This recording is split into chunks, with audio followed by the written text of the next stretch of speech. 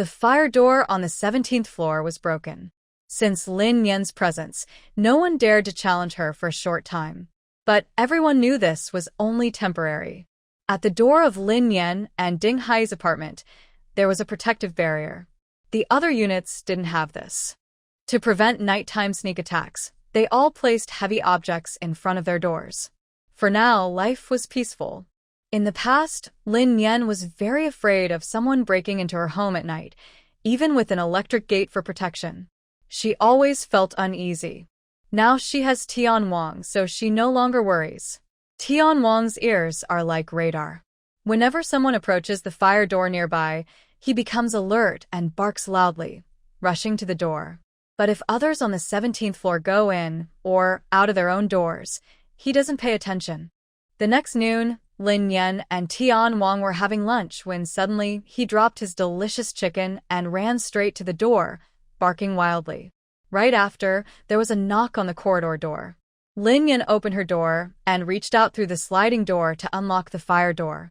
It was Tong Li outside. Tong Li carried a steaming bowl of food and smiled at Lin Yan, saying, "Xiao Yan, I just heated some food. I brought you a little." Lin Yan was confused. Seeing her puzzled look, Tong Li handed over half a bag of salt and said awkwardly, "Well, I wanted to ask if you have any vegetables to exchange. The kids haven't been feeling well, and we ran out of vegetables at home." "Just a little is fine." She pushed the 2 items forward. Lin Yan opened the sliding door and looked into the bowl, which turned out to be chicken soup with meat. To exchange chicken soup and salt for a few vegetables? That seemed a bit mismatched in value. Lin Yan didn't take the bowl but asked with a smile, "Have you finished all your vegetables before?" Tong Li nodded, looking a bit helpless. "Last time, they went out to find some vegetables, but they haven't found any since. Old Zhao and I don't eat if we don't have to. We gave all the vegetables to the kids. Without electricity, any vegetables they get will spoil quickly." She thought for a moment, then took the half bag of salt and said, "I don't have vegetables either. Only a few water-grown green onions. I can give you one green onion for half a bag of salt?" This time, Tong Li questioned whether the exchange was fair. She thought for a while and finally gritted her teeth, nodding. "Okay, thank you." She carried the chicken soup over to Lin Yan. "Here, take this chicken soup. The chicken is marinated, not as fresh as real chicken, but it still tastes good. Thanks for helping me last time." Lin Yan looked at the chicken soup but didn't take it. "No need. You keep it for the kids. I have some cured meat at home too." I don't know much about Tong Li's character, but I do know who Zhao Jianye is. Such flattery usually means deceit or theft. Tong Li saw that Lin Yan really didn't want it, so she awkwardly withdrew her hand. When Lin Yan got home, she picked out a small bunch of green onions from her space. After thinking for a moment, she took out a small trial pack of children's growth milk powder and, with a hopeful attitude, offered it to Tong Li. "I grabbed this by chance when I was rushing in the supermarket. Do you think your family can use it? I was thinking of exchanging it for some jewelry or something." Tong Li was holding chicken soup in one hand and took the onion with the other. When she saw Lin Yan offering something, she quickly leaned forward to look. When she read the words on the jar, she immediately became very happy. Yes, my son needs this." Her son was just recovering from a serious illness and was in need of good nutrition. Now, even a vegetable was hard to eat, and a bucket of nutritious milk powder was like a savior. "How much do you want to exchange?" She hesitated to name a price, waiting for Lin Yan to speak. Lin Yan didn't know how much to ask for either. She was just feeling spontaneous, thinking that since she couldn't go out for now, she might as well trade items to get some food supplies. She thought that rather than letting others guess how much she had and covet her possessions, it was better to open a trade window to divert their attention. The building was expensive, and the residents weren't poor. Now everyone was starving, and food prices had skyrocketed. The value of material possessions seemed worthless in comparison, making it a good time for trade. After a moment of thought, she suggested, "How about exchanging for a ring or something?" Tong Li looked at the emerald ring on her hand, following Lin Yan's gaze, and her face twitched. She couldn't help but silently cry out, "This girl really has a big mouth." She bought a jade bangle for over 50,000, and this ring cost over 80,000. That small bucket of milk powder only cost a few dollars, just a trial size, at most 100. Although life was tough and these external possessions had little value, Tong Li still felt heartache. This is a bit expensive. Do you have more milk powder? She tried to bargain. No, only this one bucket. Lin Yan tilted her head with a naive expression and asked, Is that okay? Tong Li thought about her son's increasingly thin face. She closed her eyes, clenched her teeth, and managed to squeeze out 2 words from between her teeth. Okay. Lin Yan's mouth instantly curved into a big smile. She generously went home and brought 2 small bunches of green onions for Tong Li, packed them into a bag with some milk powder. Then, under Tong Li's bored stare, she happily took off her ring. With her first sale, Lin Yan's idea of starting a business suddenly opened up. Not only her mind, but Zhao Jianya's as well. After many brainstorming sessions, Zhao Jianya finally came up with 2 good ideas for making money. The first idea involved Lin Yan. Although he had only gone out with Lin Yan once during that time, she bought almost as many supplies as he did. And Lin Yan was just a girl, with a small appetite. When Yao Bin moved, he also observed. Over several nights, he saw that they carried a lot of supplies, enough to make him jealous. From what he learned during their time together, those supplies were definitely gathered by the 3 of them going out together. That meant Lin Yan's supplies were at least half of what Yao Bin's family had. Plus, during times when they went out alone, they came back with enough supplies to feed her for 2 or 3 months. And when he wasn't watching, they had gone out several times to eat alone, bringing back even more supplies. In the past, he wouldn't have cared about how much others had, and he wouldn't have dared to bully a young girl. But now, he had nothing, and he couldn't stand it anymore. He couldn't do anything to the crowd on the 12th floor, but could he really not handle a girl living alone? So, he sent Tong Li with some chicken soup to test the waters. First, he wanted to see how much wealth Lin Yan really had. If she still had vegetables or other food and was willing to share, it meant she was truly rich. Second, it was also a way to make friends. As long as she lowered her guard, everything could be discussed. As expected, Lin Yan was very cautious and didn't fall for it. But what surprised him was that she actually wanted money. That made things much easier. When Zhao Jianya heard this, he almost jumped with excitement. Getting what he wanted without bloodshed was perfect. Tong Li looked at Zhao Jianya's greedy and sneaky face and silently sighed. She was hesitant at first to ask Lin Yan to try, but ever since she took the initiative to send some supplies last time, the 2 of them kept arguing. Afterward, the man stopped bringing food home, citing reasons like leg pain and arm pain. Seeing the family running out of food, she wondered what she could do. Tong Li looked at her bare hands and wrists, pressed her lips together, and went to prepare milk for her son. Zhao Jianya took out paper and pen, started writing and drawing plans for a new way to get rich, then left the house to go downstairs. He wanted to find Jiang Ling, the woman who could help him. The next day, the fire door was knocked on again. When Lin Yan opened the door, she saw Zhao Jianya and Jiang Ling standing together outside. She paused for a moment, then said calmly, "What's the matter?" Jiang Ling smiled warmly and said, "Xiao Nian, I was wrong before. I shouldn't have treated you that way. I apologize. Please forgive me." Lin Yan frowned slightly, confused about what she was pretending to do. Zhao Jianya tried to play peacemaker. Xiao Nian is a generous girl. She wouldn't really hold a grudge over such a small matter. Don't worry, you don't need to stay awake all night. Lin Yan was annoyed by their fake politeness and snapped, "What are you both up to?" Just say it. "It's nothing.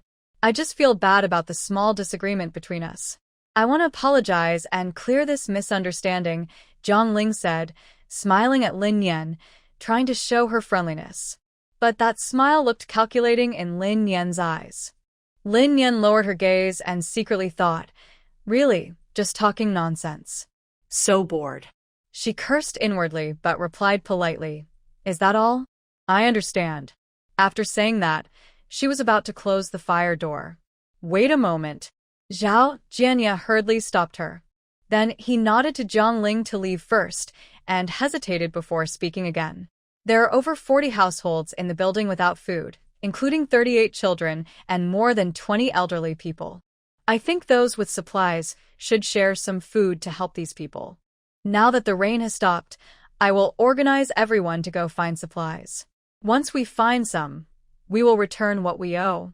Lin Yan did not speak, quietly waiting for Zhao Jianya to continue. Zhao Jianya talked for a while, but did not wait for Lin Yan to reply. He awkwardly touched his nose and said directly, "Look, can you share some food with me? I'll keep track of it and give you the first share later. Are you still planning to be the building leader?" Lin Yan asked knowingly. He was clearly blinded by greed. The last incident hadn't taught him a lesson, and it seemed there was a lot of profit involved. Zhao Jianya nodded seriously. The building is in chaos. I can't just watch everyone fight each other. In the end, their anger might turn against us. So, I think it's better to take a chance. Jiang Ling is willing to cooperate. With one of us managing the inside and the other the outside, we might do better. I brought her here to apologize to you. Please don't mind. Ignoring the inappropriate parts of Zhao Jianya's words, Lin Yan was thinking about whether to agree to his request. In reality, her mind was racing. In her past life, she only knew that Jiang Ling suggested sharing supplies equally among the entire building. Could it be that Zhao Jianya was behind this idea? If so, then in her previous life, she only knew Jiang Ling, not Zhao Jianya, which makes sense now. If she hadn't interfered and caused Jiang Ling to be pushed aside earlier, Zhao Jianya probably wouldn't have come forward. Controlling everything from behind the scenes was what this cunning fox was best at. What should she do now? Should she directly oppose him? If Zhao Jianya really was the mastermind from her past, capable of manipulating everyone in the building, his cunning would be beyond her imagination. With her intelligence, confronting such a person head-on would be like wielding a sword in front of Guangong, dangerous and unwise. The trouble that could arise would surely be many. Could she just kill him? Forget whether she had the skill for a quick, decisive strike. From what she saw now, Zhao Jianya's actions had indeed saved many lives in the building. If he died, what kind of butterfly effect would that trigger? She didn't dare to think about it. Since he had come to her door, it was clear he was after her. Yao Bin and the others wouldn't escape either. Moreover, Zhao Jianya's greed was insatiable. The more he was given, the more trouble he would cause later. In the end, she could just take the supplies and leave. But what would Yao Bin and the others do? Thinking about this, Lin Yan felt that she only had one way to go: use Zhao Jianya as a bridge, exchanging items to gather things from the building. This way, she could temporarily keep Zhao Jianya on her side, making him less hostile and preventing him from attacking her immediately. It also allowed her to cleverly divert the attention of others in the building so they wouldn't all focus on her supplies. Later, she planned to work harder, go out a few more times, and make everyone look forward to her returns, seeing her as a person who could help sustain their supplies. That would make her position even safer. After thinking this through, Lin Yan seriously told Zhao Jianya, "I need money. If I don't have money, I can trade valuable items like jewelry, old objects, or anything worth something." Hearing her answer, Zhao Jianya quickly agreed, relieved. "Okay, then list what you can trade, and I'll find you some money." They quickly reached an agreement. Lin Yan looked around her home and took out some items she had secretly obtained in Zhao Jianya's presence. There was a pack of sanitary pads, 5 water purification tablets given by the rescue team, 10 packs of instant noodles, a barrel of fish skin tofu bought from a supermarket, and a few packs of pre-made dishes Li had given her. Zhao Jianya didn't disappoint her. He traded her a gold bracelet, a gold ring, 3 gold necklaces, a jade pendant, and a painting that was said to be an antique of some value. Lin Yan couldn't recognize the painting, but she sensed that the space reacted slightly to it. She threw the painting and jewelry into the space all at once. Except for 1 gold necklace and a jade pendant, everything else was swallowed by the space. The space's size expanded a little, not much, but it was a small achievement. Lin Yan returned the gold necklace and jade pendant to Zhao Jianya. "These two are fake. Please help me get justice." Zhao Jianya was a bit surprised by Lin Yan's ability to tell real from fake, but He didn't say anything and nodded in agreement. Lin Yan then took out a small jar of milk powder and handed it to him. This milk powder is for a few months old baby. Check if anyone needs it. I have one more jar, so there are two in total. Seeing the milk powder jar, Zhao Jianya's eyes lit up. There really was a family in need of baby formula, and that family was wealthy. The painting was from them, exchanged along with a gold necklace for 2 packs of pre-made dishes and 2 packs of instant noodles. The key point is that he drew 2 pictures but kept one for himself. If he takes this bucket of milk powder to that store, he will probably get more valuable items in exchange. Later, he plans to keep some for himself, hoping to make a big profit once the disaster is over. If nothing else, giving it to Lin Yan for some supplies is also a good idea. Thinking about the supplies he needs, Zhao Jianya asked, "Do you have any other food? Something nutritious. Everyone is very hungry now, and our bodies are weak, especially with vitamins." Lin Yan shook his head. "No, I also want vitamins. I should have grabbed some when I went shopping at the supermarket. It was a mistake. I only got a bunch of cookies, and I don't have enough water. Eating too many makes my throat sore." Zhao Jianya nodded in disappointment and left with the supplies. Honestly, Zhao Jianya and Zhongling are very good at organizing. They gathered some enthusiastic neighbors in the building, and soon they collected some supplies, including rice and flour that can't be eaten directly. Zhao Jianya generously gave his own gas tank to cook large pots of rice porridge for everyone. This not only helped those who had run out of food but also gained a lot of goodwill. Of course, the residents who contributed supplies didn't do it for free. They didn't need money like Lin Yan, but after listening to Zhao Jianya and Zhang Ling, they hoped their families could keep having food. After all, giving up one day's food might mean a whole week's supply in return. Zhao Jianya carefully registered each household participating in the equal distribution system, then organized the rescue team to go out again. The family that caused trouble last time after their boat capsized and caused a disturbance had regained their clarity after experiencing hunger and thirst. They realized that the chickens had flown away and they couldn't keep laying eggs. So, they all obediently kept quiet and didn't cause trouble anymore. Even when Zhao Jianya appeared again, they came forward to apologize and helped him encourage the young men in the building to go out and find food. Only then could they keep a steady supply of food coming in. To go out and find supplies to support everyone in the building, they first needed enough transportation. Zhao Jianya's first idea was the kayaks belonging to Yao Bin and Lin Yan. Lin Yan, wanting to cooperate peacefully with Zhao Jianya, voluntarily handed over the kayaks and inflatable beds, expecting to be rewarded with gold, silver, and jewels. Yao Bin's kayak remains their life-saving tool on the 17th floor and is not lent out to others. Zhao Jianya considered this and understood. In the end, the whole building pooled together to gather 2 kayaks, 2 inflatable beds, and several swimming rings and children's bathtubs. Based on previous experience, Zhao Jianya prepared various weapons and safety measures and took 7 or 8 strong men to go out hunting. The rain stopped outside, the water stabilized, and more people went out to find supplies. Several attempts to go out inside the building ended in failure. But they were diligent. The more they went out, the more they found food and supplies, which was much better than waiting inside to starve. As the order inside the building gradually improved and resource fights decreased, Lin Yan's income increased more and more. Starting from a simple gold ring, she later collected many gold and silver jewelry, jade pendants, and antique paintings, which made her very happy. She kept these items herself and also shared some daily necessities with Yao Bin and the others. For example, tissues and disposable underwear as a reward for their stay with the kayaks.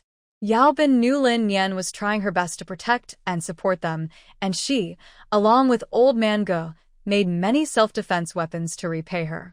Last time, Old Man Go made a delicate crossbow and slingshot from bamboo, which were easy to operate. Lin Yan loved them very much and asked Old Man Go to make more arrows for her. Old Man Go was surprised and worked tirelessly day and night, happily using his remaining energy. That morning, Lin Yan finished a set of boxing exercises and ran 10 kilometers on the treadmill, then lazily lay on the sofa petting her dog. To find something to do, She got out a bunch of manual coffee-making equipment she had collected from a coffee shop and started learning how to make coffee. When the aroma of coffee filled the air, Luli came in with a knife. Can you believe how shameless these people are? Grandpa Ger only gave that little girl some cookies because he felt sorry for her, and now they just cling to it, Luli complained as soon as she entered. Although Zhao Jianya's leadership had eased some conflicts inside the building, these changes were only a small drop in the bucket and couldn't fundamentally solve the problems. The thefts and robberies still kept happening. The 17th floor was guarded twice by Lin Yan's discipline and a bad dog watching the door, so no one dared to challenge it easily. But seeing the grain storage still there, it was hard not to feel tempted. Since they couldn't attack directly, some people started to think of sneaky ways. From time to time, some parents would bring their very thin children to kneel and beg. This morning, Old Man Gus saw a small girl who looked very pitiful and kindly gave her some food. But word spread quickly, like it grew wings, and soon more than 10 families with children came knocking. Many people also started kneeling and praying in the hallway, like offering a prayer to heaven. Luli was very annoyed and could only scare them away with a knife, then ran to Lin Yan to complain. "Why don't you just open the door?" Lin Yan handed Luli a freshly made cup of coffee. Luli sat on the sofa, took a sip, and his eyes lit up. He gave Lin Yan a thumbs up. "We didn't want to open it either, but the woman next door's daughter-in-law was being stubborn. She brought her kids and just lay outside our door, knocking and crying sometimes. Whenever we showed ourselves, they immediately started kneeling and kowtowing. It was so annoying." Lin Yan had seen this kind of scene before. But since she made a big splash last time, people with children trying to gain sympathy now avoided her. Liuli siga daepli. "I really couldn't hold it in today. Looks like I have to use force. What about the woman next door?" Lin Yan asked casually. "With her there, the daughter-in-law wouldn't dare to come out, right?" Luli curled his lips. "They say she's sick, but I don't know how serious." They sat on the balcony drinking coffee, looking out through the plants at the scenery outside, their eyes empty. "Do you think this water will go down soon?" Luli suddenly asked. The rain had stopped, but the water didn't seem to recede much. The whole city looked like it was submerged in the bottomless, yellow river, with no hope in sight. "It should be soon," Lin Yan replied. She didn't remember the exact time, but the rain stopped earlier than in her previous life, so the flood might recede faster this time. After a moment, she said softly, "But the days ahead might be even harder."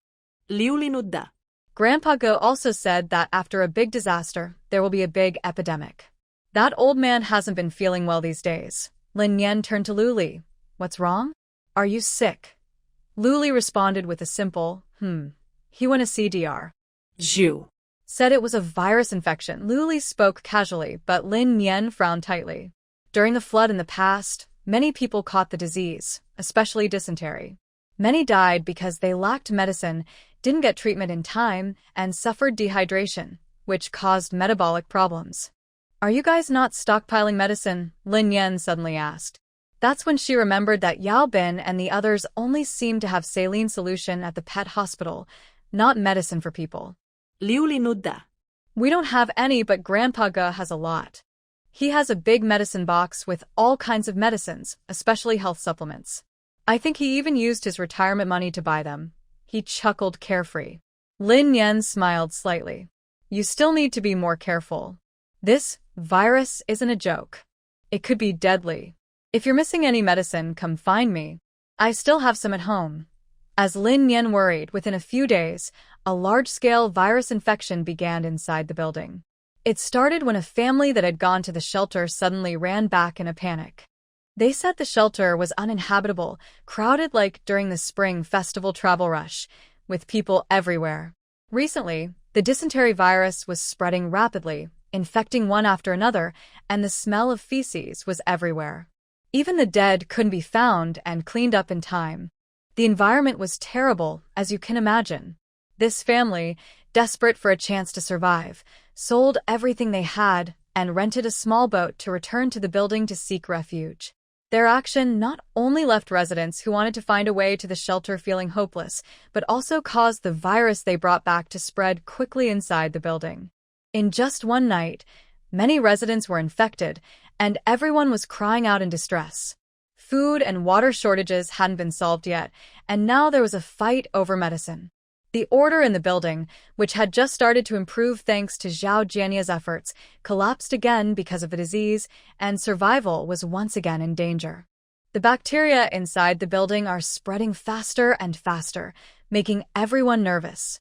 On the 17th floor, fearing that someone might come up to ask for food and bring more germs, everyone took some tables and chairs to block the fire door tightly.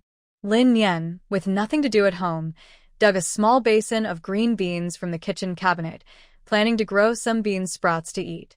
When she took warm water from the space, she suddenly remembered the spiritual spring water from the space. In her past life, she was almost at the point of death, and the spiritual spring water had saved her. Small illnesses like dysentery should be easy to cure.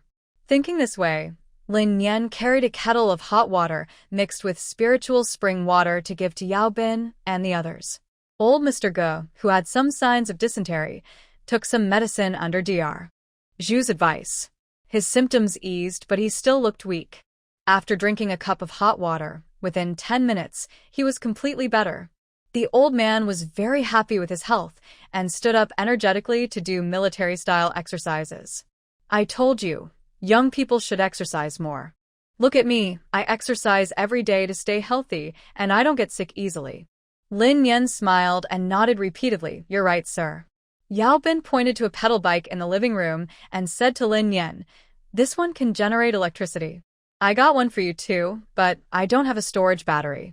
Do you have one? Hearing this, Lin Yan became very interested. She quickly jumped up from the sofa, curious to see Yao Bin demonstrate. As she watched, her smile grew wider, and she couldn't help praising, this is amazing. It can exercise the body and charge devices at the same time. Where did you get this bike? Yao Bin smiled. It was replaced in the building. Now, these are just scrap metal. You can trade one for a pack of instant noodles. You're awesome. Lin Yan didn't hold back and gave Yao Bin a thumbs up, praising him. Then she eagerly carried the bike back home. She placed the bike next to the punching bag. After Yao Bin helped connect the wires, she immediately mounted the bike and started pedaling hard to generate electricity. While pedaling, her gaze casually fell on the punching bag nearby.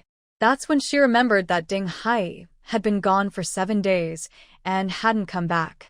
She wondered where he had gone. With everything outside being so unstable, was he in danger? I do not know about Ding Hai's situation, but the crisis inside the building is getting worse. Some elderly people and children have lost their lives because they couldn't handle it. Yao Bin and Luli wanted to give Dr. Zhu some saline solution, thinking it might save a life. However, they also considered that Dr. Zhu is old and should avoid too much contact with patients. Giving him medication might harm him. After thinking carefully, Lin Yan decided to give hot spring water to the 2 elderly people and watched as they drank it. Inside, Zhang Song and his wife looked at the thermos cup in Lin Yan's hand with bright, greenish eyes. Wu Jiaping came forward holding her child and asked Lin Yan, please, can you give us some hot water? Lin Yan looked at her empty cup with a blank face. No more. I am also short on hot water. For some reason, she didn't like these 2 people, especially when she saw familiar snack wrappers in the trash bag at the door, which made her feel annoyed. She wanted to blame the 2 elders for their kind act, but didn't know how to say it. She could only tell herself that since they offered kindness willingly, she shouldn't care whether they appreciated it. Just as Lin Yan was about to leave, Wu Jiaping's face suddenly turned cold. She glared at the 2 elders and scolded, you really are something. How can you not leave a bite for the child? The child is still sick. Old or not, you shouldn't be alive. You're just wasting air. What are you talking about? Lin Yan stopped in her tracks and turned to scold Wu Jiaping sharply. What I said has nothing to do with you. Did I say anything to you? Wu Jiaping boldly raised her chin and looked defiantly at Lin Yan. Lin Yan's temper flared. She was about to step inside, but was stopped by Grandma Zhu. Xiao Nian, let's not argue with her, Grandma Zhu said. Lin Yan sighed silently. You're letting her bully you? She didn't want to interfere, but seeing this situation, she couldn't stay silent.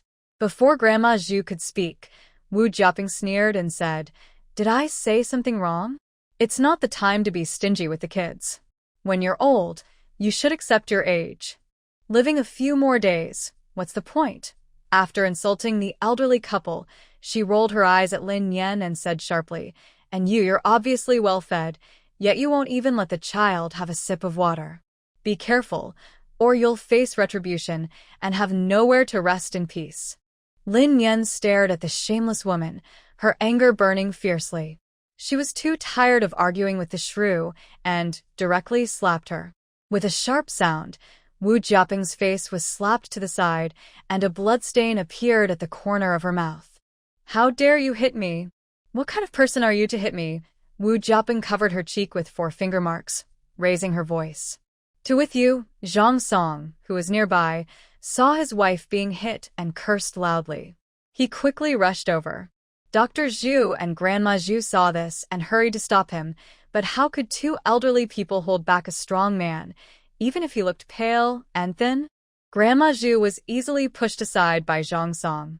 She weakly supported herself against the wall and shouted at Lin Yan, "Xiao Nian, run now." Dr. Zhu tightly held Zhang Song's arm and sternly told him to stop. But Zhang Song didn't want to stop. With a forceful pull, he pushed Dr. Zhu, causing him to stumble. He looked fierce as he walked up to Lin Yan and raised his hand to punch her. But Lin Yan tilted her head slightly and easily dodged the punch. Then, Lin Yan threw her fist directly at Zhang Song's cheek with a hard hit.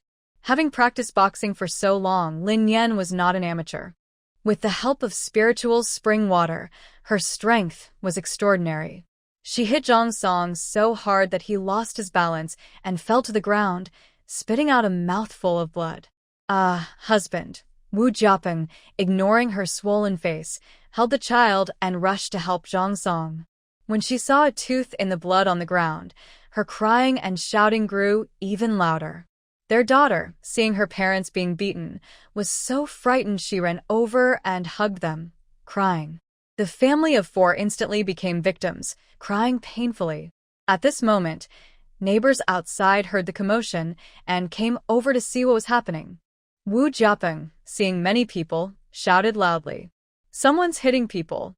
Someone's attacking inside. Is there no justice?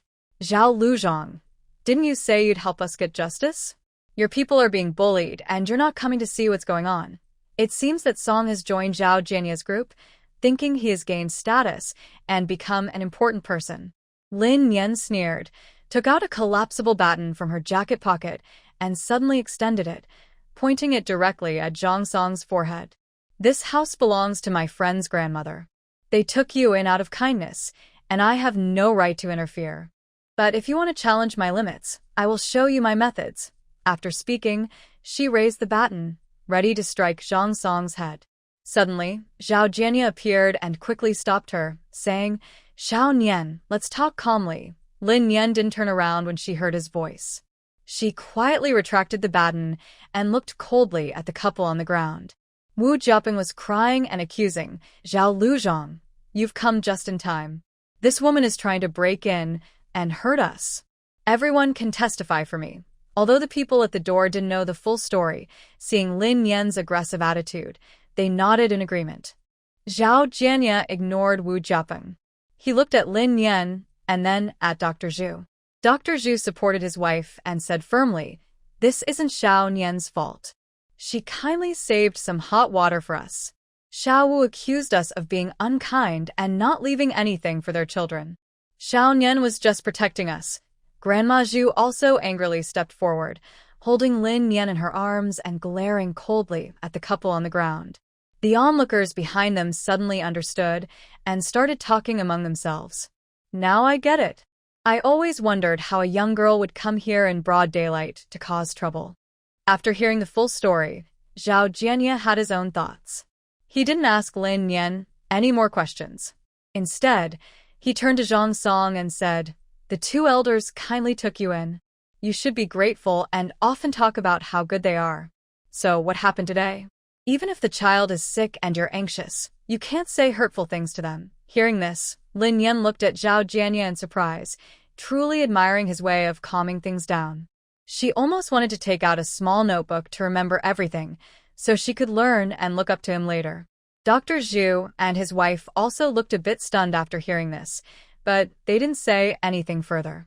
Seeing Zhang Song and the others standing still, Zhao Jianya sighed in frustration and said, "Why are you so clueless?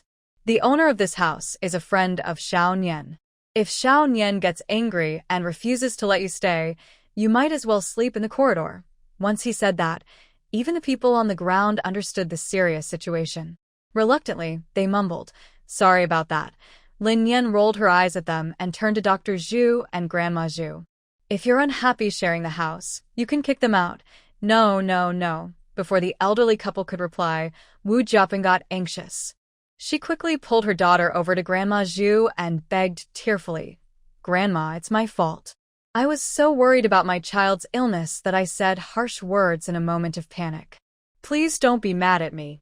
I'll change, I promise." While speaking, she kicked Zhang Song on the ground. Zhang Song hurriedly got up, blood foaming at his mouth, and begged earnestly. The little girl's eyes filled with tears. She tightly clutched Grandma Zhu's clothes, her voice trembling with crying, "Grandma, please don't make us leave." Grandma Zhu looked grim and silent for a moment. Hearing the girl call her "Grandma" repeatedly, she finally sighed and compromised. "All right, it's all for the kids." Wu Jiaping's face lit up with happiness. She was about to smile but winced in pain from her mouth injury. "Ah, Grandma, you're the best. I'll treat you well from now on and won't say anything wrong again." Lin Yan. Okay, she was being overly sentimental. Seeing Lin Yan say nothing and turn to leave, Grandma Zhu hurried after her. Xiao Nian, listen to me. Don't go." Lin Yan's steps grew faster. She secretly vowed that if she meddled again, she'd be a pig. Holding back her anger and enduring the smell of feces in the hallway, Lin Yan stomped home angrily. She didn't know which floor she was on when suddenly someone ran out of the corridor. The person quickly shoved something into her arms and then ran back. Lin Yan was stunned. She looked down at the pink paper bag in her hand. Inside, there was a mask, a bread, and a bar of medicine, antibiotics. She took a step back and looked into the hallway. Chunyu was hiding behind the fire door in the corridor, blinking directly at her. Lin Yan helplessly shook her head with a smile and took out a mask to put on. Then she grabbed a handful of orange-flavored candies from her pocket, put them in a small bag, shook the bag at Chunyu, and hung it on the door handle. The dysentery virus was spreading rapidly, and Zhao Jianya, who had no clear plan, came to see Lin Yan again. He straightforwardly said, "We need to go out and find medicine, but the nearby pharmacies are small shops that have already been flooded. We want to go to a bigger hospital farther away, so we plan to use the rescue boat." Lin Yan stared at his face for a few seconds before speaking. "I don't have a rescue boat." Zhao Jianya smiled slightly. "I know. I just want you to talk to Ding Hai. He listens to you the most." At first, Zhao Jianya avoided Ding Hai because he thought he was a rebellious teenager and didn't want to provoke him. But now he was genuinely a bit scared. The story of Ding Hai hitting Lu Dajuan was known throughout the building. It was said that Lu Dajuan had been in bed for 5 days and couldn't get up, and his mischievous family didn't dare to cause trouble. This shows how terrifying Ding Hai could be when he lost his temper. Lin Yan shook her head with a smile. "I can't do that. He's very stubborn." She tightened her grip on the door handle, feeling inexplicably anxious. Ding Hai had left, and these people probably didn't know.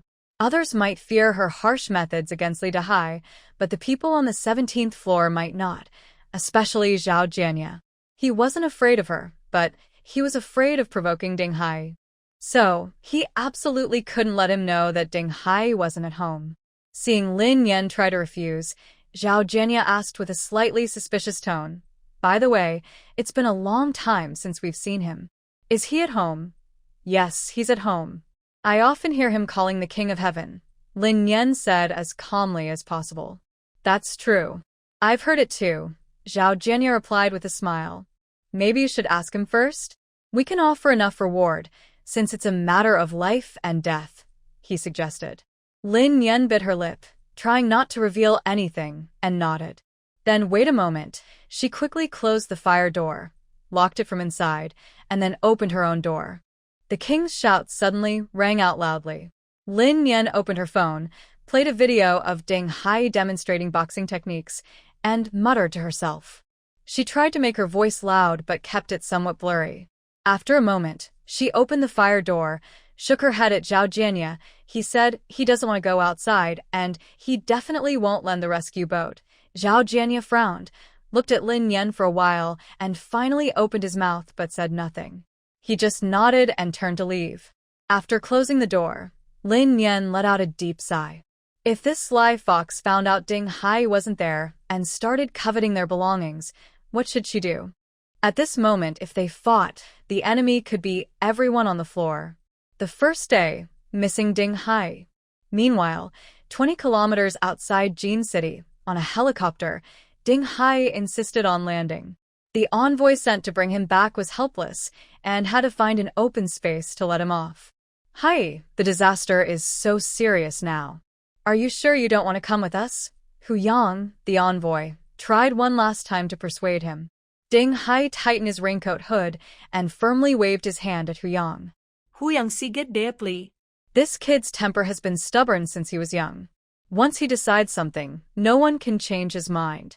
He carried a large package from the helicopter, patted Ding Hai on the shoulder, and sincerely said, "Take care of yourself." Ding Hai nodded, watched the helicopter disappear from sight, then put the package into his space, and took out a military off-road vehicle to head toward Jin City. Lin Yan returned home, and the more she thought about it, the more she felt Zhao Jianya was too sneaky.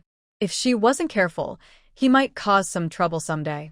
She was worried Lu Li and the others might accidentally reveal Ding Hai's departure, so she hurried to apartment 1705. Lu Li listened to Lin Yan's worries and looked puzzled. Would Zhao Jianya really be that petty? She knew Zhao Jianya wasn't a good person, but she didn't think he would go as far as raiding the house. After all, they all lived on the 17th floor. If one suffers, everyone suffers, right? Old Mr. Go, however, didn't agree. He said confidently, and that family across the hall, they're not good people either. Better to be cautious. Yao Bin also looked serious as he advised Lin Yan. Always lock the door and place an iron basin outside. If there's danger, knock loudly. We haven't been going out much lately. Lin Yan smiled and said, yes, he won't move for now. Even if he does, he won't do it openly. You all should be careful too. Our supplies are definitely seen as easy targets by him. Zhao Jianya's building manager, Di Yi, relies heavily on his words. The Unity group on the 17th floor is indeed his support. Moreover, it must be admitted that his position has brought a moment of peace to the 17th floor. So, maintaining a friendly appearance and balance is still necessary. But over time, their courage and greed grew, and eventually, they had to face each other. Old Gu agreed with Lin Yan's words. He pointed to a fishing spear at the door and said, last time they came to steal, I still tried to be humane. If they dare to come again, don't blame me for being tough.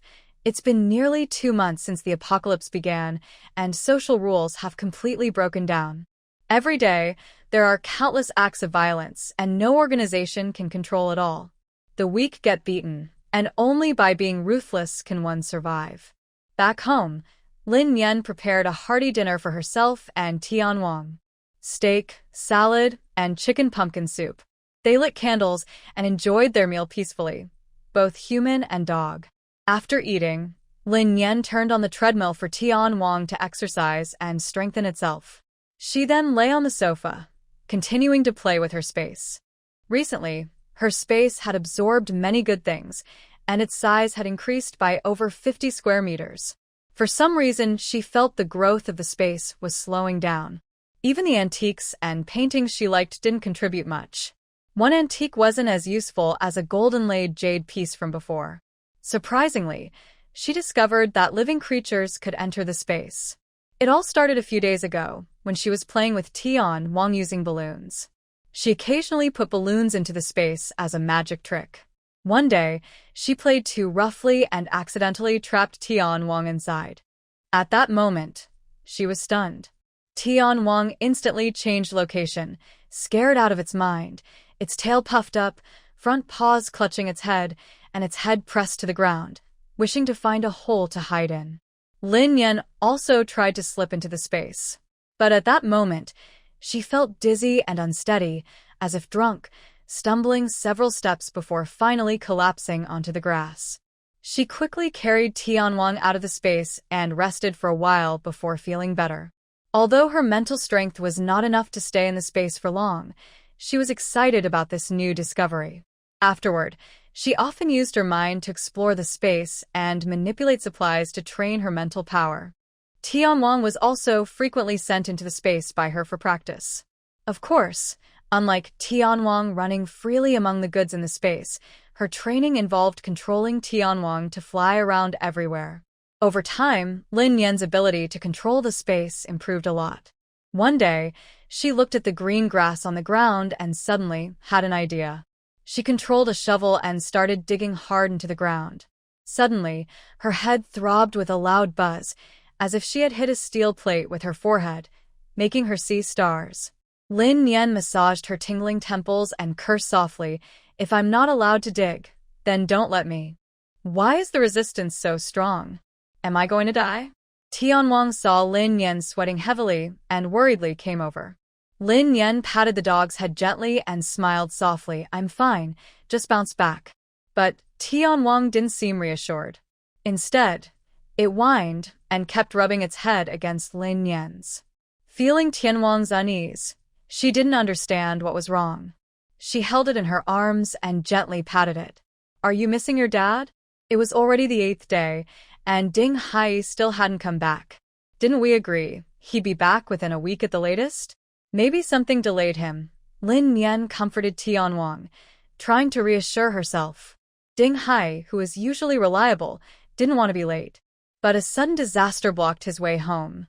On a mountain road about 40 kilometers outside Jin City, a mudslide suddenly erupted. Mud, sand, and rocks rushed down like a flood, threatening to bury the area completely. With no way out, Ding Hai saw this scene and immediately stepped on the accelerator, trying to rush through this deadly stretch before the mudslide reached him. However, fate was not on his side.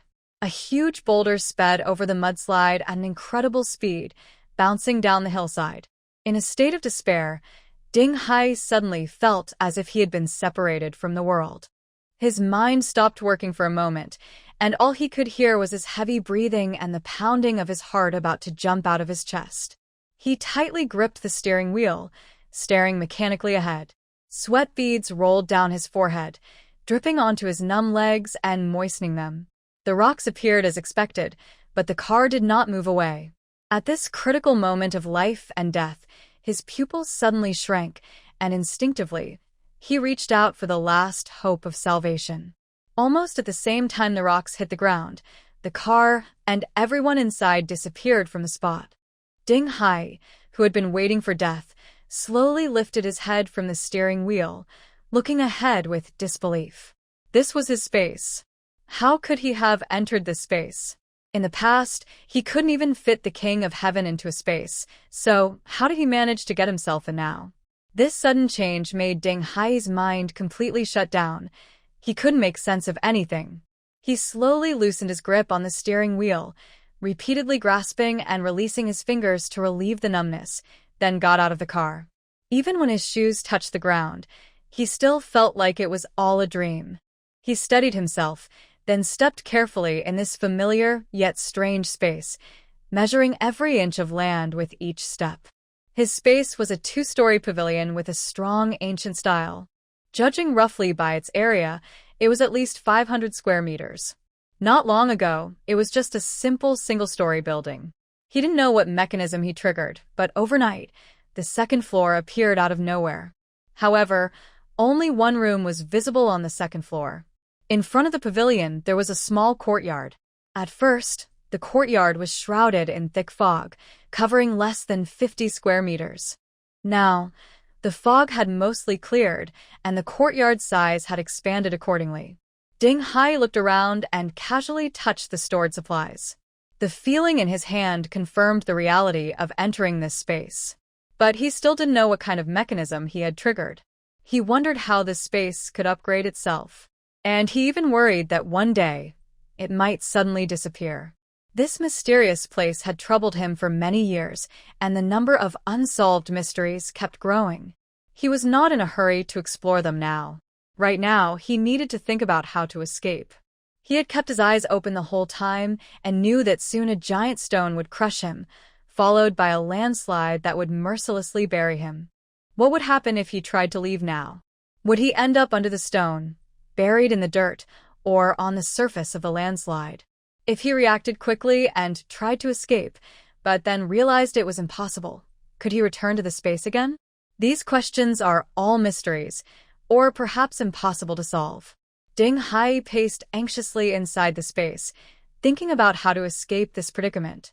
He lost track of how long he pondered. At midnight, a piercing scream echoed through Peace Community like a thunderclap. Then came continuous crying and wailing, full of despair and helplessness. It was someone's mother, wife, or daughter. People who were awakened looked up at the endless night sky with pity, but could only sigh and go back to their cold, indifferent sleep. Luli came early in the morning to gossip with Lin Nian. "Did you hear that crying last night?" Lin Nian yawned and nodded. "Yes, I heard it. It said that a child from the neighbor's building disappeared, and the mother went crazy. She jumped off the building that night. The body couldn't be recovered and sank without a trace," Luli said with regret in her voice. "Jumped? Who told you that?" Lin Nian was used to such things.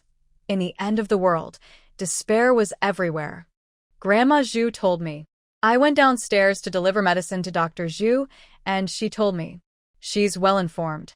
"Oh, and she asked me to apologize to you and tell you not to be mad at her." Luli was also speechless about the old couple's behavior, so she shared this casually.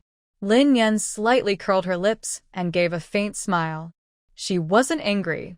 Whatever they wanted to do didn't really concern her.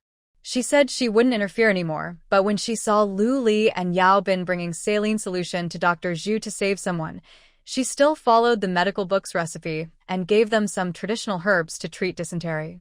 No one in this world is a savior, but she simply couldn't watch helplessly as the lively lives in the building disappeared one after another. The medicinal herbs she collected last time came from a traditional Chinese medicine shop. She doesn't know much about medicine. She only collected these herbs into her space because she thought it wouldn't hurt to save them. Since she could help save people now, sharing some of her herbs was also a way to do good. "Did you say those herbs were given by me?" Lin Yan asked, feeling a bit worried. Lu Li waved his hand. "Don't worry about my work. I meant when I went out and saw officials handing out medicines to office workers." Lu Li was crouched on the balcony, looking at the green water spinach and lettuce, saliva almost dripping. "Can I have a handful of this? I'll trade you rice for it."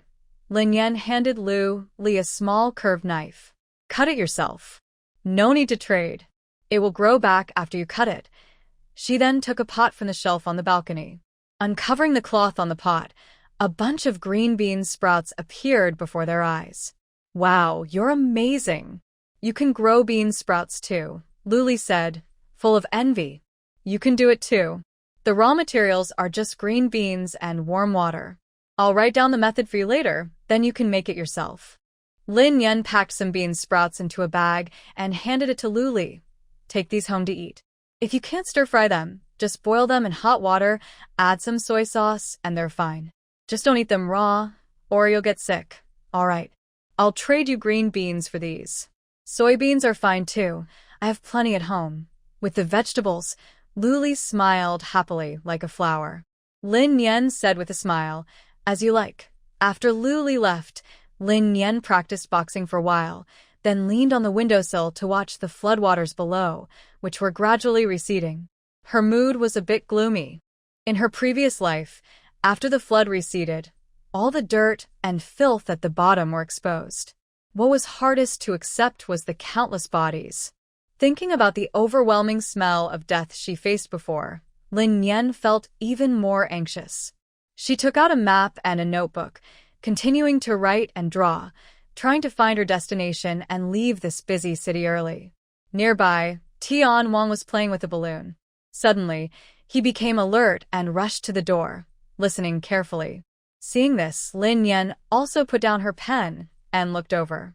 Soon, there was a knock on the fire door.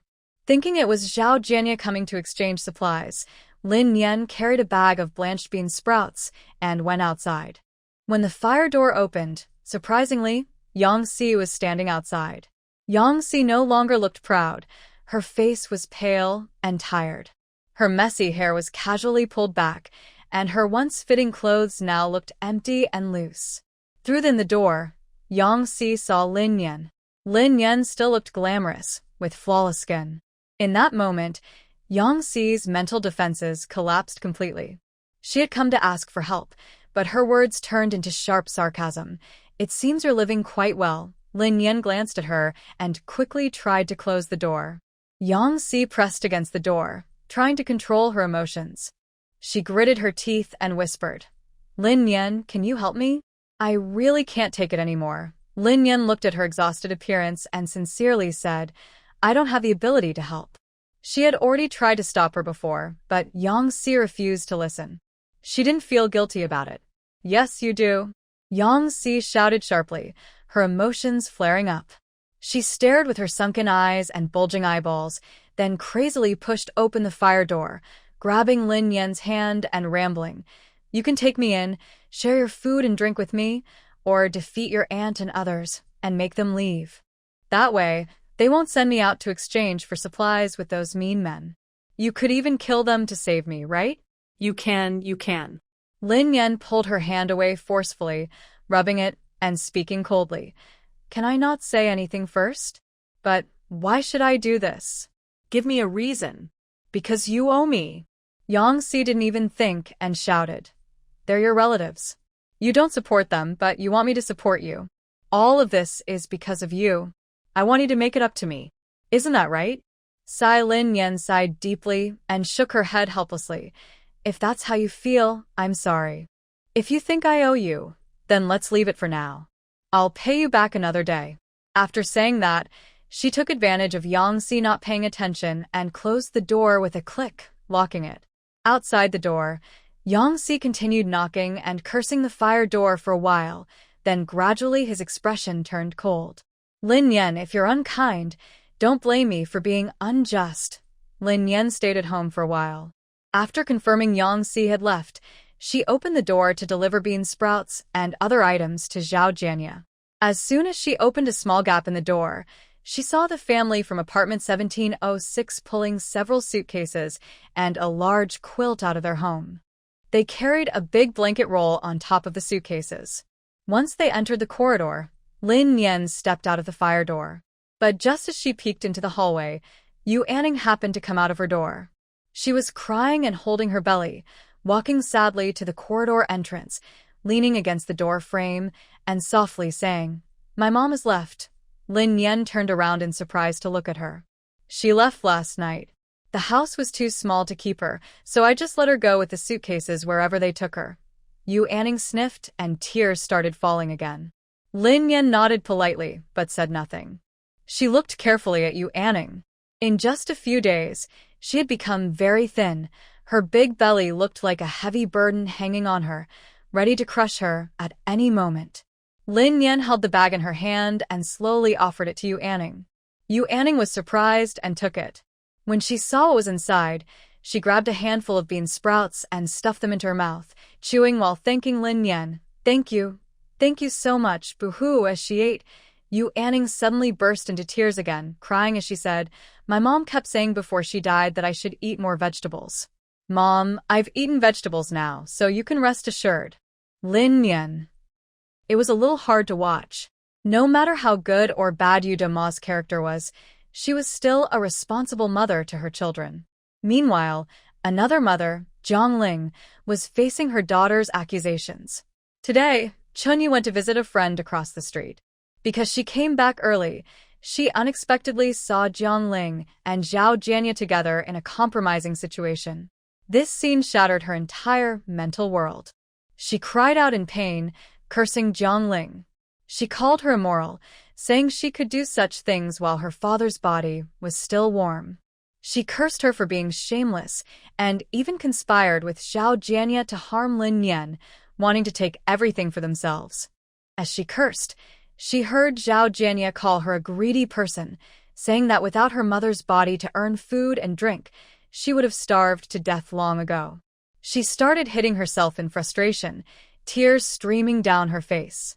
Jiang Ling couldn't bear to see her daughter like this.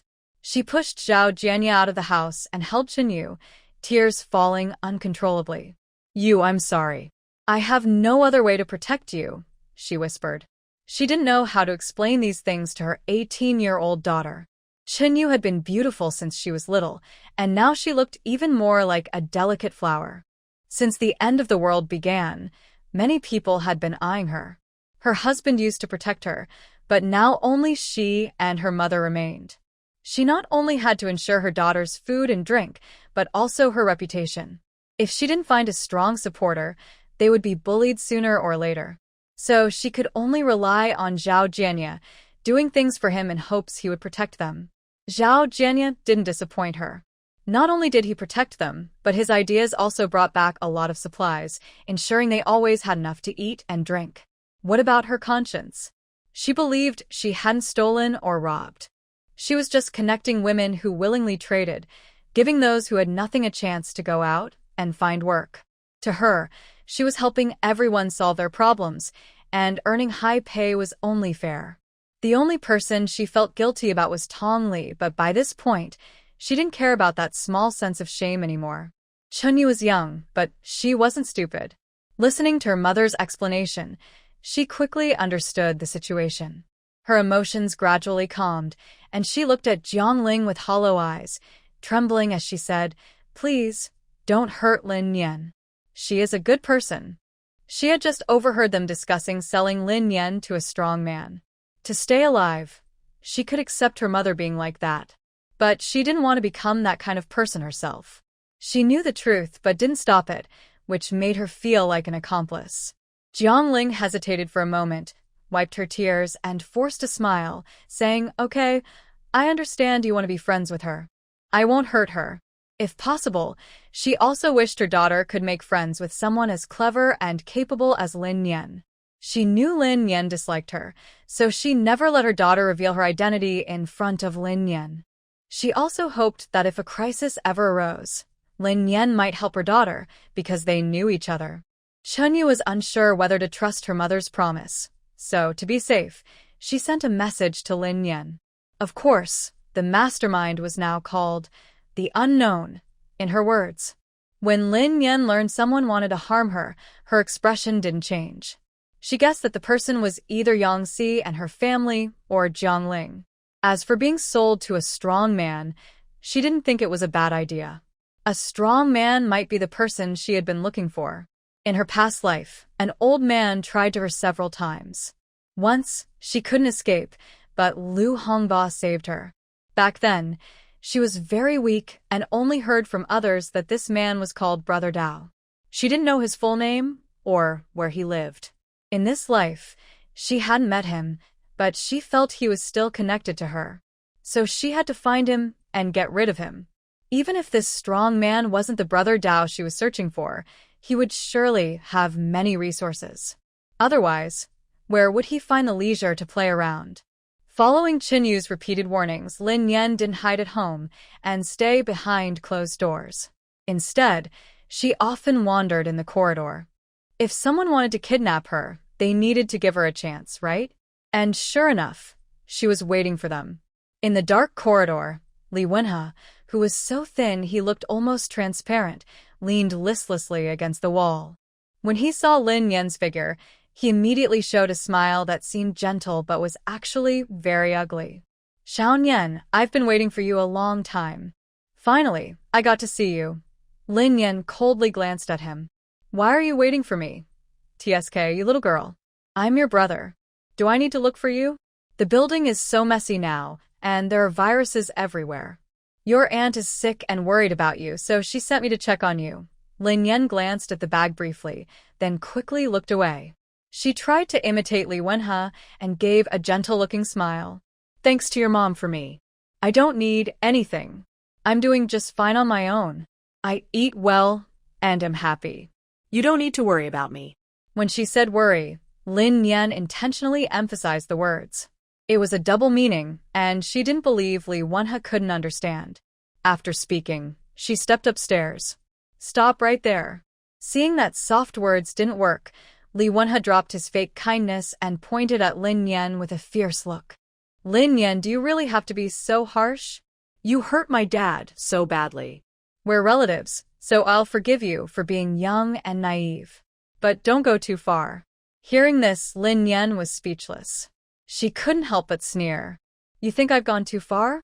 What do you want me to do? Tell me. She was curious to see what kind of lies this hypocrite would come up with.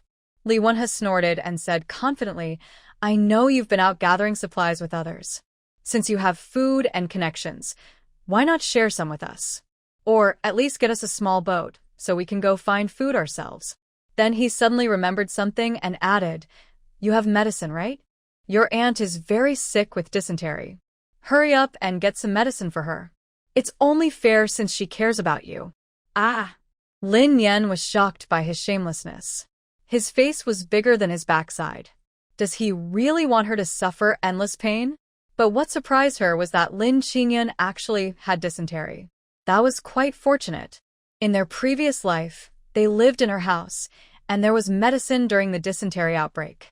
Now, in this life, they moved somewhere else and had no medicine, so they had to endure it. After hearing this news, Lin Yan's mood instantly brightened. She gave Li Wenhe a quick glance, then turned and continued upstairs, saying as she walked, Li Wenhe, I don't have an aunt. Your surname is Li, mine is Lin. We're not family. Don't try to make connections. I don't know you well. A clear, crisp sound echoed through the empty hallway, each word spoken clearly and sharply into Li Wenhui's ears, which made it particularly harsh to hear. Li Wenhui stared tightly at Lin Yan's departing figure, and his anger suddenly surged up inside him. He clenched his fists tightly, his knuckles turning white from the force. He gritted his teeth angrily, then quickly walked to the fire door and knocked a few times. Immediately, a figure appeared inside. Lin Yan moved steadily, walking step by step toward a higher place. When she sensed the breath behind her, a slight smile appeared at the corner of her mouth, revealing a meaningful grin. Just as Li Wenhui's evil hand reached out, Lin Yan shifted her body slightly, gripping the staircase railing tightly with both hands. She lifted her leg and delivered a heavy kick to Li Wenhui's chest. Li Wenhui was knocked off balance, let out a scream, and tumbled down the stairs, rolling all the way down. At this moment, another figure rushed over. He forcefully grabbed Lin Yan and quickly stuffed a cloth into her mouth. Then, he used ropes to tie her hands tightly and put a pre-prepared bag over her head. He carried her away swiftly. The whole process was smooth and quick. To make the scene look real, Lin Yan struggled a little inside the bag and let out a few symbolic whimpers. Then, she remained still to conserve her strength. She was carried on someone's shoulder and bounced around for about 5 or 6 minutes. After a dizzy spin, Lin Yan fell onto a bed. When the bag was removed from her, she saw the lecherous face of Dao Ge. She quickly looked away and scanned the surroundings. Confirming that only Dao Ge was inside, she let out a sigh of relief. Zhang Quan turned on the outdoor light by the bed, then bent down, supporting himself on his arms, grinning at Lin Yan like teasing a child. Little girl, we've met before. Do you remember me? Lin Yan looked at him with a cold gaze, thinking to herself, You old fool, not only have we met before, but we also have a deep blood feud from a past life. Zhang Quan saw how obedient Lin Yan was and reached out to take the cloth out of her mouth. Then he started to coax her gently. My name is Zhang Quan. Everyone calls me Brother Dao. We've met many times in the neighborhood. I don't know if you noticed me, but I've been watching you for a long time. If you're willing to be with me, I promise to only care for you. I'll take care of your food and drink, and whatever you want, I'll give it to you. As he took off his clothes and climbed onto the bed, he kept talking nonstop. The women in this neighborhood are all ordinary and dull. None of them compare to you. I've been looking for you for a long time, you know? If the head of the family hadn't given me your cousin's information, I wouldn't have found you. I should thank them later. Hey, wait a moment. Lin Yan tilted her body to hide from Zhang Quan, her eyes full of fear like a scared little deer. She squeezed out a few tears, making herself look even more adorable and pitiful. Seeing her like this, Zhang Quan also felt a bit of sympathy. He paused, waiting for her to speak. Lin Yan took a deep breath and pouted, saying, "Uncle, my hand hurts. Can you please untie it first?" Zhang Quan was electrified by her voice and felt numb all over, but he was very careful not to move. He had been searching for her for so long. Now that he was so close, he wouldn't let himself be distracted. Seeing that she wasn't giving in, Lin Yan didn't get discouraged. She moved back slightly and confirmed what he had said earlier. "You mean Zhao Jinya gave you my information?" Zhang Quan grinned and didn't answer her boring question. Instead, he hurriedly lunged toward Lin Yan. Lin Yan let out a loud cry and kicked him in the chest, continuing to ask, "Do you really have food? Don't try to fool me with a few cookies. My cousin said you'd give him 10 packs of cookies, and he'd share half with me. Isn't that funny? Is my innocence worth just a few cookies? I won't accept that." When she mentioned her innocence, Zhang Quan's eyes nearly flashed with fire. He chuckled and said, "More than just cookies. I have enough good things in my house to last you 3 months of luxury. Plus, I have a whole room of supplies at Lingyun Residence. If you stay with me, you won't be losing out." "Lingyun Residence? Do you have a villa too?" Lin Yan's pupils widened in surprise. Lingyun Residence is a wealthy area in Jin City, located near the suburbs. Each villa is built on high ground, so it is unlikely to be flooded. Lin Yan didn't expect to find unexpected wealth, and her face showed uncontrollable excitement. Zhang Quan suddenly realized he had said too much and avoided the topic. "Come on, your rope isn't a problem. Once we're done, I'll untie you." He pushed aside Lin Yan's legs and suddenly pushed her down, reaching out to take off her clothes. At that moment, he suddenly felt a sharp pain in his neck. Before he could react, he collapsed onto the bed, unconscious. Lin Yan kicked Zhang Quan's body to make sure he was no longer moving, then calmly got up. She rubbed her wrist, which was sore from the space's rope, and pulled out the empty anesthetic syringe from Zhang Quan's neck. She found his phone and started to browse. She guessed correctly. Zhang Quan's phone still had power. She opened her online shopping app and easily found the address of Lingyun Residence. Then she took out a high-powered stun baton from the space and used it to deliver a long-lasting shock to Zhang Quan's carotid artery until he died. The villa's door was probably a fingerprint lock, so as long as a finger was there, it didn't matter if he was alive or dead. She stored Zhang Quan's body in the space and eagerly started exploring the house. Sure enough, he was a strong outdoor enthusiast. The entire living room was filled with outdoor gear instead of furniture, like an outdoor equipment store. There was a kayak, a speedboat, and many outdoor tables, folding chairs, and storage boxes scattered everywhere. On the east shelf, there were various tents, sleeping bags, clothes, and shoes, all labeled with styles, sizes, and purchase dates. On the west shelf, there were tools, outdoor stoves, climbing ropes, water bottles, first aid kits, and more, seemingly more professional than what she owned. Apart from clothes, shoes, water bottles, and utensils she disliked, everything else was neatly stored away. The second bedroom was even more beautiful. There was no bed. Instead, the entire room was filled with food. Lin Yan was so happy she jumped in place. There were canned foods, compressed biscuits, bread, sausages, dried meat, nuts, dehydrated vegetables, self-heating pots, and more, stacked in boxes and piled high all over the floor. Zhang Quanhai really didn't boast. There was enough food here to last her 2 or 3 months. On a box near the door, there were 3 full hiking backpacks. Lin Yan looked inside. There were first aid kits, ropes, tools, and various foods and water. It seems that Old Bai was always ready to pack up and run away at any moment. Unfortunately, now all these supplies belonged to her. After tidying up the second bedroom, Lin Yan went to the third room. She turned the doorknob, but the door wouldn't budge. It was still locked. Lin Yan used her mind to search on Zhang Quanhai and found a set of keys in his pocket. She tried each key, and one of them fit the lock perfectly. Such a treasure. I really want to see what's inside. When she opened the door and stepped inside, she suddenly felt her heart pounding wildly. This feeling was very familiar. Her space was reacting. So, there really was a treasure inside this house. Lin Yan placed her outdoor light on a high shelf and took out a flashlight to carefully examine the room's layout. The room wasn't big. Against one wall was a tall wardrobe reaching the ceiling. Inside the wardrobe, there were various oddly shaped bottles and jars, along with some objects that looked like recently unearthed bronze artifacts.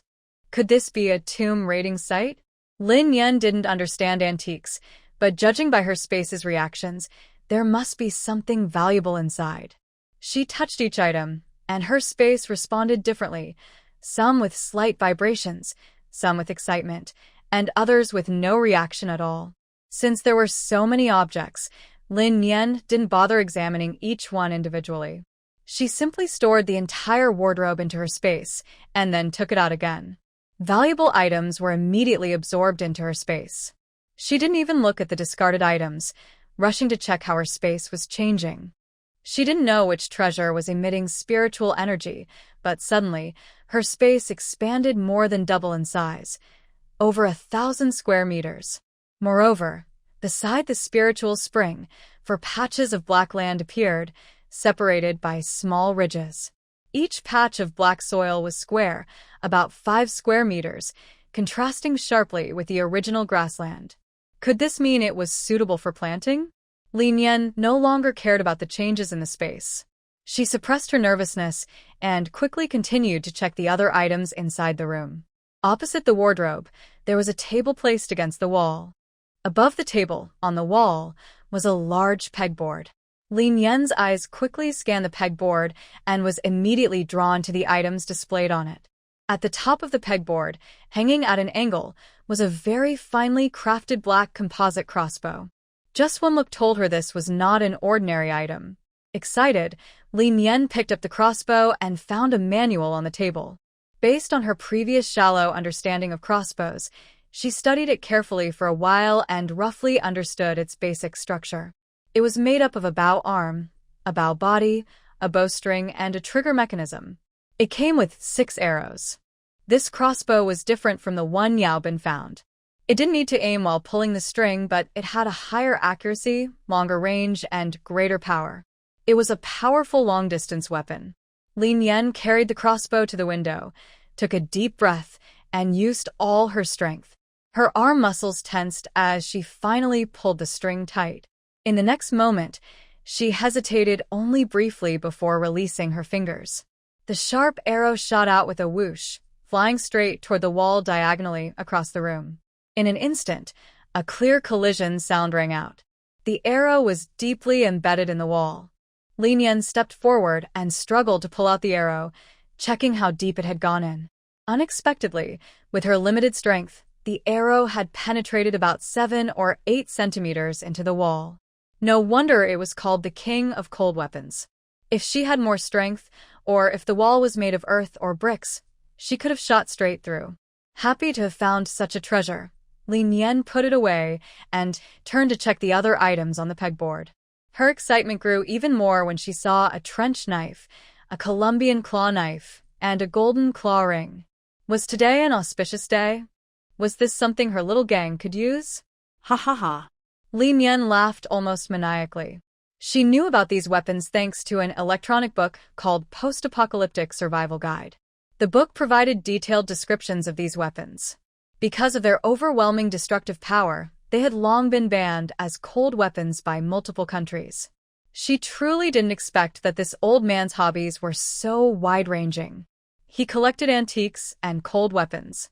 No wonder people call him Brother Knife. He must be quite ruthless and fierce. After acquiring these 3 self-defense weapons, Lin Yan used a flashlight to look at a whole wall of photos. They were all travel souvenirs, mostly pictures of dangerous-looking jungles. This shows he is probably an adventurer who believes, if you don't push your luck, you won't get hurt. Besides these weapons, there was also a small box hanging on the pegboard. Lin Yan opened it and found a remote control, a car key, and a small access card marked with Lingyun Residence. These are likely things from Lingyun Residence. Lin Yan carefully stored the box away, secretly praising Li Wenhui. He is truly a wealth gift giver, bringing in a huge amount of wealth. To thank him, she decided that next time she sees him, she won't hit him, she'll let him go for now. The space suddenly expanded so much that she no longer wanted to leave anything behind. She quickly searched through everything usable and unusable, leaving no bed untouched. Looking at the empty house, Lin Yan felt very satisfied. Just as she was about to open the door and go home, she suddenly paused.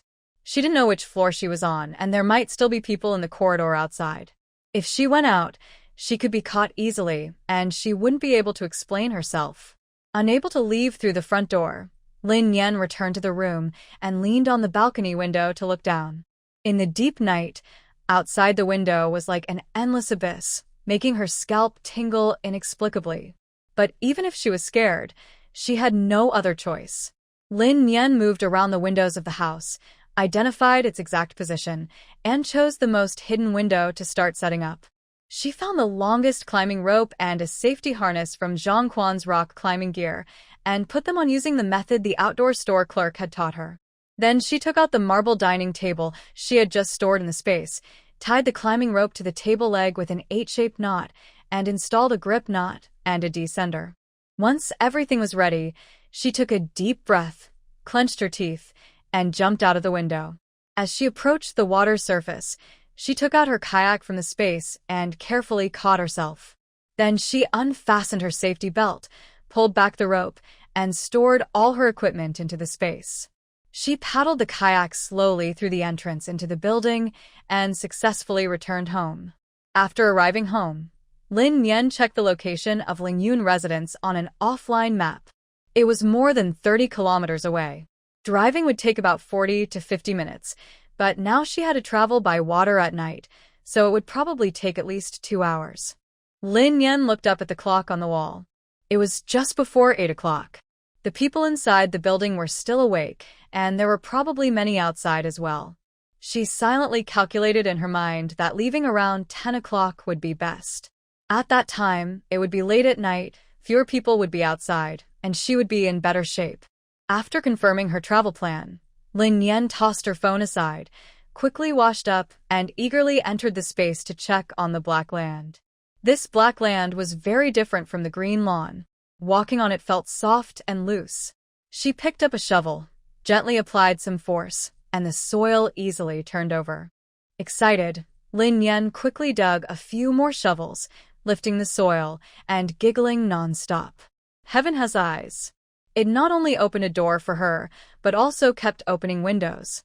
Lin Yan understood that no matter how large the space was, the resources stored inside were limited and non-renewable. They would eventually run out. But this piece of black land was different. It was like a dawn in the darkness, giving life a chance to continue and hope to be reborn. That's why she called it a field of hope.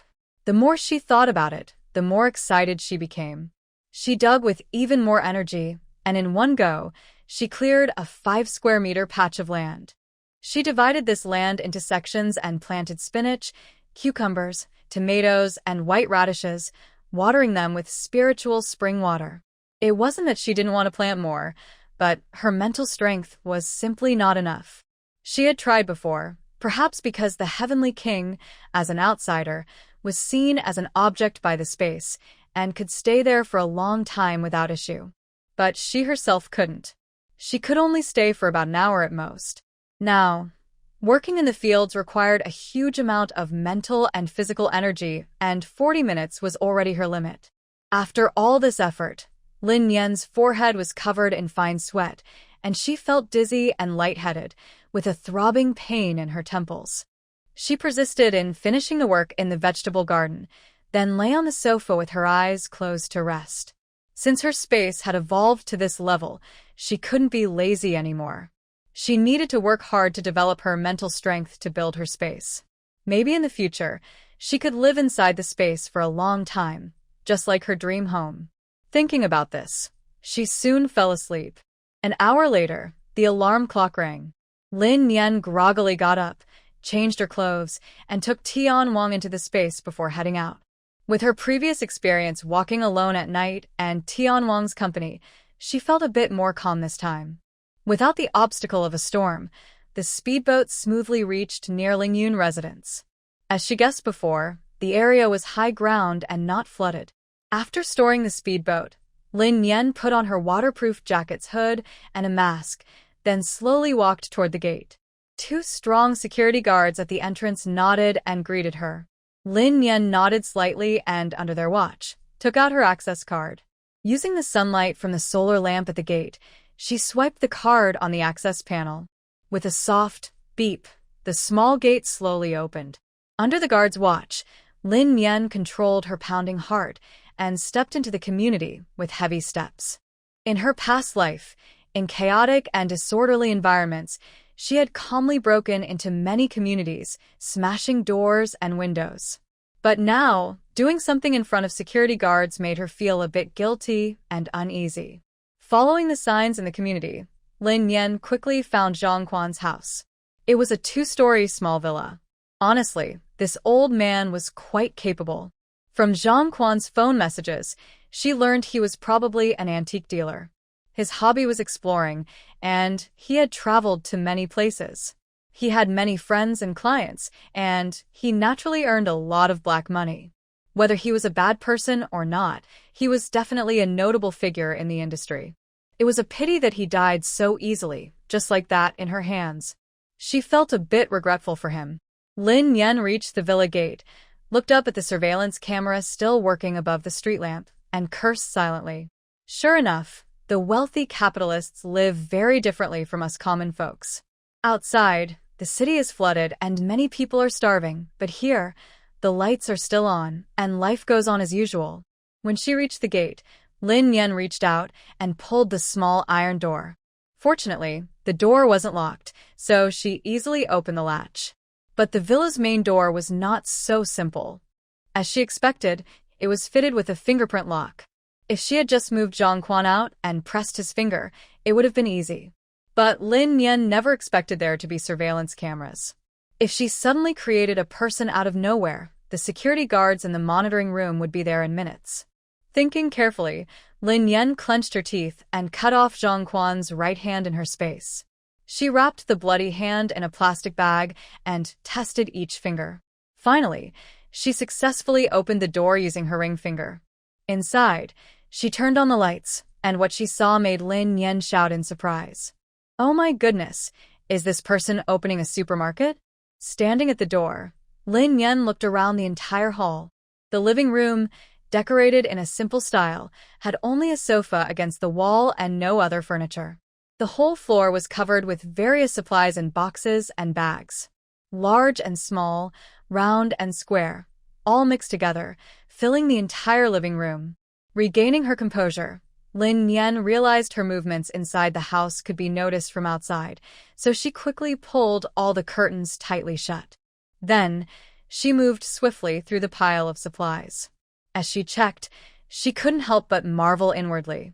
This old man had prepared everything so thoroughly, as if he knew the end of the world was coming and had prepared all essentials in advance. There were several boxes of tissues, towels, and daily toiletries. 2 boxes of common medicines.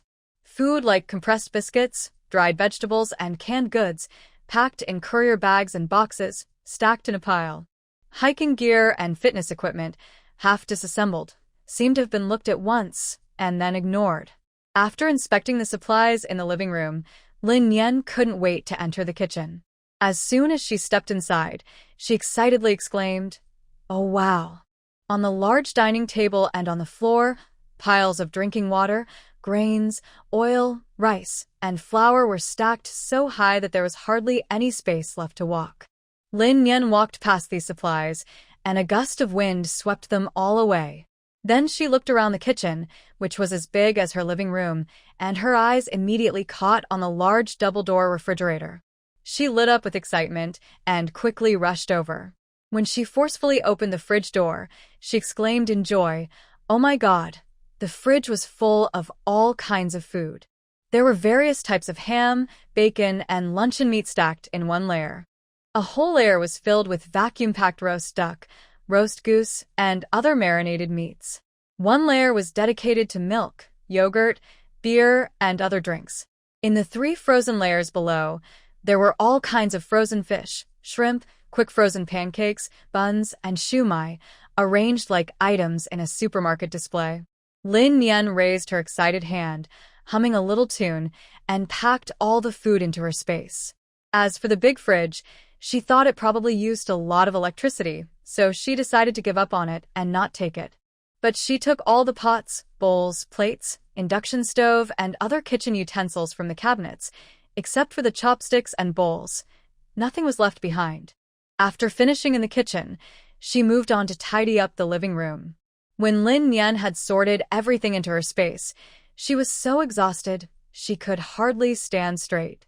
She collapsed on the sofa to rest for a while, then released Tian Wang. Tian Wang had been sleeping peacefully in the space, but suddenly woke up and in an instant found itself in a strange, new environment. But now, it was no longer a dog inexperienced with the world. In just 2 seconds, it was alert and stood protectively beside Lin Yen. With Tian Wang's courage, Lin Yen took a good look around the house. The first-floor living room was clear and simple. The 2 bedrooms had only dusty beds and nothing else. The second floor had 1 bedroom, a gym, and a study. The bedroom was similar to the one downstairs, simple, with just a few clothes.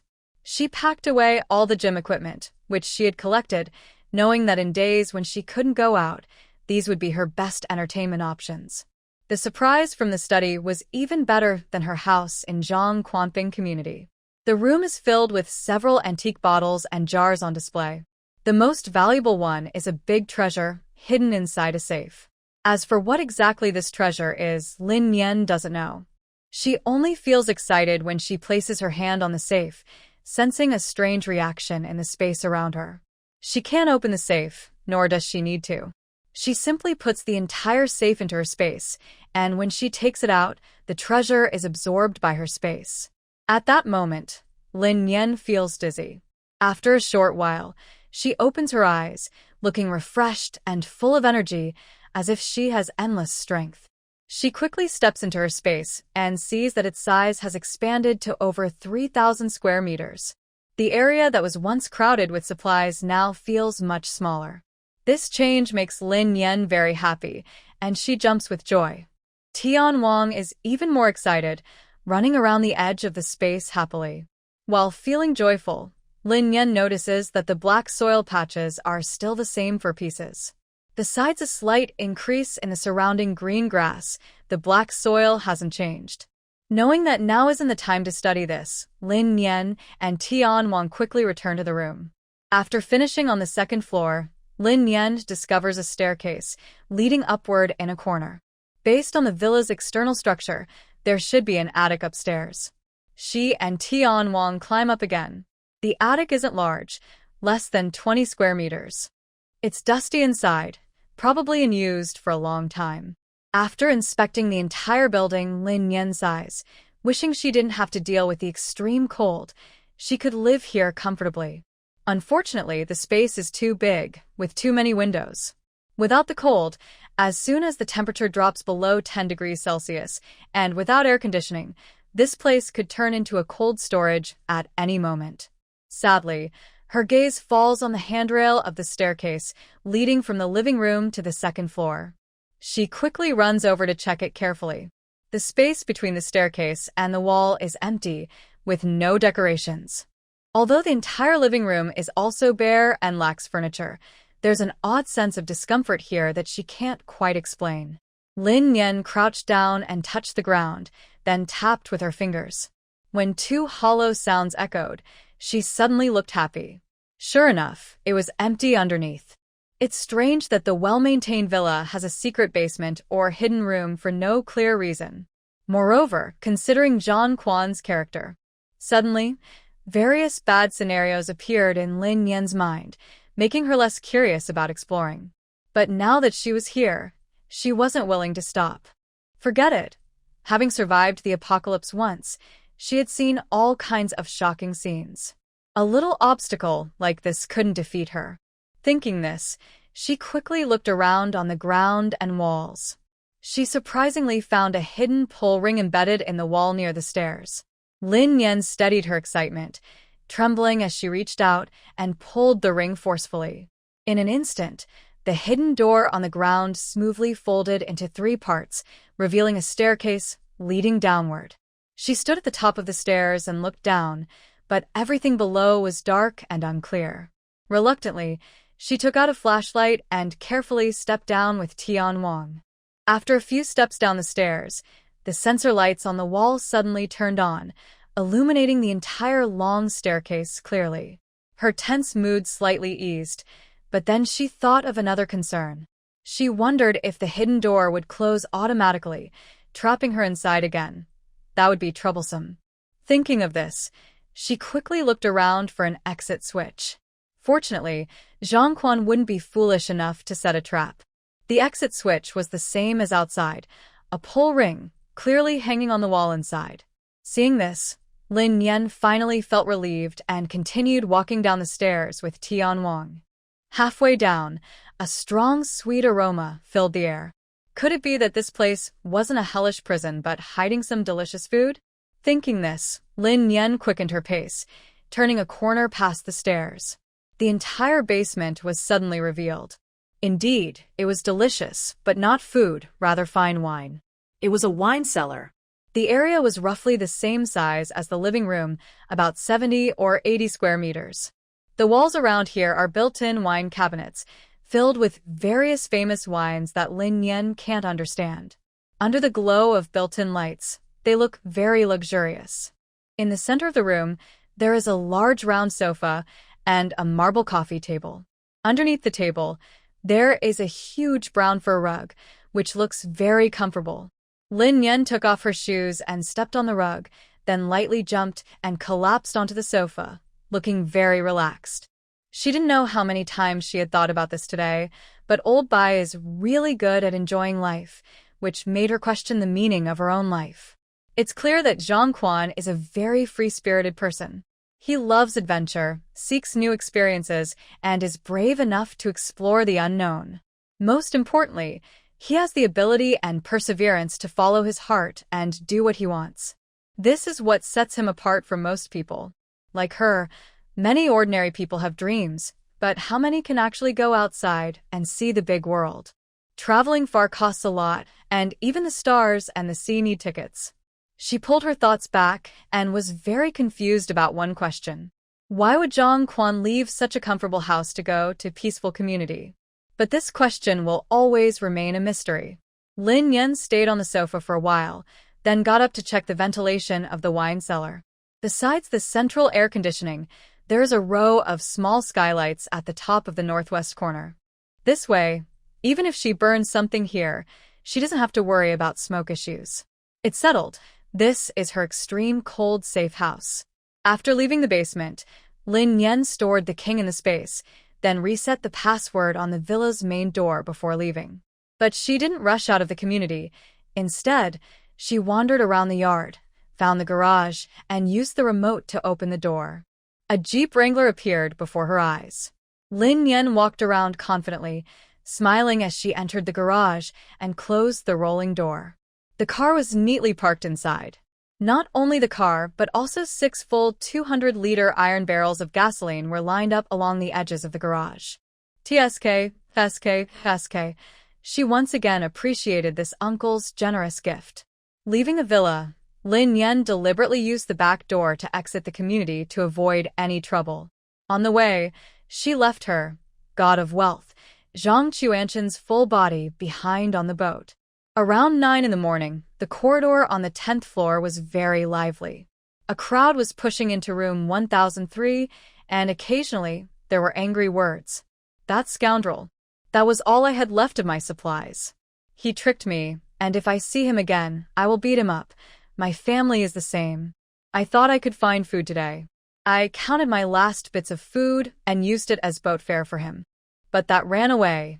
Does that mean his house is empty now? Wife, hurry, pack up.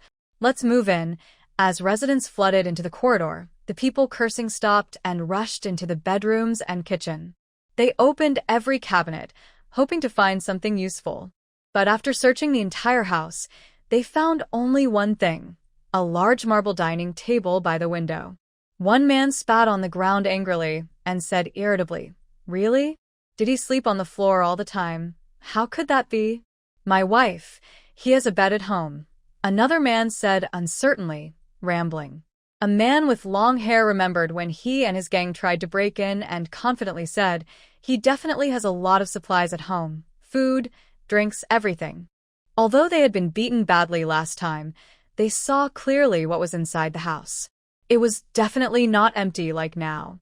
And even if the supplies inside were used up, what's the point? It's not like they need to move the bed when they leave. Besides, no one saw when or how he moved out. It's like seeing a ghost. At this moment, outside the door, Li Wenhui and Yang Si looked at each other in shock. How is that possible? Li Wenhui was very surprised and looked into the empty room again. He clearly saw Brother Dao put Lin Yan into a bag and watched him carry Lin Yan home. How could the house be empty overnight? Could it be that Brother Dao was a liar all along? Could she have been taken away? Yang Si swallowed hard, breathing quickly, and said to Li Wenhe, "He ran away. The food he promised us is gone." Li Wenhe's nose hurt, and his head was buzzing. He felt like he had seen a ghost and couldn't figure out what was happening.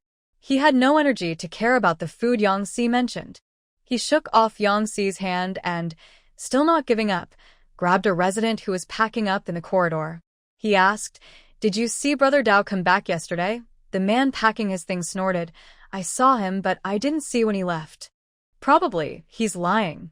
He said he was very capable, but he ended up running off with a boatload of other people's stuff. Li Wenhe frowned deeply. Even if he had nothing inside the house with a boat that big, he couldn't carry it out quietly through this corridor while all of you were sleeping. Actually, he was thinking about Lin Yan, who was quite big himself. Given Brother Dao's size, whether carrying or holding, he couldn't have moved quietly. The man holding a bundle of bedding grumbled as he squeezed into the door, casually saying, "Who knows? I didn't see anything." "Excuse me, please move aside." Li Wenhe, speechless, stepped aside. He then saw Yang Si slumping against the wall, sitting on the ground with a blank look in her eyes. He asked impatiently, "What's wrong with you now?" Yang Si sniffed and said, "The food is gone. Today, I don't have a boat to go get supplies, but I borrowed some from a neighbor, and I can't return it today." Li Wenhe rolled his eyes. "It's just some food. Do you have to make such a fuss? Go out again and you'll get more sleep, right?" That thought flashed through his mind, but he didn't say it aloud. If he were a woman, he would just find a powerful person to rely on. Why suffer here? You don't understand. Yang Si shook her head sadly. "I've told you several times. I borrowed it from Sister Man. If we don't return it today, there will be consequences." Li Wenhe didn't care about the consequences. He rubbed his face and stepped into the house, planning to find a few more people to ask about the situation. Just then, a woman in a red sports outfit with long hair entered the corridor, followed by two men. The woman looked around suspiciously in the noisy crowd, finally focusing her gaze on Yang Si.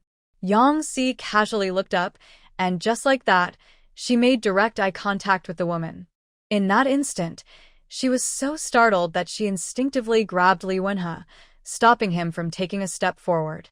"What are you doing?" Li Wenhe said impatiently, swinging his arm to break free from Yang Si's grip. However, his peripheral vision caught sight of a striking woman standing across from them, arms crossed, looking down at them with a commanding presence. He looked at the woman in confusion, then turned to Yang Si. Suddenly, he understood everything. This must be the woman Yang Si called Sister Man. Yang Si had mentioned more than once that a woman named Sister Man living on the 12th floor was very powerful. She was not only wealthy and well-supplied, but also married to a ruthless man. Together, they ran a thriving illegal money-lending business in the building, and they had many people working for them. Loan sharking often involved violence, and they were no exception. It was said that some people who didn't return what they owed were beaten so badly that their arms were dislocated, and eventually, their belongings were stolen, yet no one dared to stop them. Today was the first time he saw Ching Man. He had to admit, her aura was truly intimidating. But this wasn't his problem. He hadn't borrowed anything. If they wanted Yang Xi's life, they could take it. Thinking this, he prepared to slip away quickly. But unexpectedly, Yang Xi held tightly to his collar, refusing to let go. Seeing their little struggle, Chung Man smiled slightly and asked calmly, "What's going on? Didn't you say you'd settle the accounts today?" They had agreed to collect the money at 9 o'clock today, but Yang Xi hadn't shown up after waiting for a long time. She knew Yang Xi was coming to meet that person who took all the supplies, so she came down to check. But the scene looked very bad. Yang Xi was trembling uncontrollably now. She shivered and forced out a smile that was even more painful than crying. "Sister Man, there's been a problem here. We haven't figured out exactly what happened. Can we please delay for a bit?" She let out a faint breath, with a half smile, and said, "Little girl, I haven't given you many chances, have I?" "Yes, yes." Yang Xi trembled, her lips trembling as she weakly defended herself. "Sister Man, I know you are kind to me, but in this situation, I really can't do anything." Suddenly, Chung Man slapped Yang Xi hard across the face, startling everyone nearby into silence. "Why are you hitting people so casually?"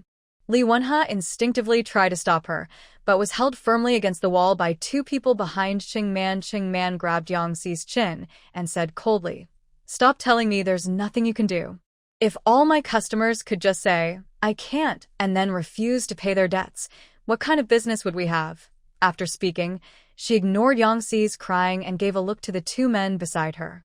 At her signal, one man pulled Li Wenhe, and the other pulled Yang Xi, who was crying uncontrollably, and they forcefully dragged them toward the stairs. Meanwhile, a group of people was coming down the corridor in a mighty procession. In her despair, Yang Xi suddenly saw Lin Nian among them. She felt like clutching a lifeline and shouted loudly, "Lin Nian, stop right there." Then she desperately tried to break free from the men's grip, but couldn't. She pointed at Lin Nian and shouted, "It's her. It's her who harmed Brother Dao. She must have taken Brother Dao's supplies.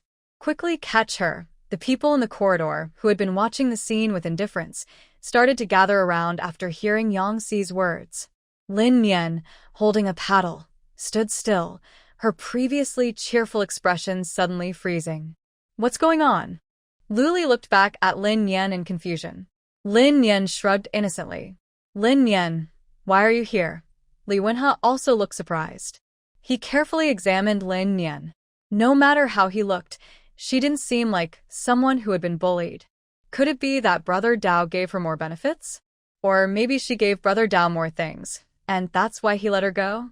Lin Nian shot a sarcastic look at the two of them, then glanced at the two strong men pulling them and said, "What are you two doing?" Two strong men looked at Chung Man. At her signal, they temporarily released the two people. After being freed, Yang Xi immediately ran to Lin Nian and shouted loudly, "Stop pretending. Last night, Brother Dao clearly took you home. Now you're fine, but Brother Dao has disappeared. Do you dare say this has nothing to do with you?" A murmur spread among the crowd, and everyone looked at Lin Nian with suspicion. Everyone knew that Brother Dao was looking for women with a kayak, but openly talking about it was a big scandal. Lin Nian, under the unfriendly gazes of the crowd, showed no emotion. Instead, she smiled as if she had heard a funny joke. "Who is this Brother Dao you're talking about? What do you mean I was taken home by him? How? Was I holding his arm, hugging him, or carried on his back? Did you see it? Of course I saw it. He carried you home, Li Wenhui, and I saw you both go into room 1003. No mistake, Yang Xi had lost control." His words came out without thinking, almost revealing their plan to stuff Lin Nian into a bag. Li Wenhui, who was nearby, wanted to stop him but couldn't. Seeing Yang Xi so confident, the crowd started questioning the people in the hallway, doubting their own eyes. Was he carrying a bag? I don't know. Maybe it was dark and I couldn't see clearly. Was that a person? That can't be. People and bags are very different. Lin Nian ignored these voices. She snorted at Yang Xi and nodded. "Oh, you mean my cousin saw me being carried home by a man and didn't help me? That can't be true, right?"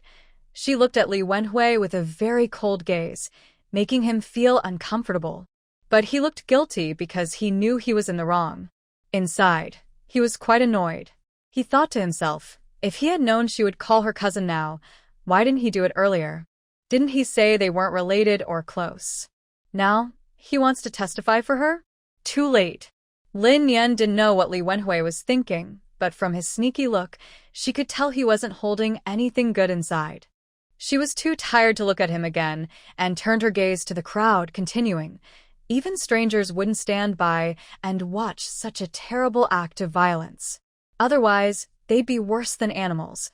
At this moment, Yang Si realized she had said the wrong thing, but she had no way to back out. She could only force herself to speak. Who knows if you did it willingly? You hurt your aunt's family so badly. What right do we have to care about your life or death? Lin Yan nodded. Yes, I did it willingly. I wouldn't walk on my own. I needed someone to carry me. And she looked at the crowd and asked, there are residents on the 10th floor corridor, right? Did you see which house I was carried into? A few people on the 10th floor were still confused about the sack and were now asked questions, leaving them even more stunned. These families exchanged glances, but said nothing. Moreover, Lin Yan had already said that ignoring someone in danger was worse than animals. Who would want to be like that? At this moment, Wang Ji, bald and from the crowd, spoke up. We don't care about how you were carried or held. I just want to ask, when you climbed into bed yesterday, did Brother Dao's family have supplies? How much did he give you? Those are hard-earned money. You better return it. Last time, Wang Ji didn't get anything from Lin Yan and Ding Hai. Now, seeing her involved with Brother Dao again, he was very angry. You're talking nonsense. Lu Li couldn't hold back and cursed directly. You just climbed into bed, and your mouth is so dirty. Maybe you've been eating manure. Who are you insulting? Wang Ji pointed at Lu Li. Just insulting you, what about it? Lu Li wished he could hit him with the oar he was holding. Yao Bin was already angry about how Yang Si and the others bullied Lin Yan, but since Lin Yan hadn't moved, he held back for now. When Wang Ji stepped forward to provoke, he didn't hesitate and kicked him directly. Wang Ji was caught off guard and fell to the ground. He let out a cry and quickly got up, swinging his fists at Yao Bin. But Lin Yan kicked him again. This kick was delivered with all her strength, hitting Wang Ji so hard that he crashed into the wall with a thud, feeling dizzy. Seeing this, the crowd nearby automatically divided into groups. Some of them stepped forward to help others, while others angrily shouted, demanding justice for Wang Ji and themselves. Meanwhile, Lin Yan and the others did not back down and directly confronted them. The scene quickly became chaotic and almost out of control.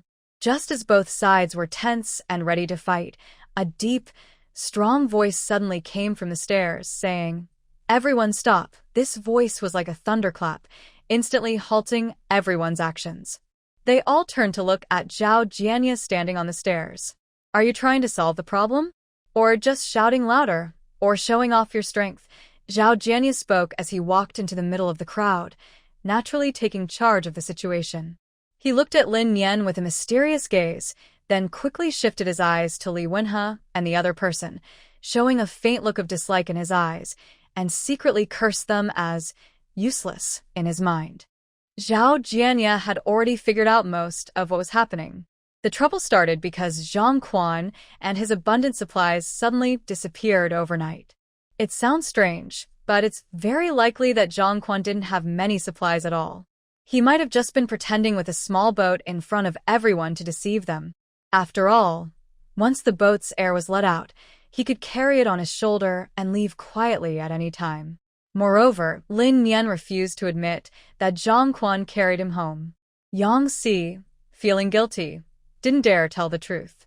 She only insisted that she and Li Wenhe saw Zhang Quan carry Lin Yan back.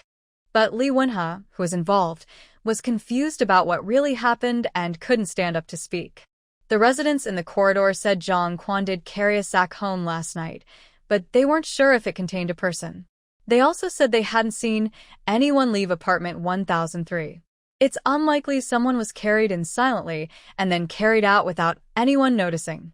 If Zhang Quan really wanted to run away, why bother with all these tricks? He could just leave the person inside and take the stuff and run. So, The story that Lin Yan was carried home by Zhang Quan naturally fell apart. The final conclusion was that Zhang Quan ran away with the money, and the people who were tricked could only accept their bad luck. Yang Si and Li Wenhe lied and falsely accused Lin Yan to avoid high-interest debts. As for the debt issue, it was a private matter, and the parties involved would handle it themselves. Yang Si was very frightened by Qing Man and shouted incoherently, "It's not like that, really not. It must be Lin Yan who took brother knife supplies, or maybe they're working together. Believe me, the supplies are definitely with her. If you don't believe me, go check her house." But no matter how loudly she shouted, no one dared to agree. Everyone had their own thoughts, and gradually the voice faded away into the corridor. Chung Man quietly watched her people forcibly take Yang Si and Li Wenhe away, her face calm and without any expression. When she slowly turned her head and looked at Lin Yan, a slight smile appeared on her lips, forming a beautiful curve. "Hello, little sister." Her voice was gentle and friendly. "My name is Qing Man. I want to be friends with you." As she spoke, she warmly extended her hand toward Lin Yan. Chung Man's business in this neighborhood was very successful. She had many contacts and had heard a lot about Lin Yan. Seeing her today, she felt that Lin Yan's strong and unyielding spirit was very similar to her own. She thought she was someone she could trust. This name made Lin Yan suddenly stop breathing for a moment. In her past life, there was a famous private base in Jin City called Mandala. It was said that the leader of the base was a woman named Chung Man. Mandala was not the biggest base in Jin City, but it had the best living conditions. In her past life, Lin Yan never entered the base. She only survived with wild groups because she couldn't afford the entrance fee or living expenses of ordinary private bases, let alone organizations like Mandala. Just like the upper class before the apocalypse, there was an invisible barrier that kept ordinary people out. Her knowledge of Mandala and Chung Man in her past life was very limited, only hearsay and rumors. When she heard the name, Chung Man, again today, she was momentarily unsure how to react. But soon, she forced herself to stay calm and told herself that maybe it was just a coincidence of the same name. Such a powerful woman boss. How could she live in the same building and want to be friends with her? But whether or not that was true, she had to keep her composure and show good manners. Thinking of this, she calmly reached out her hand, gently shook hands with Chung Man at her fingertips and said, "Hello, my name is Lin Yan." Chung Man smiled and said, "I live in room 1203. If you need anything, you can come find me." After saying that, she didn't stay long and left directly. "Wow. This sister has such a strong presence," Luli said, looking at Qing Man's back, unable to help but praise. Yes, Lin Yan took a deep breath. The matter with Zhang Quan was temporarily over, and the outcomes for Yang Si and Li Wenhe probably wouldn't be good either. A few people on the 17th floor prepared to continue downstairs, but were stopped halfway. "Please wait a moment." A thin man quickly ran down the stairs and whispered to Yao Bin, "Young man, I know you're capable. My family is really out of food. We have elderly and children at home. Can you take me with you today? I will work hard. I just need enough food for my family today." Yao Bin was used to such people and situations and responded normally. "Sorry, we're full." Today, they weren't going out to find supplies but wanted to visit the research institute to see if they could find any news about his parents. They also needed to check on Yuan Xiao's hospital situation. Yu Anning was about to give birth in a month, but she was in poor condition now, so they had to make arrangements early. Hearing the man's plea, Lin Yan felt a bit guilty. She thought it would have been better to leave some supplies in the room last night, at least to recover some of the family's losses. But money can't buy foresight. She was also a victim. If anyone was to blame, it was Zhang Quan, that heartless man who was rich and still tricking and deceiving here. He deserved to die. To hide her guilty feelings, Lin Yan raised her finger and poked her nose, carefully examining the man. In her previous life, she had met this person before. She didn't know his real name. Everyone called him Dolly. He was a diligent and honest person in the team, willing to work hard. But she only went out with Dolly once, so she wasn't sure about his character. Luo Dali understood what Yao Bin meant and rubbed his hands awkwardly, looking at Lin Yan and the others. I don't know if you can do me a favor. I will definitely pay for the boat, but I need to go out. Please be kind and help me. I have 2 elderly people and 2 children at home. The younger one is just over a year old and cries when hungry. Yesterday, I gave all the leftover food at home to Brother Dao. If I don't go out today, my family will go hungry. I really have no other choice. Please, I beg you. After speaking, he looked at Zhao Jianya with a pleading gaze, hoping he could help speak for him. Zhao Jianya didn't respond. Instead, he looked at Yao Bin with a mysterious expression, and Yao Bin looked at Lin Yan. For a moment, Lin Yan became the one who seemed to hold the power to decide. Lin Yan understood what they meant. Zhao Jianya wanted to act as a good person and boost his reputation and his position as the backbone of the 17th floor in front of others. Yao Bin, because she had just been bullied and falsely accused by these people, whether directly or indirectly, was definitely on her side and would speak for her. But at this moment, Lin Yan also felt a bit stuck. If it were before, adding one more person to the team wouldn't matter. But today, the kayak was full. And it was even more crowded than usual, with one extra person. Yuan Xiao's brother-in-law, like his mother, always looked down on Yuan Xiao for being useless. Early in the morning, he was sarcastic and mocking. Angered, Yuan Xiao, despite Yu Anning's objections, insisted on taking him out to see the outside world. Seeing everyone was in a difficult position, Yuan Xiao finally said, "How about I?" "No need," Lin Yan interrupted him, knowing what he wanted to say. "You all go ahead. I won't go. I'm exhausted and just want to go home and sleep." She said this partly to make amends and partly out of genuine tiredness. She had run to Lingyun residence and didn't get to sleep until 4 in the morning. But early the next morning, before she had much rest, Luli forced her to get up. Of course, she also wanted to see how Yang Si and Li Wenhui would react, so she agreed naturally. Now that the matter was settled, she had a good excuse to go back and rest. Lu Dali saw Lin Yan voluntarily giving up her spot and smiled happily, but then he felt a bit guilty and asked, "Did I cause you trouble?" Lin Yan shook her head and handed the boat paddle to Luo Dali, reminding him, "Our team on the 17th floor is together because we are good brothers who can trust each other. You must promise that no matter the situation, you will stand with everyone. If I find out you try to run away or betray us, you will have to face the consequences." She looked coldly at Zhao Jianya and Yuan Xiao, especially at her little brother-in-law. It seemed like a warning, but it was really a serious reminder. Luo Dali nodded repeatedly, showing he was very sincere. Then, Lin Yan took a small axe and a window breaker from her bag and handed them to Yao Bin, saying, "Maybe Lu Li should stay home, and Grandpa Go can go with you. He's been wanting to go out and get some fresh air." Yao Bin understood what Lin Yan meant and made arrangements accordingly. It's not good for a group of men to go out with Lu Li. After resting at home for a day, Lin Yan quickly regained her energy and went back into the space to work. This time, she was able to develop 2 plots of land. She labeled them as Plot 2 and Plot 3. To keep track, she planted cabbage seeds in both plots. Later, she harvested the vegetables from the balcony at home, changed the soil, and prepared to do some experiments. She used 2 types of soil, ordinary soil and spiritual spring water, and black space soil with regular water, each with one outside and one inside the space for comparison. She didn't mind whether the spiritual spring water and black soil could be used outside. What she really wanted to find out was whether plants in the still space grew better with black soil, spiritual spring water, or both. If plants can grow well with just spiritual spring water, then maybe she can raise animals inside the space. Raising animals is not a problem now, but growing them to a good size is the real goal. She was eager to see how it would turn out. Yao Bin and his group went out and only returned after it was dark.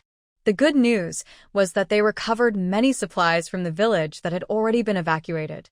Yao Bin collected rent from Luo Dali at the same rate as the 17th floor team. The remaining supplies were enough for his family's meals for about 2 weeks. The bad news was that Yao Bin couldn't find a way to contact his parents, and Yuan Xiao couldn't get into the crowded hospital. The next day, Lu Hongba came to visit and said he had bought a kayak at a high price using supplies. He wanted to invite Lin Yan and a few others to go out and check the official trading center for any new news. Lin Yan and the others didn't refuse. They left old Ge to watch the house, and the four of them paddled Lu Hongba's kayak, bringing along one more, heading toward the official trading center. They paddled for about an hour and finally reached the nearest trading center. The trading center is located in a cultural and sports center. Because of the high ceiling, the water had reached halfway up the third floor, but has now receded to the second floor. They lined up and deflated the kayak at the stairs. Then two men carried it upstairs. The third floor was not in use yet, covered in thick mud. A group of people was busy cleaning it up. They asked someone about the situation and learned that the trading point was on the fourth floor, so they continued upward. When they reached the fourth floor, everyone's eyes lit up. It was surprisingly lively here. In the huge basketball hall, it looked like a market, with stalls one after another stretching to the end of their site. At the front of the hall, there was a large official display board with clear signs pointing to the official area. They moved toward the display board, occasionally glancing at the stalls along the way, curious and inspecting the many colorful goods, their eyes full of wonder and curiosity. If this had been before the apocalypse, Lin Yan would have carefully looked at each stall because there were so many attractive items. There were bags, clothes, shoes, watches, and digital devices from big brands, all surprisingly cheap. Just 3 or 5 packs of instant noodles could get you a random item. Cosmetics, toiletries, and various decorations were even cheaper. If you were willing to bargain, you could take everything away. Walking along the busy corridor, Lin Yan stopped at a stall with a quick cut sign. Her hair was shoulder-length, flowing down her shoulders, and even when it was a long ponytail. As life became more difficult, water became the most scarce resource.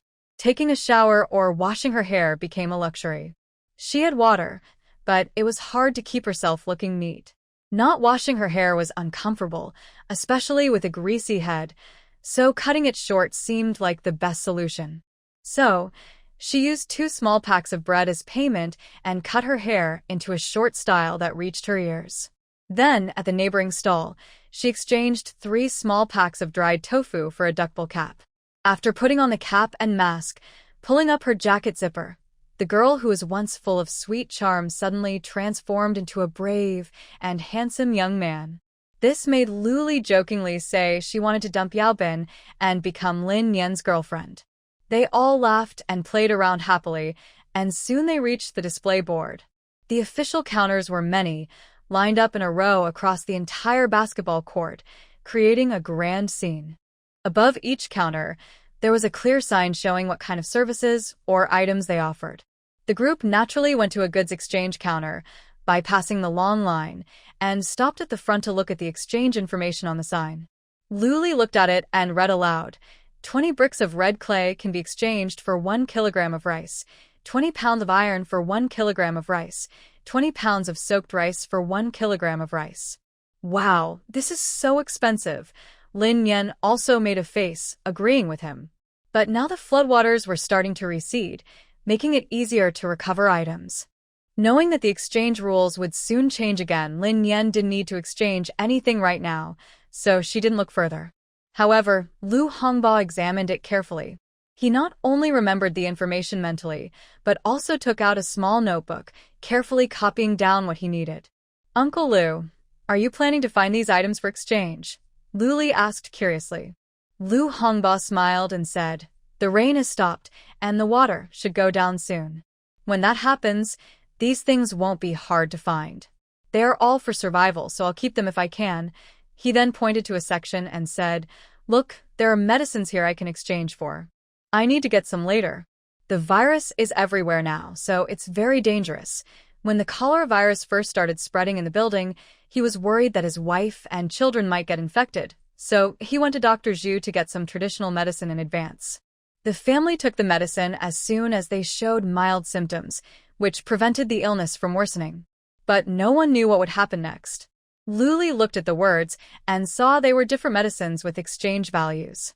The top priority was medicine for dysentery, which surprisingly cost 10 pounds of rice per treatment. Other virus-specific medicines were also not cheap. However, she wasn't tempted by these. Her family still had a large box of medicine from Olga, so she could set that aside for now. Lin Yan was even less interested in medicines. She walked over to the other side where the job recruitment board was displayed and looked around. There were many positions listed, including roles for discharged soldiers, medical staff, researchers, kitchen workers, logistics staff, architects, and farmers. She then turned to look at the reinforcement bars and concrete used for construction on the neighboring exchange sign. She had never seen or heard of such information in her previous life. Could it be that the authorities planned to build a base? In her past life, Jean City didn't have large official bases, only simple shelters. These shelters were filled with refugees, just enough to keep them fed and alive. Many private bases emerged to make a profit. She asked the staff at the counter about these positions. The staff said these roles were assigned from above, with high requirements. The specific work locations and duties hadn't been decided yet. While Lin Yan was lost in thought, Yao Bin and Lu Li came over. Yao Bin looked at the recruitment notice, and his eyes lit up. This is an official recruitment. Looks like they're rebuilding the city, right? Without waiting for anyone to answer, he directly asked the staff for more details. That would be great. Lin Yan's gaze swept over the job requirements again, and she sighed quietly. Her college major was marketing, so she wasn't qualified for any of these positions, especially since they required at least 3 years of experience. But if an official base was built here, she might be able to go. As a survivor, she could just apply to join. In her past life, she was poor. Now, she was somewhat wealthy and could definitely support herself in a base. After some initial research, Yao Bin and Lu Li each took a job application form and also gave one to Olga. They had secured positions as researchers, architects, and discharged soldiers. The 3 of them were definitely suited for these roles. Lu Li was so excited that her steps felt light and bouncy. When she approached Lin Yan to share her happiness, she suddenly realized something and gradually stopped smiling. "Nian Yan, do you want to try too? Maybe you'll find a job that suits you." Lin Yan smiled and shook her head. "I won't go. I just want to be a lazy person, a laid-back person. That's why I didn't look for a job after graduating from college." At this moment, Yao Bin came over with a smile on his face and said, "It's just an application form. Besides, we're in the same field, but we lack work experience. There's no guarantee you'll get it. Even if you do, you might not end up working there. If it doesn't work out, I'll go back to the office. When that time comes, I'll speak for you too, and you won't go hungry." Lin Yan responded gently with a smile, saying nothing. Sometimes, silence is more powerful than words. Lu Li said, "Yes, if it doesn't work out, you can go back to the office. But I still hope to have my own job. If I can get the position, that would be the best." While speaking, Lu Li held Lin Yan tightly, trying to comfort her and make her feel at ease. Lin Yan nodded in agreement with Lu Li. Whether this place will be rebuilt or not, society no longer needs weak people. Relying on oneself is the best choice. LV Hongba queued at the trading counter, exchanging a bag of salt for 2 bottles of medicine to treat dysentery. After he finished reading the recruitment notice, he didn't react much. Since he had no expectations, he felt no regrets. He asked Lin Yan, "If they go out to work, do you want to come with us to the mountains?" Lin Yan turned to look at him. "Are you guys leaving?" LV Hongba nodded. "When the water recedes, we plan to go to the factory area." He looked around and then leaned close to Lin Yan's ear, whispering, "No one knows how many people have died during this time. The water is full of dirt and filth. When the water goes down and the temperature rises, it won't be good. So, we better stay away from crowds as soon as possible." Lin Yan stared at LV Hongba for a while and silently nodded.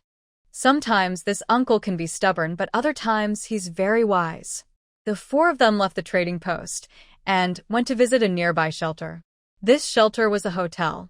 When they entered from the 5th-floor rooftop garden, they saw small makeshift huts everywhere. They bypassed the dense huts and, just as they entered the building, they almost vomited on the spot. The air in the hotel corridor was filled with a mix of bad smells, sweat, waste, and rotten trash, creating a very unpleasant atmosphere. Not only the smells, but the floor was also covered with dirty water everywhere, making it hard to walk. A few people quickly looked into a nearby room. The small space was filled with broken, simple beds. Dirty bedding and broken furniture were scattered all over the place. Inside, about 20 survivors were either lying or sitting. Their eyes looked empty and numb, as if they had lost all hope for life. After just a quick glance, the four of them turned and left the place. Lien Yen had endured enough of such environments in her past life and didn't want to stay even a minute longer. This time, she was only here to accompany Lu Hongba. Yao Bin and Lu Lichuan were simply frightened. Lu Hongba, at this moment, felt very lucky. He was glad he hadn't sent those employees here, or he wouldn't forgive himself. This also made him more determined to move his whole family to the factory. After leaving the shelter, they didn't rush back. Instead, they moved slowly, looking around for supplies to gather. Many people were out searching for supplies. Besides the dangerous criminals, ordinary people kept their distance from each other, afraid of being robbed. Even if they didn't find much, having a vehicle was very valuable in others' eyes. Yao Bin and Lu Hongba rowed the boat, while Lien Yen and Lu Lichuan looked around for supplies. Suddenly, Lien Yen's expression became serious as she stared at a certain spot. "Look over there." Hearing her, the others looked in the direction she pointed. What they saw made all three gasp in shock. Near a building not far ahead, on a small boat, a group of people was throwing a person dressed in camouflage military uniform and an orange vest into the floodwaters. And there was also something floating in the water. "Is that a soldier?" Lu Hongba suddenly stood up, gripping the oar tightly, trembling with anger. He had seen many killings and thefts during this time, but as long as it wasn't harming him, he didn't bother to care. Now, seeing the soldiers who always work the front lines to protect the people being harmed, his anger quickly rose. "Go and check." They didn't resist at all. "Some are just fainted, others are hurt. If they're hurt, there's nothing we can do if we go there.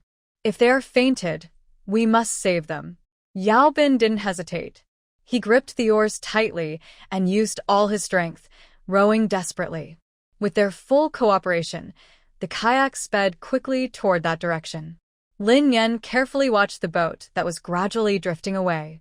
There were 5 men on the boat. It was clear they were not weak. At least, they looked healthier than the pale, thin people at the shelter. Considering the difference in strength, she took out a small, delicate bow and arrow from her bag. This was specially made for her by Old Ge, based on her size. The arrowhead was a modified rocket that Yao Bin had improved. When ignited and aimed at a target, the alcohol in the arrow would quickly spray out, causing a large fire. Since the last time Lu Li saw blood on Wang Lizi, he was no longer afraid. He held a small axe and stood at the front of the boat with Lin Yen, looking fierce. Not far away, they quickly reached the place where the soldiers had been left. Seeing the men rowing away in the kayak, they didn't bother to chase. Instead, they jumped into the water to rescue the people. Fortunately, the bad guys didn't remove the life jackets from the soldiers. Lu Hongba and Yao Bin worked together and quickly pulled the 2 soldiers onto the boat. Seeing the blood pouring from the soldiers' heads, Lu Li's voice trembled. "They're still alive, but these wounds are too serious." Lin Yen looked around and pointed to a nearby building, urgently saying, "Maybe we should get them inside first." The boat was rocking back and forth, making bandaging difficult. Yao Bin and Lu Hongba helped the soldiers to a suitable spot.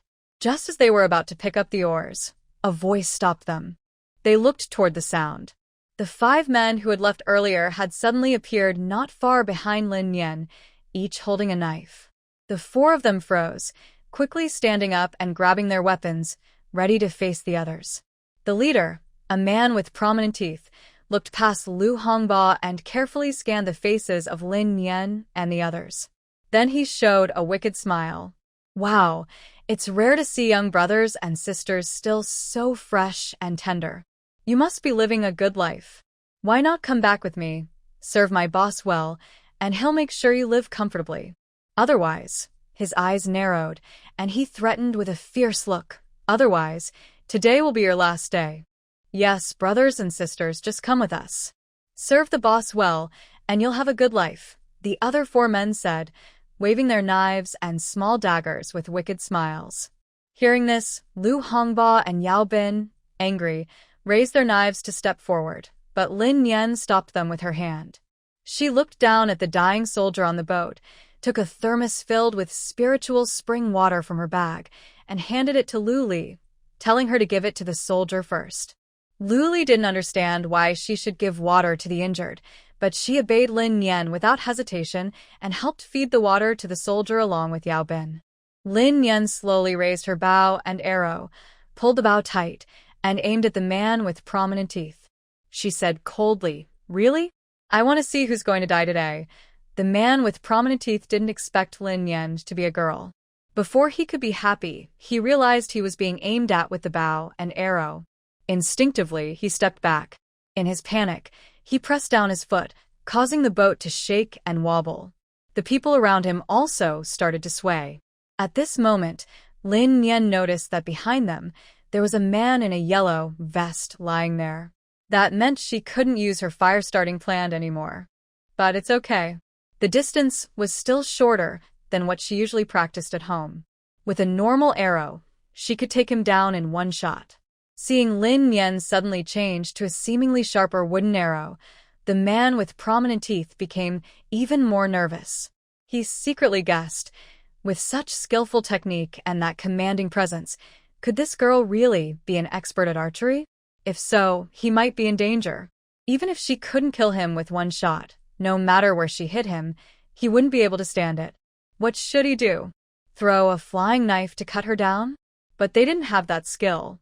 No matter how fast they were, they couldn't beat her bow and arrow. Thinking of this, the buck-toothed man panicked like he was facing a great enemy. He stepped back again, hiding behind his teammate, then crouched down and sat. He quickly pulled out a yellow life vest from the boat and held it in front of himself, shouting loudly, "Come on, shoot. Let's see who dies first, me or him." Lin Yan tilted her head and squinted, carefully looking at the man in the yellow vest to check his situation. But just one glance made her furrow her brows. This person was someone she knew. It was Captain Gao, the one who delivered supplies to their building. What exactly was happening? How could these weaklings capture 3 soldiers? But from what the buck-toothed man said, Captain Gao was probably still alive. Saving people first was the priority. Lin Yan didn't bother to argue with these people. Taking advantage of the surprise, she shot several arrows in a row, taking down the other 4 enemies.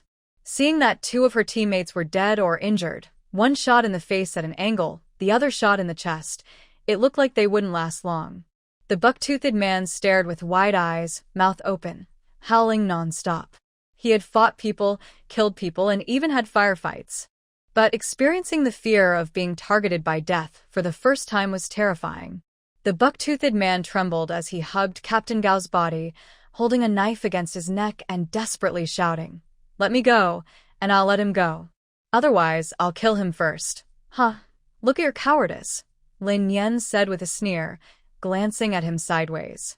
She signaled Yao Bin and the others to row closer, then stepped onto the enemy's kayak in one move. She quickly pulled out the arrows from the 4 people, giving the 2 injured a quick finish, then stirred the water to clean the blood off the arrowheads.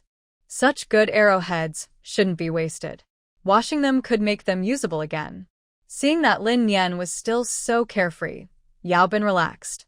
He told Lu Li to follow Lin Yan onto the enemy's boat to watch each other's backs. He and Lu Hongba hurriedly took the soldiers to the shore.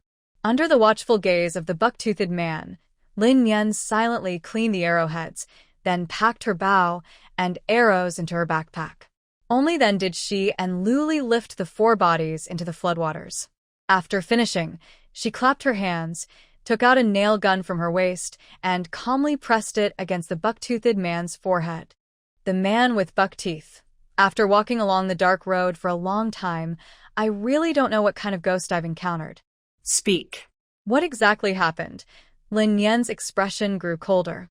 The man with buck teeth dropped the knife, slowly released his hold on Captain Gao, raised his hands on either side of his head, and stammered, I'll tell you.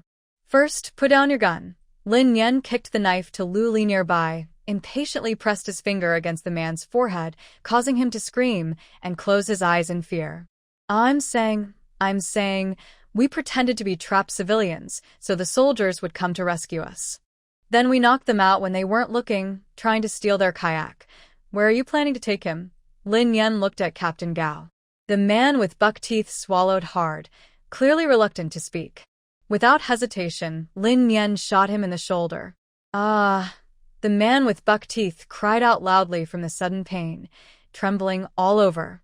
He ignored the gun pressed against his head, desperately covering his shoulder, and tried to back away, wanting to get as far from Lin Yen as possible. But the kayak was in such a small space. Despite all his effort, he couldn't move even a little. Lin Yen grinned mischievously.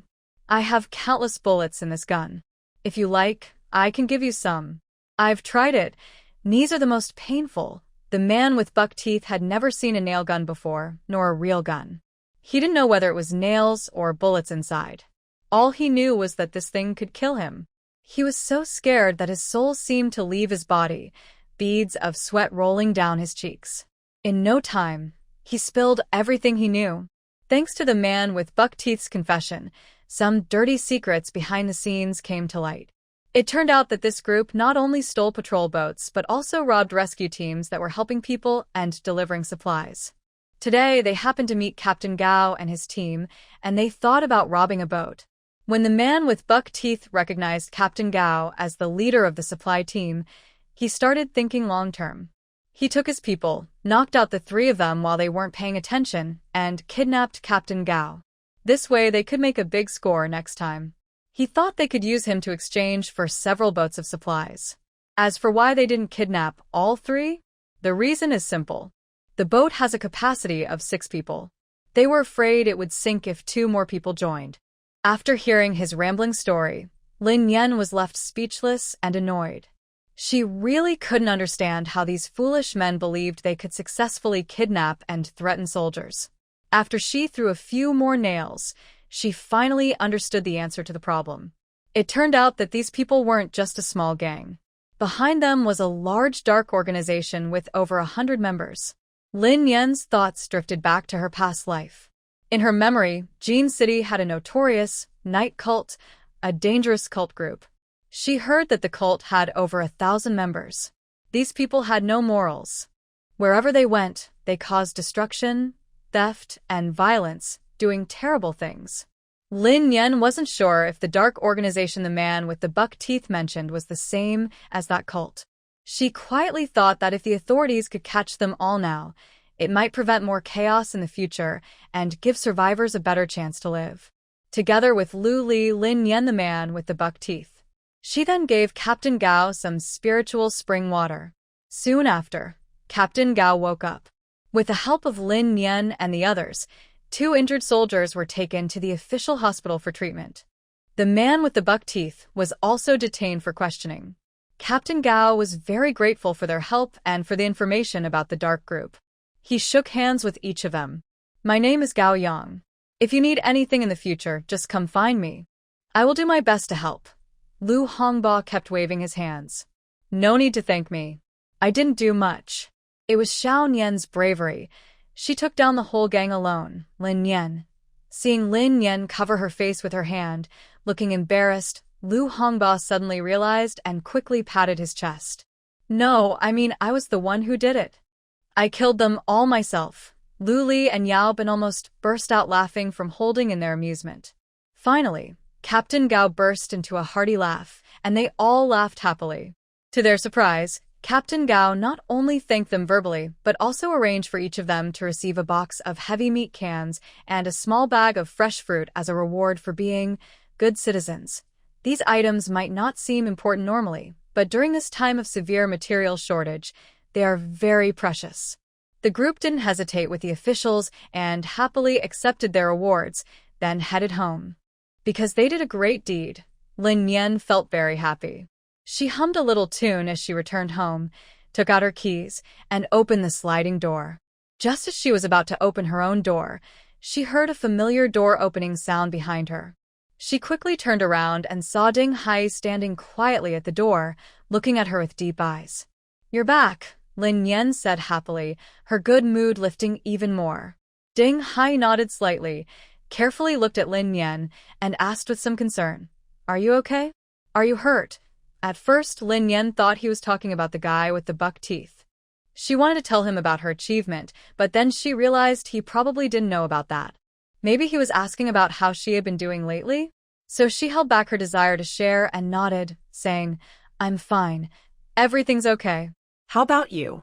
"You've been gone so long, didn't run into any danger." Ding Hai moved his lips as if to say something but didn't speak. He just shook his head silently.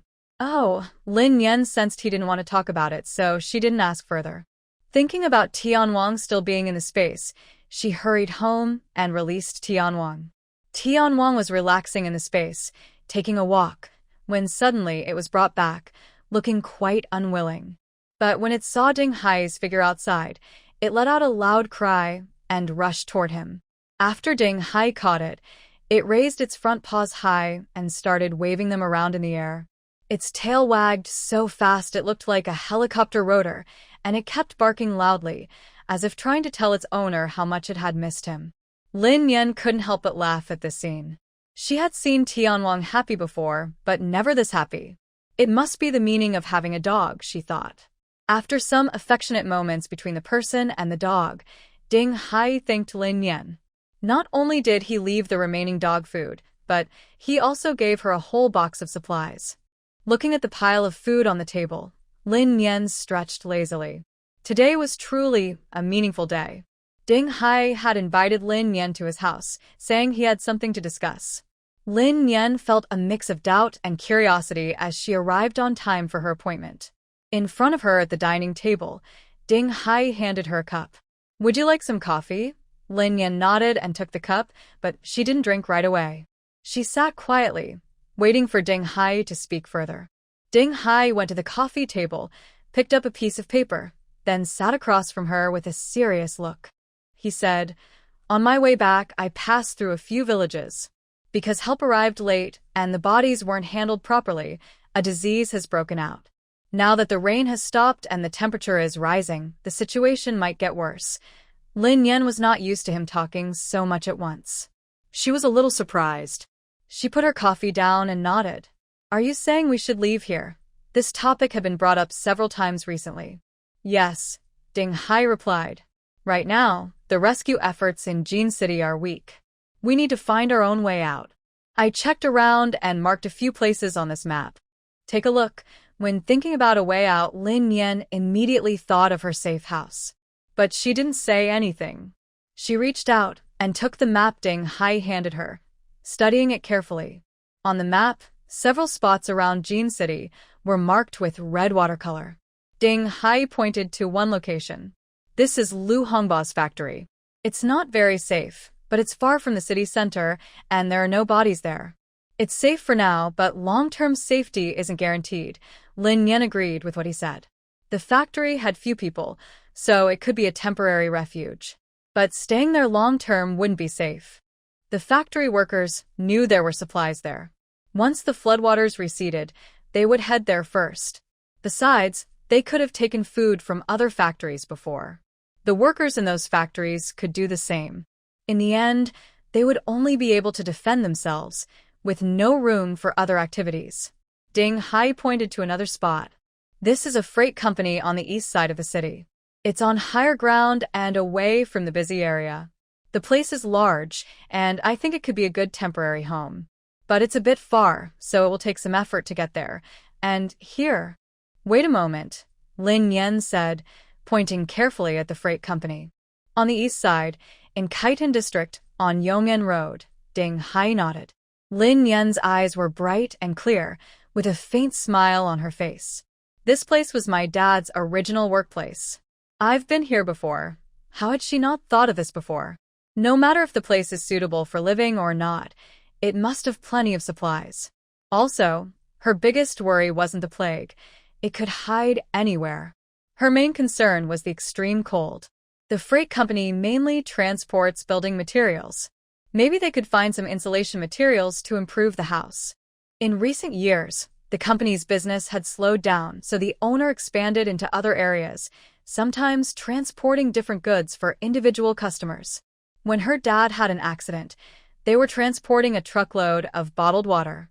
Ding Hai's eyes flickered slightly as he looked at Lin Yan and asked, "So, you want to go here?" Lin Yan didn't answer. Instead, she pointed casually at the remaining circles and asked, "Where are the other places?" Ding Hai glanced and then explained, "This is a villa area, divided into several zones. The first few zones are inhabited, but Zone D is near the scenic area. It's mostly used for guest houses, with villas and high-rise buildings. The occupancy rate isn't high now, so it's worth considering." Lin Yan instinctively stretched her neck and looked toward the spot Ding Hai was pointing at. Suddenly, her eyes widened, and she couldn't help but smile inside. Isn't this Ling Yun residence? She had seen the map of this place before, but at that time, she was in such a rush to find Zhang Quan's hideout that she headed straight for Zone C. She never expected that Zone D would have so many empty houses. However, if this is a high-rise area, more survivors might come here later. Unlike during the extreme cold period and floods, where the temperature was low but people could come and go freely, too many people gathering could cause many problems for survival. Compared to that, the independent villas in Zone C seem more cost-effective. Anything else? Another place is an unfinished building, Ding Hai continued. It's a hotel under construction in the scenic area. Some of the buildings have windows installed and can be lived in. There was one more place. Ding Hai thought for a moment, then didn't continue talking. Instead, he drew an X on the map at that spot. This was originally his favorite spot, a small house on a hillside. The small tiled house was hidden in a remote, deserted place. He saw it by chance while resting on the road. He went inside to check. The inside was neat, with a main room used as a kitchen and 2 bedrooms on each side. Inside the 3 rooms, there were only 2 wooden beds, a covered iron pot, and a few bowls and plates. There were no other objects. Next to the house, outside, there was a small tool shed with only a few farming tools.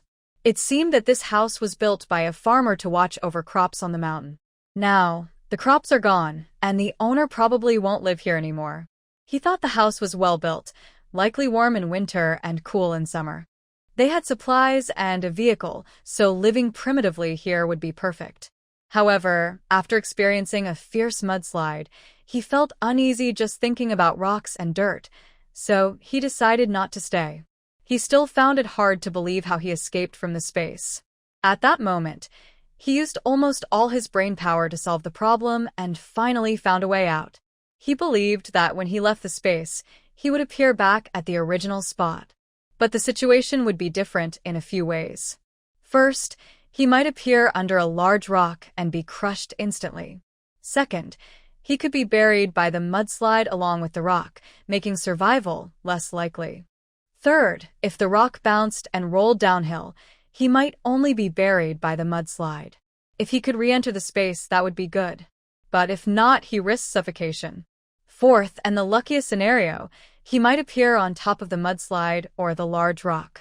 Knowing these possible outcomes, he started thinking of solutions. Height, support, breathing. He used the steel bars he had just collected as materials and worked day and night.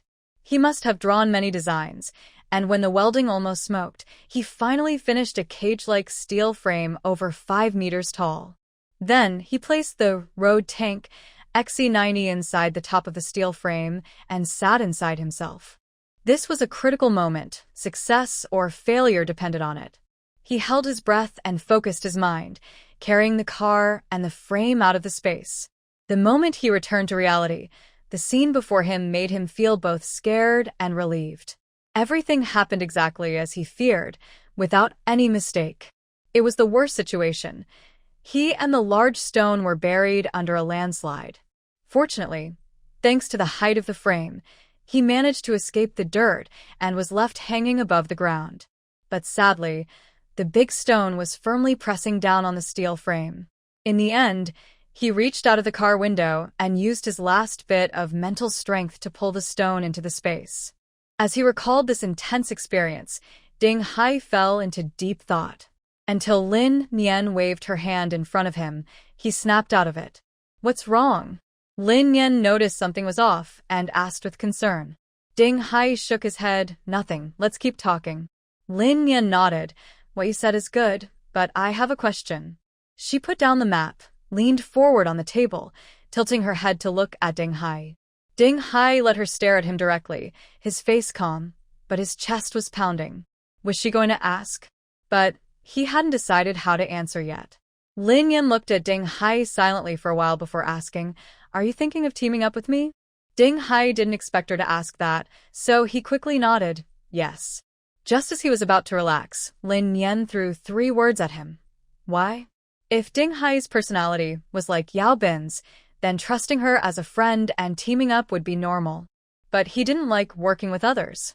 Wasn't a straight man's style to live alone? Ding Hai took a sip of coffee, trying to stay calm, and said, There's no reason. I can't just leave and abandon you here. Exactly. Lin Yan nodded understandingly. That would waste all the kindness I showed you as a kid. She smiled and put the idea of teaming up aside. If Yao Bin and Lu Li were destined to part ways with her, Ding Hai would be a good teammate.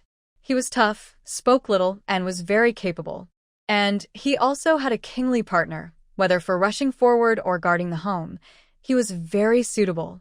Let's set aside this topic for now. Lin Yan really wants to know what Ding Hai has been doing all this time. But if he doesn't want to tell, asking won't help. She guesses he probably didn't risk his life to find those hiding spots, right? If that's true, she wouldn't choose any of those places. Would that be a bad idea? Just as she looks serious and worried, Ding Hai notices and starts to get nervous again. He's afraid Lin Yan will ask something difficult, making him unable to answer. His whole body is tense like a guitar string about to break. But Lin Yan doesn't ask further. Instead, she talks about moving to a new place. Okay, it's better not to ask. She probably knows about his family background, so there's not much to say. His secret space, he doesn't even understand it himself, so he can't explain it. And why is he here? Even if he explains, Lin Yan probably won't believe him. Besides, how could he explain? By then, Lin Yan might see him not as a child with autism, but as someone mentally ill. They continue discussing the move, each with different thoughts.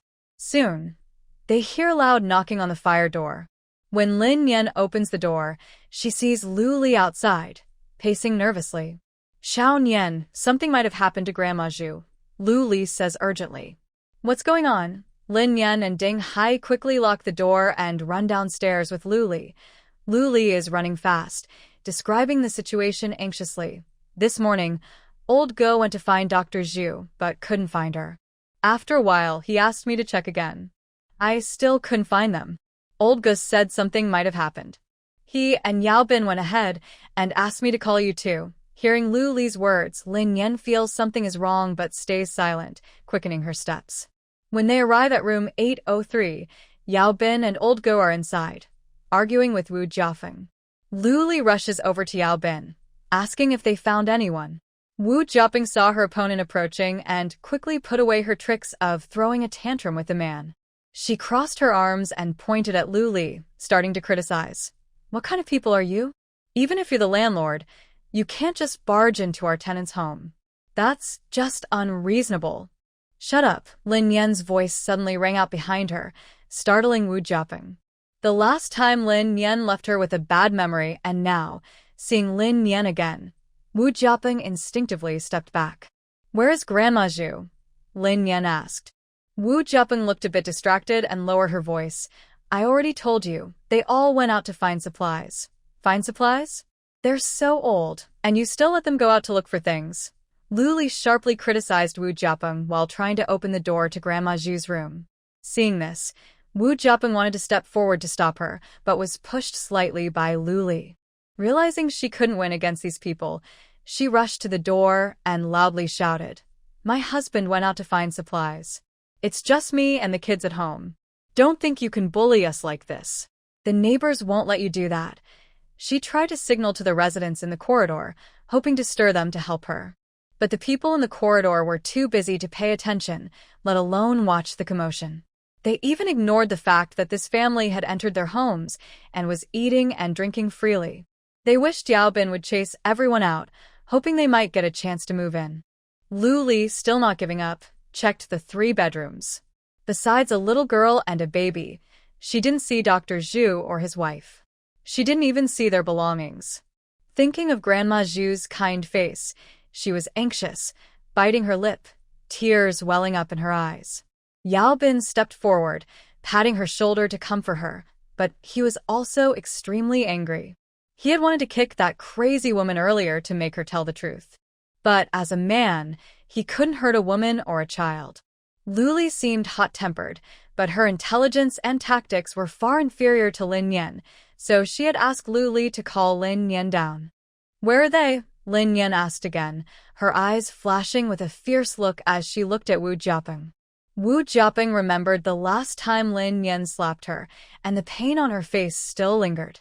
Instinctively, she wanted to stay away from Lin Yan. She took a step back, then 2. When she felt she was at a safe distance, she quietly repeated, They really went out this morning to look for supplies." After saying this, she clenched her fists to try to calm her nerves, but it didn't help. Lu Li angrily said, "It's reasonable for the old man to go out. But you think an old lady went out to find supplies? No way I believe that." At this moment, the baby inside the house was frightened by the noise and started crying loudly. Wu Jiaping hurried inside to comfort the child, still arguing. "How can that be? It's so late now.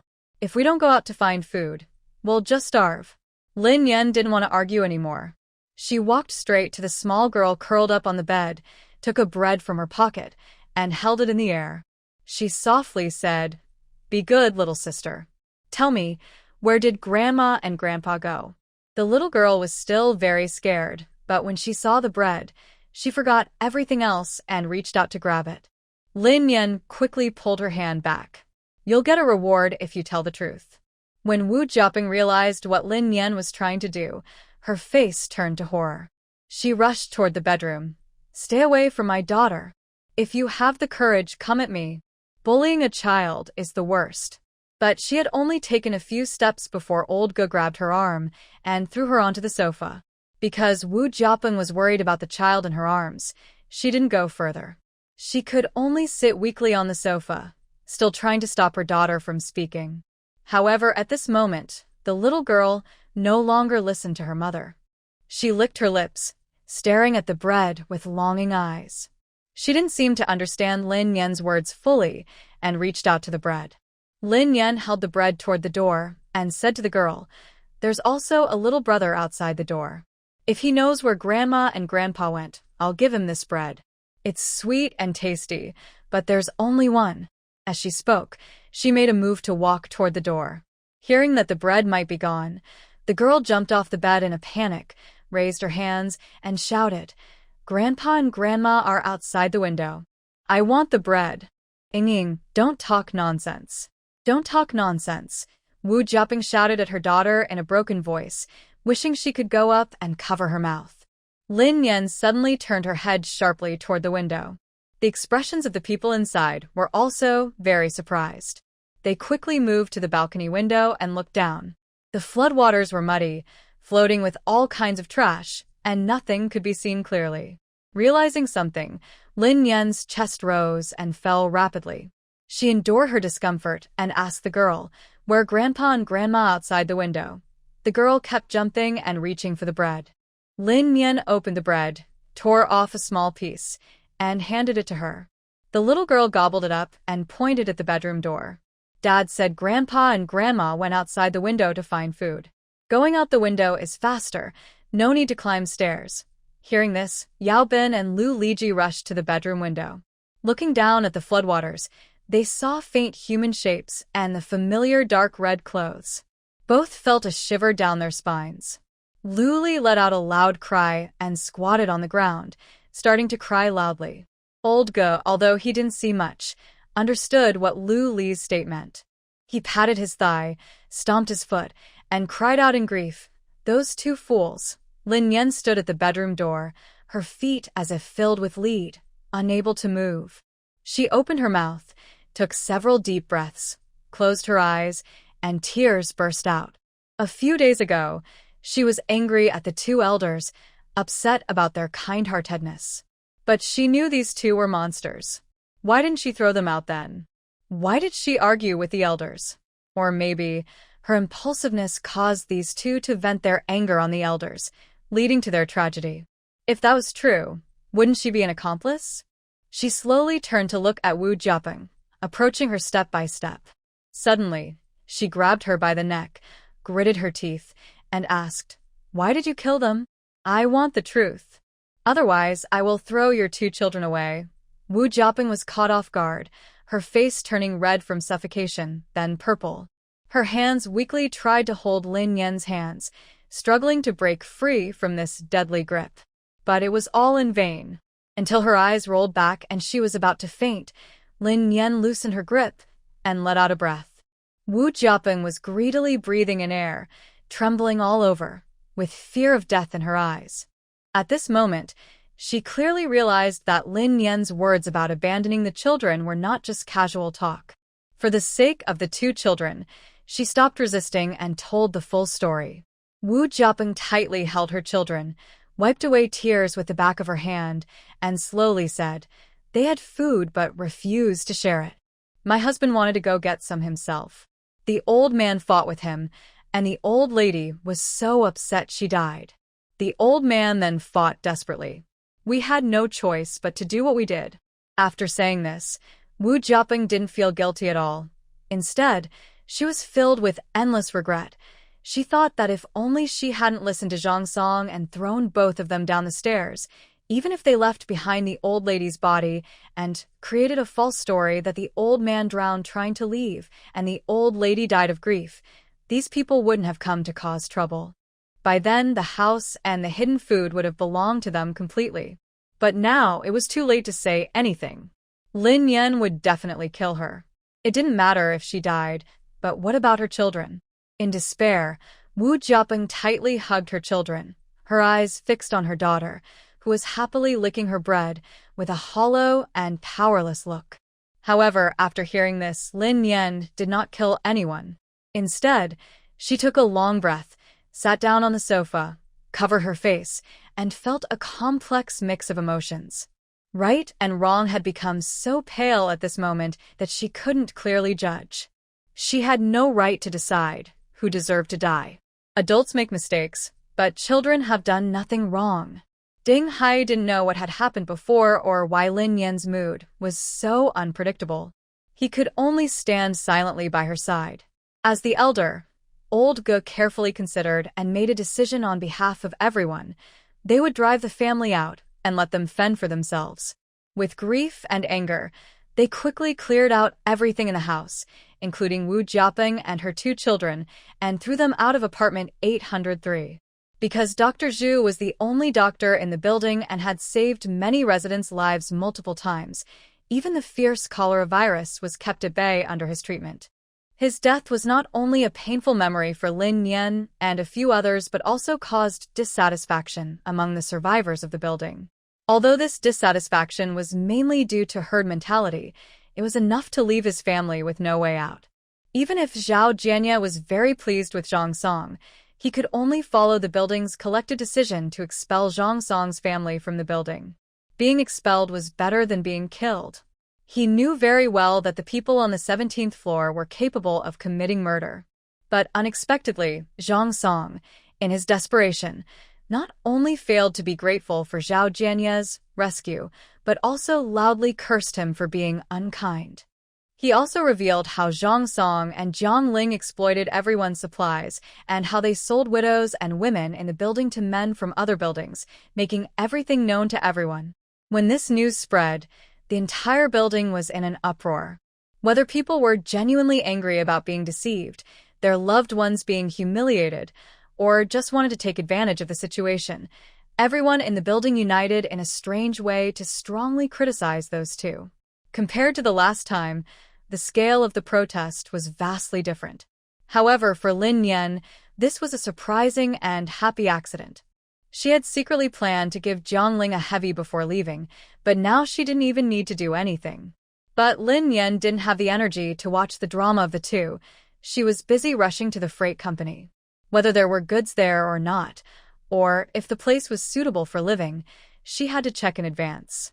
Her space was initially small, limiting her storage, so she didn't have big ambitions. Now that her space had expanded and could be rebuilt, she was eager to stockpile supplies. The freight company was far from home, and the terrain of the highway varied, sometimes low, sometimes high, with sections of overpasses flooded to different degrees. This made Lin Yan switch between rowing a boat and driving a car.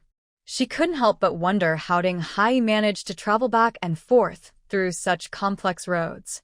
Could he be doing a triathlon? She imagined him switching between sailing a boat and running with it, or grabbing a shared bike by the roadside and pedaling furiously. She found this amusing. After traveling most of the day and not even reaching halfway, Lin Yan was exhausted. She temporarily stopped, found a hidden spot, and took out the small wooden house from her space.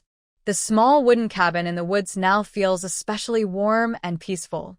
After resting for a while on a bamboo chair inside, Lin Yan took out a small camping stove and a disposable foil pot from her space. Then she prepared beef slices, beef balls, fish balls, crab sticks, tripe, and leafy greens. Enjoying a hot little hot pot, Lin Yan felt full of energy and, with a bright smile, continued driving. But not far down the road, she was suddenly brought to a halt by a shocking scene. The normally bumpy, pothole-filled road was now buried under a mound of dirt, blocking her way completely. Seeing this sudden obstacle, Lin Yan's good mood instantly sank. Her cheeks puffed up with anger, and her hands weakly slipped from the steering wheel. She slumped over it, groaning, "Why am I so unlucky?" Ding Hai had been fine when she left, so why did she encounter this? It was just too unfair. Ding Hai, who was praised for having good luck, joked, "Sister, you should just be content." After a while of crying, Lin Yan stopped. No matter how difficult the road was, she had to keep going. The car was definitely not going to work now. She parked the car, looked at the small hill nearby, and tried stepping on the dirt. The soil here was a mix of sand and stones. Stepping on it didn't feel stable. Instead, it seemed to slide downward.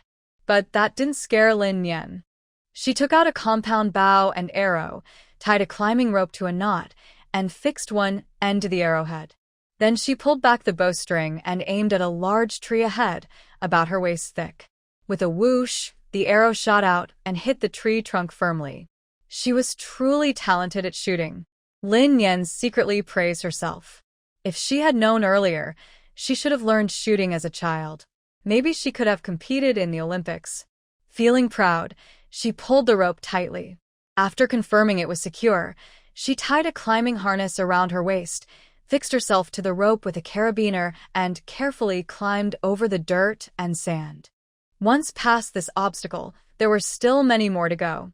After overcoming 81 difficulties, Lin Yan finally reached her destination, an old, rundown logistics yard. This logistics park used to have many logistics companies. Due to poor business, some went bankrupt and others moved away. Only my dad's former employer's boss stayed. Because he divorced early and was alone, he didn't care much about earning or losing. That's why he still remains here. From a distance, Lin Yan saw a row of large trucks parked inside the yard, several of which were fully loaded. Tears of emotion involuntarily slipped from her eyes. She cautiously looked around to assess the situation. Fortunately, this place is on high ground, near the mountains and water. With nature's help, the floodwaters are not deep. Now that the water has receded, it only covered half of the wheels. Using a small boat, Lin Yan first went to check the warehouse and office building. The office building is actually just a two-story structure covered with containers at the warehouse entrance. The first floor is a simple office, and the second floor has 4 dormitory rooms. Lin Yan checked each room carefully. Once she confirmed no one was inside, she went to the office and collected all the keys. She didn't rush to the warehouse, but first went to look at the several fully loaded trucks in the yard. Looking at these trucks, Lin Yan couldn't help but think of her parents. A complex feeling filled her heart. She came here to receive goods, not only because she wanted to understand the situation, but also because the boss here often used gentle and tough methods to manipulate her parents. He had given them a chance when they first started out, bringing them into this line of work. For this reason alone, her parents were bound to him for life. Until they passed away, the boss never showed any regret or comfort. He only told her over the phone, "Claim your insurance," and then disappeared. Her father could have quit long ago, but this boss kept begging him not to leave, always acting distressed. Out of gratitude, this so-called favor, her parents paid with their lives.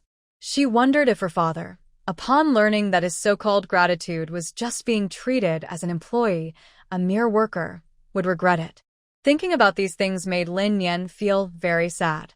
She sniffed, patted her face, and began her task of collecting the goods. She took a ladder from the space and climbed onto the first large truck. This truck was loaded with steel bars. The space was limited, so she skipped that part. The second and third trucks were container trucks. Lin Yan struggled to open the truck doors with the ladder, but inside she found only some delicate instruments, so she ignored them. The fourth and fifth trucks were cold chain vehicles, but they were completely empty. This was a bad start. Disappointed, Lin Yan put away the ladder, stepped into the water, and slowly walked toward the warehouse. When she pushed open the heavy door of the warehouse, she was surprised to see a loaded semi-truck still parked inside. This scene was not unusual, so Lin Yan lost hope and thought, "It's not a big deal if I don't get this truck. I'll just take a look." She dragged her heavy waterproof pants and slowly moved toward the back of the truck, setting up the ladder to climb up. But as soon as her fingers touched the truck's side, she felt a strange sensation pass through her fingertips. She froze suddenly and quickly pulled her hand back. She clearly felt that it was a fluctuation in space, both joyful and exciting. What was happening? Could she have accidentally discovered some rare treasure? Thinking this, Lin Yan's eyes lit up with excitement. She hurriedly tore off the waterproof cover. But when she lifted the cover, she saw only a pile of large stones. With suspicion, Lin Yan reached out and stored one big stone into her space. However, after a slight fluctuation, the space didn't react much. She was confused and took the stone out again. But during this process, she noticed the stone felt lighter. She examined the surface carefully. It was still intact. The only explanation was that something inside the stone had changed. Suddenly, Lin Yan thought, could this be the so-called raw jade stone? But such a valuable item shouldn't be just sitting alone in a truck here. Without thinking too much, she decided to test her guess. She waved her hand and stored all the stones from the truck into her space. At the same time, she entered the space herself. Sure enough, once inside, all the stones turned into hollow shells immediately. The space also suddenly became excited, cheering happily, and the surrounding mist quickly retreated in a circle. Lin Yan could clearly sense that the space had expanded by more than 500 square meters. She was very surprised and carefully measured again with her mental power. After confirming it was indeed over 500 square meters, she almost got a shock. Such a small increase in area, and it's enough to make her so excited? This was completely different from what she expected. Last time, when the space absorbed Zhang Quan's antiques, the fluctuation was similar, but the area expanded much more. She couldn't figure out what went wrong. But anyway, finding these jade stones was a happy surprise, and it made her trip worthwhile. Even if she didn't find any useful supplies, she wouldn't feel regret. However, fate was kind to her today, and she was destined not to leave empty-handed. Inside the large storage room, there were many interior decoration materials. Lin Yan didn't know much about these things, but from the names, she could tell some were useful in extremely cold times, like flooring, aluminum foil insulation, and thermal insulation boards. Gather these up. These are treasures for cold times. There were also quite a few steel bars, cement, and gypsum boards. She collected everything, leaving nothing behind, hoping they might be useful someday. After collecting the building materials, Lin Yan went to the back corner of the storage room and used a key to open the cold storage. This cold storage was built later by the boss, in a tricky spot that only insiders would notice. When she opened the door and saw what was inside, she couldn't help but exclaim, "Wow."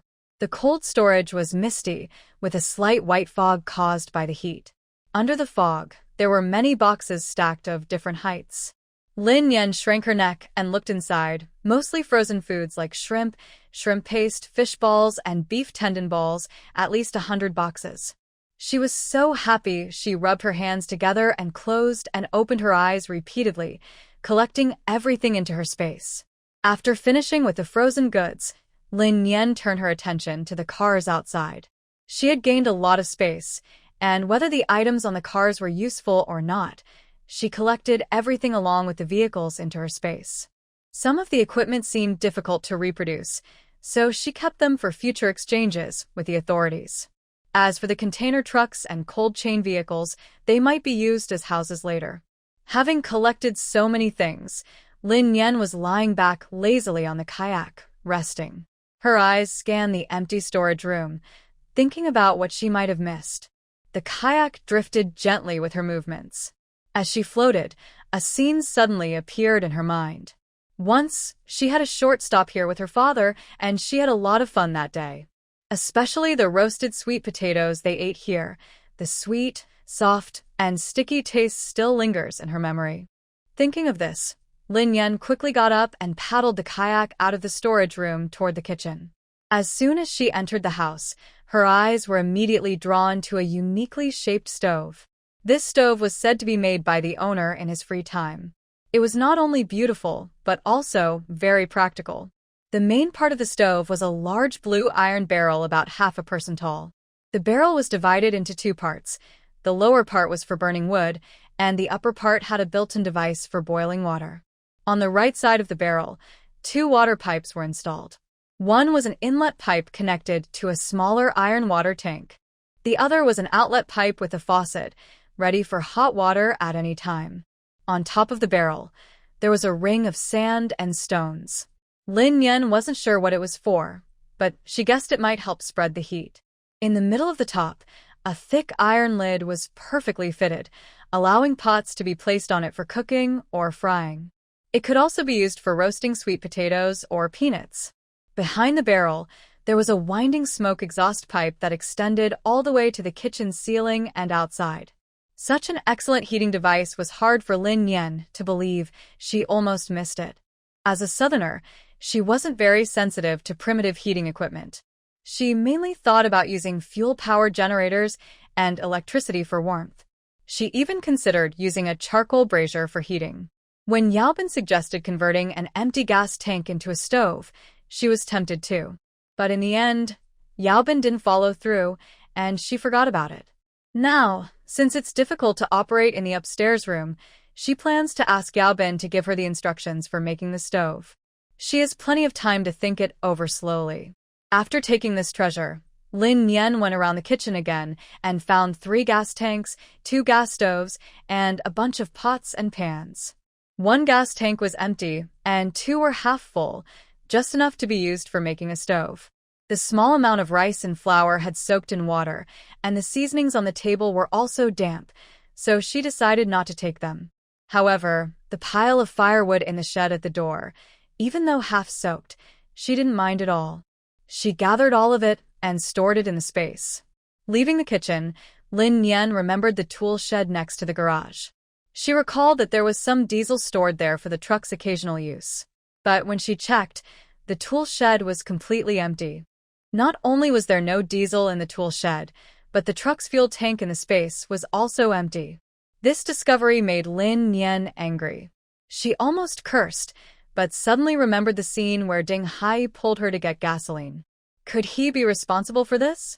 If so, she could reluctantly accept it. But what if she didn't accept it? What could she do?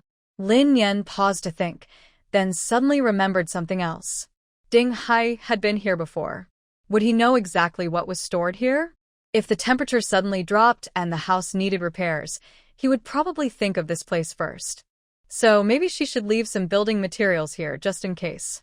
Even if others find it first, it doesn't matter. She still needs to leave some options for herself.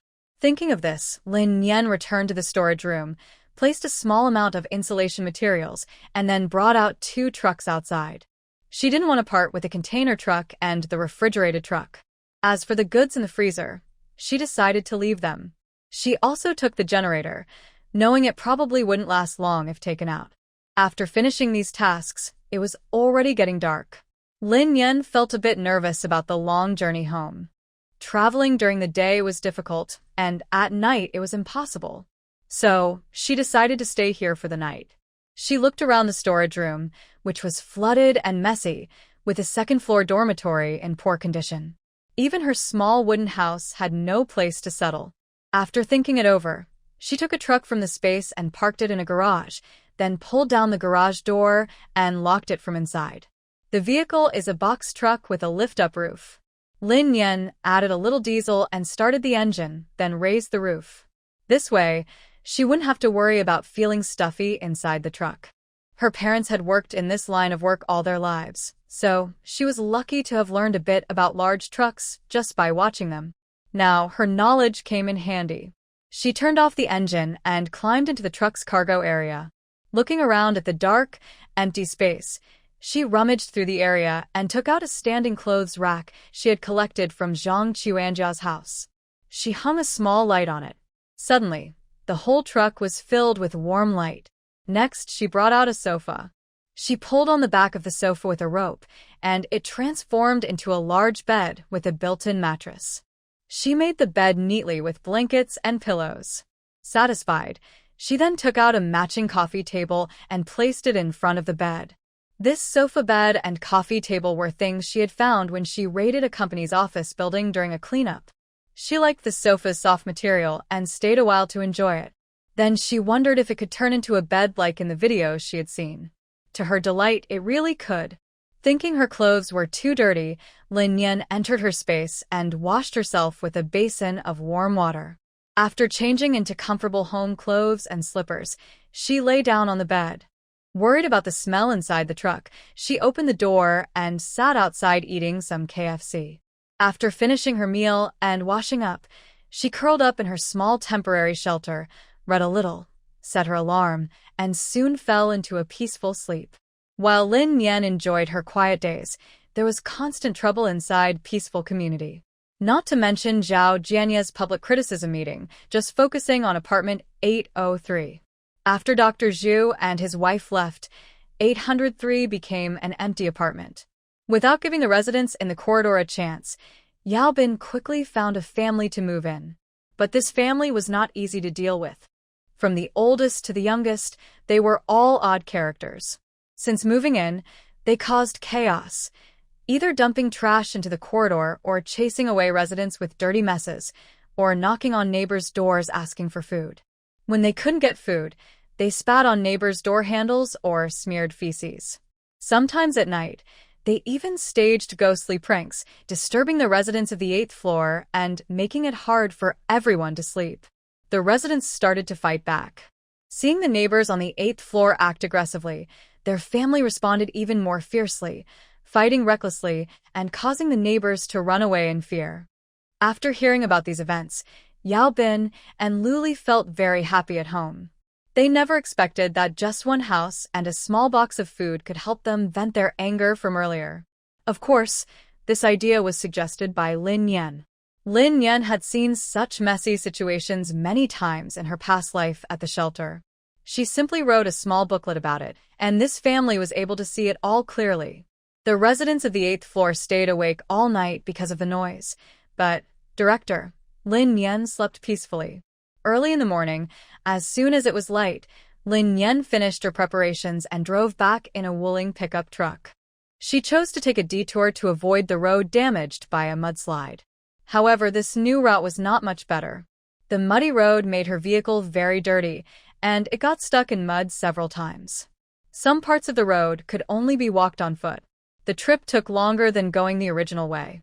During a rest stop, Lin Yan looked at her new car, which was covered in mud and badly damaged, and she felt like giving up on it. Fortunately, she found a gas station along the way. She filled all the vehicles in her space with fuel and also used 2 water tanks to store diesel. She didn't drain the underground fuel tank because she unexpectedly found a tanker truck. It was probably stopped by a sudden storm and flood. The tanker was full of fuel and hadn't been unloaded yet. It had no way to escape and was just sitting in the yard, which Lin Yan noticed and took advantage of. With nearly 40 tons of gasoline from that tanker, she could easily gather some more supplies and leave some for others. This huge, unexpected gain made Lin Yan feel completely refreshed and full of energy. She washed her pickup with water from the self-service car wash, then stored the vehicle in her space and went into the gas station hall. Soon, she managed to take away about 2/3 of the supplies there.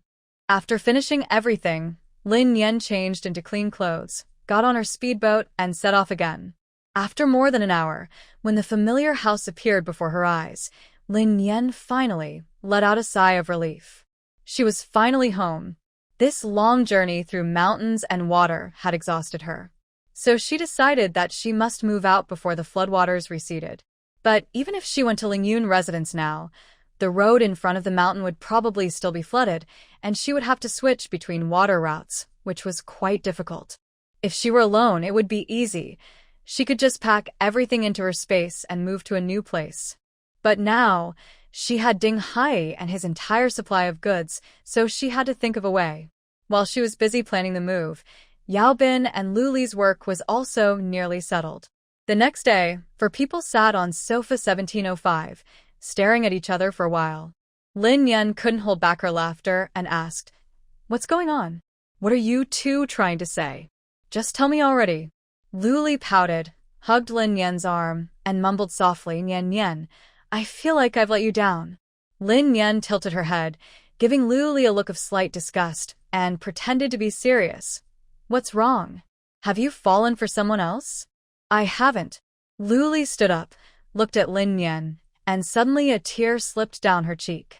Seeing this, Lin Yan also stopped her teasing tone and asked seriously, "What's really going on?"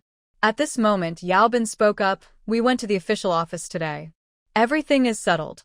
They said we all need to go to the southern city of the provincial capital for new assignments. I thought maybe I could find out some news about my parents there, so." He looked at Lin Yan with a guilty expression, then lowered his head and didn't continue. By now, Lin Yan understood everything clearly. She looked at the three of them in turn, then suddenly smiled. "You all think you're leaving me here alone, and you feel guilty about it, right?" Lu Li bit her lower lip and nodded hard. "It's nothing," Lin Yan said cheerfully. "You're leaving, and I will miss you. But I'm happy for you. The world is like this now. Being able to have a stable job is a huge blessing. But what will you do if you're alone?" Yao Bin looked up, his eyes red. Before Lin Yan could reply, Old Gus sighed and said, "Maybe I should stay. At least I can help protect you, and if not, I can look after the home." During these days, he truly felt that living with these children was the happiest time since he had been living alone. Although he believed he was still healthy enough to go out and find supplies, the children refused to let him take risks, and the food they gathered was enough for everyone. He saw and remembered how much the children cared for him. Now that he was recognized by the authorities and had a chance to serve his country again, he was very happy. But this happiness quickly faded when he thought about Lin Yan's safety. No. Lin Yan quickly shook her head to stop him. "I'm not alone. Ding Hai is still here, isn't he?" To show she wasn't helpless, she almost mentioned old Lu too. When Lu Li heard Ding Hai's name, her eyes lit up with curiosity. She nudged Lin Yan with her shoulder and said meaningfully, "That guy treats you well. Do you think he likes you?" "What?" Lin Yan widened her eyes in disbelief. He's only a kid. Besides, he's a star's child. He's just been around me since he was little, feeling familiar and a bit dependent. "Don't talk nonsense." Hearing this, Lu Li nodded. "Yeah, these kinds of children often have emotional issues. Otherwise, they wouldn't be considered problematic." Yao Bin said, "That's actually good. Even if he's a bit hot-tempered, he can protect you. Especially in this world, a bit of toughness isn't a bad thing." "His dog is pretty good too," Old Gus said, patting the big white dog in his arms, with a look of reluctance. "What a shame about my white. They won't let me take him." Lin Yan's gaze followed Old Ji's hand to the dog, then slowly looked away and turned to Yao Bin with a calm but concerned expression. "When will you leave? How will you move all these supplies?" Lately, she either didn't want to go out or went alone. Yao Bin and Lu Li had been busy going out to gather supplies. With what they had collected and stored before, it was quite a lot. Yao Bin said, "The day after tomorrow, they will arrange a team to leave together. We will exchange all our supplies for official trade currency. When we get to South City, we can exchange it back for supplies. Anything we can't take with us will be left for you. Has the base been built there?" Lin Yan asked curiously. Since there is a new common currency, it must be managed under a unified standard. Yao Bin shook his head. "It seems not yet. They are talking about rebuilding the city, but whether they will build a city or a base is unknown. Who knows if this disaster will end so easily?" Lin Yan understood. In her previous life, within 3 years, Jean City had no official base, and she couldn't leave Jean City to see the outside world. So she didn't know what South City looked like. But she knew someone had heard on the radio that there was a survivor base outside. As for its location, people wouldn't reveal it unless there was a benefit. So in this life, she could only wait. Once there was definite news, she would make arrangements. After finishing, the group talked a bit more about future plans. Lin Yan warned them to prepare more cold weather supplies because winter was coming. She didn't doubt the officials' ability, but sudden disasters like storms or floods could catch even them off guard. She had only lived 3 years in the end times and was just a low-level survivor. Besides floods, plagues, and extreme cold, she knew little about other disasters and couldn't even give the official any useful tips. Yao Bin and the others trusted Lin Yan deeply. Seeing her confident about the cold wave, they immediately started organizing winter gear. Lin Yan took the opportunity to ask Yao Bin how to make a firewood stove, so they could prepare one if possible. She also gave them many heat packs, packed some green leafy vegetables in vacuum bags, and provided each of the 3 with 2 bottles of vitamins. That was all she could do. The rest of the road, she had to walk herself. Before leaving, Old Ge handed over Da Bai to Lin Yan. His idea was to keep the cat alive for a day at a time. When the cat food ran out, he would let the cat go and fend for itself. The 3 of them spent the whole day packing and moving supplies but couldn't finish everything. The leftovers were left for Lin Yan. She didn't take their supplies for nothing and gave them some extra medicines to carry for emergencies. During the farewell, Lin Yan didn't feel much. When she held Da Bai and stood in the empty 1705 room, a sudden wave of sadness overwhelmed her.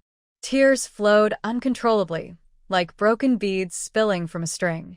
After this goodbye, she didn't know when they would meet again. Maybe it would be forever. In the following days, Lin Yan stayed at home, busy with her planting experiments. The vegetables in the space's black soil grew very well.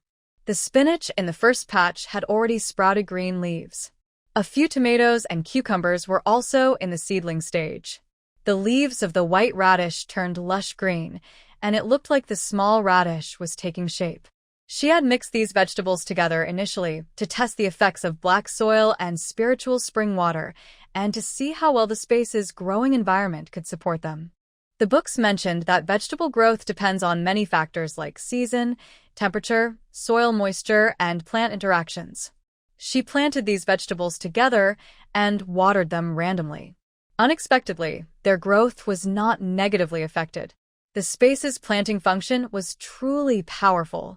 Lin Yan checked her growth journal. The growth cycle of the black soil was actually twice as fast as normal soil. What made her happiest was that the cilantro in the 2 experimental pots next to the black soil had already sprouted seedlings. Indeed, black soil and spiritual spring water could be used separately. Although plants grew less vigorously when used separately, they were still much better than similar plants outside, which had just tiny sprouts. The results of the space experiment made Lin Yan very satisfied. She was thinking that when the right opportunity came, she should try raising some livestock. Raising animals was easy. The key was whether they could grow well in the still space. While she was thinking about livestock, Da Bai lay at the door and let out a fitting meow. Lin Yan smiled and reached out her hand. Da Bai, come here. Da Bai stubbornly turned its head away and didn't look at her. Seeing this, Lin Yan shook her head helplessly. This cat is like a little king. Usually, I never pay much attention to her, but since I brought her home, she's been constantly sitting at the door, meowing nonstop. Lin Yan knows that Dubai misses home and is eager to go back to find old Manga. But she can't let that happen, so she just has to be patient and try to make her accept the situation. Since Liu Li left, the lively atmosphere in the building means nothing to Lin Yan. She has no interest in paying attention anymore. As for what happened to Lin Qingyun and her family, she only learned after Lin Qingyun came to cry a few times. Li Dahai has died. Li Wenhe and Yangxi were beaten by Chengmon's people and are now bedridden. They have no medicine or food, and their injuries are so bad they can hardly move. They probably won't last long. Li Wenyu, because her family no longer provides for her, feels unhappy and went back to find Wang Long. But Wang Long treated her like a commodity, forcing her to sell herself for supplies. After being tortured and beaten, she was thrown back home, badly injured and near death. The whole family has either died or been hurt. Only Lin Qingyun remains, barely hanging on after a serious illness, gasping for breath. After several pleas from Lin Qingyun, Lin Yan, because of their blood relation, gave her a gentle smile. All the hatred was wiped away. This was the greatest forgiveness she could give in this life and the next. Maybe Lin Qingyun will never understand why Lin Yan was so cold to her, even though she wasn't a good aunt. But as a relative, she was the first to refuse them entry into her home, wasn't she? Whether she understands or not, it no longer matters to Lin Yan. John Shores once said that there are no wounds that cannot be healed, no despair that cannot be ended. Everything lost will return in another form. So, she was reborn.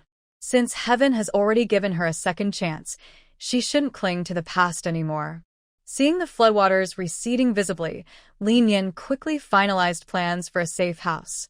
She ultimately decided to go to Lingyun residence and team up with Ding Hai. Ding Hai is very skilled in fighting, speaks little, and doesn't cause trouble. His ability to gather supplies shows he's a good survivor, and he doesn't covet her visible possessions. As for her secret about her space, it mainly involves supplies. She usually has enough to eat and use, so she doesn't need to reveal anything. Another good thing about choosing Lingyun residence is that she doesn't have to go through the trouble of moving again. She told Ding Hai that it was her property and the location and environment met her needs. During the time Ding Hai was away, Yao Bin and others had already helped her transfer most of her supplies there. Of course, after saying this, Lin Yan still felt a bit guilty. After all, Ding Hai risked his life to find safe places, running to many different locations. But she didn't choose any of those places. She didn't leave him a backup plan. When Ding Hai learned about Lin Yan's decision, he tilted his head and looked at her for a long time. It was so long that Lin Yan almost stopped breathing. Finally, he nodded and made a sound, Having confirmed the location, Lin Yan took Ding Hai to see Lingyun residence. As she expected, the water had already reached nearly a kilometer along this road. Fortunately, both of them had foresight and brought a small cart when they set out. They finished crossing the water and then used a trolley to carry the inflatable boat on land. When they arrived at Lingyun residence, the guards were still as strict as before, with 2 security guards at each gate. This time, although Lin Yan had an access card, her face was unfamiliar, so she was stopped by the guard. "Hello, may I ask which building you're going to?" the guard politely asked. Lin Yan calmly replied, "C10-2. The guard tilted his head, looked at them for a moment, then took out a register from the booth, flipping through it while asking, "Are you visitors? Please show the owner's name." Lin Yan let out a deep breath and resignedly said, "I'm the owner. The original owner of this house was Zhang Quan. I looked at this house before the flood. During the flood, the deposit and final payment were transferred privately. I haven't registered the transfer yet, but I have proof. I don't know where I should register." Fortunately, she was smart. When she raided Zhang Quan's family, she kept the property deed, ID, copies, and other documents. She even signed a handwritten fake sales contract to avoid trouble if someone checked. Hearing this, the guard looked at Lin Yan with even more suspicion. But he still responsibly told another guard and personally took both of them to the property management office. It must be said, this wealthy neighborhood really is different. Last time Lin Yan visited, it was at night, and the tense, Oppressive environment made it impossible for her to appreciate the beauty of the place. Now, stepping back inside, her mood is completely different. She naturally slows down her steps, carefully observing everything around her, her eyes full of wonder and emotion. The entire villa area looks like a fairyland, with beautifully crafted scenery everywhere she looks. Along winding, twisting paths, there are rare flowers of various shapes, each standing proudly and brightly colored. This scene is so different from the outside, which is full of destruction, ruined walls, muddy ground, remnants of floods. Here, everything is peaceful and quiet, as if no disaster has touched it. Lin Yan is very curious about how this place can be so different from the outside, so she asks. The security guard, Mao Yuan, who is very friendly, explains, "You see these flowers and plants? They were all planted after the rain stopped. If the residents saw them, they might get upset." Lin Yan raises an eyebrow, glances at Ding Hai, and smiles without saying anything. After wandering around for a while, they finally reach their destination. But just as they arrive at the gate of the property, they hear noise inside. The large open gate reveals a well-dressed man inside, looking anxious and shouting urgently at two other security guards, "Quick, tell everyone to go out and find medicine, find heart relief pills, hurry." The two guards run out in a panic. One calls on a walkie-talkie, the other asks while running, "Where should we look? Go to the residence, ask door to door, hurry." The man in the suit shouts loudly, points in one direction, then quickly rushes back inside. When the guards come out, Ding Hai pulls Lin Yan back to avoid them, but Mao Yuan stops one of the guards and asks, "What happened?" The guard, caught off guard, tries to break free but then realizes it's someone from his team and says, "The boss's mother had a heart attack. She needs medicine. We have to find it quickly." After speaking, the guard hops onto a small electric scooter at the entrance and speeds away, disappearing from sight. When Mao Yuan heard the news, he suddenly felt nervous. He stood there, as anxious as an ant on a hot pan, and didn't know what to do. He quickly turned to Lin Yan and said, "How about this? You go back first, and we can find a good time later to register." Lin Yan instinctively nodded and then turned to leave. But after taking a few steps, she hesitated. Many thoughts flashed through her mind quickly. After weighing the pros and cons, she suddenly stopped, turned around, and came back. Lin Yan reached into her pocket and took out a small, gourd-shaped medicine bottle. She handed it to Mao Yuan softly and said, "I have some medicine here. It was left by my late grandmother. You can take a look and see if it might be useful." She had a big box of this medicine in her space, and now was the perfect time to use it. Mao Yuan stared at the bottle, first looking confused, then his eyes suddenly brightened. He quickly reached out and tightly held the bottle in his hand. After thanking her many times, he hurried into the house. A little while later, when Mao Yuan and the man in a suit came out of the property, Lin Yan and the other person were already gone. They walked slowly, enjoying the beautiful scenery as they headed to the villa's entrance. The villas here are connected in a row, but the distance between each building is quite far, and each one has a different style. The first building in front looks European. The third building behind has a Chinese style, with visible eaves on the roof. Only the middle building, which is fully enclosed, has a simple style and is probably the standard here. As soon as Lin Yan stepped through the villa gate, she guided Ding Hai to walk around and look at the environment. She went straight to the basement inside the house and put the pre-packed supplies inside. Then, while Ding Hai was wandering around and observing, she went upstairs and put the large fitness equipment back in place. Fortunately, Zhang Quan's kitchen was custom-built as a single unit. The refrigerator, oven, and dishwasher she had confiscated earlier, so she didn't have to bother with them now. Ding Hai finished touring the front yard and then entered the villa again, looking around carefully, considering everything. "How is it? Is it okay here? Do you want to go upstairs and take a look?" Lin Yan casually carried her hands behind her back and strolled down from the upstairs. Before Ding Hai could answer, her eyes suddenly lit up with joy, and she quickly walked toward the back door of the villa. That day, she arrived in a hurry at night and didn't notice there was a backyard garden with a swimming pool. The pool water was already murky, and the entire lawn had been eroded by heavy rain and floods, making it look unattractive. But that didn't stop Lin Yan from loving this place. The big villa, emphasizing the word big, was just like her space. Once the area was large and the view was open, she naturally felt happier. This was much more comfortable than being trapped in a cramped small building. Staying long in a small space, even if there's enough food and drink, can make people feel stifled and depressed, mentally oppressed. Moreover, in a disaster or apocalyptic situation, most people would develop mental illnesses due to fear, helplessness, and despair. In her past life, she wasn't much better.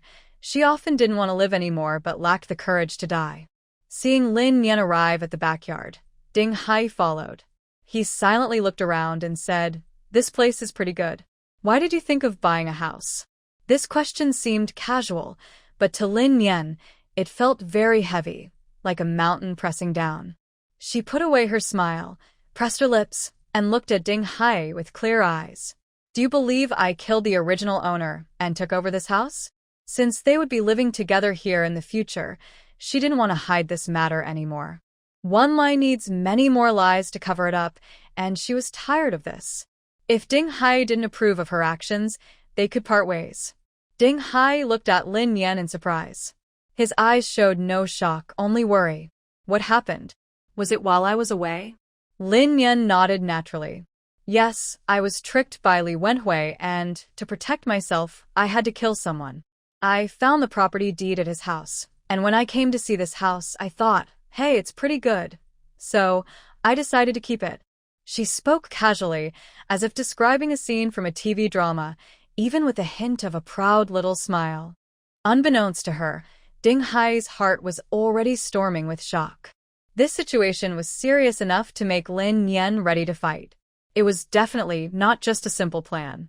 After explaining the origin of the house, Lin Yan calmly asked Ding Hai, "Actually, I am not a good person. Are you still willing to team up with me?" Ding Hai rarely smiled and replied, "Who is a good person? Not us either. All right, the bad duo is officially formed." They carefully examined the house and came up with a rough plan for renovation.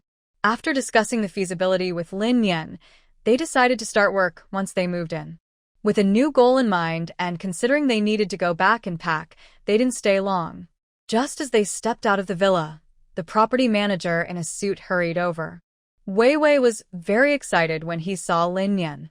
He quickly approached, made a respectful gesture with his hands, and spoke gratefully.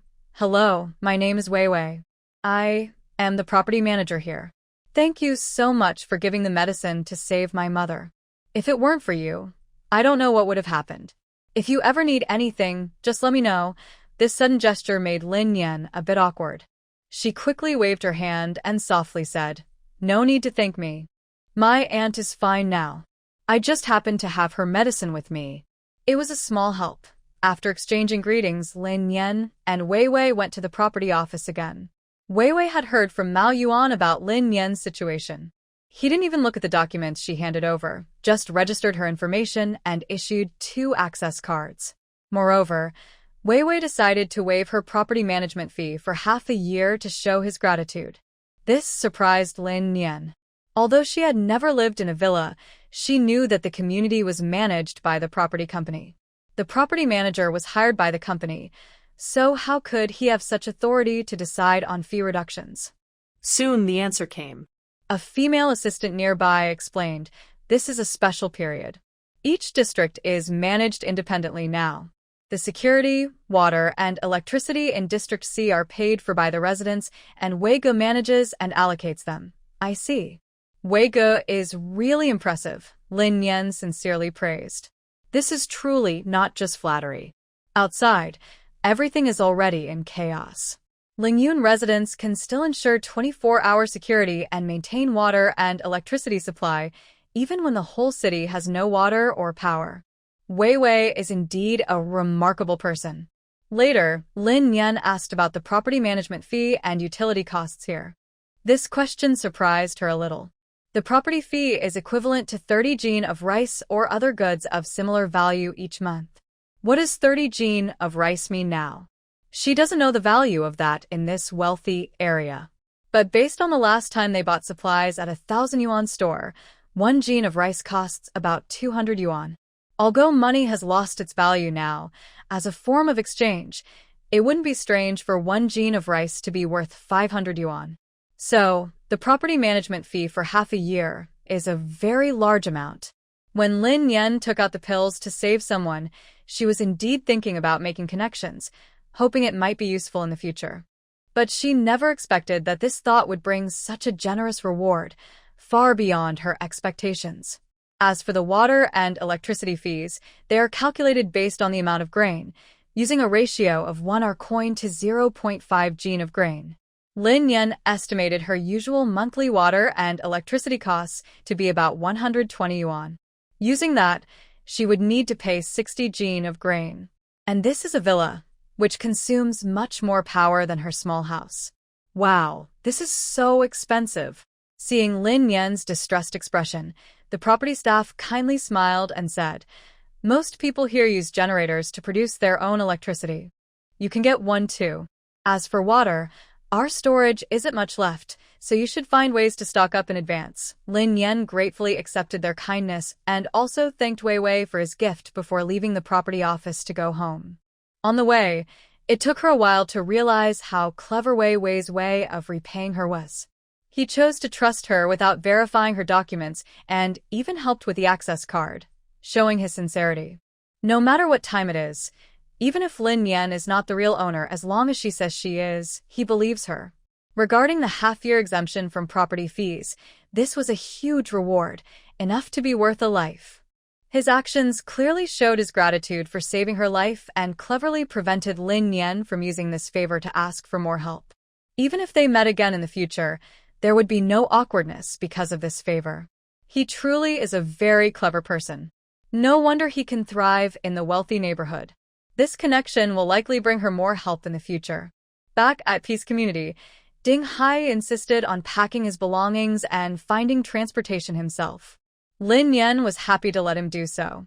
She didn't have many things left in her house, just a few small bags as a final gesture. But Ding Hai had many items, including a generator and oil drums, heavy things. Just imagining moving all that up and down 14 floors, crossing water and land, made her head hurt. Now that Ding Hai didn't need her help, she felt it was the best news. However, just as they planned to start moving the next day, something big happened that night. Around 5 a.m., as the sky was beginning to lighten, loud knocking on the door broke the silence of the 17th floor. It sounded like a fire alarm. Lin Yan quickly got up and opened the door. To her surprise, it was Chunyu. Chunyu was wearing a black coat and a black hat pulled low over her forehead, with a black mask covering most of her face. If she hadn't started speaking as soon as she saw Lin Yan might not have recognized her. "Lin Yan, you need to run. Bandits are coming soon. Someone sprayed glow-in-the-dark powder in your hallway on the 17th floor. You must get rid of it quickly," Chunyu said hurriedly, gasping for breath. "And my mom." "I'm sorry. "I didn't want it to be like this. Please, you have to go." Her voice was trembling with tears, full of worry and guilt. After saying this, Chunyu didn't hesitate. Before Lin Yan could respond, she rushed into the dark corridor and disappeared into the darkness. All that was left was Lin Yan standing at the door, looking serious and confused. She was not fully awake and didn't quite understand what Chunyu's strange message meant. But when she suddenly heard a loud, distressing scream from the neighborhood, she immediately woke up, losing all her sleepiness. In fact, Lin Yan had long known that Chunyu was Jiang Ling's daughter. During their previous interactions, the girl had never hurt her, so she chose not to reveal their relationship and kept a cautious eye on her. Now, Chunyu had hurried over in the middle of the night. What could be the reason? The words in her message, "Run for your life. Bandits. Mom. Sorry. I don't want this," kept echoing in Lin Yan's mind. Suddenly, a frightening thought flashed through her mind, causing her pupils to dilate in shock. Could Jiang Ling, angry and embarrassed, have betrayed everyone in the building to the bandits? In her past life, There were many bandit gangs in Jean City, like the group that kidnapped Captain Gao some time ago. She didn't know what they looked like before the apocalypse. But after the disaster, without rules to follow, their worst and ugliest sides were fully unleashed, turning them into ruthless killers. If these people took over the building, the consequences would be unimaginable. Thinking of this, Lin Yan quickly woke Ding Hai and went to knock on Yuan Xiao's and Zhao Jianya's doors.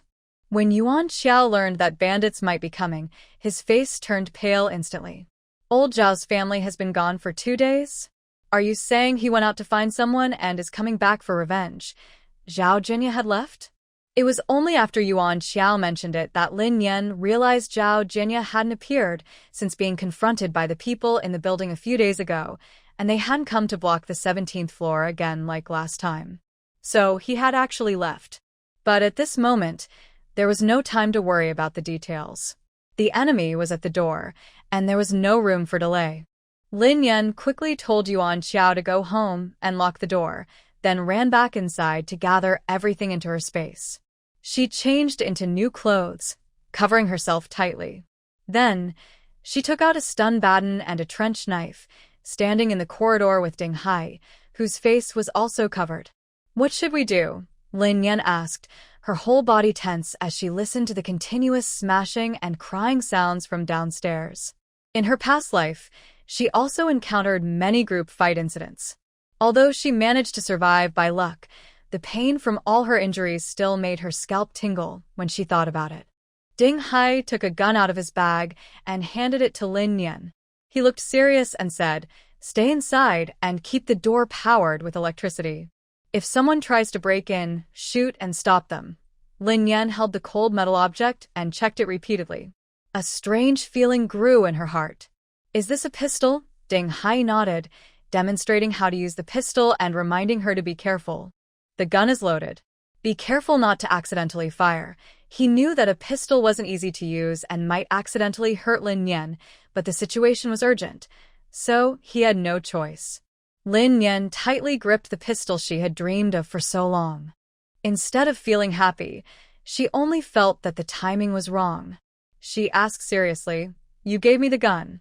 What about you?" "I still have mine," Ding Hai said calmly and firmly. "You go inside quickly. I'll go downstairs and stop them." They couldn't just wait passively at the last line of defense. It was better to intercept them halfway, if possible. "I'll go with you." Before Ding Hai could respond, Lin Yan turned and entered the room, turning on the electricity to the door. She then put on insulating gloves and locked the security door. Then, the two of them confidently headed into the corridor. As Chunyu had said, someone had sprayed fluorescent powder on the walls of their floor. A large arrow glowed green in the dim corridor. Lin Yan felt a surge of anger rise from her heart. What a pair of losers. If she had known it would be like this, she should have taken action earlier to deal with them. This group of bandits clearly planned the break-in carefully. They had many people, all wearing matching armbands, and they quickly climbed up the corridor in a dark line. At each floor, they arranged a certain number of people to wait in the corridor. Floors without fluorescent powder had only 3 or 5 people. Floors with fluorescent powder were targeted for theft, with more than 10 or 20 people left behind. Surprisingly, among these bandits, there were even a few experts who specialized in lockpicking. Their skills are smooth and their movements are quick. With just a few gentle moves of their tools, they can easily open the tightly closed door. Under such careful planning, if it weren't for a bad teammate accidentally alerting the residents in the corridor and causing them to scream, and if they had finished distributing across the entire building before acting together, the result would have been truly terrible. But even if they made a mistake, their main group had already reached the 12th floor. Because Chung Man was there, the bandits on the 12th floor had over 20 people. Chung Man's husband, Lu Feng, is involved in the underworld. His men are all tough and not easy to deal with. The brothers Chung Man recruited are also like gym trainers, strong and capable. Faced with these bandits, who had become ruthless after the disaster, ordinary people might have been terrified and run away. But for those on the 12th floor, this was nothing. Including Chung Man, when the bandits rushed in, they grabbed their weapons and glared fiercely, ready to fight back. The bandit leader saw things had gone too far and dropped his cautious attitude. He quickly led the remaining men toward the rich in supplies 17th floor. Lin Yan, Ding Hai, Lu Hongba, and some men from the upstairs neighbors faced the bandits head-on on the 15th floor. In the dim corridor, facing armed killers, it's hard not to be afraid. But everyone has a herd mentality. When it's a life-or-death situation, that fighting spirit kicks in. Ding Hai was agile and led the charge. Facing the rushing bandits, he swung his sword and killed them one by one. Lin Yan stood back-to-back with him, her electric baton crackling with sparks, sending out jolts of electricity to knock down the approaching enemies. In her other hand, she held a combat knife, ready to stab through the heart or cut the throat of fallen enemies. Lu Hongba and the others, though not as strong, saw Lin Yan and Ding Hai fighting bravely and didn't want to fall behind. They carried kitchen knives and followed closely behind, watching every move of the bandits. Whenever a bandit tried to attack them or was still alive after falling, they would strike back immediately. Meanwhile, Zhao Jianya was in room 1401, pacing back and forth anxiously. Behind him, Zhang Ling's emotions had completely spiraled out of control. She was shouting at the top of her voice, "You clearly told me before that they only took supplies from those few places. But now? Why has it become the whole building? And why are they killing people? Just speak up." Zhang Ling's voice was sharp and piercing, full of fear, anger, and confusion. Faced with Zhang Ling's questions, Zhao Jianya looked embarrassed. Clearly, he hadn't expected things to develop this way. However, unlike Zhang Ling, who was nearly breaking down, he was only momentarily annoyed and quickly calmed down. He took a deep breath and said, "Since things have come to this, we have to accept it. I'll go to the 17th floor to see how much I can take. If I don't, everything will be stolen. You wait here, and I'll come back to pick you up." Seeing Zhao Jianya rush out the door, Zhang Ling swayed and collapsed onto the ground. She weakly hit her chest with her hand, crying loudly in frustration. "Oh my God, what did I do?" Chinyu, who had been standing quietly by the window, looked pale as paper. Her once lively eyes were now empty and dull. She stared blankly outside the window, her heart like dead ashes. She didn't seem to hear the conversation just now. She wondered what Lin Yan was doing. Did she escape? She had just learned about the villain's cruel plan. While they went out to set up the scene and support the bandits, she sneaked out to send a message to Lin Yan. Now, her mind was full of confusion and anger. Her mother and Zhao Jianya said this was survival of the fittest. If it were Lin Yan in life and death moments, she would do the same. But was that really true? After thinking carefully, she still believed Lin Yan was not that kind of person. And there were neighbors in this building, whether they were good or bad, they were all living people. Her father once told her, "Knowing good and evil is conscience," but facing such upside-down morality, she felt her understanding had been completely overturned. This made her feel pained and lost. Less than 5 minutes after Zhao Jianya left, the door to room 1401 was suddenly pulled open forcefully from outside. Next, 2 or 3 men with knives and sticks forcefully broke into the house, banging on the cabinets and shouting loudly. Zhang Ling was so frightened she almost fainted. She quickly stood up and loudly explained her identity to the intruders, but they ignored her and instead showed lecherous smiles at the mother and daughter. Chinyu looked at these men with a blank face, then turned and stepped onto the windowsill.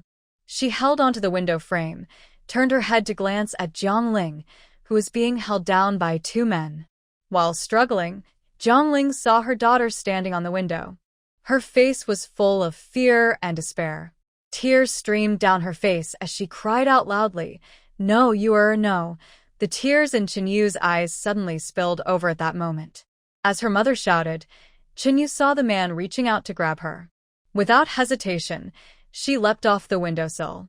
Lin Yan stood stunned at the door of room 1401, her hand reaching toward Chinyu froze in midair.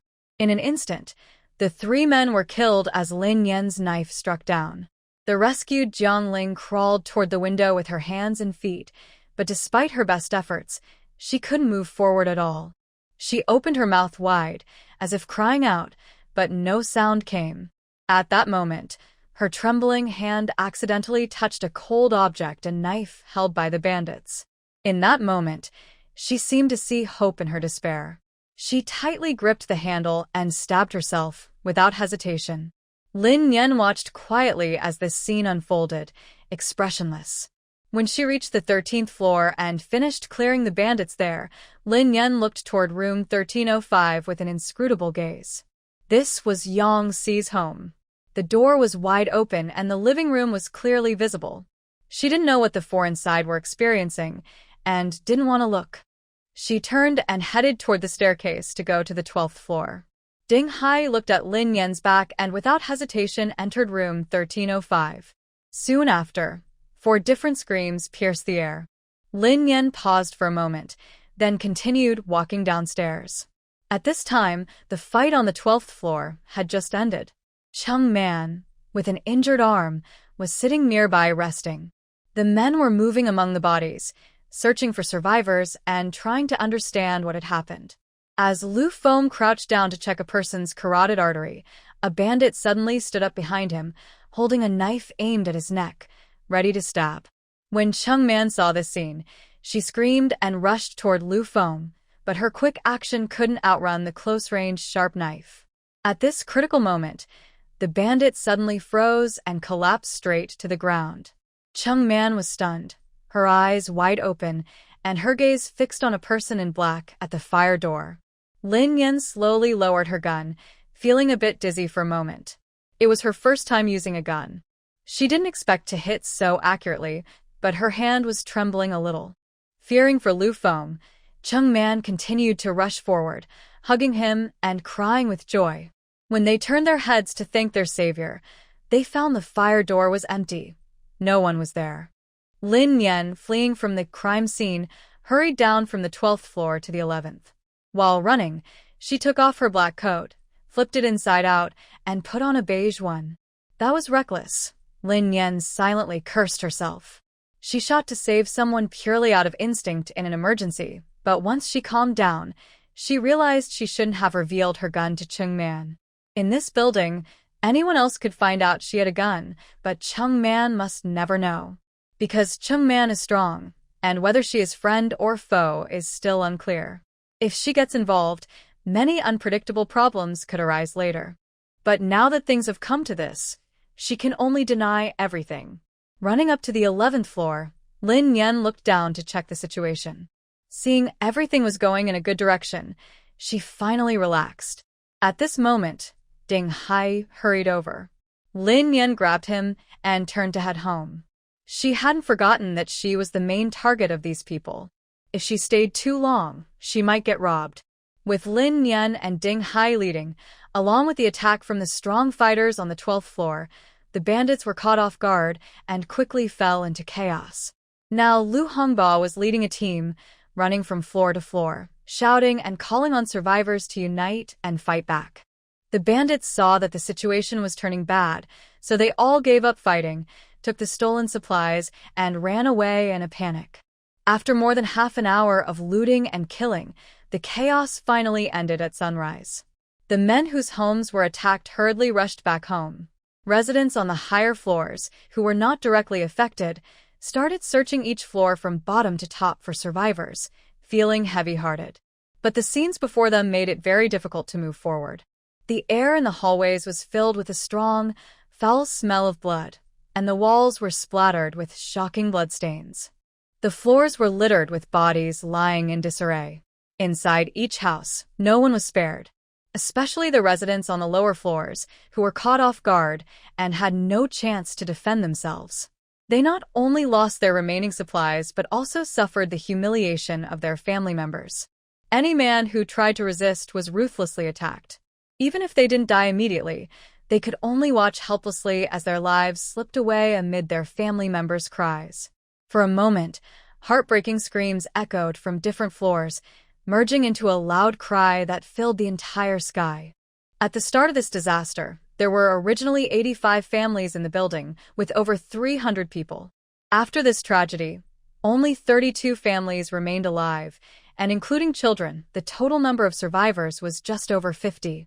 Such a terrifying and shocking number instantly plunged the entire community into silence. People learned from Yuan Xiao that this disaster was deliberately caused by Zhao Jianye and Jiang Ling as revenge for previous complaints. Anger flared instantly, and everyone wished they could tear the two apart immediately.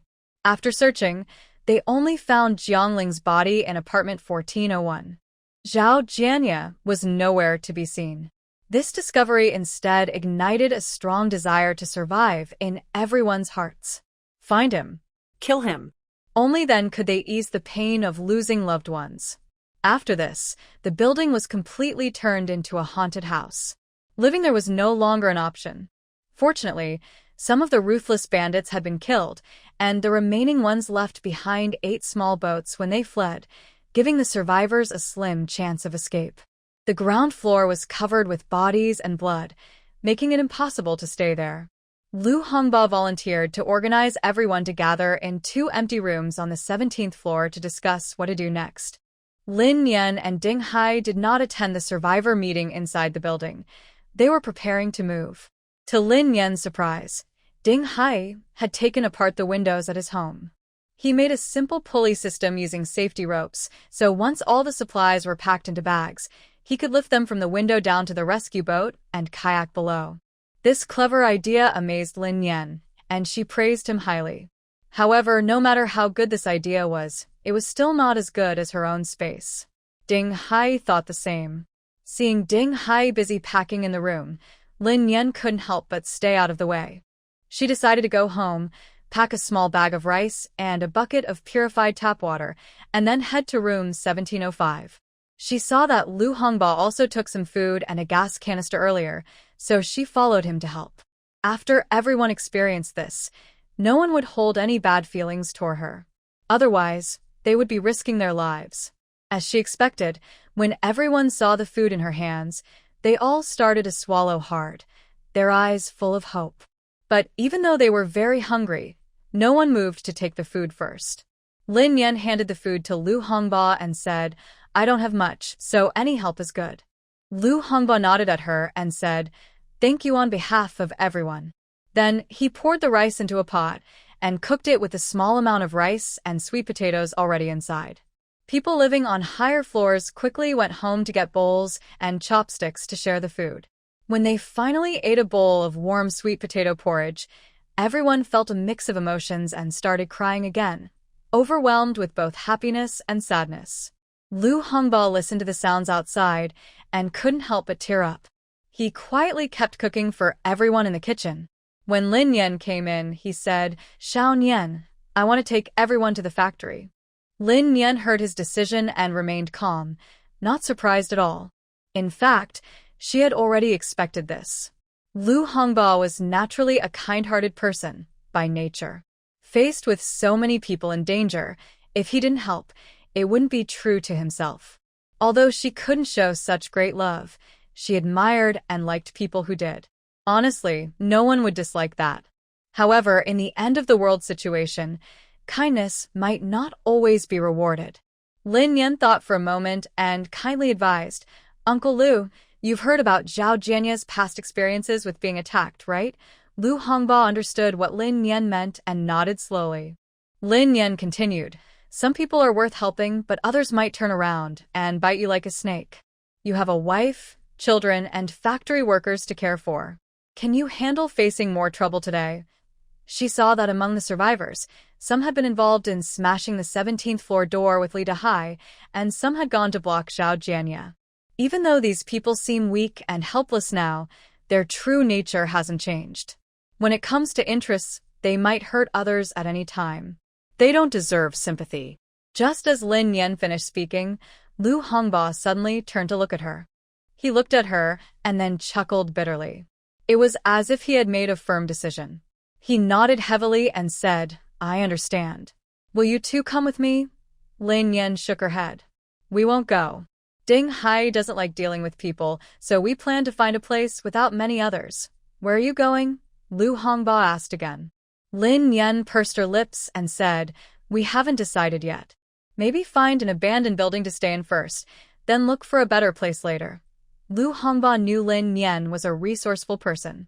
Even though he thought they should go to the factory first, he didn't try to persuade her further. Thinking about the cold weather, Lin Yan remembered what she told Zhou Peng before, warning Lu Hongba to bring warm supplies. Lu Hongba nodded in agreement.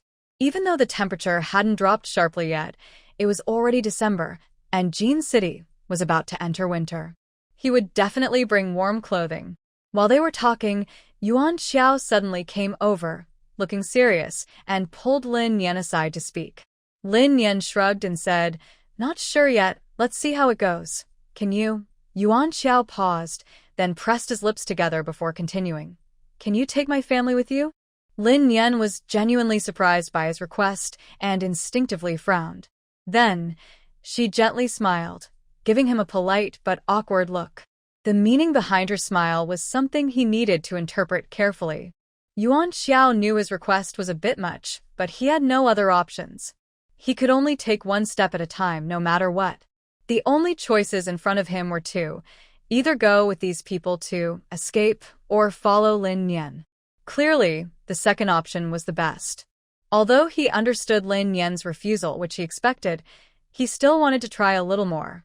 "I know I might be overestimating myself, but if you agree, I can send Ning's brother's family away. I'll only take Ning with me. Is that okay?" Lin Yan admired Yuan Xiao's loyalty, especially his willingness not to abandon his wife in tough times. But she was not naive. She knew she couldn't take everyone here with her, especially not a pregnant woman. She simply couldn't carry that burden. She apologized sincerely and said, "I really can't take you all. I haven't even figured out my own situation yet, and I have to stay with Ding Hai. So, you'd better think of another way. Then, can you give me some advice?"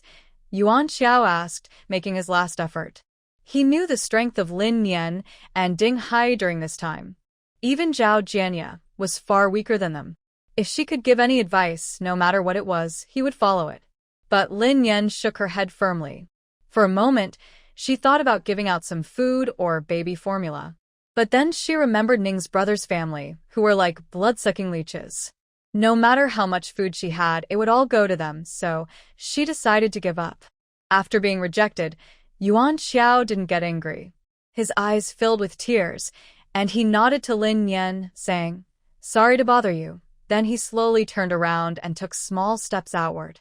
Lin Yan watched his back, feeling a mix of emotions. This is just the beginning of the end times. No one can truly control others, and no one can fully support everyone.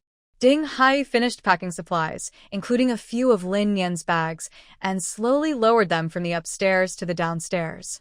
Lin Yan was downstairs with Tian Wang and Abai, watching two speedboats and a kayak as they prepared to assist.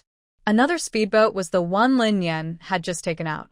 Since they were about to leave, she thought there was no need to hide her supplies anymore. Now was the best time to use them. She also took out a kayak she got from Zhang Quan and, along with an inflatable bed, gave them to Lu Hongba. Lu Hongba already had a kayak, and with these two additional ones, moving should be easy. Apart from the 12th floor, all other survivor supplies inside the building were gone. If they only needed to move people, 8 kayaks should be enough. As for the strength of the 12th floor, she didn't need to worry about that. Ding Hai had many supplies, but not as many as Lin Yan thought. In total, they could only fit 2 speedboats. He said some larger items were temporarily left behind, to be retrieved later when they had more time. Lin Yan looked up at the windows upstairs with a look of regret. She wished she could go back up and take all the abandoned items with her. Seeing her distressed expression, Ding Hai smiled and said, "It's okay. The big generator we found earlier, we can't take it now, and others can't either. Once everything is settled, I'll come back for it." Thinking about the 2 large metal objects they found during their first rescue mission, Lin Yan understood. She had plenty of generators, so she decided to give up on that. As they prepared to leave, Lu Hongba was struggling to carry things onto the kayak with his wife and child. When he saw Lin Yan about to leave, he quickly called out to his wife and daughter to thank her for the gifts. "Are you really not coming with us?" he asked one last time. Lin Yan looked at her neighbors busy moving and shook her head with a smile. Lu Hongba glanced back in the direction of her gaze, understanding what she was thinking, and quickly said, I'm only taking my neighbor Lao Meng, the Feng family upstairs, and the Luo family. Everyone else can find their own way. When Lin Yan heard about the Feng family upstairs, she raised an eyebrow but said nothing. At this moment, a group of people came down from upstairs. The leader, Cheng Man, raised her hand and waved to Lin Yan. Seeing her greet her, Lin Yan jumped from the boat to the entrance of the third-floor corridor. Since the floodwaters had just receded from the third floor, the ground was covered in mud. Lin Yan slipped and almost fell, but Cheng Man reached out and pulled her back, helping her steady herself. After helping Lin Yan, Cheng Man gently patted her shoulder and asked softly, Are you leaving? Where are you going? Not sure yet, just taking it as it comes, Lin Yan replied. This kind of answer seemed perfectly normal to Lu Hongba, but Cheng Man would never believe it. A brave and clever girl like her wouldn't wander around with so many supplies without a plan. But no matter what the truth was, she didn't care. Her purpose wasn't to pry into her private life, but to thank her. Cheng Man took out a set of car keys and an envelope from her pocket and handed them to Lin Yan. Then she leaned in and whispered, Go to the security booth in Area A of Lingyun residence. Find a man named Jiang Sheng and give him the envelope and keys. He will give you a car. The supplies in that car are a gift from me. Lin Yan was stunned, her eyes widening and her mouth forming an O shape. Seeing her like this, Cheng Man found it amusing and laughed happily. Why? I don't think you're someone who loves money, so why are you so shocked by these things? She glanced at the boatload of supplies next to Ding Hai and added with a smile. Lin Yan mechanically tugged at the corner of her mouth, feeling confused about the items in her hands. What surprised her wasn't the car or the supplies, but why Cheng Man mentioned Lingyun residence. Could it be that she was also going there? If she really was the helmsman of Mandala, then Lingyun residence would be. Wait, Lin Yan suddenly remembered something else and quickly asked, Why are you giving me these things? She carefully thought back. The only time she had a direct encounter with Cheng Man was during the Zhang Quan incident. She believed she hadn't revealed anything during the gunfire rescue. She was worried that bandits might remember her, especially since she was dressed so tightly. Even Ding Hai said that if you didn't listen to her voice, people inside the building might not recognize her. Moreover, she only appeared on the 12th floor for a few seconds. If Cheng Man only wanted to be friends with her, then this friendship gift was a bit too much. If it weren't for knowing Cheng Man was married, Lin Yan even wondered if she liked her. Seeing Cheng Man's cautious expression, she found it funny and decided not to beat around the bush. She leaned in and whispered, You saved Brother Feng. We'll remember your kindness. After saying that, she stepped back and raised her voice. Sister, if you don't like those things, you can come find me directly. I'll make sure you always have something to eat. This time, Lin Yan was completely stunned. She moved her mouth a few times but didn't say anything. When Cheng Man's figure disappeared into the corridor, she remained silent. The big boss must be that big boss, without a doubt. What Lin Yan didn't know was that her shot had changed not only Cheng Man's fate, but her own as well. Holding onto a warm promise, Lin Yan suppressed her excitement and quickly jumped onto the boat. After standing firm, she turned and waved vigorously at Lu Hongba, briefly glancing at the familiar, nostalgic 17th floor window. Then she started the boat and sped away. This world is never short of hardworking people. Even early in the morning, there are still plenty of robbers on the streets. Having just experienced a fight, Lin Yan and the others still carried the anger from that encounter. They had no energy to deal with anyone else. If anyone tried to get close, Ding Hai would take out his stun gun and shoot without hesitation. Lin Yan also acted quickly, drawing her bow and shooting an arrow. Old Ge had made her over 100 arrows. Although they didn't have iron tips, the sharpened bamboo and special bowstring made it easy to 5 centimeters into the body. If she hit a vital spot, taking a life was just a matter of moments. Under their relentless life-or-death attack, they finally reached the first transfer point after more than half an hour. This wasn't just a transfer point, it was a designated landing spot chosen by Ding Hai. He had hidden a small truck there, and the rest of the journey would rely on it. Using a simple, non-explicit language, here is the improved version. Two people quickly loaded all the goods from the boat onto a cart using a simple wheel ramp.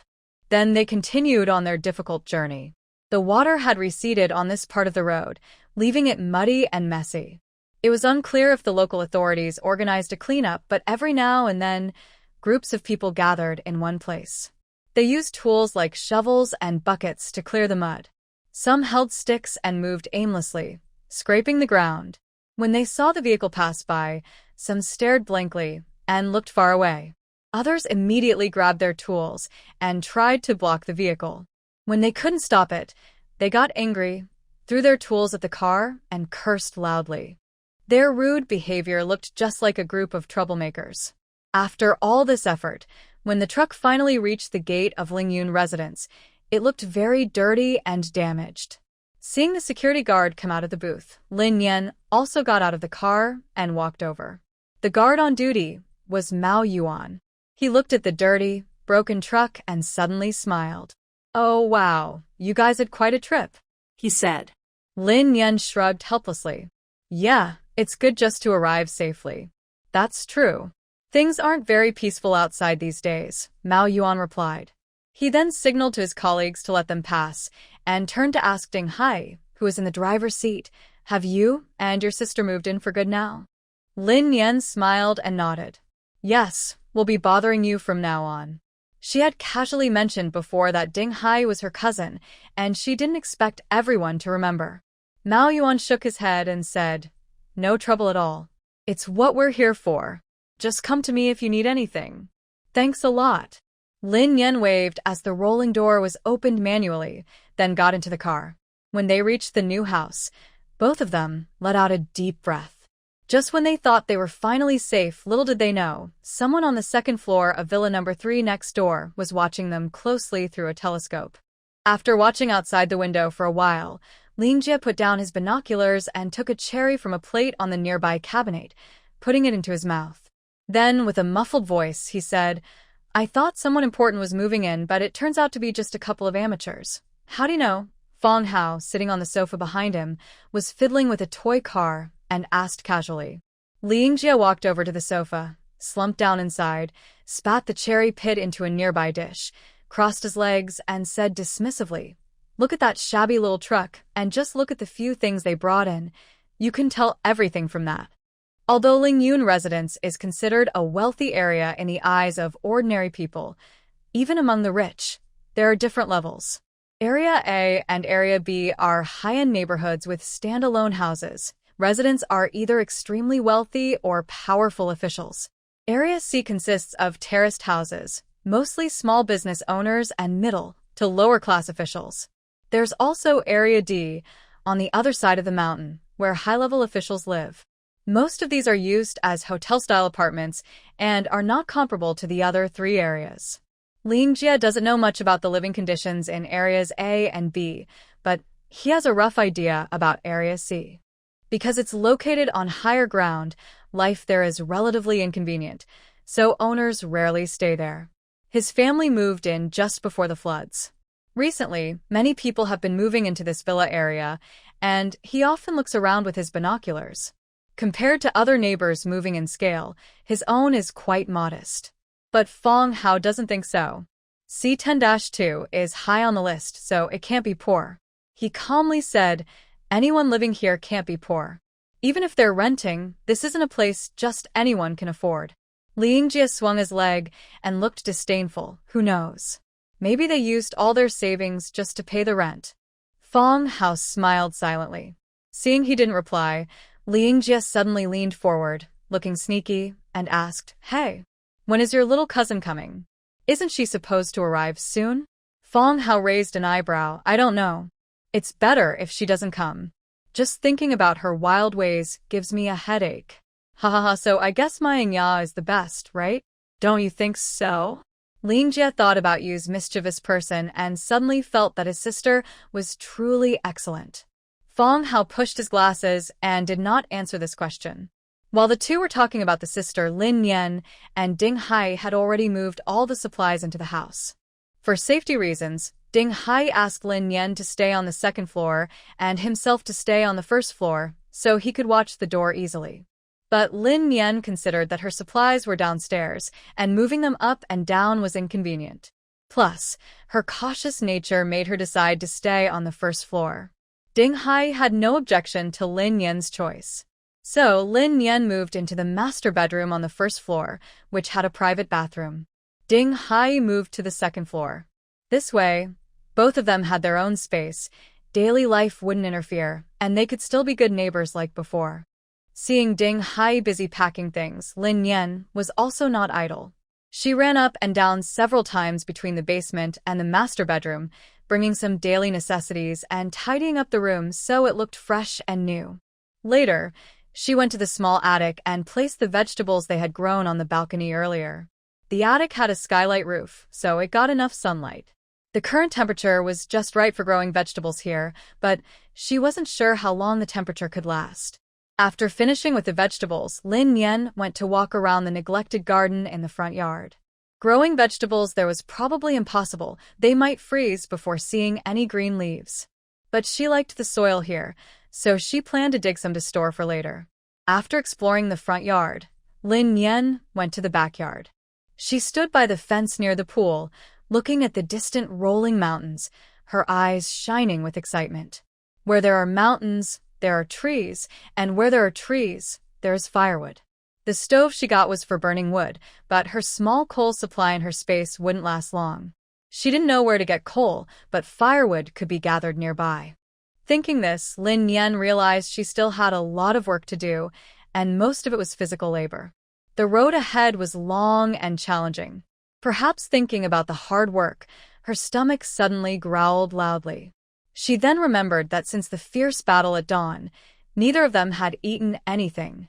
Once the feeling of hunger hits, I instantly feel completely exhausted. Lin Yan resigned herself and turned to walk toward the kitchen.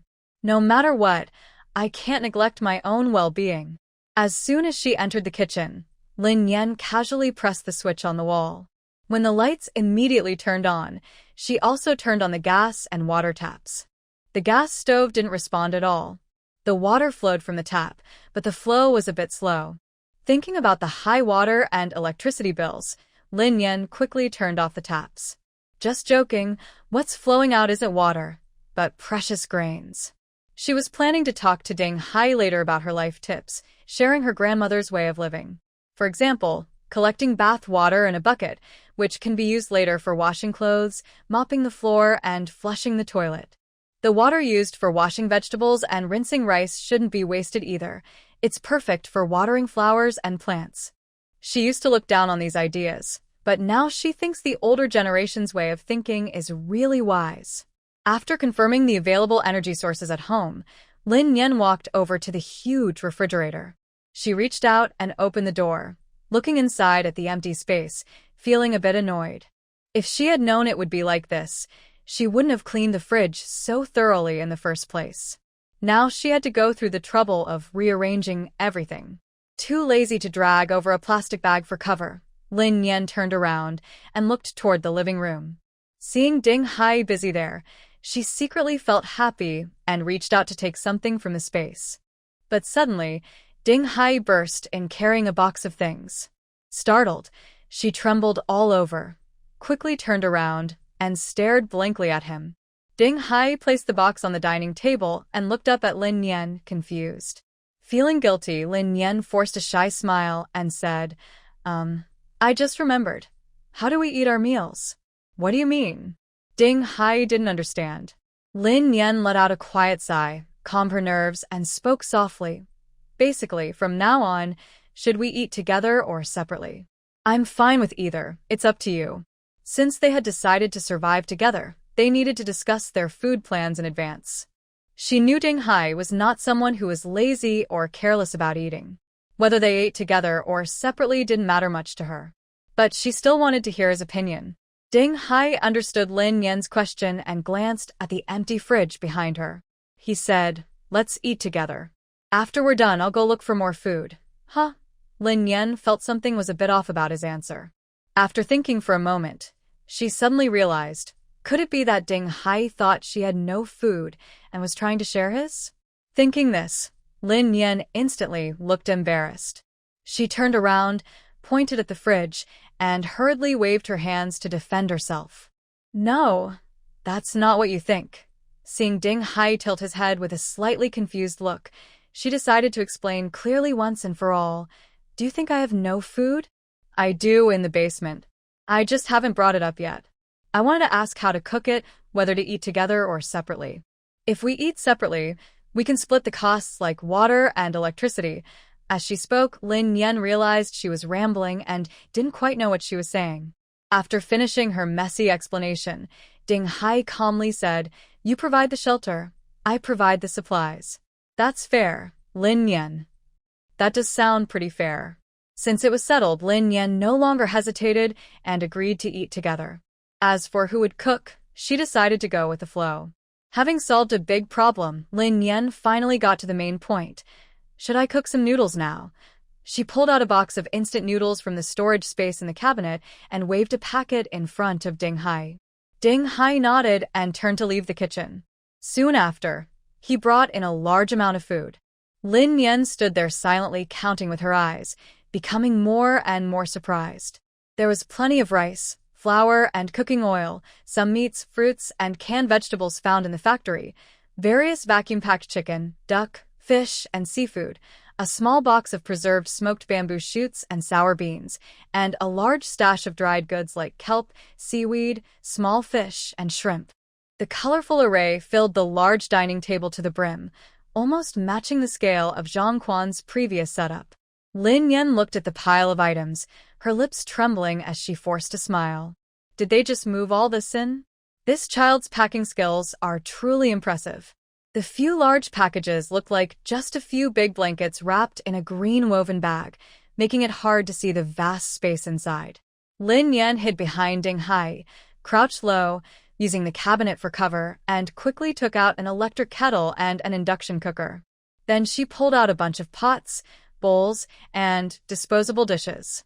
The room was dusty, so she didn't have time to clean thoroughly. Instead, she wiped the stove with a damp cloth, washed the kettle and pot, filled them with water, and started heating. When tiny bubbles appeared at the bottom of the pot, Lin Yan quickly tore open 3 packs of instant noodles, tossing the noodles and seasoning into the pot all at once. How many packs do you want to eat? She suddenly asked. She liked to add lots of ingredients to her noodles, so 1 pack was enough. She instinctively thought Ding Hai would want 2 packs. After putting the noodles in, she realized she should have asked first. Ding Hai had just put a bag of rice into the cabinet, then turned to look at the pot and said, 3 packs. Lin Yan raised an eyebrow, nodded, added more hot water, and included an extra pack of noodles. Next, she sliced a piece of luncheon meat into 6 pieces and threw them into the pot, then cracked 2 eggs into it. To save energy, Lin Yan didn't turn on the exhaust fan. Soon, the aroma of the instant noodles filled the kitchen and drifted into the living room. This tempting smell not only made both of them hungrier but also successfully caught the attention of a cat and a dog. Tianwang, excited because they had moved to a new home, was running around checking the territory's safety. When it smelled the food, it dashed straight to the kitchen. Dabai, always lethargic, looked about the same as when old Ge had just left, lazily dozing on the back of the sofa, seeming uninterested in everything. At this moment, it opened its eyes slightly and sniffed hard, suddenly becoming alert. It quickly jumped from the sofa to the floor and happily followed the Heavenly King into the kitchen. After entering, the Heavenly King obediently sat down in front of the dining table, eagerly watching Lin Yan and the steaming pot in front of her. Big White leapt onto the stove, stretching its head out to sniff the delicious smell coming from the pot. Lin Yan tossed some greens into the pot, then gently stopped Big White from moving forward, smiling at it. If you go any closer, we might end up eating cat meat. It seemed Big White understood her words and obediently moved back, but its eyes never left the tasty food. After tidying up, Ding Hai prepared some food for the Heavenly King and asked Lin Yan, "Does Big White have cat food?" Lin Yan nodded. "Yes, but it doesn't eat much. Since Grandpa Ge left, it's been very sad. I don't really know how to take care of pets. Do you think it might be depressed? Lin Yan carried the cooked noodles to the dining table, each of them getting a bowl and chopsticks. She then gently patted Big White's head on the table, full of sympathy. She thought Ding Hai, who could raise a dog, should also know how to take care of a cat. Even if he didn't, he'd be better than her. Ding Hai tilted his head to look at the little guy, said nothing, and went to the living room, returning quickly. He opened a can of food, poured it into a disposable plate, and placed it next to Heavenly King's bowl. Then he picked up Big White and brought it over to Heavenly King so it could eat together. Lin Yan watched his every move closely, her eyes full of doubt. She had fed cat food before. In the past, no matter how much she coaxed, Big White would only take a small bite before losing interest, and then lying at the door, waiting for Grandpa Ga to come and take it home. But this time, to her surprise, after sniffing repeatedly, Big White actually started eating big mouthfuls, and it looked very delicious. Haha, I knew it. You're really suited to be a dad. Lin Yan clapped happily, laughing and saying, from now on, Big White is all yours. Hearing this, Ding Hai's lips twitched slightly, and he looked up with a face full of helplessness. He didn't speak but gave her a look that said, you really are something. The two of them washed their hands and, decisively, sat down to eat. They finished the first meal at the new house quickly. Ding Hai said he wanted to go back to He Ping community to bring the remaining things back. Lin Yan was worried and said, it's too dangerous for you to go alone. Why don't I go with you? You don't need to go. Ding Hai firmly refused.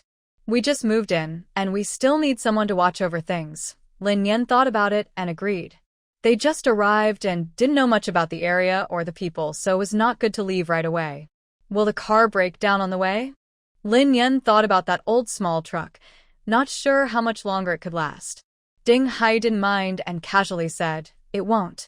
If it breaks, I can fix it. All right then, you going alone will be more tiring and difficult, Lin Yan said, not insisting further since he clearly refused. Ding Hai nodded, thinking to himself, if you go, it will really be more trouble for me. Before leaving the house, Ding Hai took out a box and handed it to Lin Yan. Be careful and stay safe. Lin Yan instinctively took the box, and it was surprisingly heavy. Curious, she opened it and looked inside, then closed the lid again. It was a box of bullets. If Ding Hai hadn't mentioned it just now, she would have forgotten that the gun was still with her. She really wanted to ask where Ding Hai got the gun, but that seemed to be a sensitive secret, so she decided not to ask. Although she felt reluctant, Lin Yan slowly handed the box back and said with a lost look, it's not needed now. I'll return it to you. After saying that, she moved her feet, intending to go back to her room to get the gun, but her eyes unconsciously lingered on the box for a moment. This was her precious treasure, her beloved treasure. Her heart was aching just thinking about it. What should she do? Just as she finished speaking, she heard Ding Hai's pleasant voice come over. No need. I'll give you that one. And these two. Lin Yan tried to hold back her smile but stubbornly said, this is so valuable. I can't just give it to you for nothing. How about I trade you some supplies? Tell me what you want. Ding Hai spoke bluntly. I want to eat vegetables, but I don't have any. After watching Ding Hai drive away, Lin Yan turned and went inside her house. She fetched a basin of water from the storage space, then grabbed a cloth and a broom to start cleaning the villa. She cleaned every corner, inside and outside. It wasn't until it was dark that she finished cleaning the entire house. Exhausted, she collapsed onto the sofa, not even wanting to move her fingers. This house was not something someone like her, a low-level worker, could afford. They couldn't hire a cleaner, and just tidying up made her so tired she felt like passing out. She decided that in the future, she would only clean her own living area. The common areas could be left as they were. No matter how dirty, they weren't worse than the shack she used to live in.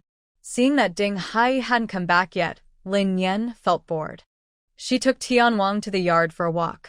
She measured the length of the villa's fence with her steps, thinking about how to reinforce it later, while occasionally looking outside. However, before the car arrived, Tianwang reminded her, and she glanced at her doorstep, where an elderly auntie was standing. The auntie was holding a box and was slowly pacing back and forth, seeming to hesitate about something. This made Lin Yan's heart suddenly alert. Since Tianwang was unfamiliar with a new home, it didn't chase the auntie away. Instead, it stayed close to Lin Yan, guarding her like a protector, growling softly and warning her. Lin Yan patted Tianwang's head to calm it down. Then she walked with it to a spot about 2 meters from the gate, standing alert but polite, and asked, "Auntie, may I ask who you're looking for?" The auntie looked up and glanced inside the house. When she saw Lin Yan, her eyes lit up.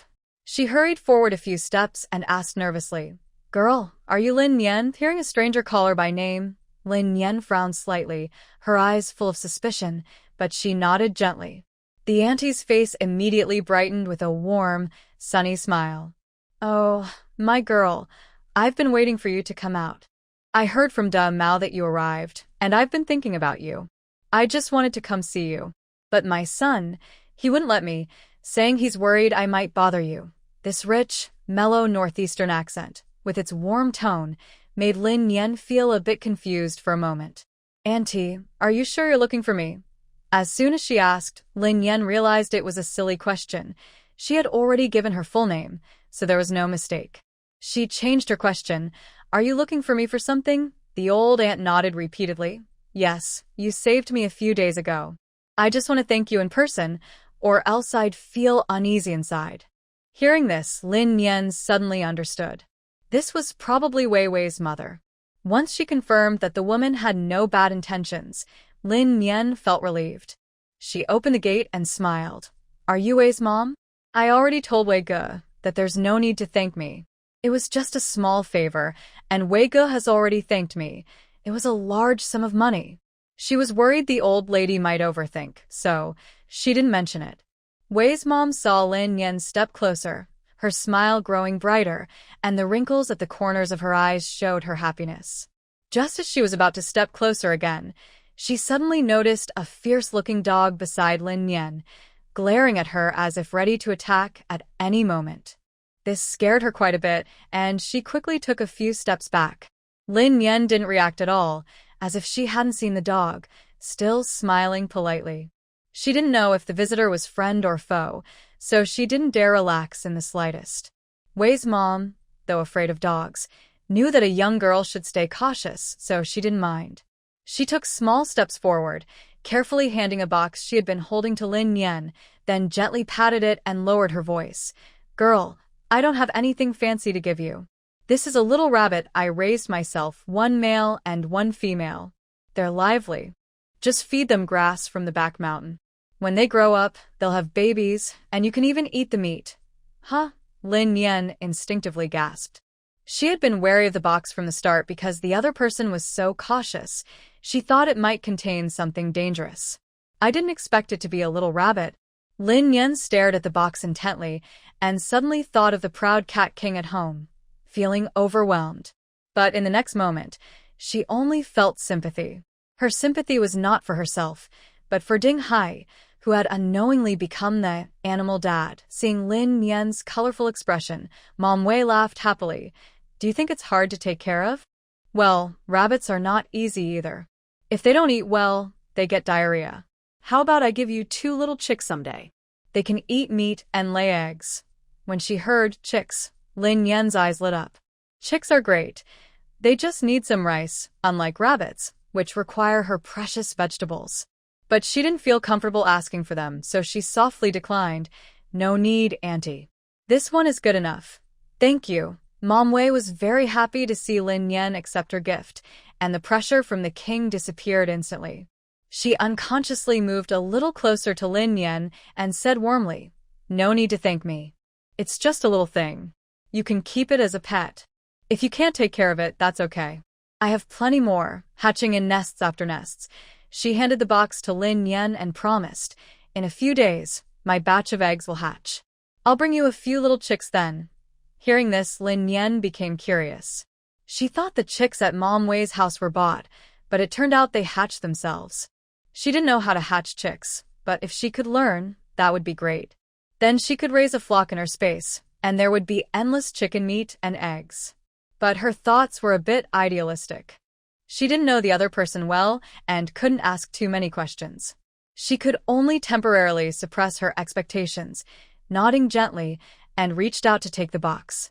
Although the old lady gave her the little animals out of gratitude, she also appreciated the kindness. Lin Yen felt it was not right to take things for free, so she quickly ran home, took out a bucket of cereal. "Auntie, I don't have much to give you. This is for you to take home and eat. It's good for the elderly." This was her grandmother's favorite brand, and she had bought almost a whole shelf of it at the dollar store. Mom Wei kept waving her hands and said, "Please don't be so polite, dear. The two of us really get along well from the bottom of our hearts. The first time I saw you, I liked you so much. If I had a caring little girl like you, I would wake up smiling in my dreams. It's just a pity I only have 2 sons." As Mom Wei talked more and more happily, she became very close to Lin Yen, like a mother and daughter who had known each other for years. Lin Yen kept smiling, but deep inside, she secretly thought, this warmth is a bit overwhelming. If she keeps talking like this, she might end up with another godmother. Just then, a patrol car from the property management slowly drove into view. When Lin Yen saw who was inside the car, she secretly breathed a sigh of relief. Finally, help was coming. Wei Wei parked the car by the roadside, got out, and walked over. Before he reached her, he spoke first. "Mom, what are you doing here?" Mom Wei was very happy to see her son and cheerfully said, "I came to give Xiao Nian 2 rabbits as toys. She really likes them." She then turned to look at Lin Yen and winked at her. Lin Yen understood her meaning immediately and quickly nodded in cooperation, saying, "Yes, thank you, Auntie." Wei Wei saw that Lin Yen's smile was genuine and his tense feelings eased a lot. He felt a bit embarrassed and explained to Lin Yen, "My mom came from her hometown. She's not used to it here yet. She said she feels bored at home and just wants to go out for a walk. If we disturbed you, please don't mind." "No problem." Lin Yen took the cereal from her hand and smiled. "You can take this back and give it to Auntie. If she has a weak heart, eating light food is good for her health." "Thank you." Wei Wei happily took the cereal, thanked Lin Yen, and helped Mom Wei into the car. The car slowly drove away. Mom Wei sat inside, twisting her body and keeping her eyes on Lin Yen. She kept waving at her until they turned a corner and disappeared from Lin Yen's view. Wei Wei, driving the car, complained, "Mom, I told you not to go out. Your health isn't good. What if you fall outside?" Mom Wei was in a very good mood now. She shook her head and smiled. "No, I finally have someone to chat with. I won't get sick. It's only because I stay bored at home that I feel uncomfortable. Xiao Nian is a good girl, and I like her." Wei Wei looked at his mother, who was unusually happy, and he chuckled softly, saying nothing more. He felt very guilty deep inside for his mother. He thought that after a lifetime of hard work, she should come and enjoy life with him. But since she was used to rural life, she wasn't happy living here. She loved farming, growing flowers, raising chickens, ducks, geese, and dogs. He could find her a space to do these things. But she liked lively places and the busy city life, which he couldn't give her. Everyone in this villa area was either very rich or very important. Someone like him, with his background, was hardly noticed by them. Even though the residents were usually polite, he knew they only saw him as a worker, and they definitely didn't think much of his mother. At first, his mother made many traditional dishes from her hometown and grew some vegetables to share with neighbors and build good relationships. But after being turned away a few times and ignored, her smile disappeared. He believed his mother understood the social rules here, but she was still unhappy. Right now, as he listened to his mother humming a cheerful tune, Wei Wei sniffed and started humming along with her. Mother and son laughed happily, full of joy. Lin Yen carried her suitcase home. As soon as she opened it, Tian Wang rushed over, full of curiosity and eager to see what was inside. De Bai was lying on the back of the sofa, looking down from above with a look of disdain. Seeing Tian Wang's nose almost touching the rabbit's face, Lin Yen quickly called out, "Tian Wang, move away quickly. Don't scare them." Although she didn't know much about raising rabbits, she knew they were very timid. With Tian Wang's big size, she didn't want him to frighten the rabbits. After some effort, she managed to push Tian Wang aside. Then she carefully picked up a small rabbit and gently held it in her palm. Looking at this pure white, fluffy little creature, Lin Yan's heart melted with affection. Worried that the rabbit wouldn't be easy to feed outside, she decided to put them in her pet space. Fortunately, when she was at the pet hospital earlier, she had casually stored some pet cages, which now came in handy. She carefully chose a spacious cage and gently placed the 2 rabbits inside. Next, Lin Yan went to the Black Land, quickly pulled out some cilantro and spinach, then dug up a white radish about the size of her wrist, and poured a bowl of spiritual spring water. Then she all at once put everything into the cage. Seeing the full food in front of her, Lin Yan thought to herself, this delicious meal should be enough for them to eat, right? As expected, when the 2 little rabbits smelled the aroma of the food, they immediately came forward, sniffing nonstop, and soon started eating happily without any worries. Seeing them enjoy the food, Lin Yan felt relieved and activated her mind to leave the space. Just then, Ding Hai's car also stopped steadily at the door. This time, Ding Hai brought back quite a lot of things filling a whole car, mostly large items. Looking at the ground covered with electric heaters, heated blankets, small solar devices, wood stoves, and even a big bag of cotton clothes, Lin Yan was momentarily surprised. "Why did you bring so many heating devices?" she asked curiously. Although it was already winter now, the temperature was not low and was even rising. Even if Ding Hai was preparing for winter normally, there was no need to stock so many, right? In Jean City, the coldest winter days usually only reach about 7 or 8 degrees Celsius and last only a few days. Her home didn't even need to turn on the air conditioner. So, her confusion about Ding Hai's large amount of heating equipment was understandable. Ding Hai replied, "I heard an official warning that a cold snap is coming, so I gathered these items a few days ago." An official warning? Lin Yan was surprised and asked, "Where did you hear about it?" From the radio. Ding Hai said as he carried the last item from the car. It looked like a large wall-mounted stove, heavy enough to make him step a little heavier. Lin Yan quickly reached out to help him steady it, and together they placed the stove in a suitable spot. Still curious, Lin Yan asked, "Are you saying the official announced on the radio that a cold snap is coming?" Besides the radio, did you see any other signs outside? She had been wandering around recently and hadn't seen anything like that.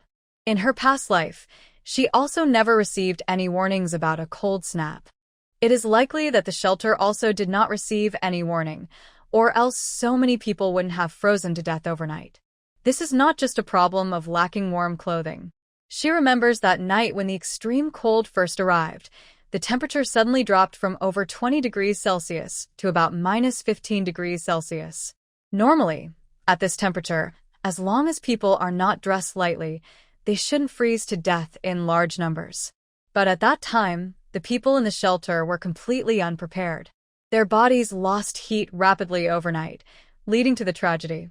If she hadn't been protected by the spiritual spring water, been in the basement, and taken clothes from the dead, she would have surely died during the cold snap. But this time, why did the authorities give a warning? Her curiosity was piqued, and she felt uneasy not knowing the full story. Ding Hai finished unloading and parked the car in the garage. Then he slowly came inside to explain to Lin Yan. "I heard on the weather forecast that there's a cold wave. The authorities probably prepared for it, but they didn't make a big announcement." Lin Yan nodded as if she understood but wasn't entirely sure. She could understand that in large-scale disasters like this, it's better not to cause panic without proper preparation. Still, it's good that the authorities gave some warnings through certain channels. Originally, she wanted to find a way to warn Captain Gao.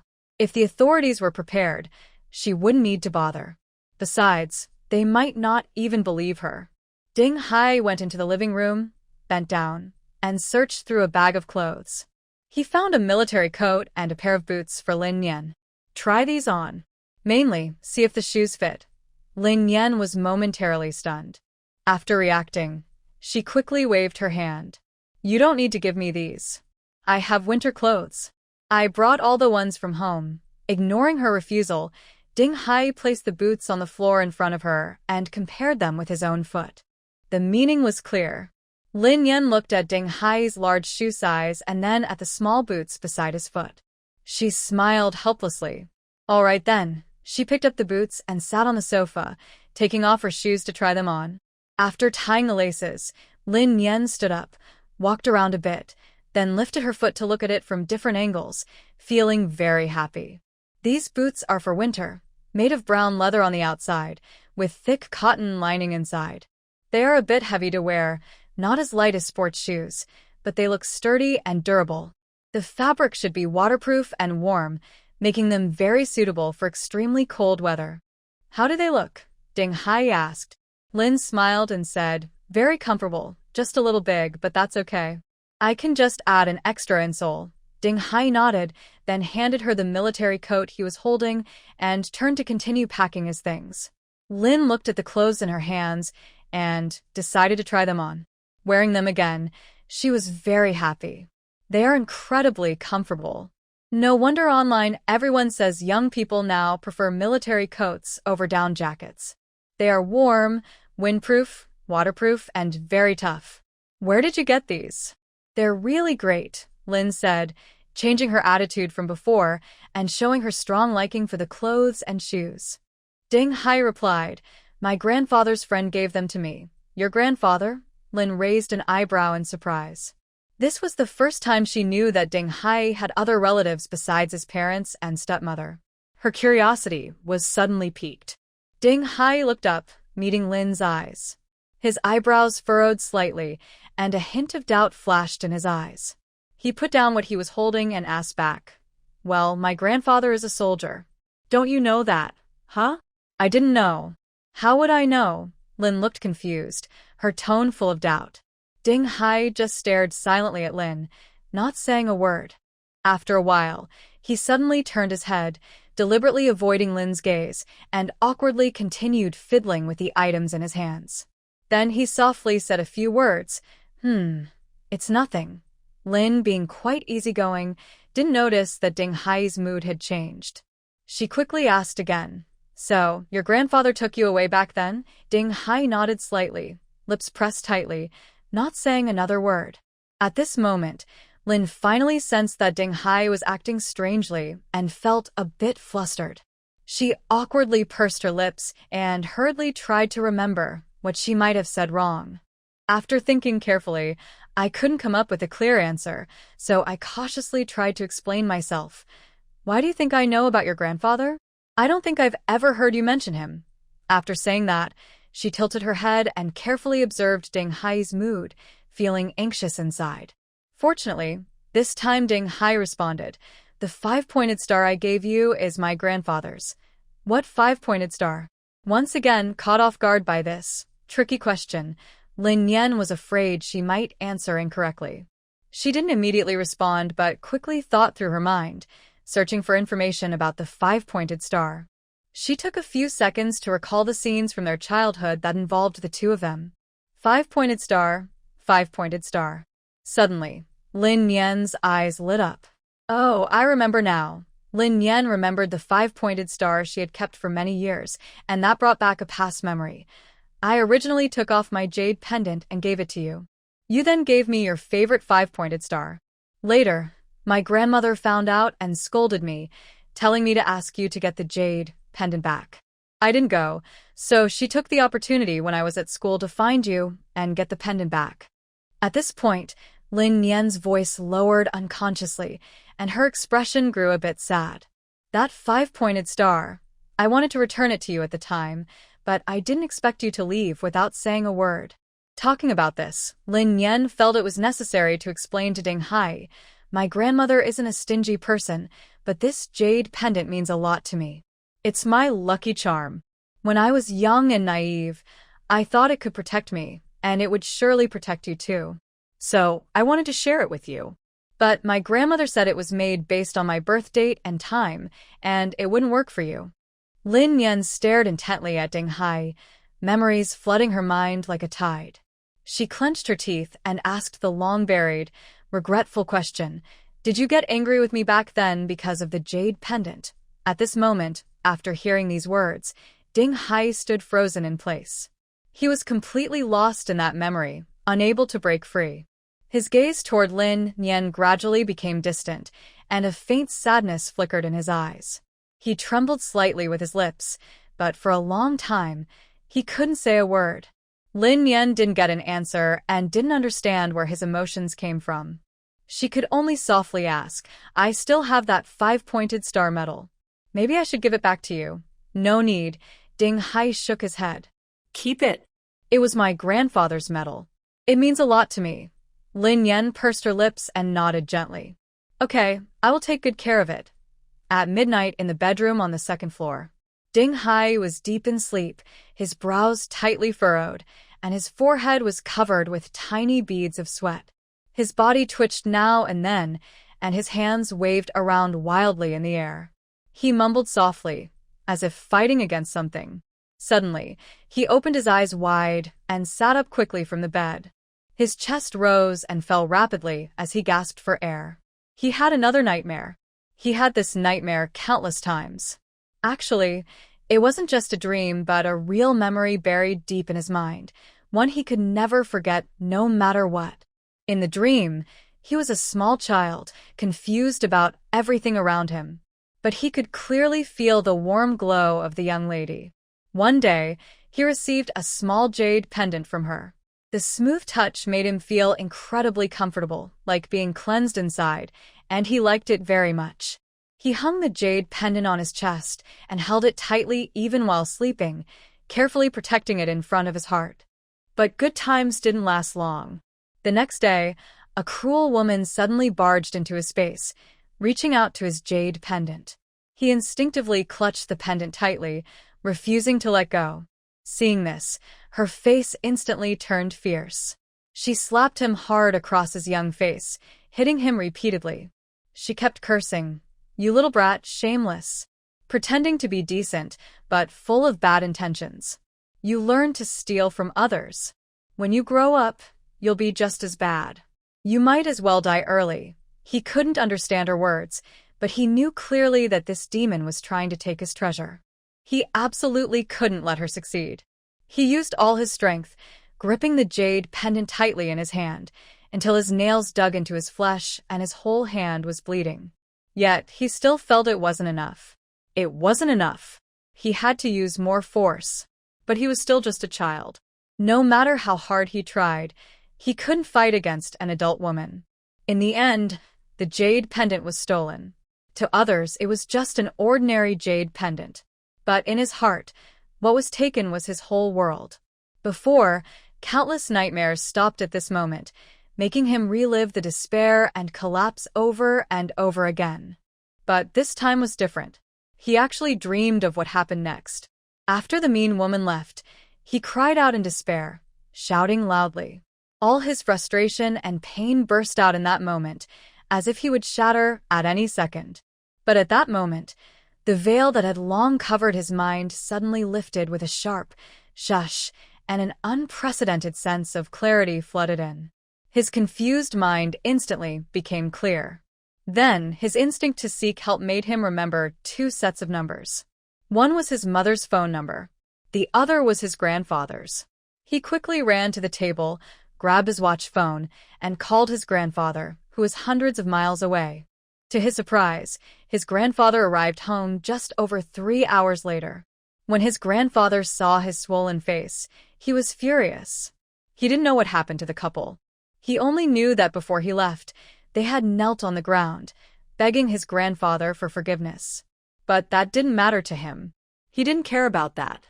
What mattered was that his jade pendant hadn't been returned. The woman insisted that he had stolen it, and the parents of the other person came to take it back. His grandfather didn't investigate further. He also didn't wait for Lin Yan to come back. Thinking of this, Ding Hai pinched his nose and slowly lay down. The reason his dreams changed might be because Lin Yan explained the truth behind the jade pendant today. It was this truth that freed him from the dark memories that had trapped him, giving him a way out. So, the nightmare that had troubled him for so many years should also be over. And his space appeared at that moment, during his mental breakthrough. Over the years, he had thought about many possibilities. The most likely explanation is that their special group's brains produce unusual phenomena under extreme stimulation. He is unsure whether the space might suddenly disappear once the emotional burden is lifted. Therefore, he took over the study and bedroom on the second floor from Lin Yan and temporarily moved some essential supplies into the space, just in case. The next day, Ding Hai woke up early and prepared breakfast. It was a bowl of plain porridge with shredded meat and a boiled egg. Lin Yan ate happily and nodded, saying, "Not bad. Your boiled egg is very tasty, Ding Hai." There was no need to praise excessively or force compliments. After eating and drinking enough, Lin Yan asked, "Should we set up the generator today?" She was very concerned about the electricity bill here, which was extremely high. Ding Hai nodded. "Okay, we'll install it later." "Yes." Lin Yan, who didn't understand much about these things, tentatively suggested, "I see many people here use solar panels. Zhang Quan's attic also has some. Maybe we should try that first. If we use a diesel generator and it leaks fuel, it might attract unwanted attention. Although the wealthy area currently has enough supplies, that might not be the case when the cold weather arrives. No one knows how the situation will develop, so now is not the time to reveal ourselves." Hearing this, Ding Hai nodded without hesitation. He had already considered this and had taken out some solar panels early in the morning, placing them on the floor of the study.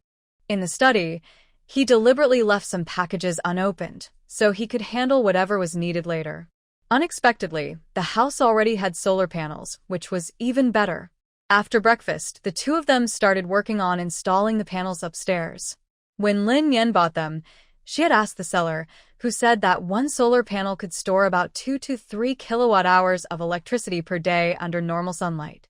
So last night, she quietly placed 4 large solar panels and an inverter in the attic. Their electricity consumption in the villa was small, just lighting, cooking, and the refrigerator, so even with less sunlight, 4 panels should be enough. Since it was their first time installing, they carefully followed the instructions and spent quite a while connecting the circuits. Once the power was connected, both felt a great sense of relief. As for the water source, Lin Yan was not in a hurry. The water in her space was endless, but the main road might cause some trouble. However, she had water storage buckets, which should solve the problem when the time comes. Later, the two of them organized all their supplies. Items that needed to go into the basement were stored there, with only a few essentials left openly for easy access. Lin Yan planned 2 separate spaces in the basement, divided by a sofa. Their supplies were kept apart, so they wouldn't interfere with each other. When a cold snap arrives and the upper area becomes uninhabitable, both of them will move into the basement. They could set up 2 tents, which would serve as 2 separate rooms. At this point, Lin Yan finally felt a sense of home here, feeling very peaceful and satisfied. After completing a small goal, she sat under the pavilion in the backyard, gazing at the distant houses hidden among the rolling trees, her mind drifting far away. In her past life, she was always struggling on the edge of life and death. Now, she wanted more than just survival. She aimed to live better and with more meaning. Even if her wishes weren't fully fulfilled, she wanted to live freely and uniquely. This was why she refused to hide away in a deserted, remote place just to survive. They say the higher you go, the colder it gets, but she just wanted to see for herself. "What's on your mind?" Ding Hai came over with 2 cups of coffee. Her thoughts snapped back, and a smile appeared on her face. She took the coffee, took a sip, and then slowly said, "I wonder how the people in this community get their supplies. Even if water and electricity are not a problem, it's because they have enough resources to pay for them." She didn't understand the lifestyle and spending habits of the upper class, but she thought these people probably didn't fight over supplies like ordinary folks. Maybe they had other special channels to get what they needed. This made her very curious. Of course, this also related to the kind of life they would choose in the future. Ding Hai didn't have much opinion on this. After thinking for a moment, he simply said, "I don't know. You can ask around." He usually paid little attention to external matters, living immersed in his own small world.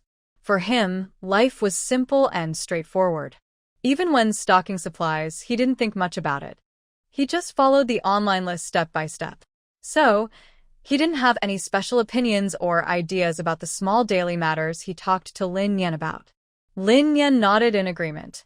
She also felt that if she wanted to fit in here, she should visit the property management more often to learn about the local customs and environment. However, before she could go out, someone came to her door. The visitor was a tall, thin man who greeted her warmly as soon as he saw Lin Yan. "Hello, my name is Gwilly. I'm also a resident here. I live over at C5.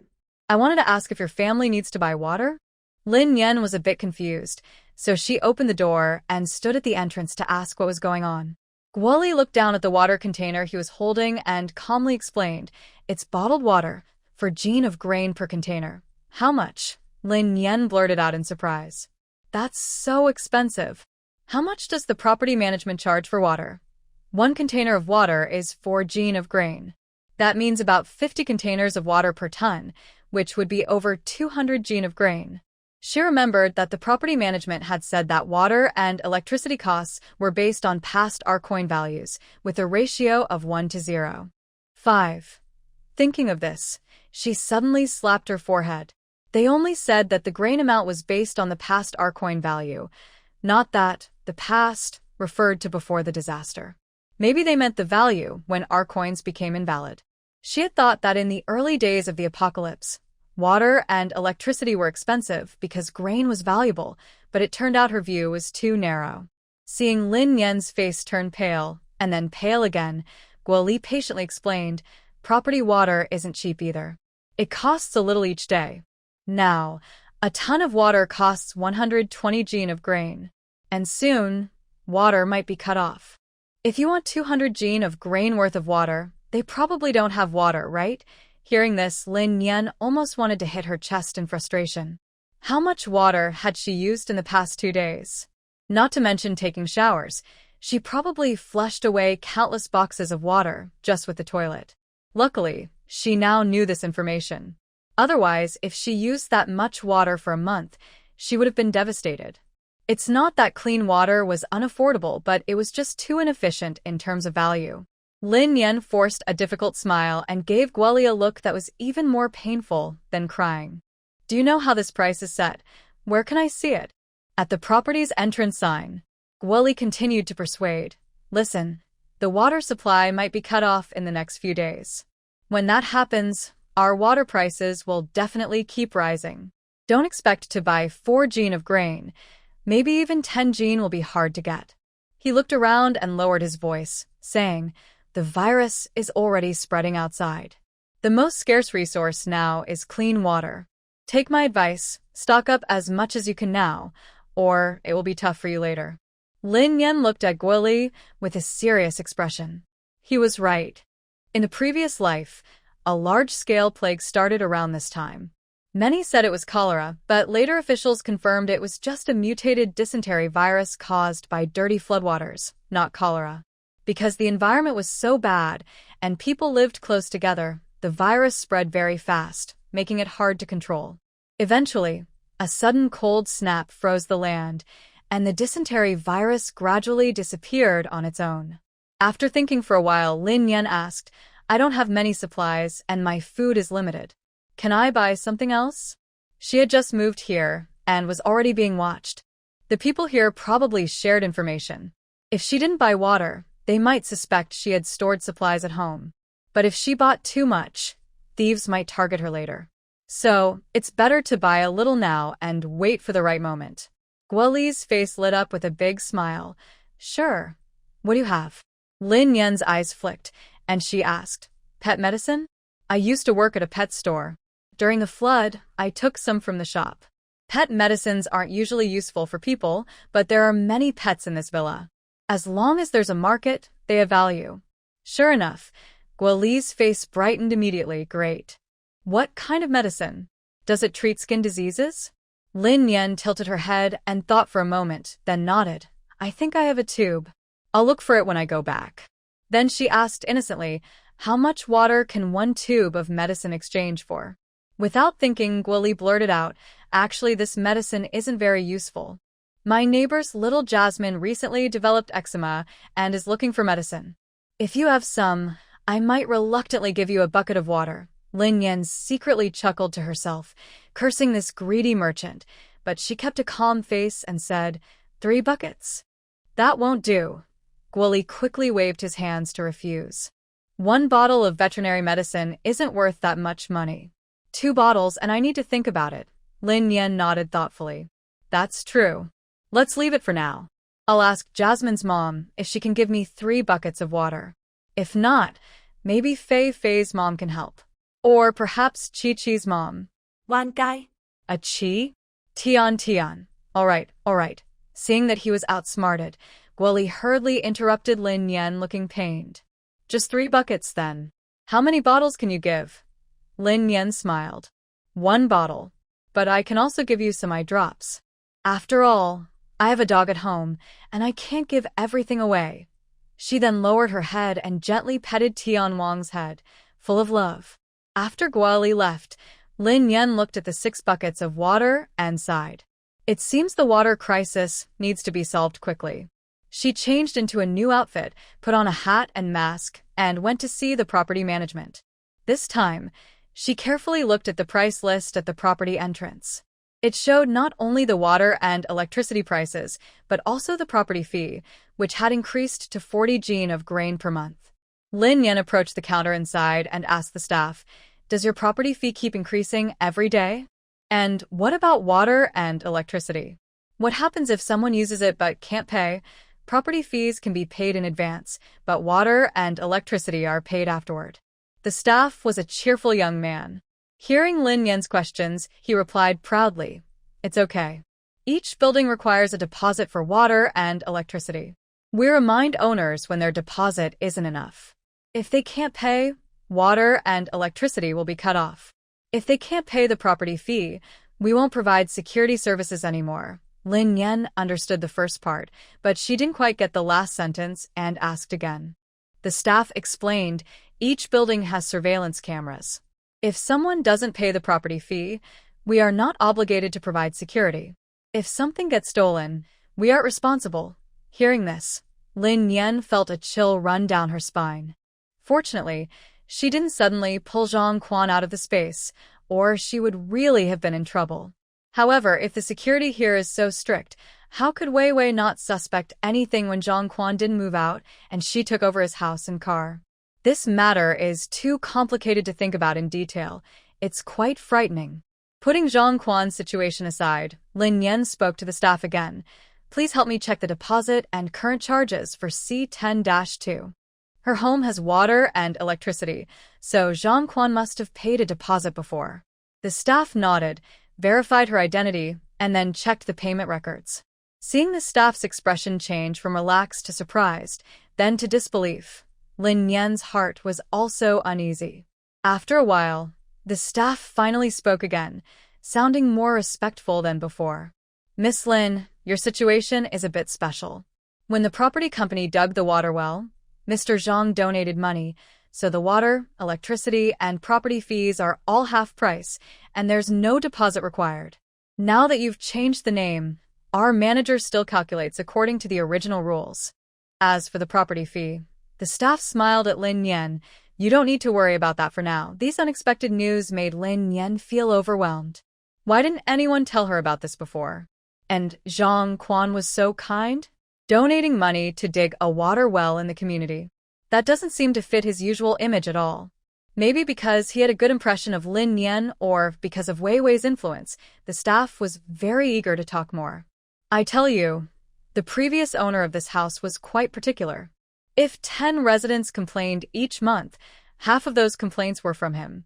We're so tired of him, but since he's generous and pays a lot, we can only tolerate him and treat him like a boss." Lin Yan understood what this meant, that the property management was eager for Zhang Quan to leave because they wouldn't make money from him. Sure enough, this uncle's image remained intact and strong. Thinking about the water being cut off, Lin Yan asked, "I heard the property company is going to stop the water supply. If there's a water well, why stop the water?" Last time she came, another staff member also said there wasn't enough water. She thought the water was limited, but now that she knows about the water well, she wonders why there isn't enough water. The staff helplessly said, I don't really understand the details about the underground water storage tank. It seems that overuse has caused the water level in the well to drop, so we can't supply tap water anymore. Instead, we can only sell well water in buckets. Lin Yan nodded to show she understood. Will there still be discounts or benefits later? The staff didn't answer directly, only gave Lin Yan an awkward smile. Lin Yan immediately understood and didn't ask further. It was probably just a plan to turn the communal resources into a contracted system. No wonder Wei didn't tell her about the discounts before. With the upcoming reforms, there's no need to give her false hope only to disappoint her later. After leaving the property office, Lin Yan was drawn to the nearby trading station. She didn't expect such a place to exist here. She peeked inside and saw only 3 or 5 people, so she went in. The trading station was a small room about 40 to 50 square meters.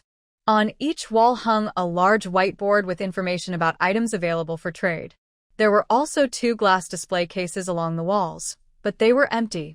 Lin Yan approached the whiteboard and looked carefully. The information on each side was different.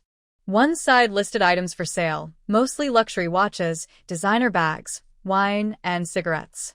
The other side was for wanted items, mainly skincare products and care liquids. After quickly scanning from top to bottom, Lin Yan found it boring and decided to leave. Outside, people were fighting over water and food, risking their health, while inside, people were immersed in luxury and extravagance. She wondered when reality would finally hit them. Back home, Lin Yan quickly took off her outdoor jacket and wiped the sweat from her forehead. Perhaps because the floodwaters had evaporated, the temperature, which had briefly dropped, was rising again. Now it was 27 degrees Celsius, and the air was humid, just like the humid weather, making her feel uncomfortable all over. Ding Hai saw Lin Yan return. He came down from upstairs and stood quietly by the dining table, watching her silently, waiting for her to share news. Lin Yan recounted what she saw and heard at the property, feeling somewhat emotional. The water here is really deep. How so? Ding Hai asked, puzzled. Lin Yan sat down at the dining table, poured herself a glass of water, took a sip, and then slowly said, "The property management team is trying to build its own power. It seems they want to change their role gradually. Just by wanting to cancel the welfare for the well drillers, it's clear they're thinking about changing their position. They want to shift from a service role to a management role.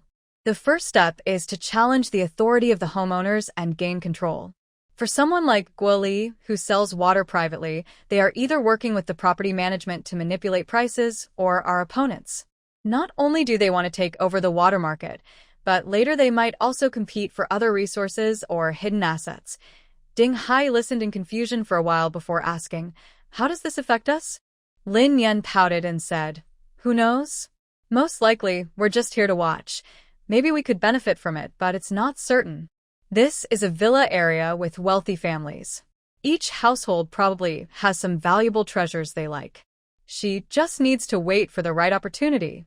Ding Hai nodded slightly. As long as it doesn't affect them, he doesn't care about the rest. He changed the subject and said, "I need to go out tonight."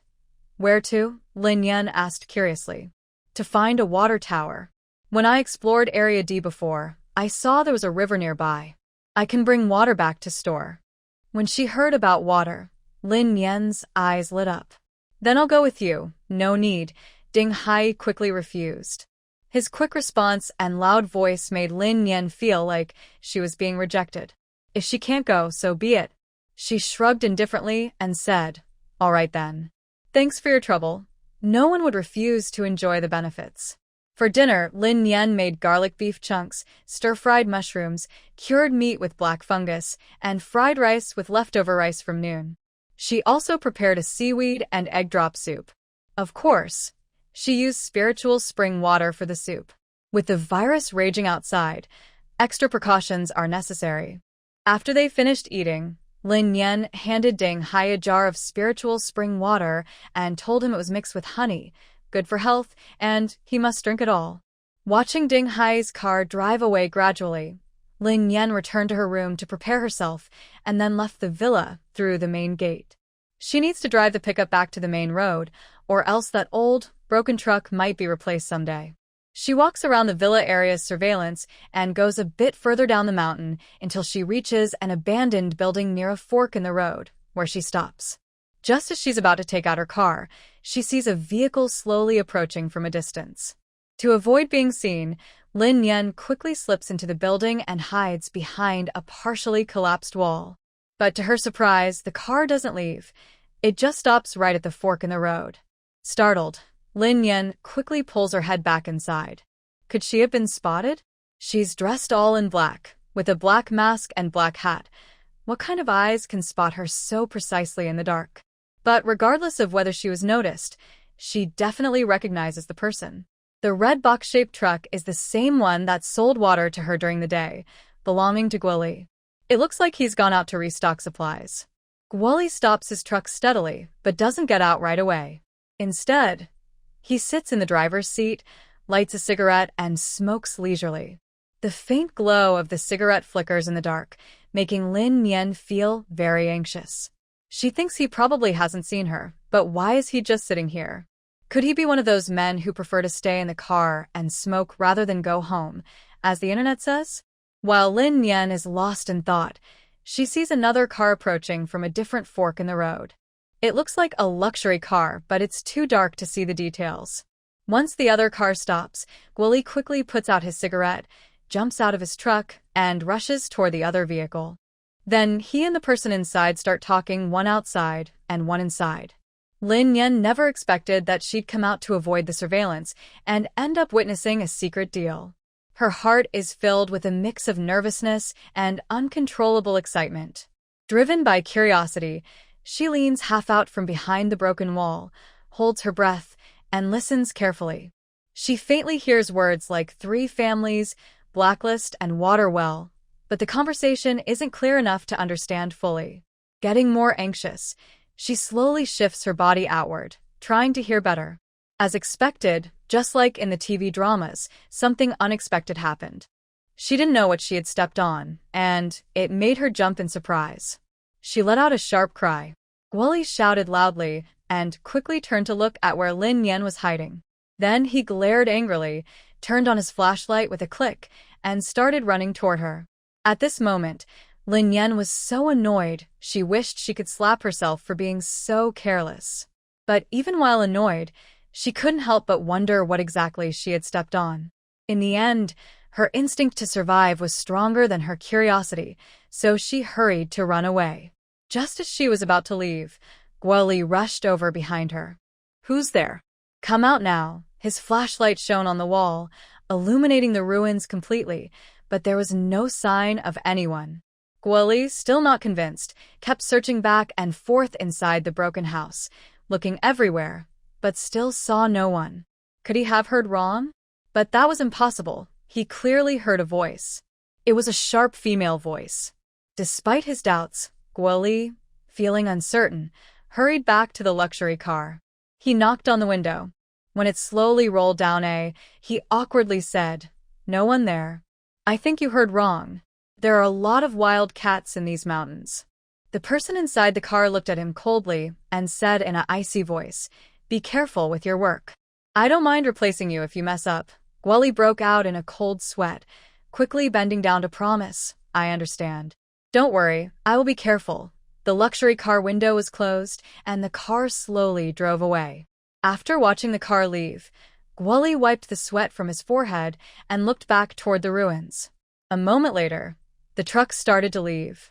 When Lin Yan came out of the space, 20 minutes had passed. She took a deep breath and took out her flashlight, shining it at the spot where she had stepped earlier. But there was nothing there, not even a pile of. Thinking she might have stepped on a mouse or a snake, she shivered all over, her skin crawling with goosebumps. Driving the pickup home, Lin Yan thought about what Guoli had said. She felt that he was probably planning something that might cause trouble for the neighborhood. Which 3 families are they talking about? What is the blacklist? He sells water, but what kind of plans does he have for the water wells? Thinking about water, Lin Yan decided not to drink the 6 bottles she bought today. If she took another dose of medicine, it might be dangerous. She decided to save the water for flushing the toilet instead. Ding Hai didn't come back until after 11 at night. When Lin Yan heard the noise, She looked at the time, turned over, and went back to sleep. The next day, Lin Yan slept until late morning. When she got up to wash up, she saw a large stainless steel water tank in the living room. The water tank was raised on a steel frame about half a meter high. It was much bigger than the one she had bought before, at least twice as large. Lin Yan dragged her slippers over, reached out, and pushed the tank. It didn't move. She noticed a faucet on the tank. She instinctively turned it gently, and to her surprise, water started flowing out. She quickly turned it back off. Ding Hai was so resourceful.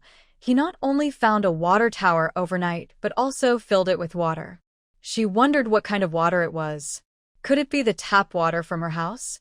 Thinking about this, Lin Yan grimaced. After washing up, she peeked upstairs to see if Ding Hai was awake. Seeing he wasn't, she went into the kitchen to make herself some food.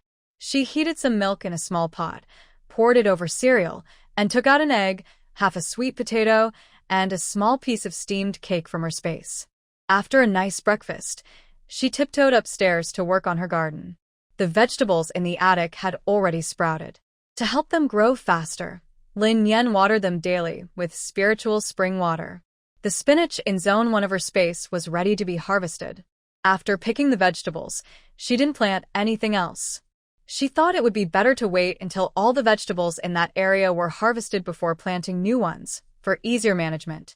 The cucumber and tomato seedlings were also growing well. Lin Yan used leftover bamboo sticks from Gulao 2 to make supports, waiting for them to flower and bear fruit. She could quickly clear out Zone 4 with her current mental strength. To make it easier to take out and eat, she planted lettuce and cilantro seeds in this piece of land, just like outside. After finishing farm work and feeding the little rabbit, Lin Yan finally left the space. Just coming down from the attic, she saw Ding Hai working out in the gym, sweating all over. Ding Hai noticed someone coming downstairs, stopped his movements, and turned around. He saw Lin Yan's figure, looking a bit surprised. But in the next moment, he waved his fist at the door where Lin Yan had arrived, tilted his head at the boxing gear, and silently invited her to fight.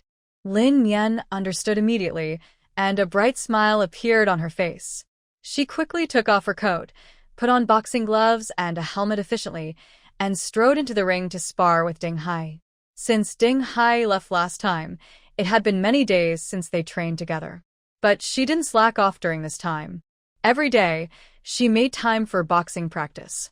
With the help of spiritual spring water, she could clearly feel her abdominal muscles becoming tighter and faint signs of abs starting to show. Although she was still weaker than Ding Hai, a master, she had improved a lot and could now handle many moves against him, showing clear progress. After sparring, Ding Hai's face showed a rare look of happiness. He sighed, "You have talent, not just in this, but also in archery." He knew boxing and martial arts and also shooting, but he didn't know how to use a bow and arrow, so he admired Lin Yan's skill in that area. Lin Yan took off her hat, rubbed her sore cheek, and with a smile, said, "I think I have some talent in sports too. I always have energy to spare. So, shall we continue?" And so, a new round of exciting sparring began happily, ending with Lin Yan getting hit in the eye with a heavy punch. When Mrs. Wei visited again, she was shocked to see Lin Yan's swollen, red eye and exclaimed, "Oh my! What happened to you, girl? Who hit you? Should we see a doctor?" Lin Yan hadn't even had time to look in the mirror after the injury and didn't know what she looked like now. She only felt her eye socket was swollen and numb, with no other discomfort. Seeing Mrs. Wei's expression, she quickly covered her eye with her hand and smiled. "It's nothing. I accidentally bumped into the door frame. It's not serious." Mom Wei frowned and squinted, seeming to understand her feelings. She gently pinched her cheek and said, "How did you manage to hit the door frame? What's wrong? Can't see clearly?" "I didn't hit my eye. Everything's fine." "Auntie, do you need something?" Lin Yan looked confused at the small cart in the other person's hand, which was tied with a blue water bucket. Mom Wei looked surprised by the weather, but soon remembered her purpose for coming and quickly said, "I wanted to ask if you want to go up the mountain. I need to pick some grass for the rabbits and fetch some water. Is there water on the mountain?" Lin Yan became interested immediately. Mom Wei nodded. There's a spring on the back mountain. It was washed away by a flood some time ago, but it's back now. Okay, shall we go now? Lin Yan wanted to find time to visit the back mountain, not just for water, but mainly to learn the route because she planned to gather some firewood later. Yes, let's go now. But are your eyes okay? Mom Wei asked worriedly. No problem. Wait for me, Lin Yan said, then turned and ran home. Ding Hai was waiting in the living room with some ointment. When he saw Lin Yan come back and then leave again, he refused to let her go and forcibly applied the ointment. His punch earlier almost scared him. He thought Lin Yan could dodge any basic punch, but unexpectedly, she didn't dodge. And she took the punch solidly. Aren't you supposed to remember the basic moves? How did you mess up here? Ding Hai scolded her while applying the ointment, annoyed at himself. He was more annoyed at himself. Lin Yan winced in pain but had to endure it. She gritted her teeth and squeezed out a sentence through her teeth. I do remember, but I just couldn't think of it for a moment. Seeing Ding Hai's brows almost twist into knots, she joked. It's okay. It'll heal in a few days. I need to leave quickly. Auntie is still waiting outside. In her past life, she had suffered many injuries. Compared to the pain of a knife wound or a broken bone, this was nothing. Why do you have to go out? Ding Hai was a bit annoyed. Lin Yan pushed his hand away, ran to the bedroom, and waved her hand at him without giving any explanation. After a short while, she left the house fully prepared, pulling a small cart with a white plastic water bucket on it. Seeing Lin Yan wearing a black hat, sunglasses, and a black mask, Wei's mom couldn't help but laugh softly. Your outfit really looks like you're a thief. Lin Yan chuckled and was about to close the door to leave when she saw a pickup truck parked inside the yard. She then turned back into the house. She threw the car keys to Ding Hai, who was still angry, and said, I found this outside last night. Ignoring his changing expression, she followed Wei's mom and left confidently. She had been planning to find a good reason to explain everything, but suddenly felt it wasn't necessary. If she had to explain everything clearly, they wouldn't be able to live together anymore. On the way, Wei's mom started talking about her family. She told Lin Yan that she lost her husband a few years ago. Her two sons live in different places, one in the south and one in the north. Her older son had already started a family back home, and she came here to live with her younger son. She also wanted to encourage her younger son to settle down so her life would be complete. Lin Yan listened quietly and responded occasionally. The atmosphere was surprisingly peaceful. They walked along a bumpy dirt road for about 20 minutes until they reached the foot of the mountain. At first, Wei's mom led the way with a stick, complaining as she went. This mountain looks rich, but there's really nothing there. It's not like our hometown mountains, where you find all kinds of wild vegetables and game. Those are much better. Lin Yan looked up at the mountain. The trees on the mountain were lush and full, and the vegetation was dense. Although there were gullies carved by rainwater on the ground, they didn't affect the mountain's majestic appearance. It really looked rich. However, she thought Wei's mom's next words were not quite right. This mountain is probably similar to the one near Lu Hongbao's factory, where they find mushrooms and bamboo shoots. There should be some here too. If she didn't find any, it might just be the wrong season. As for wild game, with such a big mountain there should be plenty. After walking for a short while along the mountain path, Lin Yan saw a small pond through the trees. It's not really a pond, more like a large water hole. Although the hole is filled with water, it looked muddy and not suitable for drinking. Wei's mother used a stick to poke around the grass on the ground and slowly moved toward the water hole. She warned Lin Yan, the spring is above. Be careful where you step. Lin Yan nodded and followed her. Finally, they reached the spot. Seeing the clear spring water bubbling out, Lin Yan smiled. Wei's mother took her water bucket from the small cart and signaled for Lin Yan to bring her bucket over. She opened Lin Yan's bucket, used a funnel, and carefully poured water into it with a large scoop. This water hole used to have a lot of water, but the heavy rain changed that, she said. Lin Yan squatted nearby, holding her bucket, and asked, Did you come here to get water before? Wei's mother nodded. Yes, I come here sometimes when I have free time. I just walk up the mountain and sometimes bring back a few buckets. I can boil it to drink or use it to water flowers and vegetables. It saves money on buying water.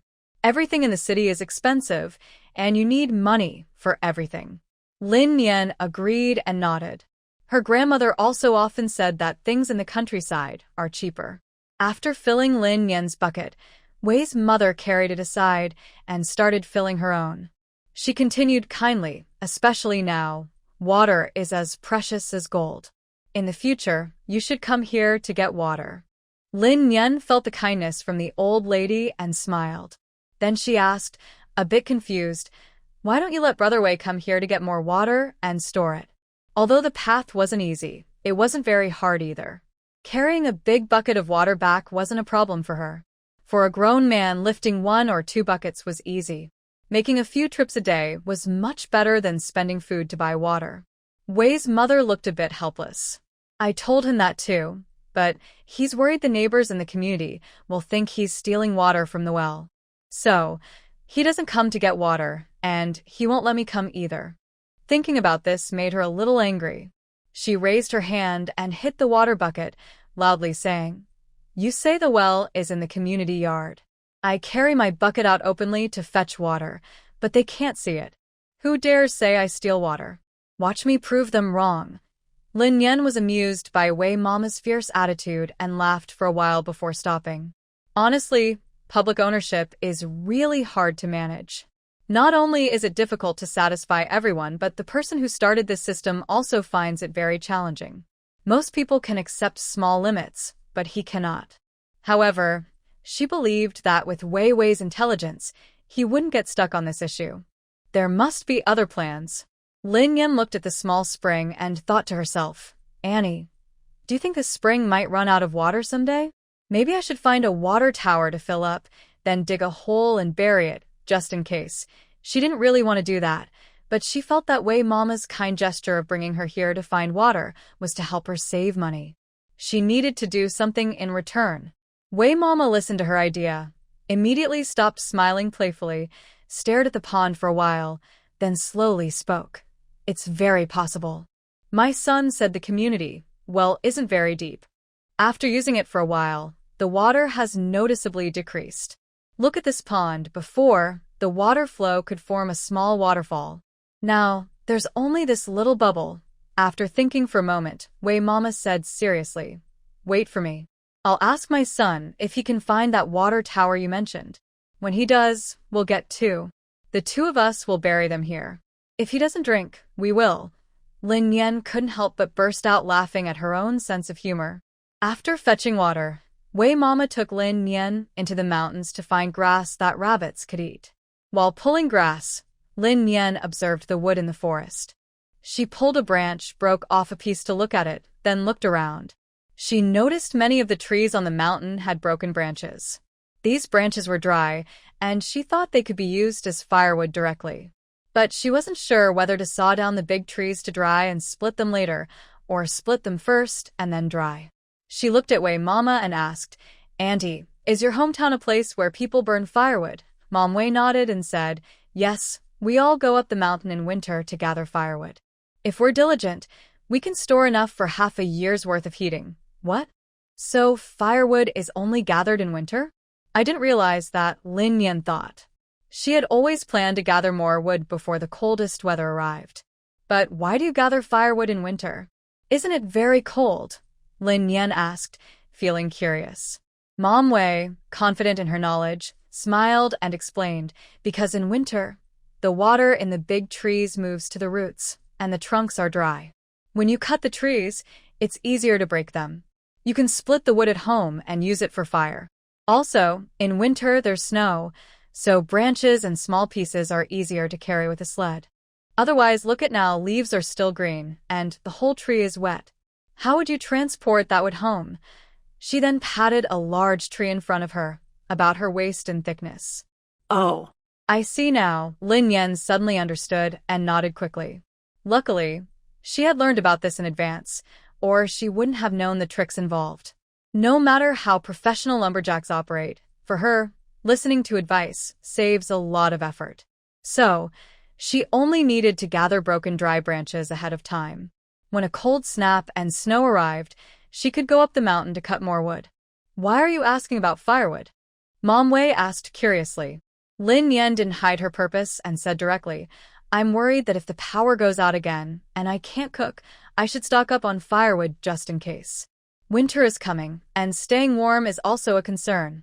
Wow. Mom Wei suddenly became very excited, almost eager to give Lin Yan a hug. "I knew we'd get along.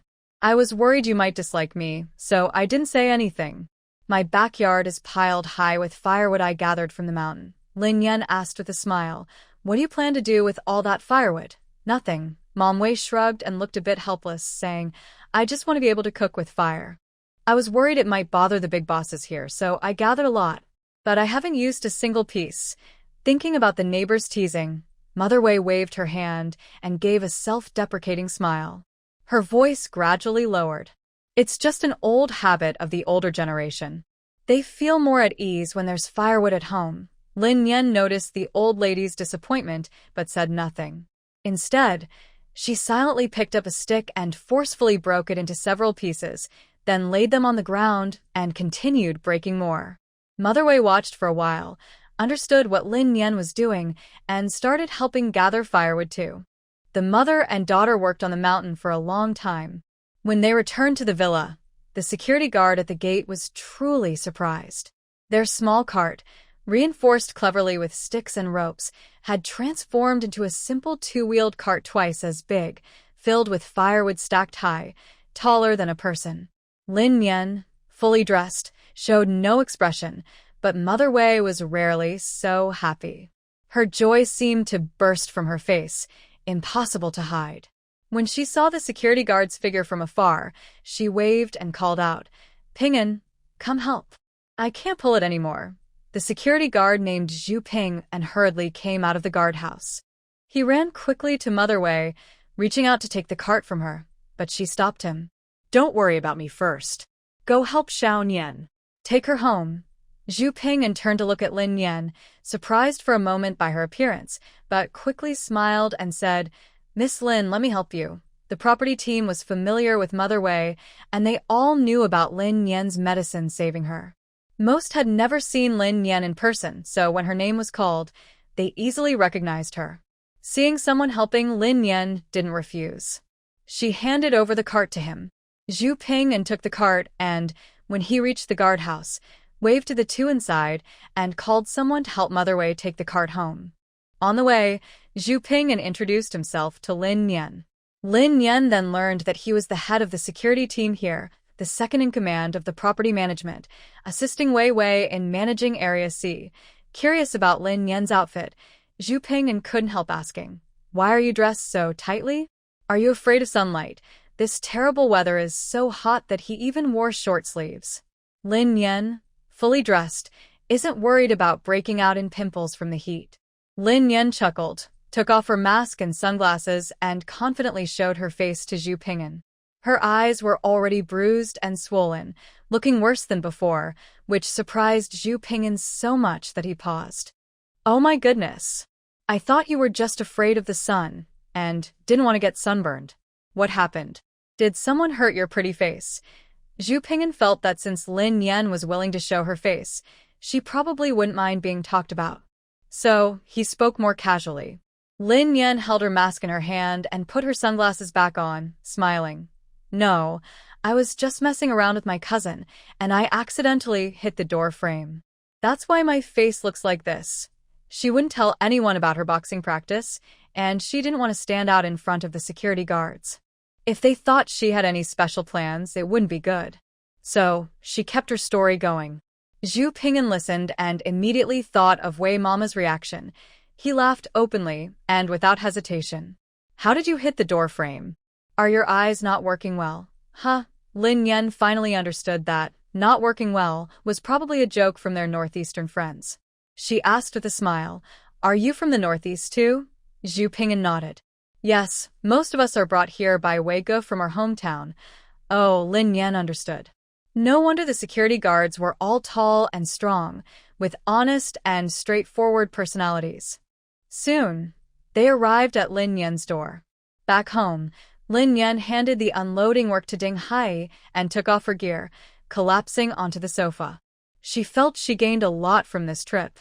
Not just the supplies she collected, but she was amazed to find out that Wei Mama was a very skilled survival expert, especially in extremely cold environments. That was a big help for her. After resting a little, Ding Hai finished organizing the firewood and water. He looked at Lin Yan's bruised eyes for a while, then pointed to the kitchen and said, "I made lunch." Hearing about food, Lin Yan immediately felt a hunger pang in her stomach. She immediately got up, washed her hands, and then quickly sat down steadily at the dining table, her eyes eagerly fixed on the food. Ding Hai had cooked a pot of tomato and beef tailbones, along with a plate of scrambled eggs and a small crispy meat dish. Her mouth watered instantly with desire. "Didn't expect you to have such cooking skills." Lin Yan eagerly picked up her bowl and reached for her chopsticks. Ding Hai pushed the beef tailbones toward her and said, "Pre-made dish." After trying each dish, Lin Yan gave him a thumbs up. Whether or not it was pre-made, it was delicious. During the meal, Lin Yan shared her thoughts with Ding Hai. They both agreed that for now, they would focus on gathering firewood. The road to the back mountain was difficult for vehicles, but the mountain was so big that there would be places where cars could reach the foot of the mountain. According to Wei's mother, big trees were hard to cut down, so they would first gather some broken branches. When the cold wave arrived later, they could deal with the big trees then. After eating, Lin Yan took out a radio and fiddled with it. Since Ding Hai mentioned hearing the weather forecast on the radio, she had taken one from her space and placed it by her bed. She checked it from time to time. But besides crackling sounds, she couldn't find any useful channels. Frustrated, she thought the radio might be broken. She tried several others, searching every corner of the house, but the result was the same. Now she was wandering around again, but still nothing. Ding Hai, who was tinkering with the fireplace in the living room, couldn't stand it and asked, "What are you so anxious about?" He didn't understand what Lin Yan was trying to do. He had already said that a cold wave was coming and had prepared heating equipment. She should just relax and wait.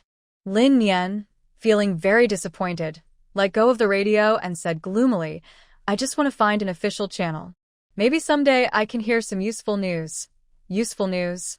Ding Hai asked casually. "Nothing special, just listening." Lin Yan didn't want to say she was waiting for news from the base. After all, the current disaster was just the beginning of the end times, and the situation would only get worse. The official base was definitely the best place for survivors. Right now, everyone, including Ding Hai, was probably hoping to rebuild the city. If she mentioned the base now, it would be a long story. Here, her radio didn't pick up any news, but the public announcement in the neighborhood suddenly started playing. Both of them stopped their actions out of curiosity and listened carefully to the broadcast. It turned out that the property management was calling a meeting for the residents. "Are you going?" Lin Yan instinctively looked at Ding Hai. Ding Hai lowered his eyes, thought for a moment, and after deciding he didn't want to join the crowd, he said, "You take Tianwang with you." When Tianwang heard its name called, it hurriedly ran from Ding Hai's side to Lin Yan. Lin Yan looked at Tianwang for a while before tying a leash and muzzle on it, then took it outside. She was actually worried that Tianwang might attract attention, since in the apocalypse, dog meat is considered a delicacy. But then she thought, with such a big guardian dog wandering around the yard all day, it's impossible to hide. It might as well have a fierce reputation, so anyone with bad intentions would think twice. While Lin Yan was still thinking about Tianwang's life, she realized as soon as she stepped outside that she was unnecessary. On the way, she saw owners, wealthy ladies, and young masters coming out of various villas, each holding or carrying expensive cats, dogs, even little pigs and geese. They were all dressed carefully, and their pets were dressed up in fancy clothes. This made her, dressed in black, and Tianwang, even darker in color, look dull and less striking. Lin Yan deliberately lowered her hat brim and hurried toward the property management office with Tianwang. However, halfway there, a small teddy bear dog blocked her path. The teddy is small, with a gray, curly coat, soft, fluffy ears hanging on the sides of its head like two balls of fur. It wears a striped gray and black outfit and a shiny silver necklace that looks quite valuable, making it look lively and adorable. But as cute as it is, it seemed to have some nerve, constantly barking at Tianwang. Tianwang ignored it, not lowering its head, and kept walking forward. This only seemed to anger the teddy more. It didn't stop barking and even directly stood in front of Tianwang, provocatively challenging it. It was as if it was saying to Tianwang, who was wearing a muzzle, "You bite me, go ahead." Lin Yan saw this and looked very unhappy. She turned around, glanced at the people behind her, and asked, "Whose dog is this?" Among the men and women behind her, a tall girl with a high ponytail, wearing a gray sports vest and camouflage pants, replied in a dismissive tone, "Mine." "So what?" Lin Yan frowned and responded in the same tone, "It's nothing. I just wonder if it's provoking." The girl looked at the others nearby and sneered. Then, those people started laughing as if they had heard a funny joke. The girl crossed her arms and raised her chin, saying, "If you think it's provoking, then it is." "What? Do you want to bite it too?" As soon as she said that, the others' laughter grew louder, and even Lin Yan couldn't help but smile slightly. She nodded silently, reached out, and took off the muzzle from Tian Wang's mouth. Tian Wang looked up at Lin Yan, then let out a loud woof that shook like a big bell. The sound was sharp and loud, full of anger and threat, making Lin Yan and everyone behind her shiver unexpectedly. Tian Wang, who had never seen such a scene before, yelped loudly like he had been pinched on the tail, collapsed on the ground, and flailed his limbs wildly, unable to stand up. The girl with the ponytail shouted loudly and tried to go rescue the dog. But when she saw Tian Wang baring his teeth and glaring fiercely at her, growling softly, she was so scared that her legs went weak and she couldn't move an inch. She patted a man beside her and shouted angrily, "Quick, go get Amy and bring her here. Hurry." The man looked timid and hesitant, not daring to go near the dog's mouth. Another short-haired girl spoke up at this moment, asking, "Who are you? Which building are you from? Do you know who you've offended? This is the daughter of the Yu family. If you offend her, I don't think you'll want to live." Hearing this, Lin Yan's eyes sharpened, and she thought to herself, "Sure enough, they are just using the dog to bully others. I wonder who this Yu family really is." Seeing Lin Yan silent, the others thought she was scared and wouldn't let the dog bite anyone. They quickly spoke up in agreement. "Exactly, offending Qianqian. I don't think your family will have anything to eat or drink in the future.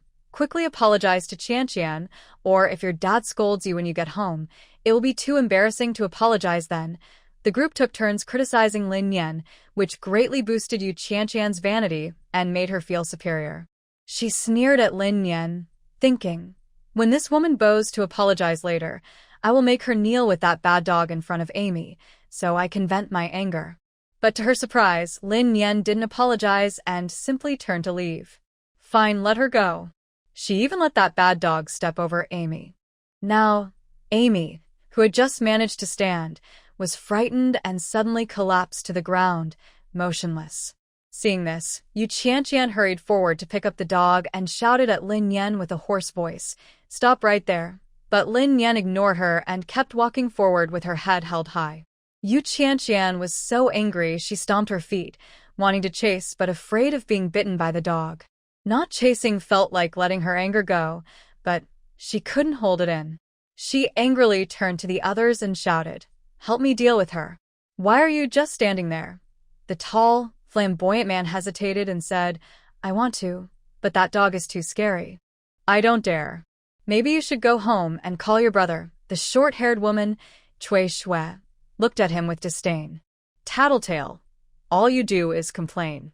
Can't you learn any other skills?" Gao Zhuang retorted, "If you have the ability, why don't you go? Bragging is easy for you." Cui Shui wanted to reply again, but suddenly Yu Qianqian's sharp voice rang out, "Stop arguing. I don't believe she dares to let the dog bite us. If we get bitten, my dad will definitely wipe out her whole family." Hearing this, everyone exchanged hesitant glances, showing signs of doubt. But after weighing the pros and cons, they made a decision and rushed toward Lin Yan. Lin Yan sensed their hostility immediately. She grabbed the collar of Tian Wang, the dog, and bent down to soothe it. Then she quickly took out a retractable baton from her pocket, snapped it open with a loud, and faced the 5 people who had gathered around her. With her skills, knocking down these 2-generation kids was easy. But if Tian Wang attacked, the situation would be different. Before understanding the true strength of these people, she knew she could face serious injury or worse. 5 people were surprised when Lin Yan suddenly took out a weapon. They hesitated for a moment, but since things had come to this point, they had no choice but to face it bravely. Just as a fight was about to start, a calm and gentle voice suddenly rang out. "What are you doing?" Everyone looked up and saw 2 men walking slowly toward them. When they recognized who the men were, they quietly relaxed and moved aside. However, Yu Qianqian pouted her lips and tearfully ran toward one of the men. "Brother, this woman is bullying me. Her dog bit my Amy to death. Please help me." Go and beat that dog." Fang Hao looked at Yu Qianqian's dog with some disbelief, then frowned slightly. He was busy every day and didn't want to bother with these childish matters. But seeing the usually arrogant little teddy dog now drooping its head, losing all its energy, he felt he had to intervene. This dog's life was at stake, and there seemed to be some family disputes involved. Seeing Fang Hao's lack of reaction, Yu Qianqian continued to pull his arm and complain. "Brother, say something. This woman dares to ignore me, and she looks down on you too." "Yu Qianqian," Fang Hao stopped her from speaking further, offering a comforting smile. "Calm down. I need to understand the situation first." He knew his cousin well. She often caused trouble and was usually unreasonable. So he never made quick judgments based on her words alone.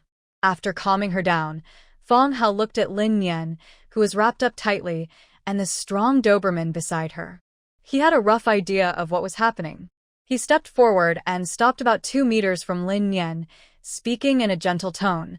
"My sister says your dog bit and killed her dog." Before he finished speaking, he sensed a warning from the dog, which startled him and made his expression turn serious. Lin Yan looked in the direction of the dog and saw the dog growling fiercely at the other side. It seemed to be saying, "If you dare to accuse me, I will bite you to death." Lin Yan quietly smiled and gently stroked the dog's fur, calming its fiery temper. After feeling the pressure lift, Fang Hao steadied himself and continued speaking. "But I don't believe it. So, can you explain what really happened?" Before Lin Yan could answer, Yu Qianqian suddenly stomped her foot. "Brother, why don't you believe me?" She pointed at the few friends by the wall, her emotions running high as she shouted, "They can all testify for me. It was her dog that caused my Amy's death. Her dog must pay for what it did, or this won't be over." As she shouted, tears of anger streamed down her face. Seeing this, Fang Hao sighed deeply, calming himself before patiently explaining to Yu Qianqian, "You say her dog bit your dog, but what about the wound? If a Doberman had bitten, your Amy wouldn't have been so badly hurt." But Yu Qianqian wanted to say more, but Cui Shui behind her tugged her back. She turned to look at Cui Shui, who shook her head hard, so she had to stay silent for now, angrily turning her head away.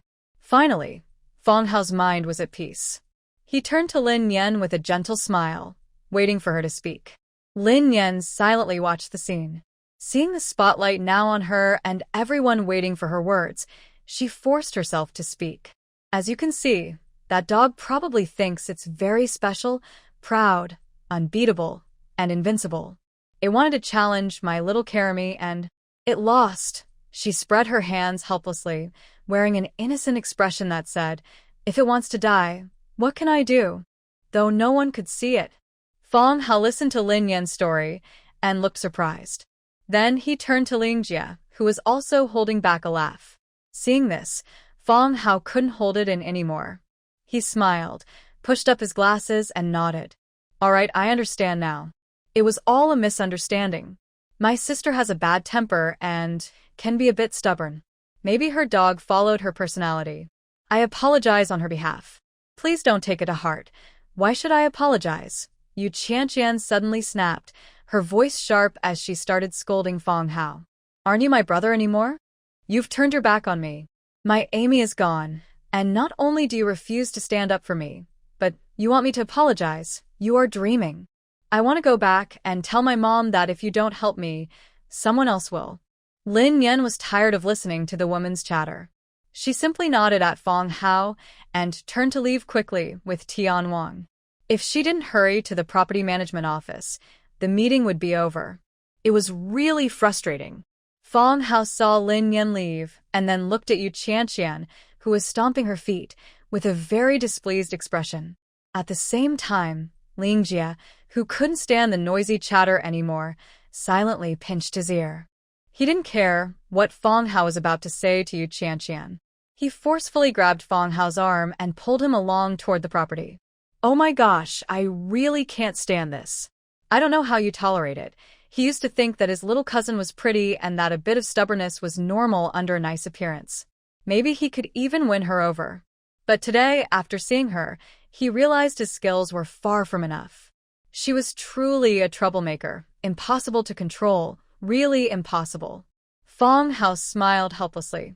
What else can I do? I can only endure it since I have no choice. Ling Jie, hearing this, put his arm around Fong Hao's shoulder to comfort him. Thinking about Fong Hao's family background, he couldn't help but feel pity. Fong Hao was an orphan, raised by his grandfather. After his grandfather passed away, Fong Hao's aunt took control of the family business. As the rightful heir, he ended up being a homeless orphan living under someone else's roof. Such a tragic story made anyone feel sad. He patted Fong Hao's shoulder with his other hand and said sincerely, "It's okay. As long as you don't mind, you can come to my house. As long as I have a meal, I will definitely have a bowl of rice ready for you." Get lost. Fong Hao raised his hand and punched Ling Jie. Ling Jie crossed his arms and pretended to sacrifice himself. Meanwhile, the two of them were joking and playing around, while Lin Yan had already entered the property management meeting room. The meeting room was very spacious, decorated like a small hall. Tall stone pillars and a fancy chandelier decorated the ceiling. Even the rows of tables and chairs were covered with gold-color material, showing the high status of the people who held meetings here. The meeting hadn't started yet. The homeowners gathered in small groups, chatting casually. Some looked angry as they commented on something, while others smiled happily, gossiping about something. Lin Yan found a corner to sit down, curling around the dog's head, quietly observing everything around her. Fong Hao and Ling Jie only entered the hall at the start of the meeting. They sat in the last row near the door and immediately saw Lin Yan sitting a little way in front of them, with the dog curled up nearby. Ling Jie tilted his head toward Fong Hao, raising his chin toward Lin Yan, and whispered, "Is she strange or what? Not only poor and plain, but she's covering herself so tightly. Is she afraid someone will recognize her?" He occasionally used binoculars to look around, knowing that Lin Yan was his neighbor in apartment C10-2. Right now, he was very curious. Could she be a little troublemaker? I remember the house used to be occupied by a middle-aged man. Fong Hao wasn't particularly interested in Lin Yan, but since Ling Jie kept whispering, he looked at her back a few more times. He was used to seeing beautiful women and wasn't curious about her appearance, but her covering herself so tightly made him a little curious. Thinking about what Ling Jie had said, that she and the man living with her didn't look ordinary, he couldn't help joking. "Aren't you saying she's a young couple? Who would bring a lover to live with their partner?" Ling Jie chuckled. "That's not certain. Maybe she's a troublemaker who harmed her benefactor and then took her lover to live there." Ha, ha. Fong Hao pulled a face in disgust and looked at Ling Jie with disdain. "It's a pity you're not a screenwriter." Wei Wei on stage saw most people had arrived and looked at the lively crowd, then tapped the table. "Everyone quiet please. Our meeting will now officially begin." As the noise gradually quieted down, he cleared his throat and said, "I have a few updates to share. I'll keep it brief. First, I'll update you on the outside situation. The floodwaters have mostly receded. The authorities are organizing cleanup efforts, and they will distribute wages and supplies to the people. Nothing special. We're not involved, so skip the details and get to the point." An impatient voice interrupted Wei Wei's speech. Wei Wei listened without anger and continued with the next point. Because the virus is spreading again outside, I have discussed with the residents committee. We suggest the community adopts a closed management system. Outsiders are not allowed to enter, and everyone should avoid going out recently.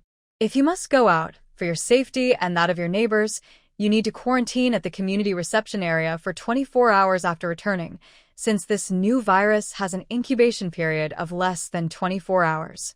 As soon as he finished, there was a buzz among the attendees. Another lockdown? 24-hour quarantine?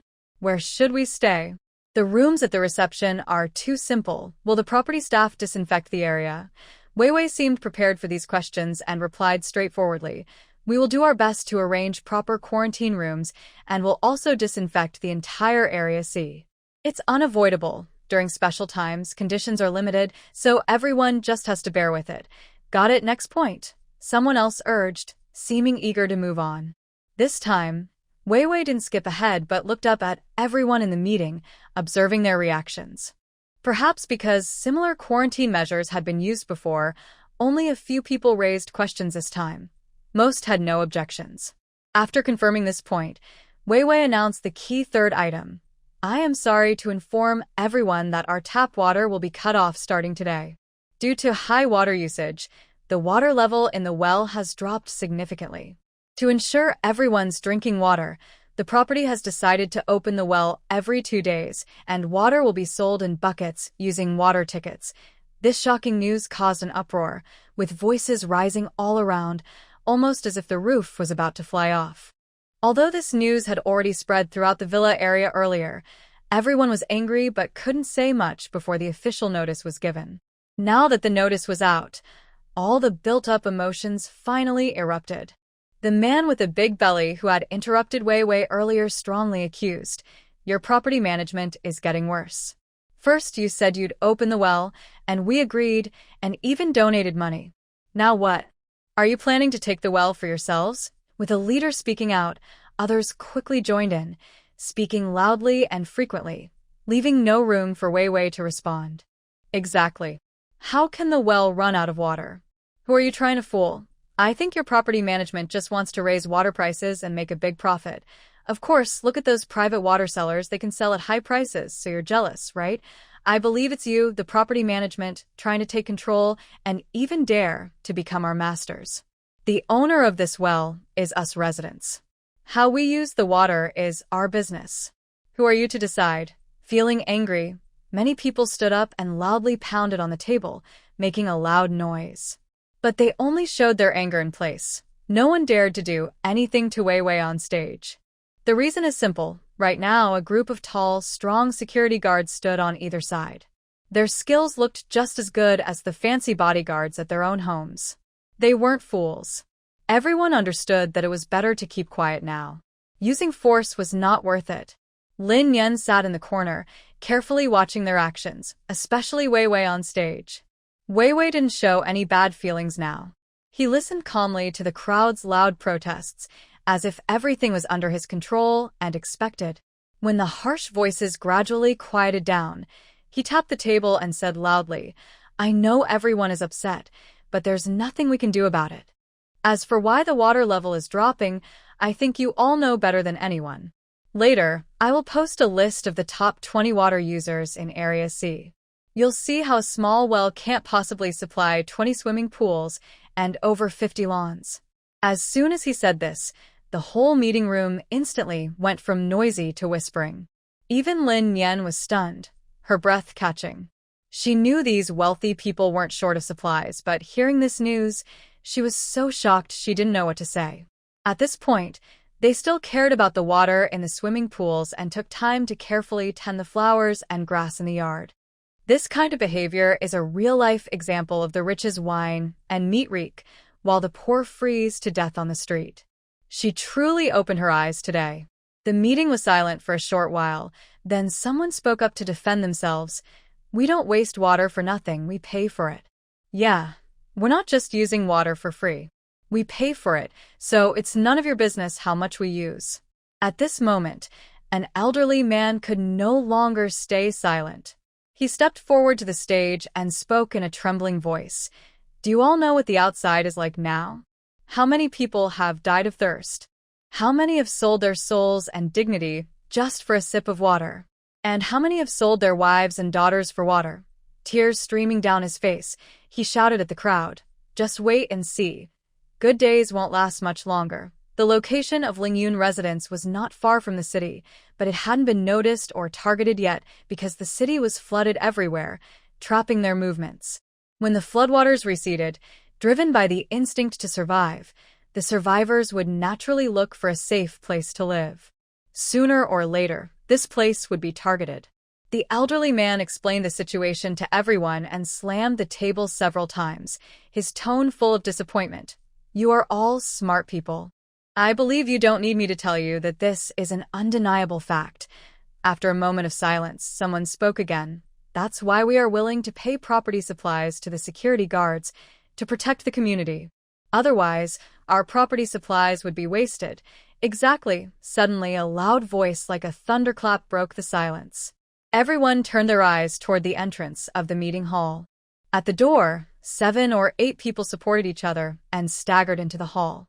Each of them was injured, and the most seriously hurt was being carried in on a stretcher by 2 people. This sudden scene caused everyone present to panic. Claiming to be watchdogs and still taking advantage of others, what is the point of us supporting you? What? Are there criminals? Oh my goodness. When did this happen? How could there be criminals attacking people? The crowd's initial anger quickly turned into fear. They looked anxiously at the injured, eager to hear clear news. Before the leading man could speak again, 2 more families arrived from behind. All of these people were injured. As the 3 families accused others, Wei Wei finally became less calm. He frowned and turned to his young assistant. The assistant stepped forward, whispered something, then confidently stopped the accusations with a cold voice. "Zhang, Ma, and Yang families. Have you paid your property fees this month? We've already announced that those who don't pay will not get security services." Old Li signed this rule. He then looked at the elderly man nearby. Old Li nodded seriously, but he didn't know what was really happening and said nothing. Wei Wei's words made Zhang Qingshan, who had only one arm, very angry. "I only said I'd pay a week late this month. Did I say I wouldn't pay? Also, I just owed you a few supplies, and suddenly I was attacked by criminals. Isn't that your doing?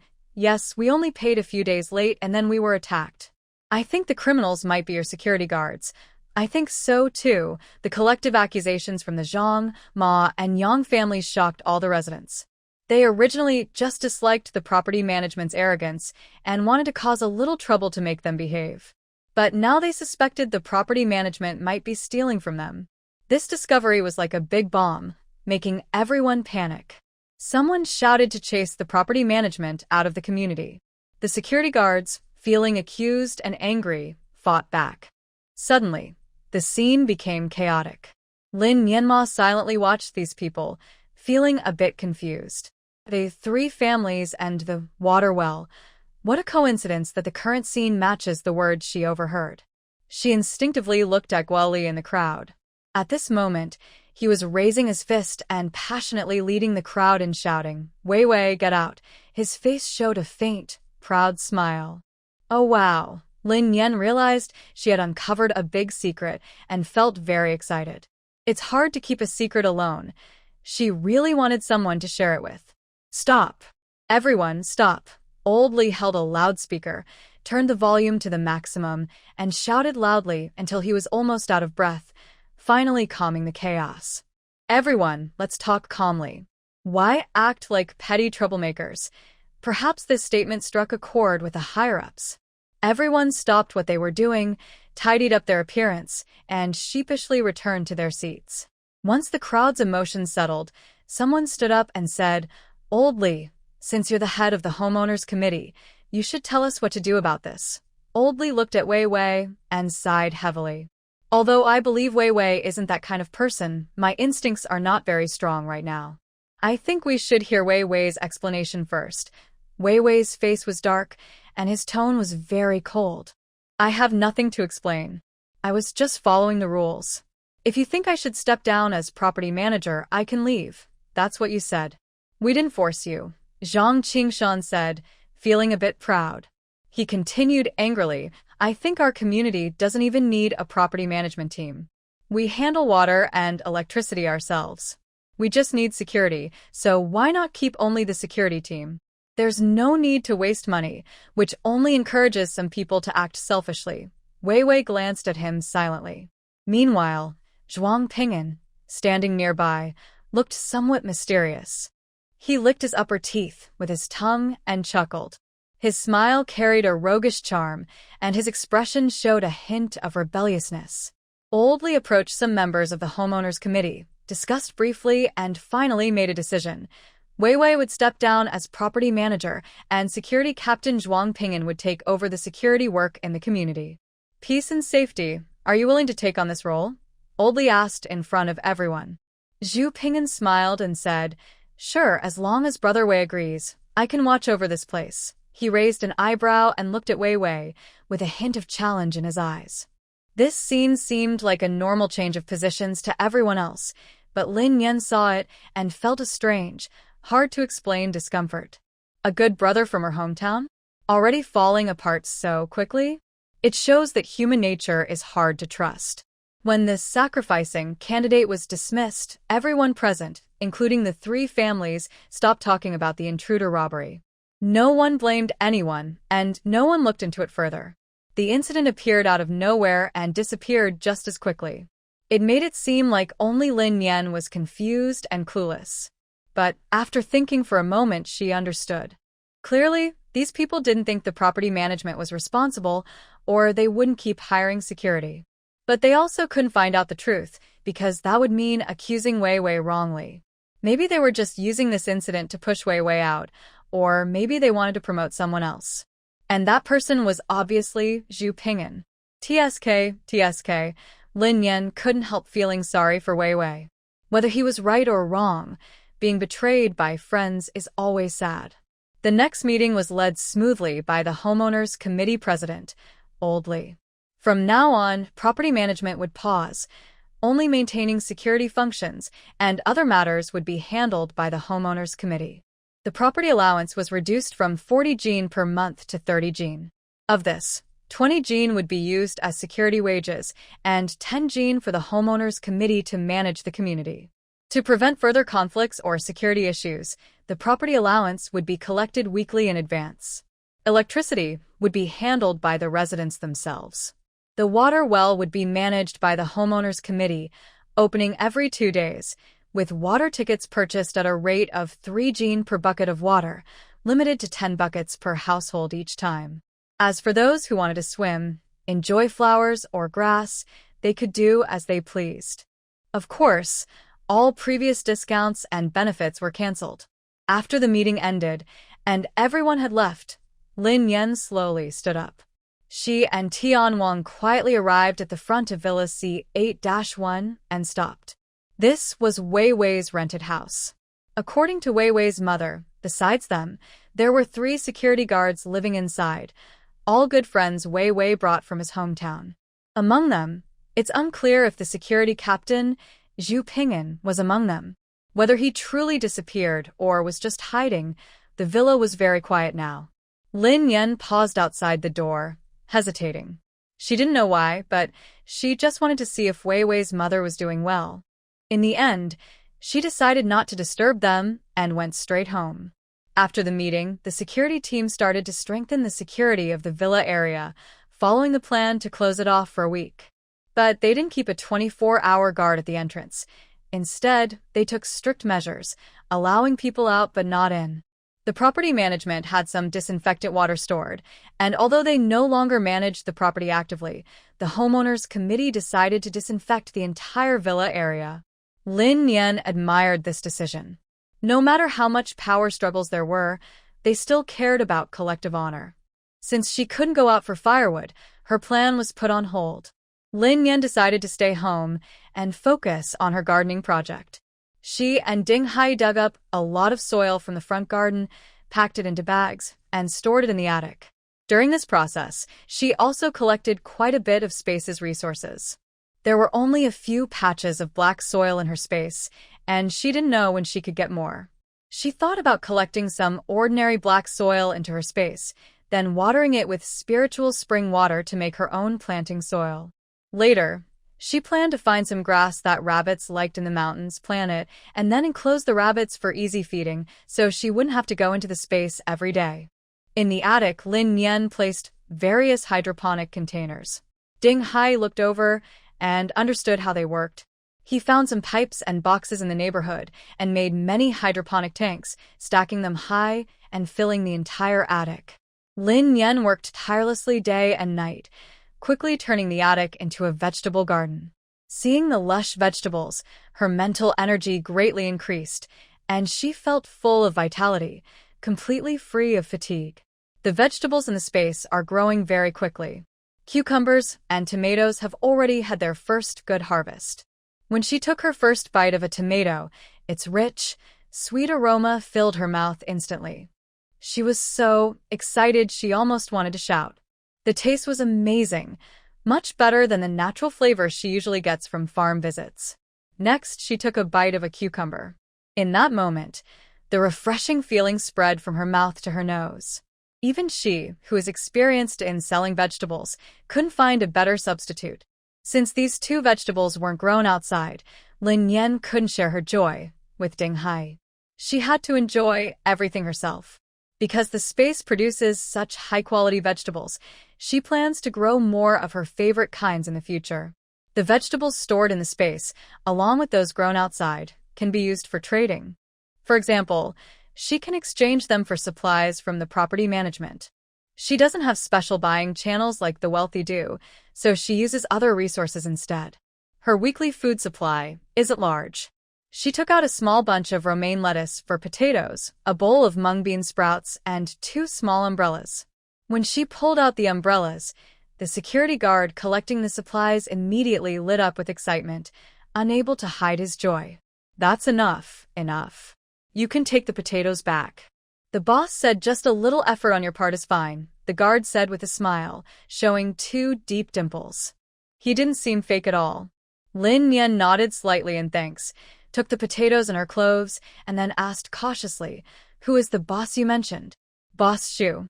The guard replied, putting the vegetables into a bag and tossing it onto the patrol vehicle. The umbrellas, right in front of Lin Yan, were openly stuffed into his pocket. He seemed to understand her concerns and said straightforwardly, "Don't worry. No matter how the higher-ups fight, the godmother is truly a mother to us. We all know our place." Then, the guard waved at Lin Yan and drove off to the next house. Ha! Lin Yan watched the car leave and chuckled softly. These people's relationships are really complicated, like palace intrigue. If she got involved, she probably wouldn't last more than 3 episodes. Just as Lin Yan turned to head home, her peripheral vision caught a glimpse of something unintentional. In an instant, an inexplicable chill rose from her heart. She faintly felt that someone was watching her closely from the attic of the neighboring villa. This feeling made her very uncomfortable, and her heart immediately sounded the alarm. She tried to catch a glimpse of the watcher, staring intently at that spot for a while before slowly looking away and walking home as if nothing had happened. In the afternoon, after hearing the radio announcement about the water well opening, Lin Yan took a small cart with a medium-sized stainless steel water bucket to the water well. She thought that after the tap water was cut off, there would be a huge line of people. But the result was completely unexpected. There were only about 7 or 8 people in line, and none of them seemed to be the homeowners. Based on their clothes, they were either maids or bodyguards. Although there were few people, there were many buckets. Each person was pulling a cart full of buckets, probably the limit of 10 water tickets per person. Lin Yan pushed her cart to the registration desk, reported her house number, and handed over a small bag of soybeans and a few potatoes. The staff looked at the buckets on her cart with some surprise. He weighed the soybeans and potatoes separately on a nearby electronic scale and said, "This grain can get you 3 water tickets." Lin Yan nodded, "Okay." He handed her the water tickets and kindly reminded her, "It's only open every 2 days. Don't you want to buy more than 10 buckets at once?" Lin Yan shook her head, "No. This big bucket can hold 3 of your standard buckets, enough for my family's needs. I'll come back next time." All right. The staff just casually reminded her, He didn't mind whether she bought more or less. Lin Yen took the water tickets and queued up in line. Bored, she took out a Tetris game device from her pocket and started playing. The game was very addictive. Just as she was about to clear a level, suddenly, a sharp, piercing sound cut through the air directly into her ears. Oh, I thought it was some rich girl's daughter, but it turns out to be a maid. No wonder she doesn't need our supplies. After speaking, Yu Qianqian and a few others around her burst into laughter. They were just bored and wanted to see what kind of people would be so poor as to queue up here for water. Unexpectedly, they had really stumbled upon a lively scene. Lin Yen saw the "Game Over" message flash on the screen. He sighed, put the game console into his pocket, and turned to look at the others with a look of boredom. However, when they saw Lin Yen's full face, everyone stopped smiling. The last time they saw Lin Yen, her face was hidden behind a mask, so they couldn't see her features. This time, if she hadn't been wearing the same clothes and hat as before, they wouldn't have recognized her. To their surprise, she was actually a pretty young woman. Even Yu Qianqian had to admit that her face was slightly more attractive than hers. If she hadn't seen her true face, Yu Qianqian's dislike for Lin Yen might have just been because of the dog. But now that she saw her real face, her feelings were no longer just about the dog. It was like a wicked queen's deep hatred for Snow White. She sneered at Lin Yen and said sarcastically, "Why do you only splash a little water? Is your owner too poor to buy water? Or maybe you should kneel and apologize to my Amy. I might let my dad give your owner some supplies, and maybe your owner will even get a meal." After saying that, she giggled with a look of pride and contempt. Lin Yen ignored her foolish words and looked up at the small dog in her arms. She was surprised to see that the little dog was still alive, but its arrogant attitude was gone. Maybe it was just her illusion, but she felt that Amy looked at her with fear. But it was the King of Heaven who scared it, not her. Driven by curiosity, Lin Yen instinctively reached out her hand toward the dog. But before she could even touch its fur, Amy suddenly started to scream and struggle wildly, as if shocked by an electric shock, desperately trying to resist Lin Yen's hand. "Ow, ow, ow. Amy, what's wrong?" Yu Qianqian saw her dog suddenly thrash wildly and panicked. She quickly tried to hold it tightly with both arms, but the dog was too strong and struggled fiercely, making it hard to hold. In the end, she had to put Amy on the ground. But as soon as Amy's paws touched the ground, it ran away in a flash, disappearing from sight. The few people remaining there stared in shock, stunned. This scene made Lin Yen feel both amused and helpless. It seemed she was truly frightened by the King of Heaven. Poor little thing. She didn't mean to do anything wrong. If anyone is to blame, it's her owner, who isn't acting like a responsible person. "What did you do to my Amy?" Yu Qianqian's voice was sharp and piercing, making everyone's ears ring. Lin Yen took a step back, tilted her head to the side to get out of her voice's reach, and then spoke calmly. "I didn't do anything. I just wanted to check if she was okay. Also, your dog is still alive. That's good. Congratulations." Hearing the sarcasm in Lin Yen's words, Yu Qianqian lost her temper instantly. You shameless person. I'll beat you to death." Suddenly, she bent down, stuck out her hips like a wild ox, and charged at Lin Yen. Lin Yen didn't expect such a delicate young lady to act this way. She was caught off guard and was bumped by Yu Qianqian's head, stumbling forward. Because the force was strong, she staggered back several steps and couldn't keep her balance. Just as she felt she was about to fall, someone behind her caught her. Once she stabilized, she quickly turned to look at the person behind her. She saw Wei Wei with a dark, angry face, glaring at the group ahead as if he was about to rush over and deal with them all. "What are you doing? Bullying people in broad daylight?" His tone was very stern. Usually, the second-generation kids didn't pay much attention to Wei Wei. But now, he was no longer the polite person he usually was. He looked fierce, like a ruthless gang boss, which made them all feel a bit scared and silent. Although Yu Qianqian's head was dizzy from the bump, she understood the situation and knew when to hold back. People in the family often talked about Wei Wei losing his job and warned the younger generation not to provoke him. Someone in his position wouldn't be easy to deal with if he wasn't a good person. Otherwise, they wouldn't have to go to such lengths to target him. Yu Qianqian wiped the hair covering her face and looked at Lin Yan with a stiff neck, gritting her teeth as she said, "Just you wait." Then she signaled to others to go find her dog. Lin Yan smiled at Wei Wei and said, "Thank you, Brother Wei, for helping me out." Wei Wei shook his head. "It's nothing. These second-generation kids are just good-for-nothings, always bored and looking for trouble." Seeing Wei Wei holding a cart full of water buckets, Lin Yan suddenly remembered the spring on the back mountain. She wondered if he still listened to his mother's words now. "I wonder who the Yu family really is," Lin Yan took the opportunity to ask. Wei Wei, no longer bound by his position, told her everything clearly. It turns out the Yu family runs a chain of supermarkets. More precisely, they are from the Fong family, which is the family of Fong Wenmin, the wife of Yu Weisheng. Since the disaster struck, most large external supermarkets have been taken over by the government for unified management and distribution. But the Fong family still manages to operate independently. Now, the entire Linyun residence, including Area A and Area B, is supplied by their family. All the residents here, regardless of their status, show respect to the Yu couple to ensure they can keep getting supplies. From this, Lin Yan understood where Yu Qianqian's arrogance came from.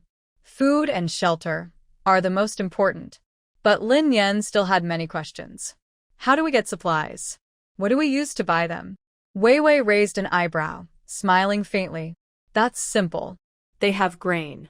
Whatever they need, they can get. Although Wei Wei didn't say it directly, Lin Yan could guess. It's mainly about money, power, and desire. Before the apocalypse, everyone worked hard for these things. After the disaster, no matter how society changes, deep human desires remain unchanged. Wei Wei then reminded her, if possible, it's better to find supplies on your own, without relying on others. Okay. Lin Yan understood immediately. She asked, "Even if I want exchange for supplies now, I probably can't, right? The villa area is sealed off, and the goods might carry germs. Can we even get in?" Wei Wei saw the line moving forward and signaled Lin Yan to go ahead. After they shifted positions, Wei Wei continued, "It's not that bad.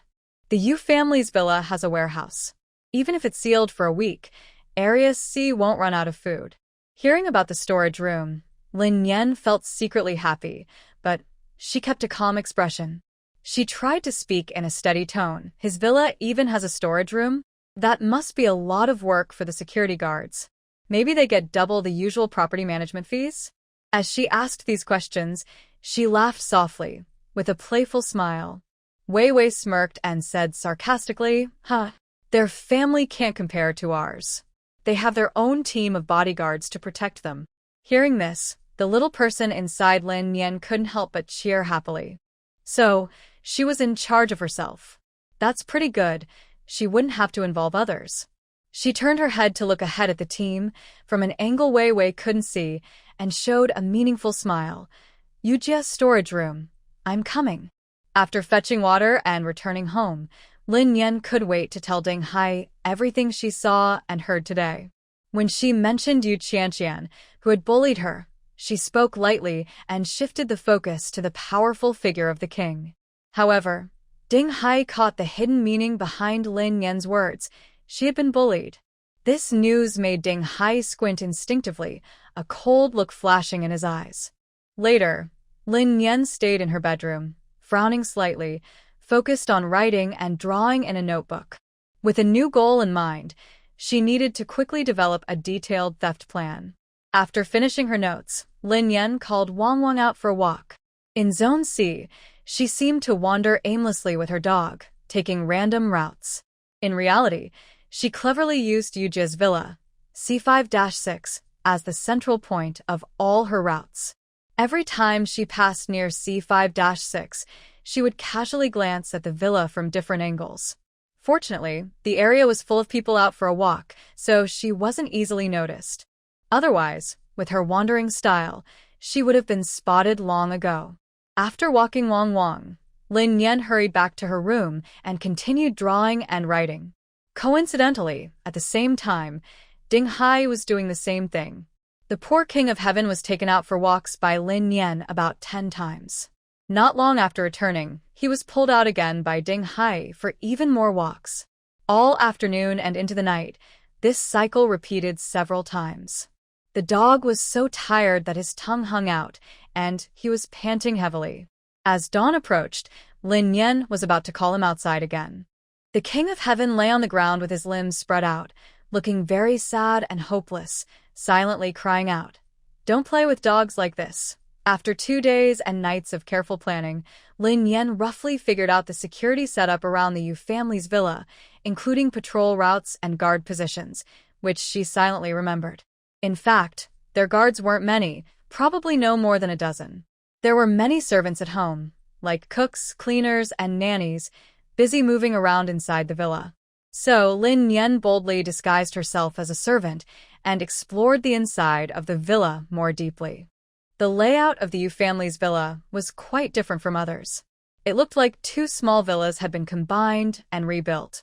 The villa seemed to have 3.5 floors, but she didn't know if there was a basement. The first floor had a large open area that was a hollow garage. The other half looked like a closed garage, but the guards often walked around nearby. Lin Yan guessed that within this seemingly ordinary area, there must be something important that needs strict security. It could be a storage room for valuables or other key items. The main entrance of the villa was on the 2nd floor. To go up or down, there was an elevator, and on each side of the 1st floor, there were stairs leading directly to the 2nd floor platform. The storage room for supplies was outside in the yard, built from a large container. It looked quite big. The security there was very tight, with 5 or 6 guards patrolling around the clock. From her observations, Lin Yan saw that many owners came to the Yu family's villa to buy things every day. These visitors didn't carry many valuables when they arrived, but when they left, they took away a lot of supplies. This made Lin Yan feel anxious. In her eyes, those supplies belonged to her. If she waited too long, the amount she could get would decrease. So, instead of waiting, she decided to act tonight. At just past 1 o'clock in the morning, while Lin Yan was still deep in sleep, Ding Hai, fully armed, moved ahead of her. He jumped from the 2nd floor window onto a large tree outside, then quickly and carefully climbed down the trunk, heading toward the Yu family villa.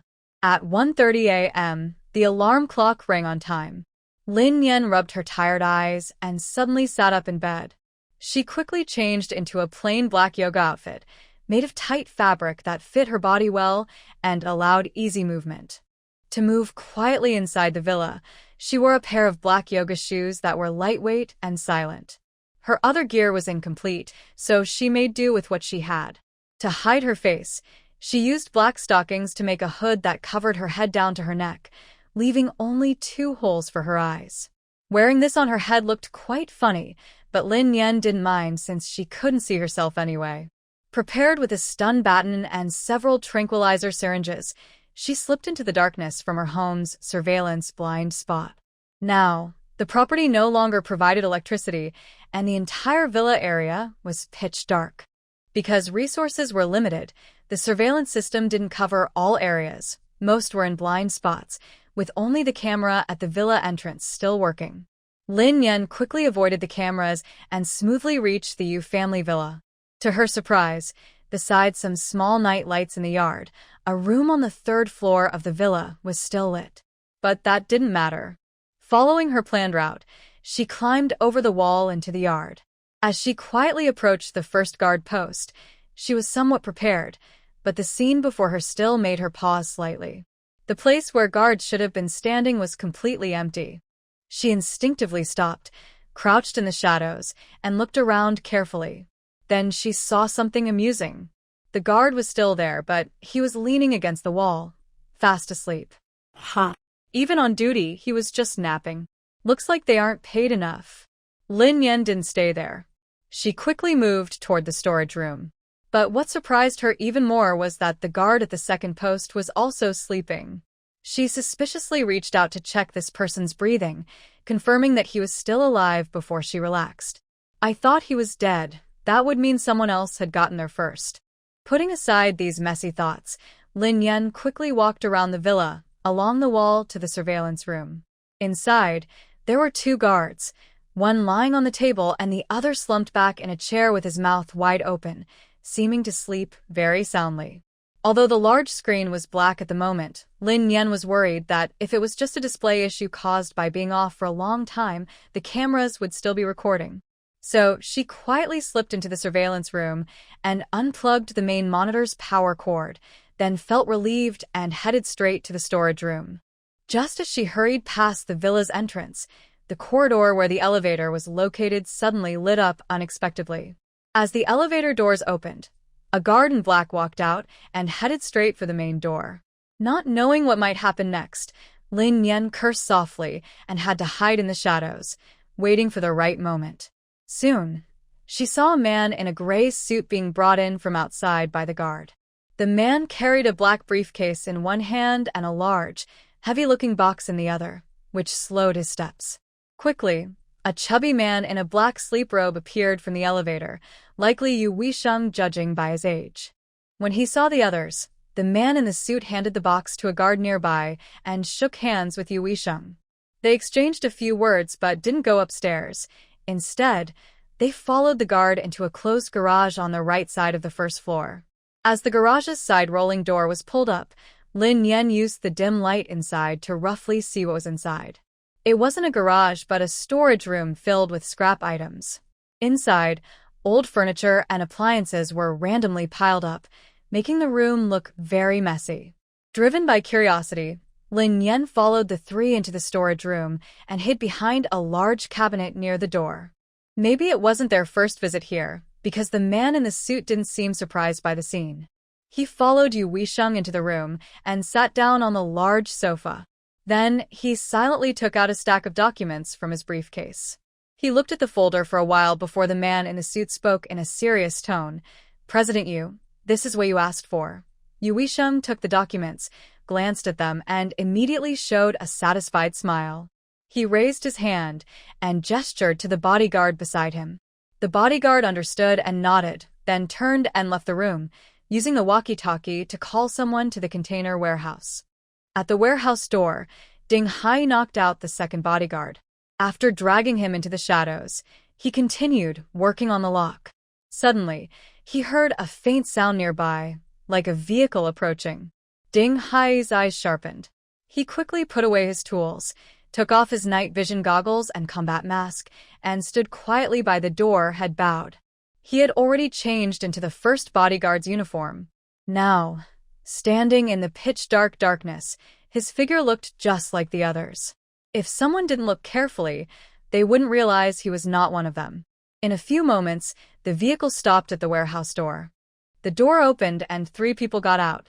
The man in black, the leader, walked to the door with a serious expression. He took a set of keys from his pocket and, under the flashlight's glow, skillfully inserted the key into the lock. With a click, the door unlocked. Then he strolled casually to the side, leaned against the wall, lit a cigarette, and started smoking. The other two quickly entered the warehouse, turned on the wall-mounted floodlight, and began carefully moving supplies according to their list. Soon, they found all the supplies and loaded them onto the truck. After closing the truck's door, they exchanged a few words with the man in black, then got into the vehicle, started the engine, and gradually drove into the night. The man in black finished his cigarette slowly, threw the away, and stomped it out. Then he walked back to the warehouse door, ready to lock it. Suddenly, he felt a sharp pain at the back of his head. His vision went black, and he lost consciousness, falling straight to the ground. In the darkness, Ding Hai quietly appeared, looking at the full warehouse of supplies in shock. According to his observations, many people have been coming to buy supplies these days, and Yuji's warehouse is being emptied truck by truck. But how can so much still be left? His storage space, from when he went to the paper mill last time to build a water tower, still held a lot of firewood, filling the entire small yard. Although some supplies in the small building have been moved to his home, there probably isn't enough space left to store so much more. He can't just take half and leave the rest, can he? That would be too uncomfortable. Just as Ding Hai was feeling helpless, Lin Yan had already been overwhelmed by the two people he was negotiating with. He didn't expect that Yu Weisheng's ambitions were quite large. He wanted not only real gold and silver, but also to steal business secrets. Perhaps the man in the suit, out of the idea that keeping the green hills means not worrying about firewood, shared some of his own or his employer's secret codes with Yu Weisheng, trading them for a generous supply of living goods. After the man in the suit left, Yu Weisheng surprisingly did not leave the warehouse. Instead, he turned and walked into the inner room, reaching out to turn a decorative item on a cabinet. With a loud rumbling sound, a hidden door on the ground slowly opened. This scene stunned Lin Yan, her mouth agape. Honestly, wealthy people are really good at playing tricks. Even a thief wouldn't expect there to be a secret door in this shabby warehouse. Anyway, she, as a thief, definitely didn't see this coming. Once the hidden door was fully open, Yu Weisheng carried the antique and the business secret that the man in the suit had just brought and slowly walked into the basement. Perhaps because he had obtained what he longed for, he hummed a little tune happily. But in the next moment, he suddenly went stiff, his eyes wide open, and his body uncontrollably tumbled down the stairs. Lin Yan, standing at the top of the stairs with a stun gun in hand, watched that plump figure roll all the way down to the bottom and couldn't help but grimace in pain for him. After a few clicks, she carefully stepped down the stairs, picked up the antique box, crossed over Yu Weisheng's body, and took in the entire view of the basement. What she saw next nearly made her lose her balance. Lin Yan kept muttering as she rushed into the basement. Excited, she rested her chin on her small fists and took quick, small steps, unable to fully express her feelings at that moment. This place is like a treasure vault. The wealth here is just as luxurious as the impressive dowry shown in TV dramas when the heroine gets married. Lin Yan couldn't wait and started opening the several boxes on the ground one by one. The first few stacked boxes surprisingly contained bright red banknotes. Although visually striking, Lin Yan wasn't interested in them at the moment. She quickly opened the next few boxes, and a smile spread across her face. These boxes held jewelry like pearls and jade, the kind that any girl would love at first sight. Beyond the boxes, Lin Yan walked over to a glass display case to look at it. Inside, there were 7 or 8 boxes of valuable-looking necklaces. Some had diamonds, some had emeralds, and others had gemstones she couldn't recognize. They were strung into necklaces or bracelets, colorful and very beautiful. Next to the glass case were 2 large antique shelves. They displayed ancient ceramics, jade items, copperware, wooden objects, and more. Based on their placement, each item seemed to be as valuable as the ones in Zhang Quan's house earlier. On a table against the wall, there was a large porcelain jar filled with scrolls of calligraphy and paintings. Some framed artworks were on the ground, all seemingly worth a lot. Lin Yan casually opened a drawer in the table, which was full of file folders. Thinking about the deal with the man in the suit earlier, she guessed these were probably business secrets that Yu Weisheng had taken advantage of others to acquire. But to her, these were just like banknotes, worthless paper. They couldn't compare to the big box of gold she was most eager for. She dropped the folders and happily rushed to the nearby box. Inside, there were gold bars, ingots, bracelets, necklaces of various sizes, so many that her eyes nearly sparkled. She almost wanted to kiss each piece. But time was running out. Moreover, her space, which she valued above all else, was also sending her urgent signals to gather wealth. Lin Yan picked a few large gold bracelets, put them on her wrists, and then quickly ran back and forth through the treasure vault, collecting all the treasures into her space. In an instant, the fog surrounding the space quickly doubled in size. A powerful force, like a Buddha's light, suddenly covered the entire area, making Lin Yan feel her mental strength increase greatly and her body seem lighter. She felt as if her whole body had been cleansed and refreshed. She slowly exhaled a deep breath, tried to breathe in again, then leapt up and stepped onto the 5th step. Excited, she ignored her scream and ran straight ahead, crossing the basement in just a few steps. Standing at the entrance of the basement, Lin Yan looked directly at the warehouse door, held her breath, gathered her strength, and sprinted forward. In just a moment, she was steady in front of the door. This wasn't her illusion. Her speed had visibly increased. Could it be that the space's ability isn't just for itself? Maybe it can also strengthen her physical skills. With this amazing discovery, Lin Yan wanted to shout with joy. But at this moment, time was tight, and her task was heavy. She turned her excitement into strength and focused on the important work. At this time, Ding Hai had already tried his best to fill the space to capacity. But even so, about 1/3 of the supplies still couldn't be taken away. Moreover, the guards outside the warehouse had already noticed something strange and sounded the alarm. He, despite feeling reluctant, had to give up. However, just as he was about to leave, a sudden flash of insight struck him. For some unknown reason, an invisible force once again activated the space, causing the yard to expand at a visible speed, doubling in size in the blink of an eye. Then, a fence slowly appeared along the edge of the yard. Now, the entire layout of the yard was fully revealed. Not only the yard, but he also saw that the second-floor room of the attic was completely exposed, along with a staircase pointing upward. Could it be that this attic has a third floor? But that wasn't something he needed to think about right now. With the space, he quickly stored all the nearby supplies into it. Then, he dashed out of the warehouse, and his figure quickly disappeared into the darkness. To Lin Yan, it was completely unexpected that while she was turning a corner to collect 3 cars, the warehouse was already robbed by thieves. Seeing the noisy scene and the empty warehouse, she was so angry she pounded her chest and stomped her feet.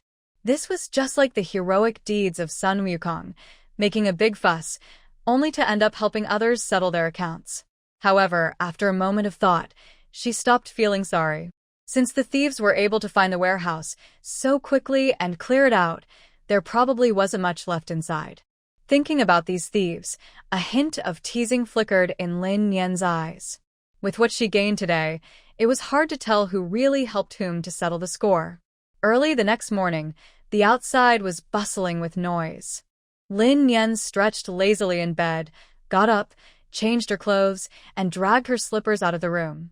As soon as she pushed open the door, she was shocked by what she saw outside. The street was packed with people. Lin Yan raised her hand and pushed open the iron gate, stepping outside. She looked around, feeling a bit confused by the scene. She walked over to 2 women who were chatting nearby and asked, "Excuse me, what's going on?" The woman in front of her had gentle features and a kind demeanor. Her black hair was neatly, and she wore a long beige dress that radiated elegance and nobility, making her look very likable.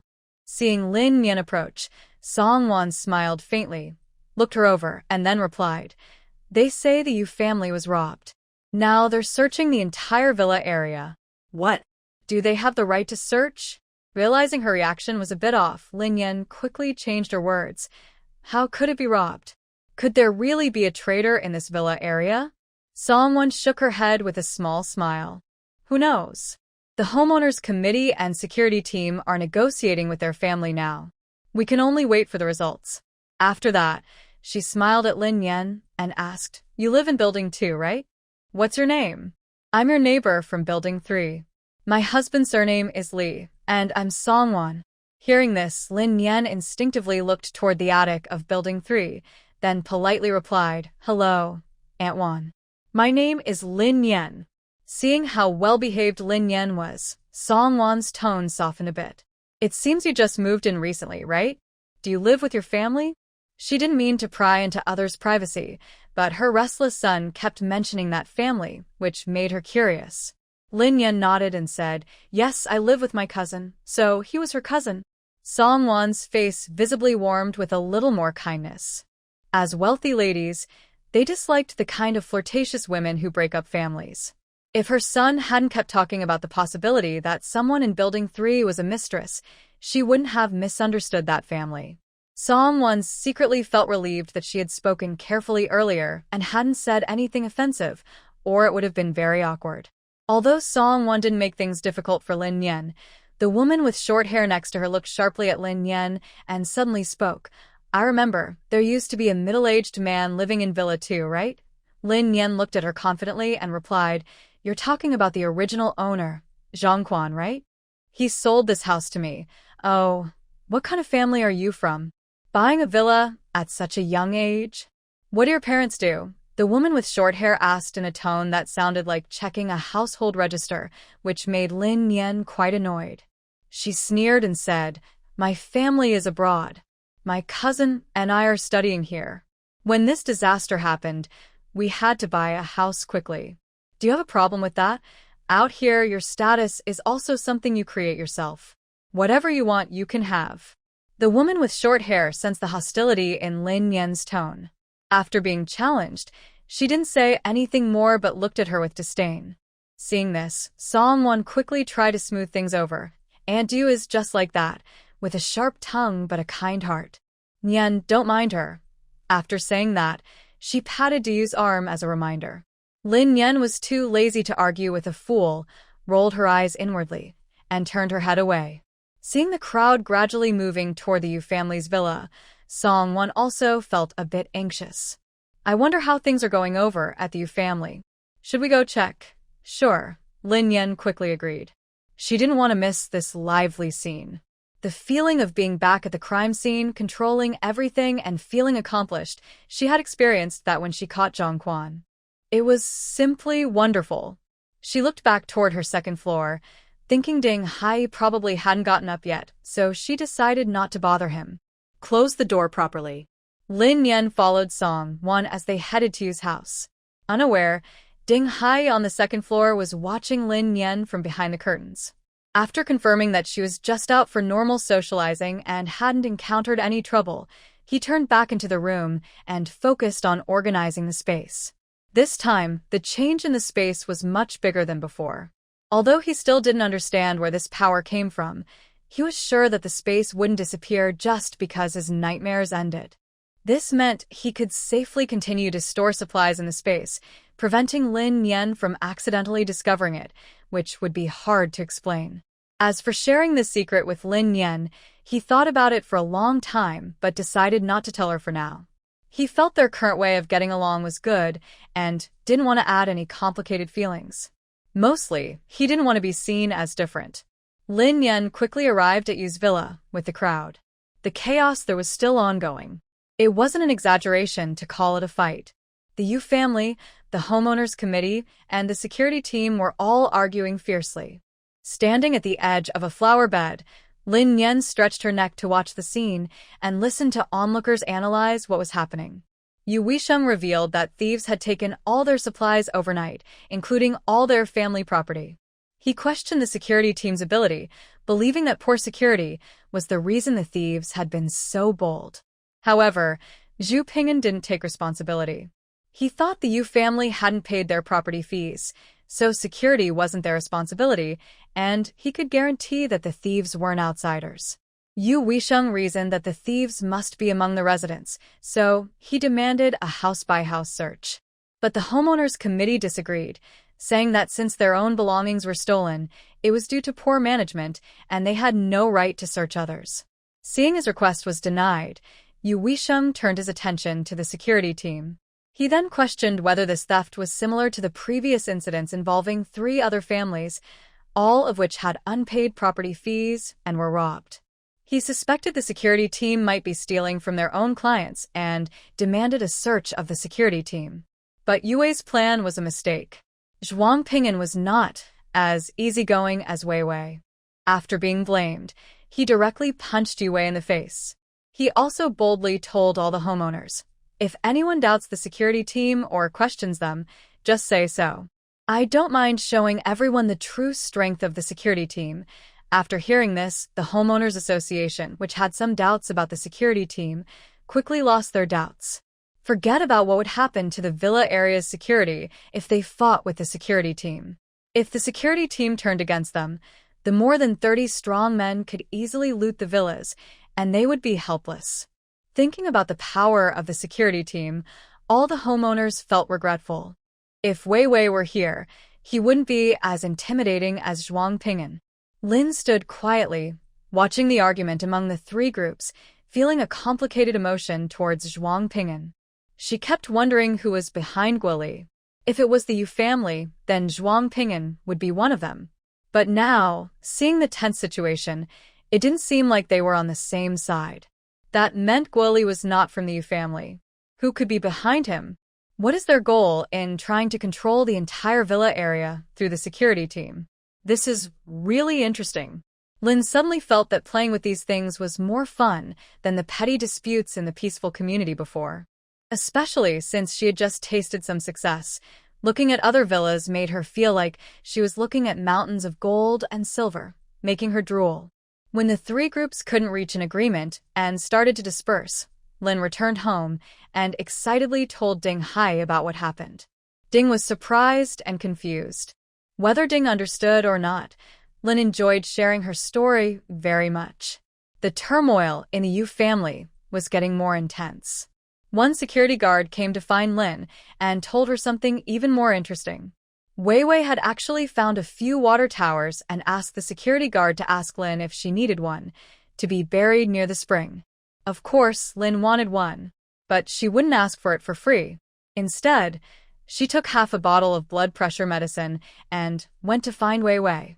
She wasn't sure why Wei Wei was willing to bring her along, but she knew very well that Wei Wei might not trust her. She didn't need the other person's trust. As long as they didn't doubt her, that was enough. She and Ding Hai lived here without needing to watch their faces, but they still needed to create a comfortable space. Wei Wei may have lost her inner strength now, but she still had her dignity. She was happy to make a few friends. However, the kindness she received before would soon be used up, so she had to do something in return. When she arrived at Wei's house, Lin Yan handed over a bag of medicine and said, "Mrs. Wei, this is the last of my grandmother's medicine. I wanted to give it to you a few days ago, but I was worried you were busy, so I didn't want to bother you." Mrs. Wei saw the medicine in Lin Yan's hand and was so excited she didn't know what to say. She kept holding Lin Yan's hand tightly. What made her happy wasn't just receiving the medicine, but that Lin Yan genuinely cared about her.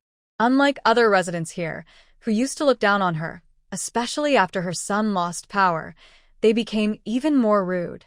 They avoided her like a street rat. So, she hadn't dared to visit Lin Yan these days. She didn't know how Lin Yan would treat her. Wei Wei was also moved, but only a little. She wasn't as emotional as Mrs. Wei. Plus, she had met Lin Yan before, and Lin Yan hadn't shown any unfriendly attitude. That was one reason she agreed to let her store water here. She also knew Lin Yan wasn't as simple as she seemed, especially since she moved into Zhang Quan's house. Moreover, she believed Lin Yan knew how to find her weak spots. A woman with such a deep mind, she had to be cautious. After giving Mrs. Wei the medicine, Lin Yan handed Wei Wei a heavy gold bracelet and said, "Although these material things aren't worth much now, I want to show my sincerity."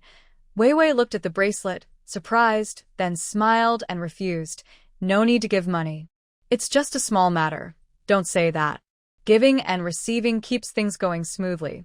If I always take without giving, Brother Wei might stop taking me out to play next time." Lin Yan spoke plainly but with a playful tone, making it feel natural and not uncomfortable. Wei Wei chuckled and took the bracelet, weighing it in his hand, then said happily, "All right, girl. You're sensible. I'll remember that."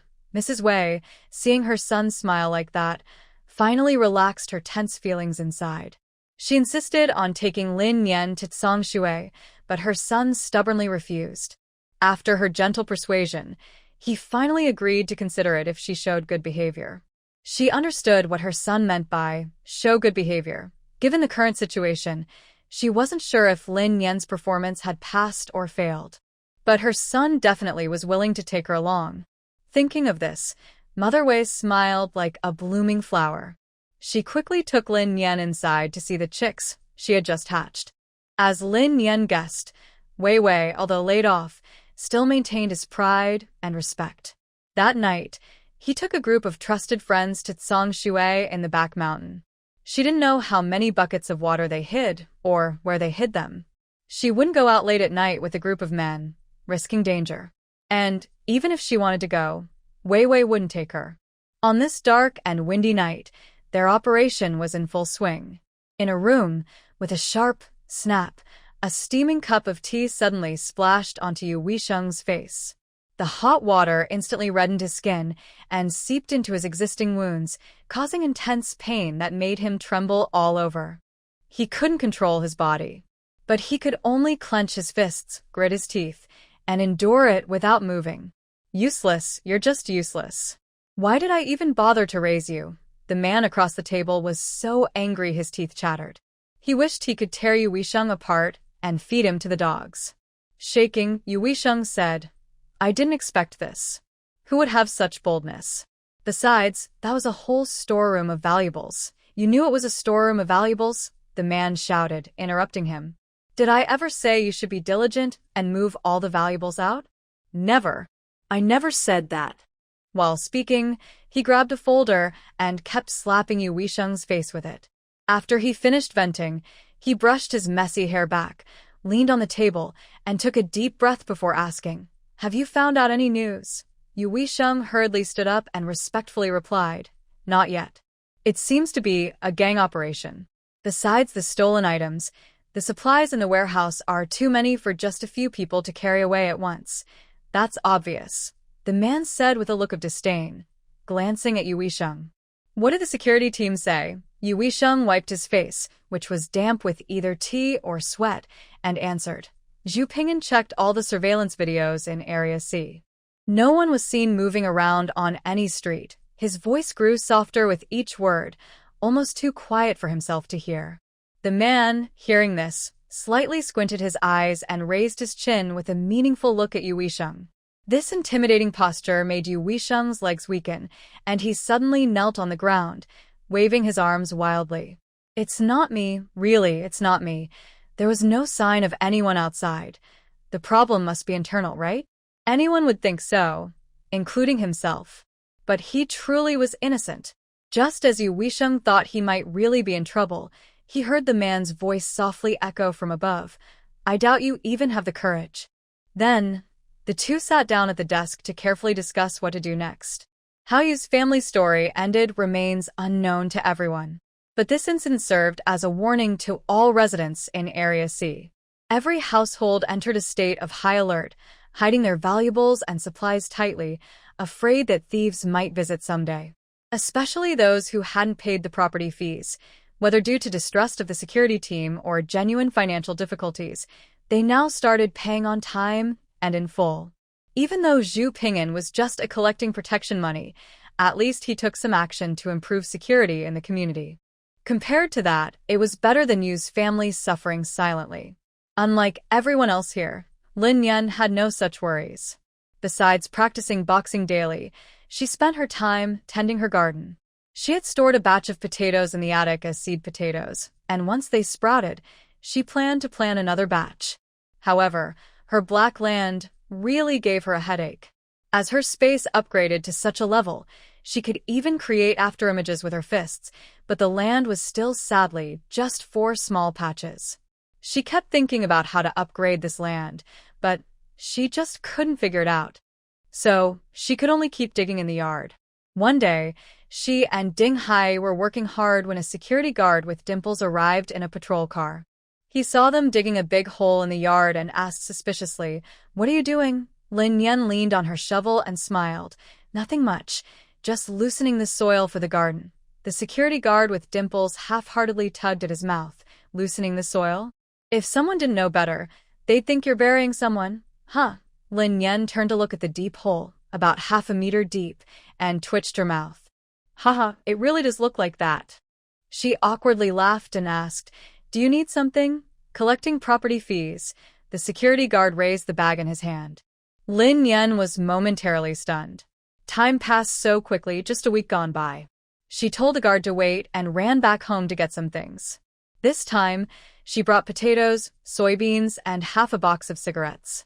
The cigarettes, like the little umbrella, were also a tip for the security guard for his hard work. Unexpectedly, after the security guard was happy, he asked Lin Yan again, Girl, do you have that thing from last time? Lin Yan raised an eyebrow. Awkwardly said, No, I don't have much left. The reason she brought that last time was because she thought the upper-class people wouldn't lack cigarettes or alcohol. But the little umbrella was different. Whether he used it himself or not, it might be useful in the wealthy circles. Bribery only works if it touches someone's heart. She didn't expect this little security guard to get addicted. The security guard with dimples chewed his lip and begged, "Come on, just a few more times. Can you spare 2 more for me?" "Just 2. I have an urgent need." Lin Yan's expression suddenly became confused. She instinctively looked at Ding Hai, who was leaning on his with one hand and crossing his waist with the other, looking over here. When she looked at him, he also made direct eye contact with her, with a bright red look in his eyes. Lin Yan immediately felt her whole body fill with blood rushing to her head, and her face turned bright red up to her ears. She didn't think there was anything wrong with trading this item as a product, but now that a person has been forcibly added, the meaning changes completely. She angrily glared at the security guard and scolded, "What are you talking about? He's my cousin." "Really?" The guard realized he had said the wrong thing and lightly tapped his mouth. Then, daring to be nosy, he continued, "You don't need him anymore, right? Just give me 2 of them. Can I pay you for it?" No, I need to save them for my cousin to find a wife." Lin Yan turned her embarrassment into humor and pushed the little security guard toward the gate. Standing at the entrance, Lin Yan asked, "Is the villa area open now?" The guard nodded. "It's open for now, but there's a 24-hour quarantine." "Oh." Lin Yan looked at the guard getting into his car and asked again, "What's your name?" The guard smiled and said, "My name is Bao Enel. Everyone calls me Baozi. I'm responsible for C10. If you need anything, just find me." Just as she was about to turn back home, Baozi, still curious, asked again, "Are you sure you can't spare me a few more?" "I really need them." After saying that, he looked around and then stepped out of his car, leaning close to Lin Yan and whispering, "I'm not joking. One of my friends liked a girl, but her family took her away to exchange for grain. She begged my friend with tears, but he had no money to buy her, so he asked everyone to chip in. It was a coincidence. I just got 2 from you last time, and I gave them to him." "Huh." Lin Yan looked like she had just heard a soap opera plot and was still trying to process it. She sorted out the logic and confirmed, "Your friend raised this for the girl he loves, and he watched her use her body to exchange for grain with another man?" "Yes, that's exactly it." Baozi nodded and sighed. "We also advised him to run away with the girl, but it didn't work. The girl is a nanny, working with her mother at the wealthy family's house. She can't leave because she needs to take care of her mother, so my friend is just stubborn." Lin Yan pursed her lips, smiling silently. She had seen many cases of women selling their bodies for food in her past life, but she had never heard of a man like this before. Either they leave with their mother and daughter to find work elsewhere, or they give up on their hopes. But he not only does nothing but also goes to help others find equipment. It takes a very strong mind to do such a thing. This is different from those who sell their wives. At least they do it for their own benefit. What is he doing? "As long as you are happy, I am willing to do anything." This is a favor Lin Yan cannot help with, and she firmly refuses to agree. Watching Baozi's car gradually drive away, she finally turns back to the yard. Ding Hai is resting against the wall at this moment. Seeing Lin Yan return, he looks at her and raises his chin toward the dirt pit, asking, "Still digging?" Originally, Lin Yan felt a bit uncomfortable because of the previous misunderstanding. When Ding Hai spoke, she instinctively looked at the big hole where someone was buried and suddenly found it both funny and awkward. "Not digging anymore. We'll go to the backyard to dig another day." After saying that, she felt even more strange. The two put away their tools and sat in the yard drinking cola and chatting. "Does your grandfather not need your care?" Just after Baozi's words, Lin Yan thought about the fact that Ding Hai also has family. "Why doesn't he seem to care?" Ding Hai said, "He was taken away by the military district, so I don't need to take care of him. Not only does he not need care, but he also has to help care for the suffering civilians." Lin Yan nodded understandingly, then took a sip of cola. The bubbles made her voice a bit muffled and unclear. "I think you're different from before. How are you different?" Ding Hai turned to look at her. Lin Yan thought for a moment. "You're not as stubborn as when you were a kid." She wasn't sure if this group would be uncomfortable with her directly pointing out their condition, or if she could say that they didn't seem like a young person with autism. She could only be more tactful. Ding Hai softly responded, "I grew up. I understand more now." Lin Yan raised her eyebrows and couldn't help but smile. Oh, so you've grown up. You're no longer that little boy who used to cry and whimper. Who's crying and whimpering? When did I cry and whimper? You always cry and make a lot of noise. I didn't. A week passed, and Area C's lockdown was changed to a partial lockdown. Both of them couldn't wait to go out for a trip. Ding Hai said that the logistics park has indoor materials for cold protection and heating, so he needs to get some to improve the house for the cold wave. Especially the vegetables in the attic, they must be protected well because they are not available in his space. Lin Yan was thinking about going up the mountain to gather firewood. The two quickly agreed. After preparing everything, they took the little pets and drove the old truck out. When the car reached the villa gate, both of them were stunned by what they saw. The original big gate was gone, replaced by two heavy iron doors about 3 meters high. Moreover, the entire villa area was surrounded by tall wire fences, like those around amusement parks, tightly protecting the area and separating the mountaintop from the bottom, making it two different worlds. After registering, as the car slowly left, Lin Yan was still in shock. He instinctively looked back, his eyes falling on 5 or 6 heavily armed security guards holding equipment, filled with disbelief. There's really something special about Zhu Ping'an. Lin Yan couldn't help but marvel. Seeing that Ding Hai didn't speak, she continued muttering, "The property of Lingyun residence must be owned by the developer. I wonder what kind of big shot is behind all this. It's impressive how quickly they took these measures in such an environment. Or perhaps they had prepared everything long ago, waiting for the right moment to reveal it. This way, they could gradually control the homeowners more tightly." "Mr. Chung," Ding Hai suddenly said 2 words. "What?" Lin Yan didn't understand. Ding Hai said clearly, "I mean, the owner of Lingyun residence has the surname Chung." Hearing this, Lin Yan's expression froze. Her mind suddenly exploded like fireworks, buzzing loudly.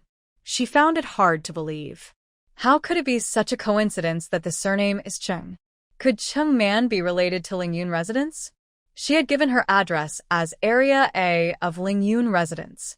Just hearing Area A made her feel that this was the best part, especially in the wealthy district. The more she thought about it, the harder it was to breathe. She turned her head to look at Ding Hai. Since he knew the boss's last name was Chung, he probably thought of this too, and with a half smile, he said, "Do you think we should latch onto a big shot?" Ding Hai slightly turned his head to glance at Lin Yan and calmly said, "I'll follow your lead." Lin Yan pinched her nose in pride, then slumped weakly into her seat, her thoughts drifting away automatically. In her past understanding, the end of the world was only endless despair and struggle. But everything in front of her now proved one undeniable fact. There are completely different ways to survive in this world. Thinking about her past self, who fought everything just to stay alive but still ended up living a broken life, Lin Yan's eyes welled up slightly, and a sour feeling rose in her heart. When the two arrived at the freight company, the scene before them looked familiar but also a bit strange. The flood inside the yard had receded, leaving muddy ground that wasn't too thick.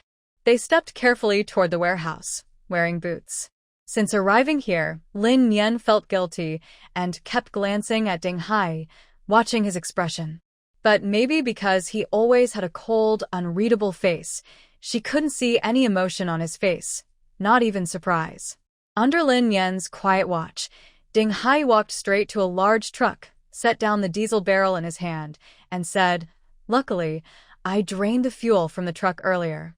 He pointed to an open space nearby and said, "There were a few full trucks before, probably taken away by the boss." "Why the boss?" Lin Yan asked hesitantly. "Could it be a thief?" But Ding Hai said, "It could also be an employee." Lin Yan. All right, she shouldn't have asked. Inside the warehouse, there were still many building materials. The two struggled to load them onto the big truck. During a break, Lin Yan took 2 warm rice balls from a thermal bag and handed one to Ding Hai. Ding Hai had just poured some cat and dog food for the 2 kids in the back seat, then took the rice ball. They ate together with warm water from a thermos. Dabai was fine, obediently lowering his head to eat. But Wang Wang usually enjoyed good food and drinks, and rarely ate dog food. Right now, smelling the aroma of rice balls, it completely doesn't want to eat the quick-made food in its bowl. It keeps staring at the rice balls in the hands of the two people, whining eagerly. Lin Yan humorously scolds it. It's lucky to have dog food to eat. Soon, you'll have to eat grass. Tian Wang is surprised, tilts his head to look at Lin Yan, and widens his dog eyes. It seems to understand what Lin Yan means, and its eyes show fear and disbelief. It would be better to eat dirt than that. Ding Hai sees Tian Wang's expression and, amused and helpless, pats its head, saying, "Eat quickly." After a few whines, Tian Wang gives up and lowers his head to focus on eating. After a simple meal, the two prepare to leave and go to their next destination. Ding Hai has never driven a large truck before, so Lin Yan volunteers to drive the truck ahead, while Ding Hai drives a small van behind. The two vehicles move slowly along the bumpy mountain road, one after the other, until they reach the foot of a mountain and stop. Lin Yan gets out of the car, looks up at the small but tree-filled hillside, and asks Ding Hai, "Is this okay?" Ding Hai looks around, confirms that this place is suitable, and nods in agreement. He turns back to the car, takes out a small foldable chainsaw and a plastic bag. The bag contains tools they gathered, including 2 hand saws, a machete, ropes, gloves, and other items. The two carry Tian Wang and walk up the mountain, leaving Daba Bai in the car, with a small gap in the window. It's not that Lin Yan is cruel to cats. Daba Bai is just too stubborn and doesn't listen. She worries that if she releases it, it might run away, which would be troublesome. Once on the mountain, their sight is filled with trees broken by wind and rain, fallen in all directions. After some time in the sun and rain, the trees are dry and ready to be used directly. Wearing gloves and holding tools, they begin working. Lin Yan is responsible for using the hand saw to trim small branches about the size of her wrist, cutting and bundling them with ropes. 4 thicker trunks, Ding Hai first cuts off the branches with the chainsaw, then saws them into about 2-meter lengths for easy transport. After bringing them home, they will cut them into smaller pieces to save time here. The two worked together quickly to finish a small section of the hillside. Then they used a roller slide from their move and secretly used some space tricks to get the wood onto the truck. After that, they drove the truck a bit further to keep collecting more wood. When they got tired, Lin Yan took out a thermos filled with spring water. After drinking a lot, they both felt refreshed and ready to continue working with full energy. Lin Yan was used to feeling good after drinking the spring water and didn't think anything was strange. But Ding Hai felt different. He suddenly realized he was feeling unusually strong today, with endless energy. His mood was similar to how he felt last time at the paper factory. Back then, he only used his space to gather supplies, but he didn't exert himself like this. Now he saw how strong he could be. Why was that? Could it be because of Lin Yan? He thought carefully. Last time, he went to find a water tower because Lin Yan wanted water. This time, he came along because Lin Yan wanted firewood. And now, she was right there watching him. Ugh. That desire to show off. After a busy afternoon, they had a good harvest. The small truck was packed with branches, and the big truck had 2 layers of wood. Even with some space taken up by renovation materials, there was still plenty of room left. It wasn't easy to come out here, so they decided to stay overnight and continue tomorrow. Before it got dark, they found a relatively flat spot near the roadside, in a small valley, and parked the cars there. Both cars had enough space in the back seats for sleeping, so they planned to sleep in the cars.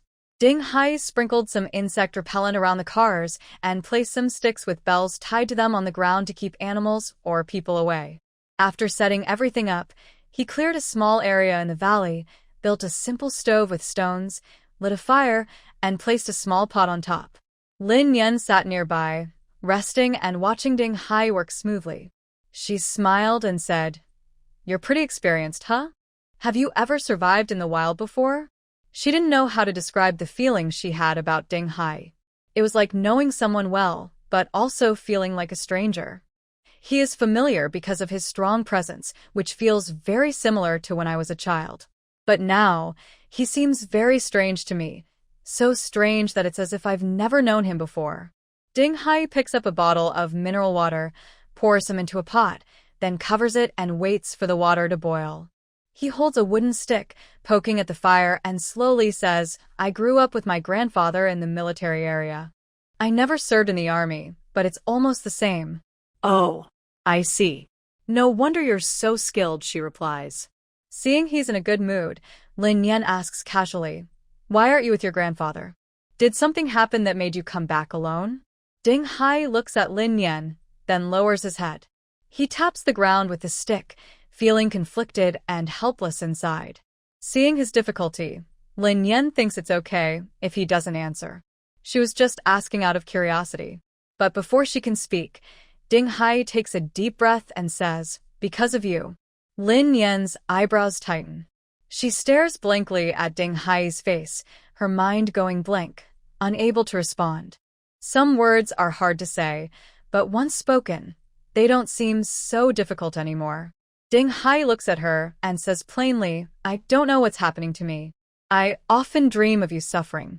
The scenes feel so real, as if I'm standing right beside you, just half a meter away, watching helplessly. In his past life, these dreams troubled him for a long time, just like his space, leaving him confused.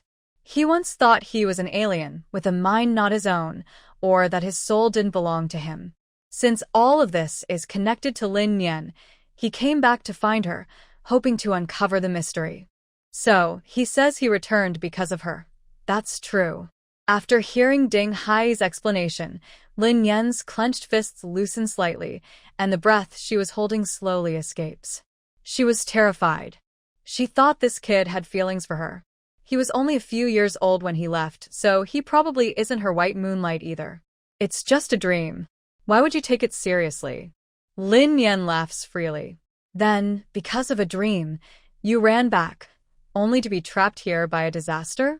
Ding Hai didn't expect Lin Yan to think that way, but he felt her thoughts weren't wrong. He nodded and said, Yes, that's right. Fool. Just like when we were kids. Lin Yan really wanted to ruffle his hair, but didn't dare. Suddenly, she felt a bit grateful. Luckily, she agreed to team up with him back then. Although his abilities wouldn't make him do badly, she could at least protect him from worries about food and illness. Otherwise, if he came back just because of a dream to see if she was okay and she rejected him, would she still be a good person? While they talked, the water boiled. Lin Yan opened the lid, threw in 4 packs of instant noodles, and then took some meatballs, ham, eggs, and vegetables from the insulated bag to cook together. Soon, a fragrant pot of noodles was ready. They ate while occasionally sharing some food with the greedy little dog. Big White kept gnawing on his fish can, not lifting his head. Lin Yan softly said, You only got trapped because you came back to find me. Should I be responsible for you? Ding Hai looked at Lin Yan with innocent eyes. Lin Yan then said, Don't worry, with my sister's food, you'll never go hungry. But she looked at the little dog with a mischievous smile and deliberately said, I can't really take care of this guy. Maybe it should learn to eat grass. Whoa, the little dog immediately barked in protest. Their teasing made both of them laugh. The deep night fell heavily, and they had a good sleep. It might have been a trick of the mind, or maybe the early morning in the mountains was especially cool. Lin Yan was woken up by the cold. She rubbed her eyes, stretched lazily, then sat up, wrapped in a blanket, and looked outside the car. At this moment, Ding Hai was sitting by the campfire, cooking something. Lin Yan put on her jacket, opened the car door, and stepped out, shivering from the cold wind. Wow. It's so cold. She shrank her neck, sniffed, and sat down by the fire. Ding Hai saw her come over, poured warm water from a thermos, and handed it to her. Wash up and eat something, then you'll feel warmer. Lin Yan looked at the porridge bubbling in the pot, nodded, went to handle her own needs in the distance, then came back to eat breakfast. Has it gotten colder? Lin Yan asked. Even in the mountains, the temperature shouldn't be this cold. After all, it wasn't very chilly last night, and now the feeling is about 17 or 18 degrees Celsius. Somewhat, Ding Hai said as he handed Lin Yan a bowl of porridge. Do you have warm clothes? Lin Yan took the bowl and nodded. Yes, I brought some. I'll put on an extra layer later. After eating a hot bowl of rice porridge, both of them felt the cold leave their bodies, and they no longer felt chilly. Lin Yan didn't think about putting on more clothes anymore. She simply picked up her tools and continued working. They worked from morning until evening. They almost stripped the entire hillside of its trees. When they couldn't find a good spot by the roadside, they drove the car into a hidden valley in the mountains and then walked a little further into the woods. Surprisingly, this walk brought unexpected results. In the woods, Tian Wang, the dog, was happily playing and caught a big, fat rabbit. He carried the rabbit happily to Lin Yan and dropped it in front of her. Then he lifted his front paws and barked twice at her. Seeing this, Lin Yan was very happy, but also a bit confused. She looked at Ding Hai with a puzzled expression, hoping he could translate what the dog was trying to say. Ding Hai understood Tian Wang's message and looked both amused and helpless. It's probably saying that it can hunt on its own, that it wants to eat meat, not grass. Hearing this, Lin Yan burst out laughing. This dog was really quite funny. Just as her laughter stopped, suddenly, a loud noise came from the distant bushes, as if something huge was passing through. Then, a large shadow appeared, faintly moving toward the deeper woods. Tian Wang barked loudly and was about to chase after it, but Ding Hai quickly grabbed him. At the same time, he instinctively pulled out a gun from his space. Behind him, Lin Yan also immediately summoned a crossbow, ready to shoot. But in the next moment, both of them froze. They silently retracted their weapons back into their space. They were originally working with saws and axes, chainsaws and machetes enough for self-defense, so they weren't carrying any other weapons openly. At this moment, if a gun or a crossbow suddenly appeared, it would seem very out of place. Unreasonable things shouldn't exist. Ding Hai slowly turned around and looked at Lin Yan, asking, "It seems to be a bear or something similar. Should we chase it?" "Huh." Lin Yan was surprised and widened her eyes. "There are bears here." She had thought it was a wild boar. She had only seen black bears at the zoo, so seeing a wild one was a bit hard to believe. Not necessarily. It just looks big, or maybe it's a wild pig. He wasn't sure exactly what it was. Lin Yan thought for a second and decided, "Let's chase it. But can we fight it?" she asked, feeling unsure. Ding Hai clenched his teeth and said, "If we win, we get bear paws. If we lose, we just get a slap from the bear." Lin Yan didn't expect Ding Hai to make a joke at this moment. She tried to hold back her laughter and followed him into the mountains. Under the guidance of the King of Heaven, they moved quickly. Soon, they saw the figure of the bear. Lin Yan tightened her grip on the machete, ready for a fight. Ding Hai held a chainsaw in one hand and led the King of Heaven with the other, moving forward step by step. Just as he was about to start the chainsaw attack, the creature suddenly looked up sharply and glanced at them. Then, it lifted its hoof and ran forward at full speed. This was when they finally saw clearly what the creature really was. It wasn't a bear at all, but a large, black, fat pig. An ordinary pig. Since there was only one, it probably didn't escape from a pig farm but was raised by villagers nearby affected by a disaster. After confirming that the pig wasn't aggressive, Ding Hai released the King of Heaven. The obedient King of Heaven immediately became very alert and barked loudly as it chased after the fleeing pig.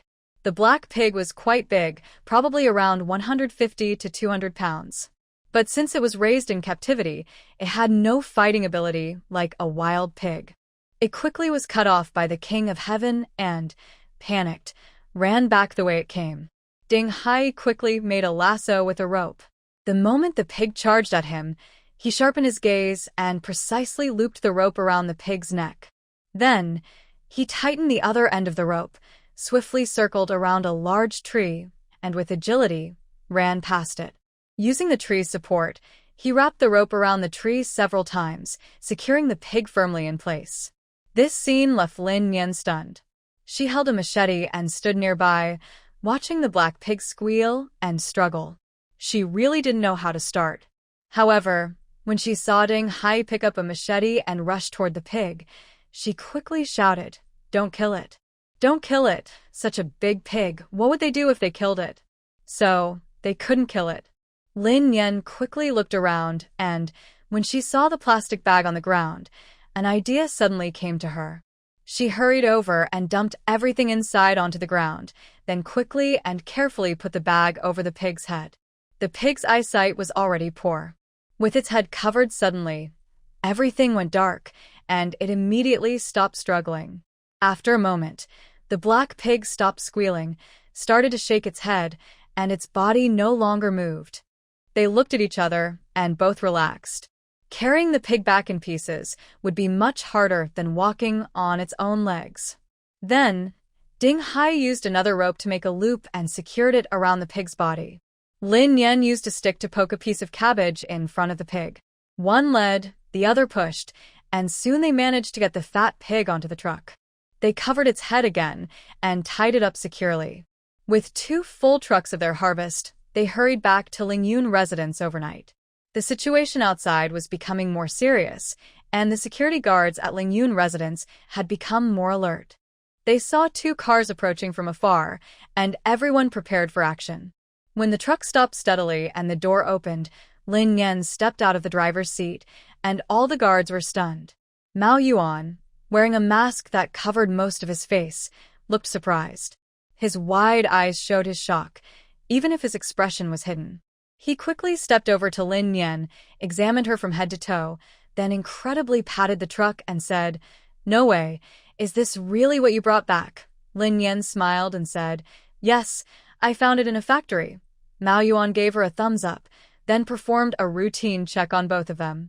The fully armed staff first sprayed alcohol all over them, as if they had plenty to spare. Then she asked about their travel route and whether they had contact with anyone outside. Lin Yan answered honestly. After the check, before the 2 went to the quarantine room, Lin Yan asked Mao Yuan, "Is my car at the door?" Mao Yuan nodded. "It can only be parked at the door for now." "What do you have in your car?" "Any valuables?" Lin Yan shook her head. "Just firewood. Oh, and a pig and a few small wild animals." On the way back with the pig, they felt good and were lucky. Ding Hai and Tian Wang worked together to catch a rabbit and a wild chicken, and they also found a nest of wild eggs. Even she caught a few butterflies and put them into the space. What? There's a pig too. Not only Mao Yuan's eyes lit up instantly, but the other security guards also gathered around, feeling involved. Although they now had some food like canned goods, cured meat, and sausages, they hadn't eaten fresh meat in a long time. Hearing about pork, they all started salivating. Lin Yan had expected this and calmly said, "We caught a live pig, but we won't kill it." "Do you know how to slaughter pigs?" "Yes." Everyone got excited and shouted in unison, "We are very good at that." In the end, Lin Yan handed the pig over to Zhu Ping'an, asking him to help slaughter and process it, and he volunteered to share half. Zhu Ping'an happily accepted and generously waived 2 months of property fees for Lin Yan. Of course, this was for the security team. The next day, the security team enjoyed a delicious pig feast. Lin Yan, who had only been in quarantine for 1 night, was invited to join. Ding Hai, as usual, avoided it. Sitting at the dining table, Lin Yan ate a big piece of bone-in meat, feeling very satisfied. Seeing Lin Yan enjoying her food, Wei Mama, the cook, added a piece of braised meat to her bowl, saying, "Try this, it's my signature dish." Lin Yan took a big bite, overwhelmed by the aroma. Delicious, so tasty. Hearing Lin Yan's generous praise, Wei Mama couldn't stop smiling. Lin Yan also tried braised pig blood, dried bean curd with meat, pork with vermicelli, stir-fried cabbage with meat, and braised pork intestines. Each dish was unexpectedly delicious. She had tried Northeast cuisine before, but she had never tasted anything this good. Lin Yan was eating happily, but her eyes kept drifting toward the neighboring table. Wei Wei was sitting at the main seat, eating his meal, while Zhu Ping'an was chatting animatedly with his friends across from him. Although they were at the same table, the atmosphere between the two seemed a bit awkward. After finishing their meal, Zhu Ping'an approached Lin Yan. He said directly, "I'm planning to go to the coal yard over in Dong Village. Can I borrow your car?" Though he asked as a question, Lin Yan could tell he was expecting her to agree. However, Lin Yan didn't mind. Her main focus was on the word coal yard. She eagerly asked, "There's a coal yard over there? Are you guys going to get some coal?" Zhu Ping'an nodded. "Resources are running low. We need to get some soon." We have 2 cars and we've brought back some before, but the more coal we have, the better. Then I want to go too. Lin Yan's eyes lit up. Although she had gathered some firewood, it was not enough. Plus, collecting firewood was tiring, and getting coal was much easier with a quick sweep.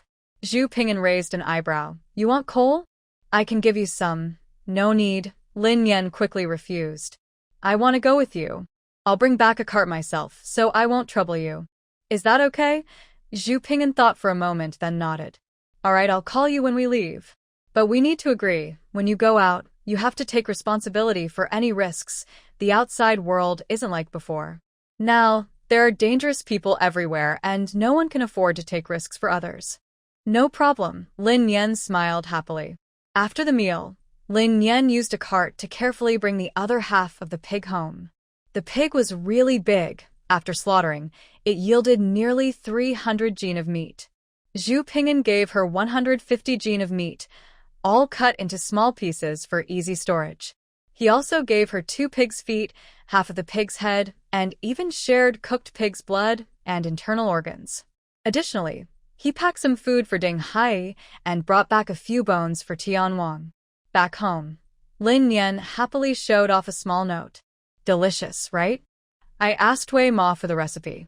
One of these days, I'll try making it myself. Ding Hai tasted the food and praised. It's probably because the pork is really good. The meat from domestic pigs and feed pigs is different, and Lin Yan agrees with this point.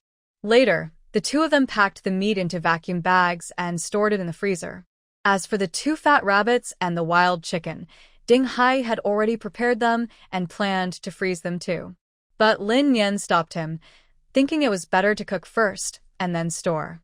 So 1 rabbit was made into braised meat, the other into spicy dishes, and then both were vacuum sealed into small bags. One went into the freezer, the other into storage space. The wild chicken was small, so Lin Yan made soup with it, which was tasty and nutritious. After they ate, the remaining soup was stored in Lin Yan's space, ready to be used for cooking noodles later. They had too much firewood in the car. To thank them, the security team, even those not on duty, came to help unload. Soon, the firewood was piled up in the yard. The neighbors around looked on with annoyance. Du Yu, wearing a lace long dress, stood with her arms crossed on the balcony of Song Wan's 2nd floor, looking into the neighbor's yard with a look of disdain. She said with a pout, "These 2 siblings are really clueless. They dug up the garden completely. People might think there's some treasure hidden underground. And now they've brought in a bunch of wood. Do they think this is the countryside?" Song Wan, while trimming her daughter's hair and smiling, replied, "They're doing fine. Maybe one day soon, the power might go out, and firewood could save lives." Song Wan gently pressed her daughter's head to keep her still, and Lin Ya, who was nervous, quickly responded, "Should we also get some firewood?" Du chuckled softly. "Xiaoya, don't listen to your mom. Your dad is so capable. He wouldn't let you and your mom go hungry. With her hands, she doesn't even touch water, so even if she had firewood, she wouldn't be able to burn it." Lin Ya slightly turned her head to look at Song Wan, smiling happily. "My mom's artistic hands can even give me a haircut. Besides, she doesn't know how to do it, so I can learn." Song Wan smiled at her daughter and gently adjusted her daughter's head. Du Yu looked at the loving mother and daughter, slightly smiling, but inside, she felt a sharp pain, as if pierced by needles. She changed the subject and asked, "Xiaoya, why did you cut your hair so suddenly? Long hair is so pretty. Unlike my little Shui, who looks like a tomboy." Lin Ya smiled and said, "Cutting my hair saves water. Now water is very scarce, so looks don't matter anymore." Thinking of Cui Shui, Lin Ya casually asked, "Has Little Snow gone home yet?" She had heard earlier that Cui Shui refused to leave the Yu family after Yu Qianqian moved in, and was staying there instead of going home. Now that something big happened at the Yu family, she should have gone back, right? Thinking of her troublesome daughter, Du felt upset inside. She replied unhappily, "Whether she wants to come back or not, she's saving me some food." Lin Ya sensed she might have said the wrong thing and turned her head to glance at Song Wan. Song Wan still said nothing, smiling as she gently turned her daughter's head back into place. Du sat for a while longer, then stood up to leave when she thought enough time had passed. After you left, Linya asked Songwon, "Mom, should we really go find some firewood? The household supplies are almost gone." Songwon pursed her lips, thought for a moment, then sighed and said, "When your dad comes back, I'll talk to him about it." Seeing her mother finally willing to listen to her advice, Linya nodded happily. During this time, she saw her parents becoming more anxious each day, which made her feel very worried. But her worry was useless. Usually, they treated her like a child, even though she was already 20, and refused to let her be independent. They made all decisions for her, controlling her life completely. So, she couldn't possibly do what she wanted. In the past, she could try to meet their expectations and be the obedient daughter they wanted. But not now. Society has become like this. Fame, manners, artistic skills, all meaningless now. She just wanted to rebel a little and take control of her own life. If they didn't listen, she would keep trying to persuade them, even if it meant doing things she wanted to do, regardless of their opinions.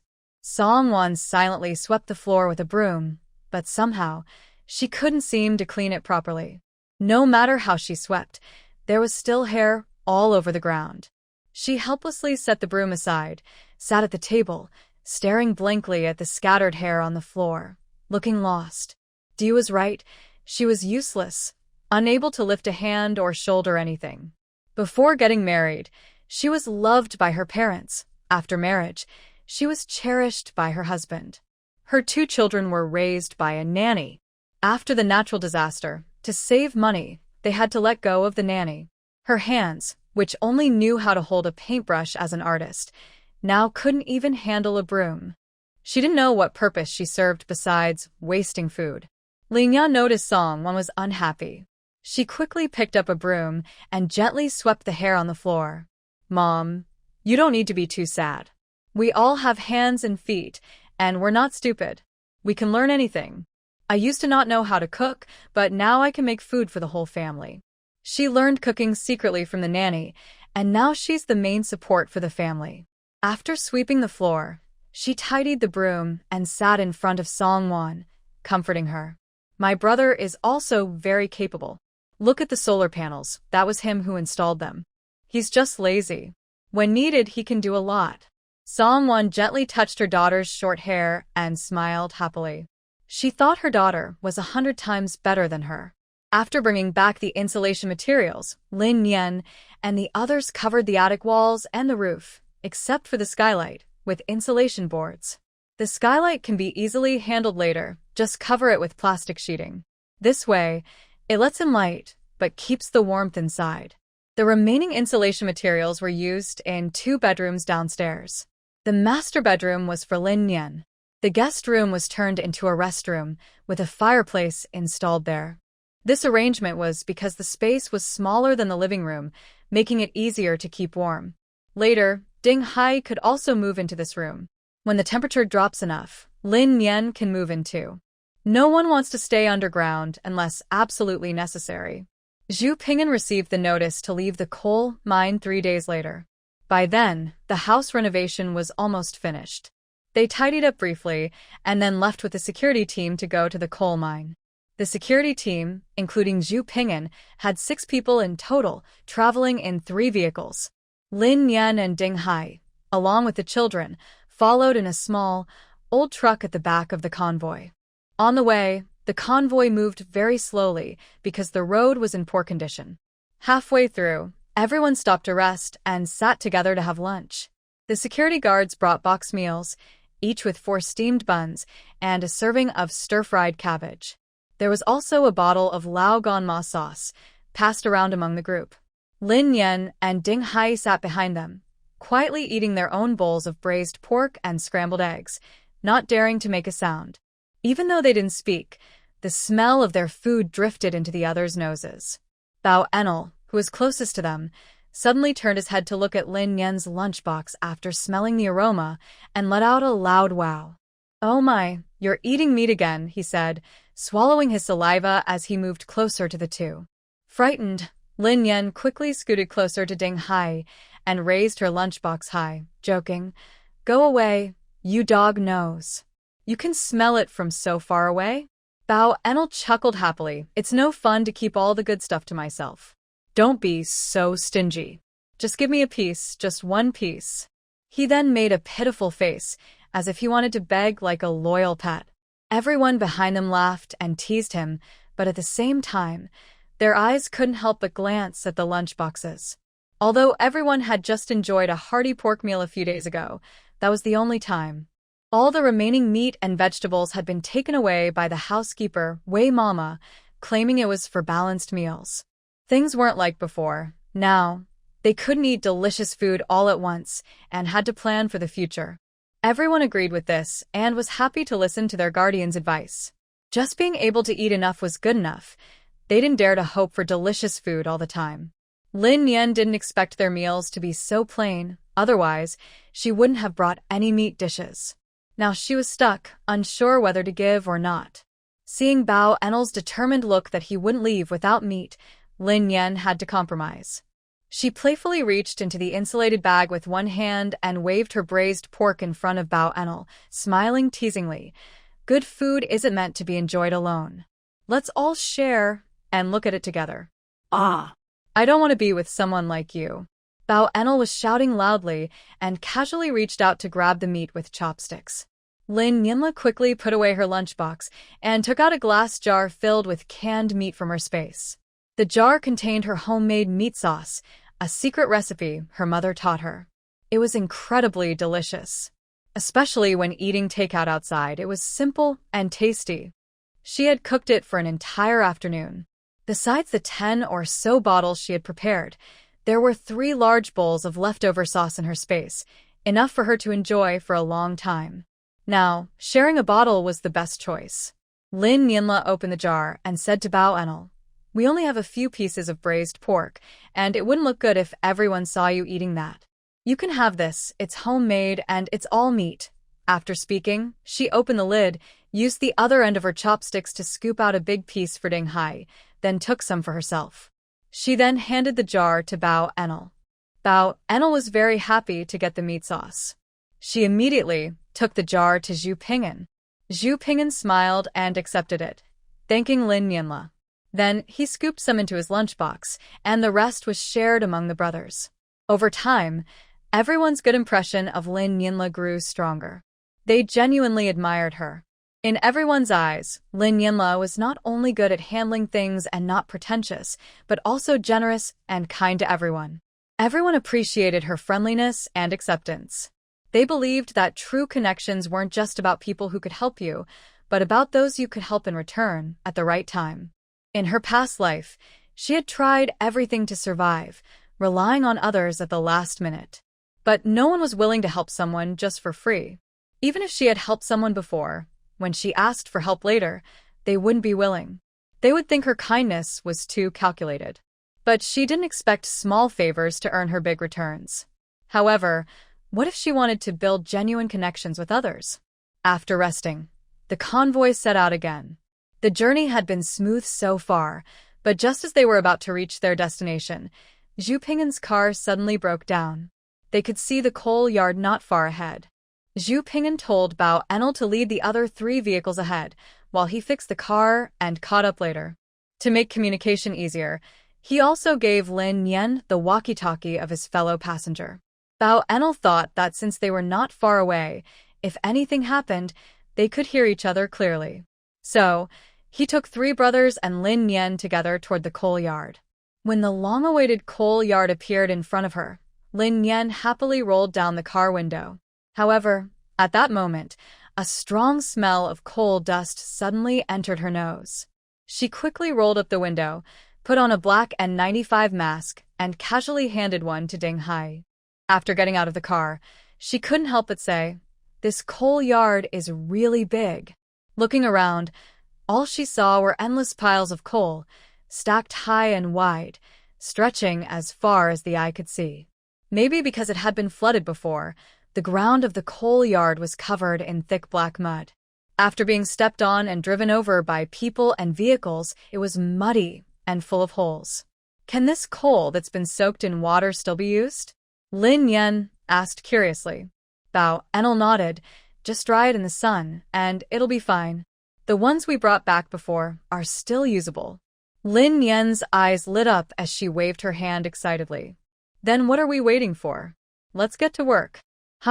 Let's start. Bao Enel quickly called his brothers to drive the car toward the nearest pile of coal. They took some long wooden planks from the car and laid a simple bridge between the vehicle and the ground. Then they pushed down 2 small carts with single wheels. They began shoveling and transporting coal. Meanwhile, Lin Yan and another person drove the car to another spot. They built a bridge with a roller pulley system, packed coal into bags, and used small carts to move it.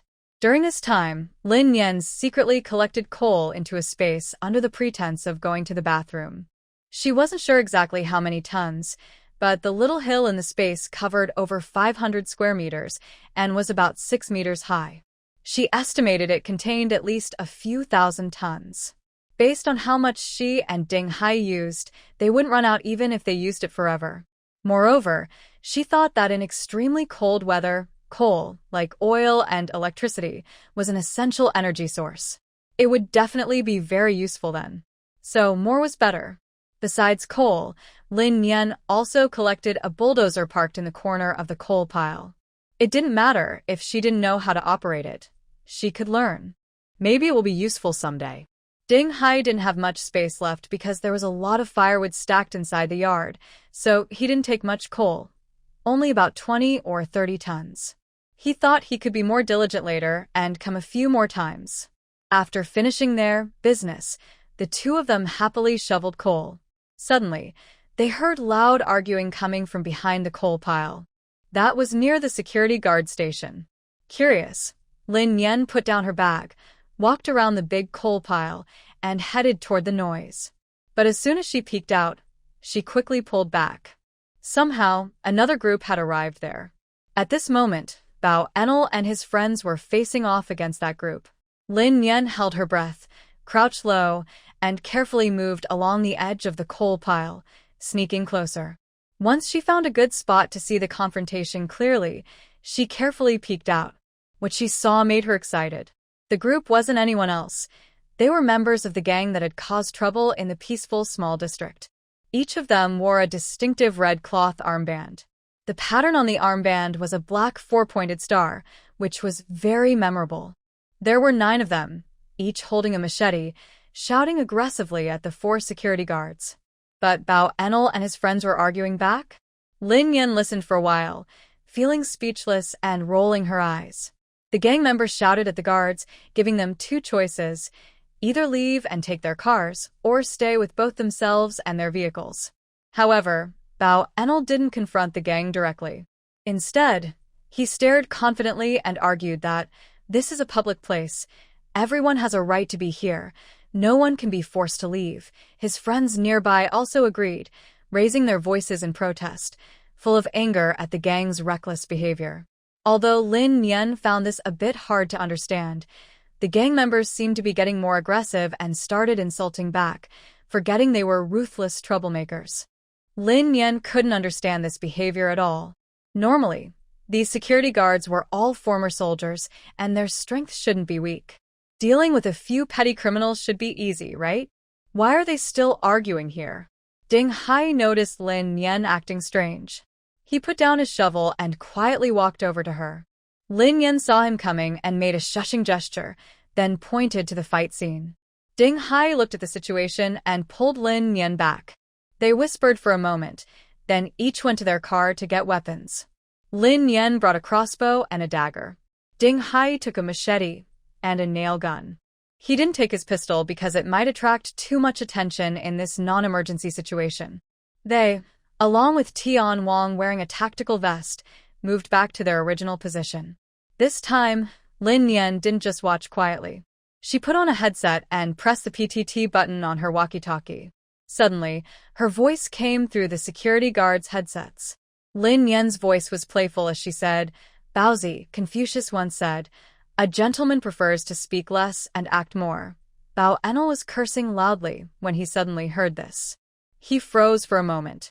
He turned to the only college student in the group and asked confusedly, "What does she mean?"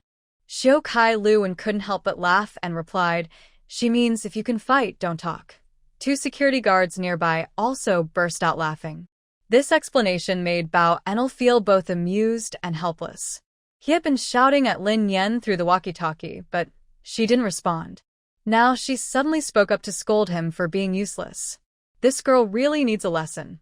Bao Enel signaled the others to keep arguing and changed his tone to serious. Lin Yan, do you think I don't want to fight? The situation is 1 against 2. We don't know how strong the other side is. If we start fighting, we might be able to defend ourselves, but I can't guarantee your safety. We have to wait for the boss to arrive. He added, you two stay hidden. Don't come out. If there's a chance, just drive away quickly. After hearing Bao Enel, Lin Yan's playful expression disappeared. She realized they were arguing because they were worried they couldn't handle the enemy and were delaying to wait for Zhu Ping'an. But what she didn't expect was that they were trying to delay because they were worried about her and Ding Hai's safety. After all, Zhuang Ping'an had already told her at the beginning that he would take responsibility. Understanding the situation, Lin Yan didn't waste words and simply replied, the 5 people at the back are for us. The 4 in front, you 4 can split up. Be careful, they might have guns. Based on the previous incident at the building, they didn't have guns. But given the strength of this group, anything was possible. Bao Enel and the others didn't expect Lin Yan to give such a response, but the situation was urgent, and they couldn't think too much. This group had already lost patience. They might attack at any moment for a quick fight. The group clenched their teeth. One of them focused on a target, and when Lin Yan's countdown reached 1, they charged to fight. Meanwhile, Lin Yan at 2 had already shot an arrow from behind, hitting one person's back. She then shot a second arrow. After both targets were hit and fell, the fight turned into chaos. At the same time, we confirmed that the other side had no guns. Carrying her bow and crossbow on her back, Lin Yan held her trench knife and rushed out with Ding Hai and Tian Wang. Honestly, this group did have some skills. While their moves weren't extraordinary, if someone fought with rage, their brute strength could be hard to resist in a short time. But real hand-to-hand combat skills wouldn't be stumped by these showy moves. The 4 security team members were all trained fighters, skilled in grappling and fighting techniques. It didn't take long for them to subdue their targets. Ding Hai was especially quick, directly cutting the target's neck. Tian Wang was not to be outdone. He leapt and precisely bit into one person's neck until they died, then relaxed. Only Lin Yan stood still, watching her small target wildly waving a machete, not moving at all. She didn't know grappling techniques, and while she was decent at close combat, her fists weren't enough against a big knife. So, under everyone's watch, she steadily raised her bow. With a whoosh, the target froze instantly, then fell to the ground with a loud thud, lifeless. Job done. Lin Yan grinned. This scene not only stunned the 4 security guards into shock, but even Zhu Ping'an and his team, who rushed over, were equally amazed. Wow, I didn't expect you to be so strong. Impressive, Bao Enel loudly praised, full of admiration for Lin Yan. He had said earlier that before they could rush out, 2 of the opponents had already been knocked down, and it turned out to be all thanks to her. Zhu Ping'an also gave Lin Yan a thumbs up, then hurried to his teammates, asking anxiously, "Are you all okay?" Any injuries? Their cars had not been repaired, and after hearing the news here, they decided to give up fixing the cars and rushed over immediately. But they arrived a bit too late. Bao Enel looked around at his 3 brothers, smiling as he replied, "We're fine. No one is hurt." At this moment, the 4 of them were scattered in different spots, each holding a captive. Although the captives struggled fiercely, they couldn't break free at all. Around them, 5 bodies lay sprawled on the ground, all covered in blood. The victory had come so quickly that it surprised everyone. The security guards all wore bright smiles. After a moment, Zhu Ping'an coldly looked at the 4 tied-up people on the ground, then suddenly kicked the bald leader in the chest. The force was so strong that it could have broken a few ribs. He then grabbed the bald leader by the chin with one hand, holding him tightly, and asked fiercely with a threatening look, "How many of you are there? How long have you been watching this place?" This group looked organized and strong, with a fierce, bloodthirsty look in their eyes. They probably had killed many people before. Today, they just happened to meet these fighters. If they had encountered ordinary people, the situation could have been much worse. He had originally planned to come here several more times. If he didn't understand the situation, he couldn't risk bringing his brothers here again. The bald leader felt his jaw almost being crushed, but he still stared angrily at Zhu Ping'an, refusing to give in. After Zhu Ping'an's grip loosened, he spat blood and replied, "Our boss is someone you can't mess with. This is our territory. Don't think about stealing from us." Just as Zhu Ping'an wanted to ask more, Lin Yan stepped forward and asked the kneeling man on the ground, "Is your gang called the Dark Knight?" The man looked surprised, then snorted and said, "Do what you want, kill or cut as you please. Falling into your hands, ordinary folks like you, is my bad luck." "Oh, your mouth is pretty tough," Bao Enel said with a faint, cold smile. Suddenly, he sharply raised his knee and forcefully kicked the other man's chin. Lin Yan heard a cracking sound. The man didn't even scream but fell backwards stiffly onto the ground, motionless. It looked like his neck was broken, and his jaw was badly dislocated, twisted in a way that was hard to look at. Lin Yan was shocked by this sudden scene. Before she could react, Ding Hai reached out and covered her eyes, pulling her away forcefully. Before leaving, Ding Hai cast a sidelong glance at the fierce security guards, warning them with his eyes. Bao Enel said, "You don't look fierce, but wasn't it you who strangled that person?" Under the harsh interrogation and threats from the security guards, finally one person broke and told the truth. Lin Yan guessed right. Their organization is called the Dark Knight Cult, claiming to be a bright god religion. Their leader is their deity, who guides them out of desperate situations and gives them hope for life. But to the others, it looks like a real cult. The number of followers is unknown, but definitely in the thousands.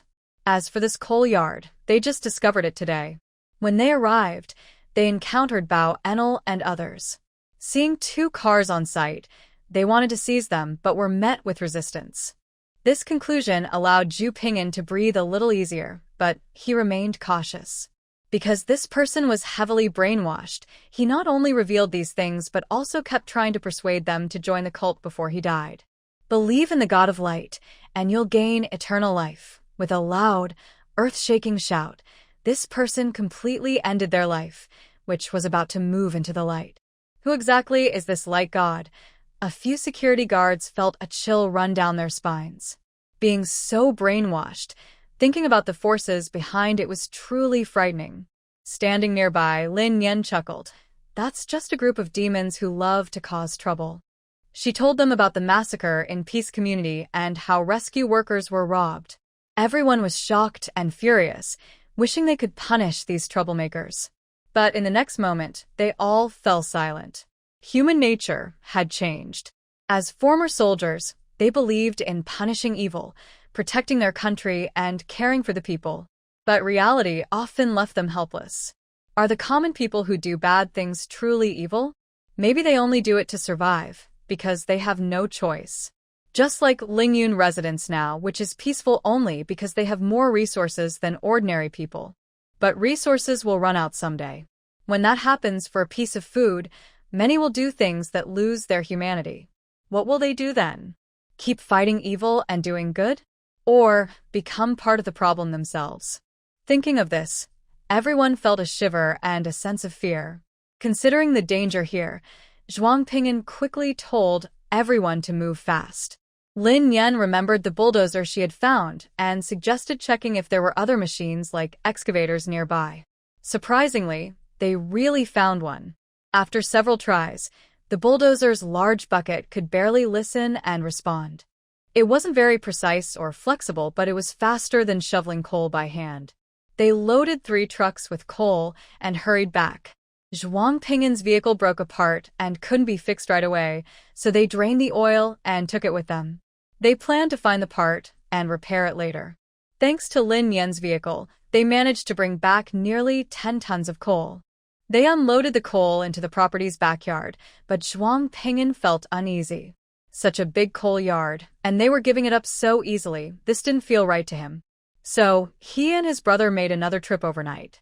This trip not only borrowed Lin Yan's small truck again, but also used the repaired vehicle to haul back for more loads of coal. As a reward, Zhu Ping'an filled Lin Yan's small truck with fuel and also gave her a small amount of coal equivalent to a small truckload. However, Lin Yan didn't want the coal. The big truck was temporarily parked at the property management office for security team use. She didn't lack a vehicle, and since her house was large, she had no place to park the big truck, so the new parking spot was perfect. Moreover, when Zhu Ping'an used her truck to haul coal, he used their own diesel fuel, so she didn't lose anything or suffer any damage. She also asked the security team for help to build a large rain shelter outside her door. Ideally, it should cover half of the yard. Otherwise, with firewood and coal piled up in the yard, it would be unsightly and inconvenient, as they couldn't store it inside the villa. Zhu Ping'an, being from the northeast, was very familiar with building large shelters and agreed happily. Without steel columns, they used rebar and bricks, which they picked up from ruins at the foot of the mountain. They also brought back some cement and rebar from the freight company, enough for the construction. The only missing part was a glass roof, but that wasn't a big problem. They built a wooden frame and covered it with plastic sheeting from top to bottom. Zhu Ping'an got the plastic sheeting from the property management and she didn't pay him for it. Thinking about the upcoming cold weather, Lin Yan took out a huge truck tarp, fixed the top to the villa wall, rolled up the bottom, and secured it with ropes, placing it on the shelter's roof.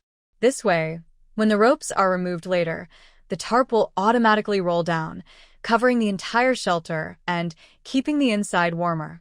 With the security team working together, they finished enclosing the open space in front of the villa's door and windows in just 2 days. To increase privacy, Zhu Ping'an added a partition inside the shelter. Now, Lin Yan could store sensitive items in a small private space, so they wouldn't be fully visible when the door was opened. To thank the security team for their hard work, Lin Yan brought over more than 20 pounds of pork, along with some bean products, vermicelli, and potatoes. Then, Wei's mother took over the cooking and prepared a hearty feast for everyone, quickly lifting everyone's tiredness. Of course, the meat was stored in her space earlier. She froze it overnight before taking it out. She didn't want to give away the black pig's meat because it was too good. With the rain shelter in place, Lin Yan and Ding Hai found a night to move their coal from the backyard of the property back home. Initially, Lin Yan was worried that bringing the coal home and piling it in the yard might attract attention, so he first stored it with the security team. Now, it was the perfect time to bring it back. The large pit that had been dug in the yard was covered with a rain shelter, and now it had a new use. It helped save some space for storing coal. Using the indoor light, the two of them took bags of coal from the truck and poured them into the pit. While the coal was falling, Lin Yan secretly added some more. Ding Hai also added a few pieces. After unloading, what was once a small truckload of coal became 2 full trucks. Having secured their energy supply, both felt more at ease and began to calmly organize the firewood in the yard. They had some leftover wood from building the rain shelter, which needed to be chopped into small pieces for easier use in the fireplace.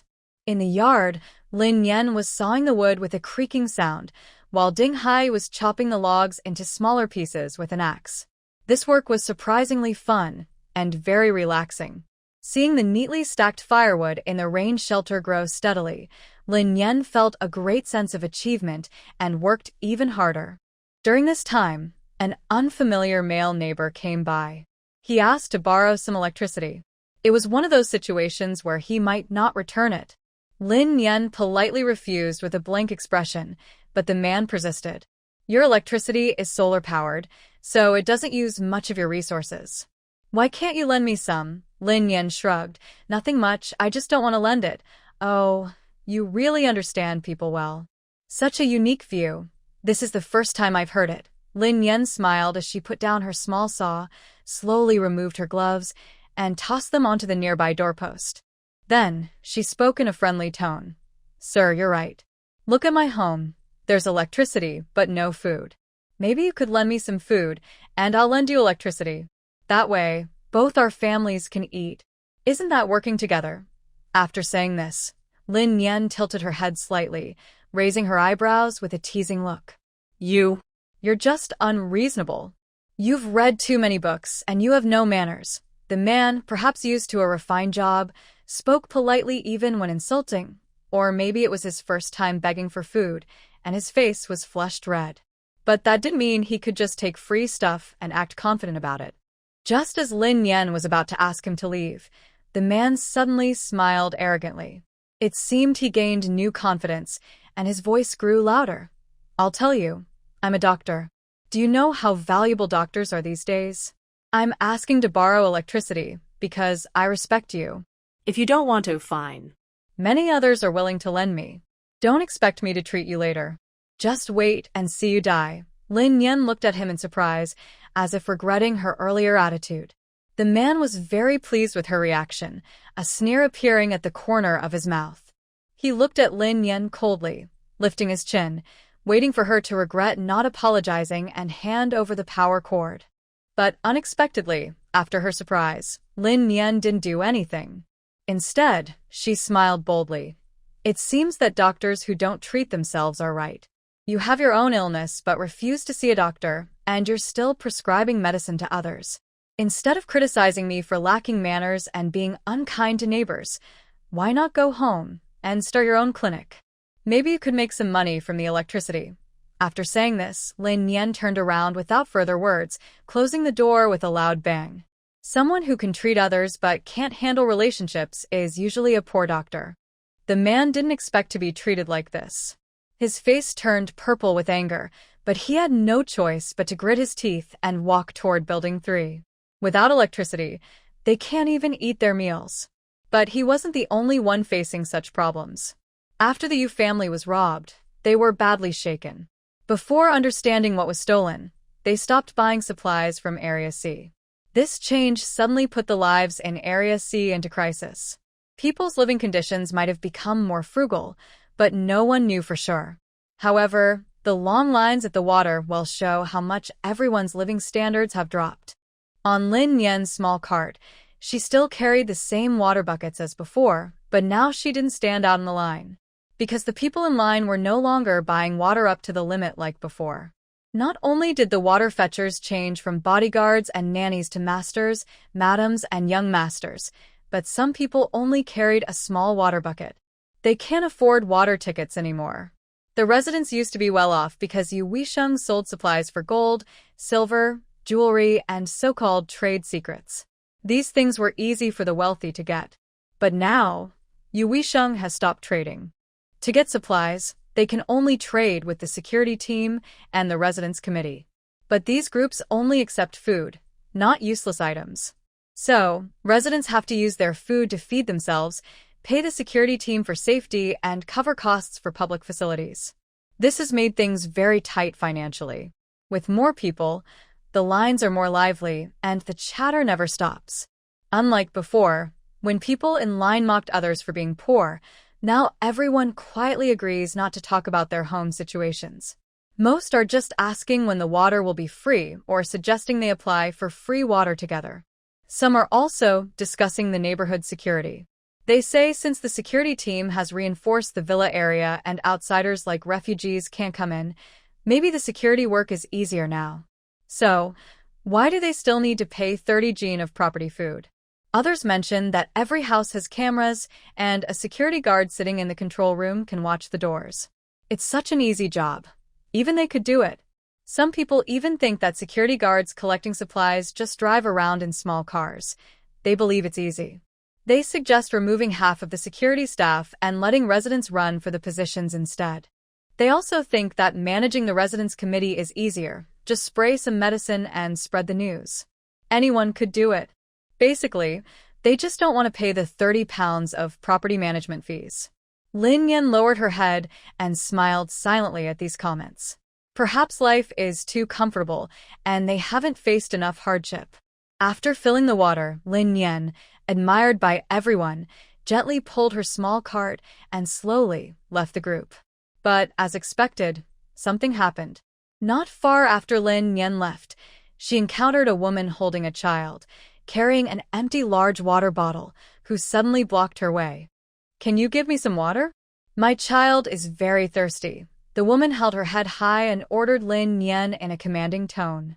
Lin Yan stopped and looked at the woman with a half-smile, saying, "There's a water stand just around the corner." "I know that," the woman replied impatiently. "But the line there is very long, and my son can't wait.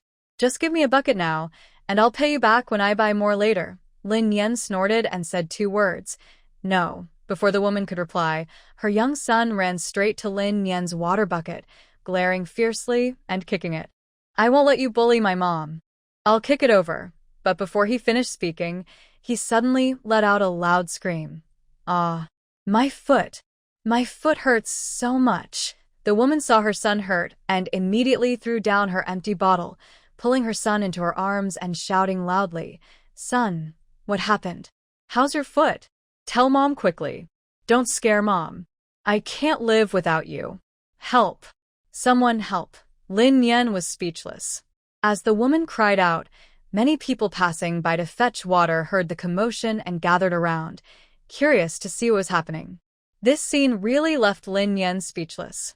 "We are almost out of food, yet I still have the energy to watch the drama." She glanced at the mother and son who were shouting nonstop, then loudly said, "Enough. Stop pretending. You just want a bucket of water, just say so. I'm not refusing you, so why are you putting on a show? Just tell me earlier, it would have been fine."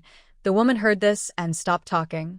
She stood up, brushed the dust off her skirt, and shot a victorious glance at Lin Yan. Then she grabbed the water bottle on the ground and tried to open it. People nearby understood what was happening after hearing Lin Yan's words. Seeing there was no more excitement, they left on their own. But unexpectedly, Lin Yan suddenly changed her attitude. She said, "But your big show isn't very good. I don't like it, so I can't give you this water." "What? Are you joking with me?" the woman screamed sharply, her voice piercing the air. Lin Yan smiled slyly and slowly took out a trench knife from her pocket, playing with it at her fingertips. "Yeah, I'm joking." "So what?" Her cold eyes turned fierce as she looked at the little boy. The woman didn't expect Lin Yan to suddenly act this way. She was so frightened that she quickly hid her son behind her and stepped back instinctively. "Can't I just say no?" Lin Yan rolled her eyes at her, then casually pushed the shopping cart past them, her gaze coldly sweeping over the colorful faces of the onlookers. From then on, she understood how Wei's mother felt. These so-called powerful people aren't all well-mannered.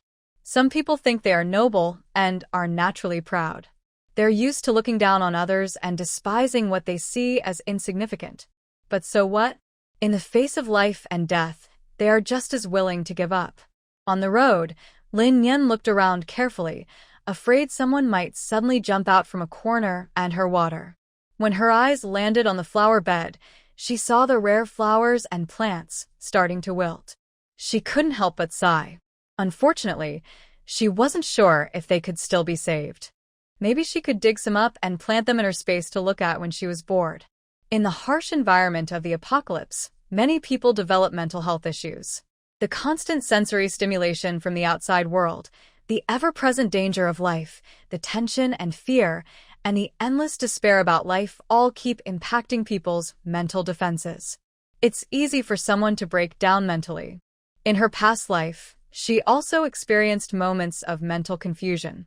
Besides still breathing, she was like a walking corpse, drifting through this world. She had no direction, no hope, just living to survive. So this time, she bought many tablets. During her anxious days, whether for entertainment or games, they helped her relax and ease her tense emotions. The lively plants and flowers, like lush vegetables, are full of vitality and symbolize hope for life. Moreover, flowers can be pleasing to the eye and bring happiness. Thinking of this, Lin Yan quickened her steps, planning to dig up some plants with a shovel later. As she approached Building 1, she heard loud arguing from the yard. It sounded like 2 women arguing. Lin Yan didn't care about others' affairs. She pulled her cart, kept her head down, and continued walking. However, just as she passed the entrance of Building 1, someone suddenly rushed out from inside. The 2 of them looked at each other in surprise. Cui Shui stared at Lin Yan and blurted out, "What are you doing here?" Lin Yan gave her a cold look, said nothing, and kept walking forward. She wanted to ask Cui Shui why she was there. Maybe she was her neighbor? That would be really unlucky. Stop right there. I'm asking you a question. Quixue insisted. She had just argued with her mother and was still angry. Seeing Lin Yan, her anger surged, and she wanted to vent it on her. Do I have to answer you just because you ask? Lin Yan also got a little angry. Really, did everyone eat firecrackers today? They all just open their mouths and start shouting. Seeing that Lin Yan didn't stop, Cui Shui tried to chase after her to argue more. But at that moment, a sudden barking sound came from the neighboring yard. Immediately after, a large black dog appeared in her view and ran wildly toward them. Cui Shui recognized this dog. It was the same fierce dog that had scared Amy so badly.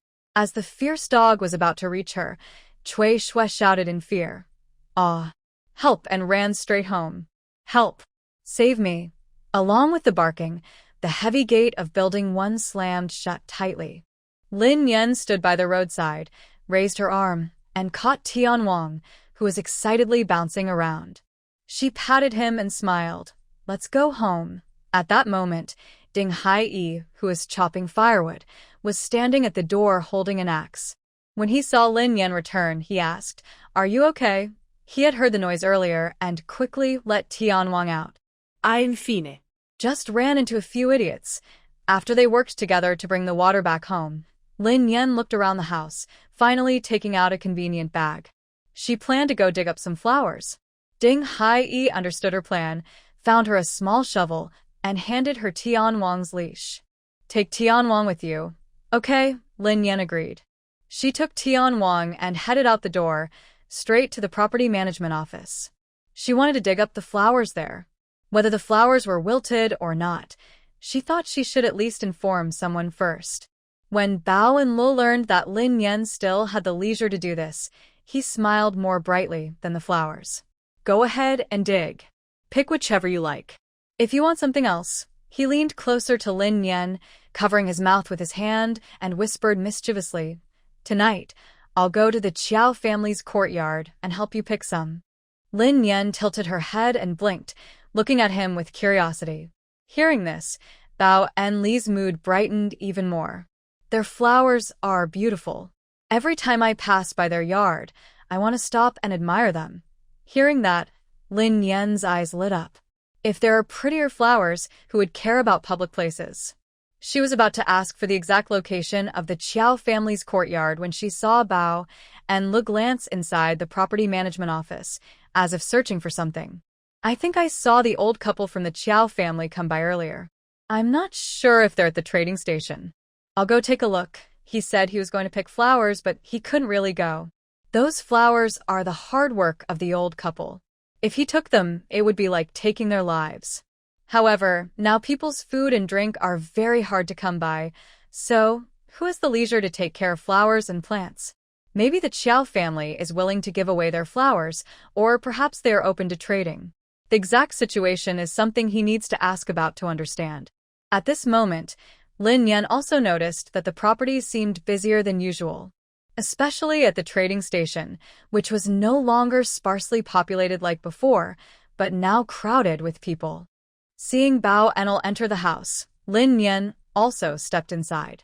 Bao Enel was pleased to see the scene and quickly grabbed both people, glancing at the fool Lin Yan standing at the door. He then asked, "Are you planning to use your flowers for trading?" Hearing this, Grandma Chiao smiled shyly. "It's this old guy again.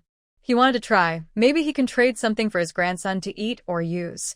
But the trade list clearly states that the seller wants either food or daily necessities. The items they want to sell, no matter how strange, are luxury shoes, clothes, bags, and other valuable objects. Their useless flowers and plants are not worth showing off, or they'd just be laughed at. "So, what do you want to exchange?" "A few pots of flowers?" Bao Enel continued to ask. He liked the water lilies in the tank, not sure if they were still alive. Old Master Chiao raised an eyebrow in surprise. "What? You want to trade?" Bao Enel smiled. "Just looking. If it fits, we can talk." Seeing that Bao Enel didn't seem to be joking, Old Master Chiao quickly tried to please him. "We want to trade for water lilies.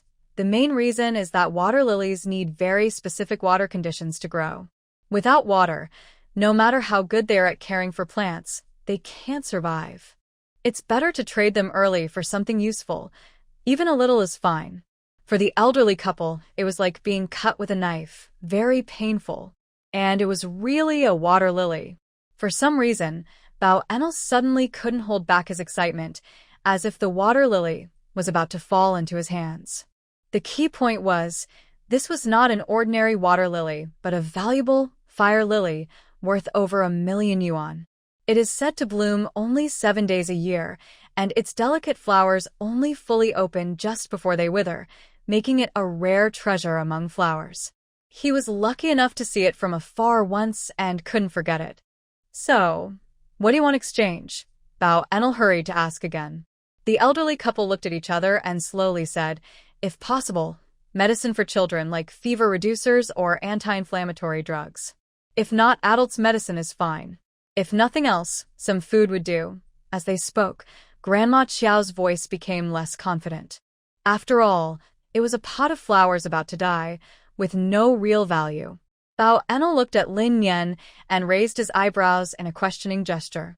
Just now, Lin Yan clearly heard the conversation of a few people.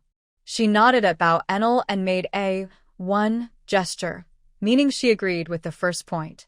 She had some medicine for children, which she had collected during the flood. Bao Enel understood quickly and helped Lin Yan make this exchange happen.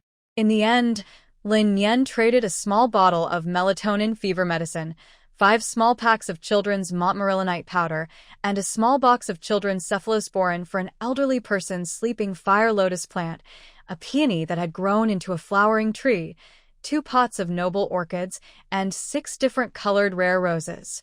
Although these flowers and plants seem worthless now, Lin Yan knew they were the elderly person's lifelong favorites, and she was willing to give some comfort. Maybe someday, these medicines could save their little grandson, which might ease their pain a little. Since transplanting flowers takes time, both sides agreed to complete the trade after dark. Following the principle that less trouble is better, Lin Yan asked Bao Enel to handle the entire transaction, as she didn't want to get involved herself. Anyway, everyone has some medicine at home, so it's not precious, and Bao Enel wouldn't be jealous. Moreover, as a reward, Lin Yan also gave him half a pack of cigarettes. She planned to keep the valuable flowers in her space for cultivation, so she also needed to secretly take some flowers from the neighborhood. She took Tian Wang and went into the flower bed in the small park. She thought it would be quiet here, but to her surprise, there were not just people, but a noisy crowd. Lin Yan crouched by the flower bed and listened carefully. It turned out that security guards, residents' committee members, and some residents were planning to build a public toilet here. They said they wanted to build it quickly and put it into use after the dysentery virus disappeared. This idea was actually quite practical. As water resources gradually became scarce, everyone had to save water. No one wanted to waste precious water flushing toilets. Because of the widespread dysentery virus outside, the residents' committee repeatedly emphasized that no one was allowed to throw away waste or trash carelessly. If the virus spread in the villa area, no one would be safe. Everyone was very obedient to this rule, as no one wanted to be caught doing something embarrassing. People tried to store and reuse wastewater as much as possible. When there is no water, just set up a simple shelter in the yard and dig a hole to solve the problem. Afterward, cover it up again. That's why public toilets are very important. However, perhaps because of pollution concerns, this location is the farthest from the villa building. Walking so far just to use the toilet might cause health issues from holding it in. Thinking of this, Lin Yan suddenly had an idea. Maybe she could build a toilet in her backyard. When the cold weather arrives, she could use it at home or in her space. But she needed to consider if there were any problems with this dry toilet first. While thinking this through, Lin Yan quickly dug up flowers from the flower bed, filling a large bag. Then she carried the bag to see Mrs. Wei. At the villa entrance, she happened to meet Zhu Ping'an coming out of the house. "Why are you here?" Zhu Ping'an asked as he stepped outside. Lin Yan shook the bag in her hand. "I just dug some flowers and came to ask Mrs. Wei for advice on how to take care of them. She hadn't decided how to build the toilet yet, so she would think about it later." Zhu Ping'an nodded and was about to leave, but then he took a step back. We adopted your suggestion last time, he said. The authorities have probably sent someone over now. Lin Yan was suddenly surprised and a bit confused. But after thinking for a moment, she quickly understood what Zhu Ping'an meant.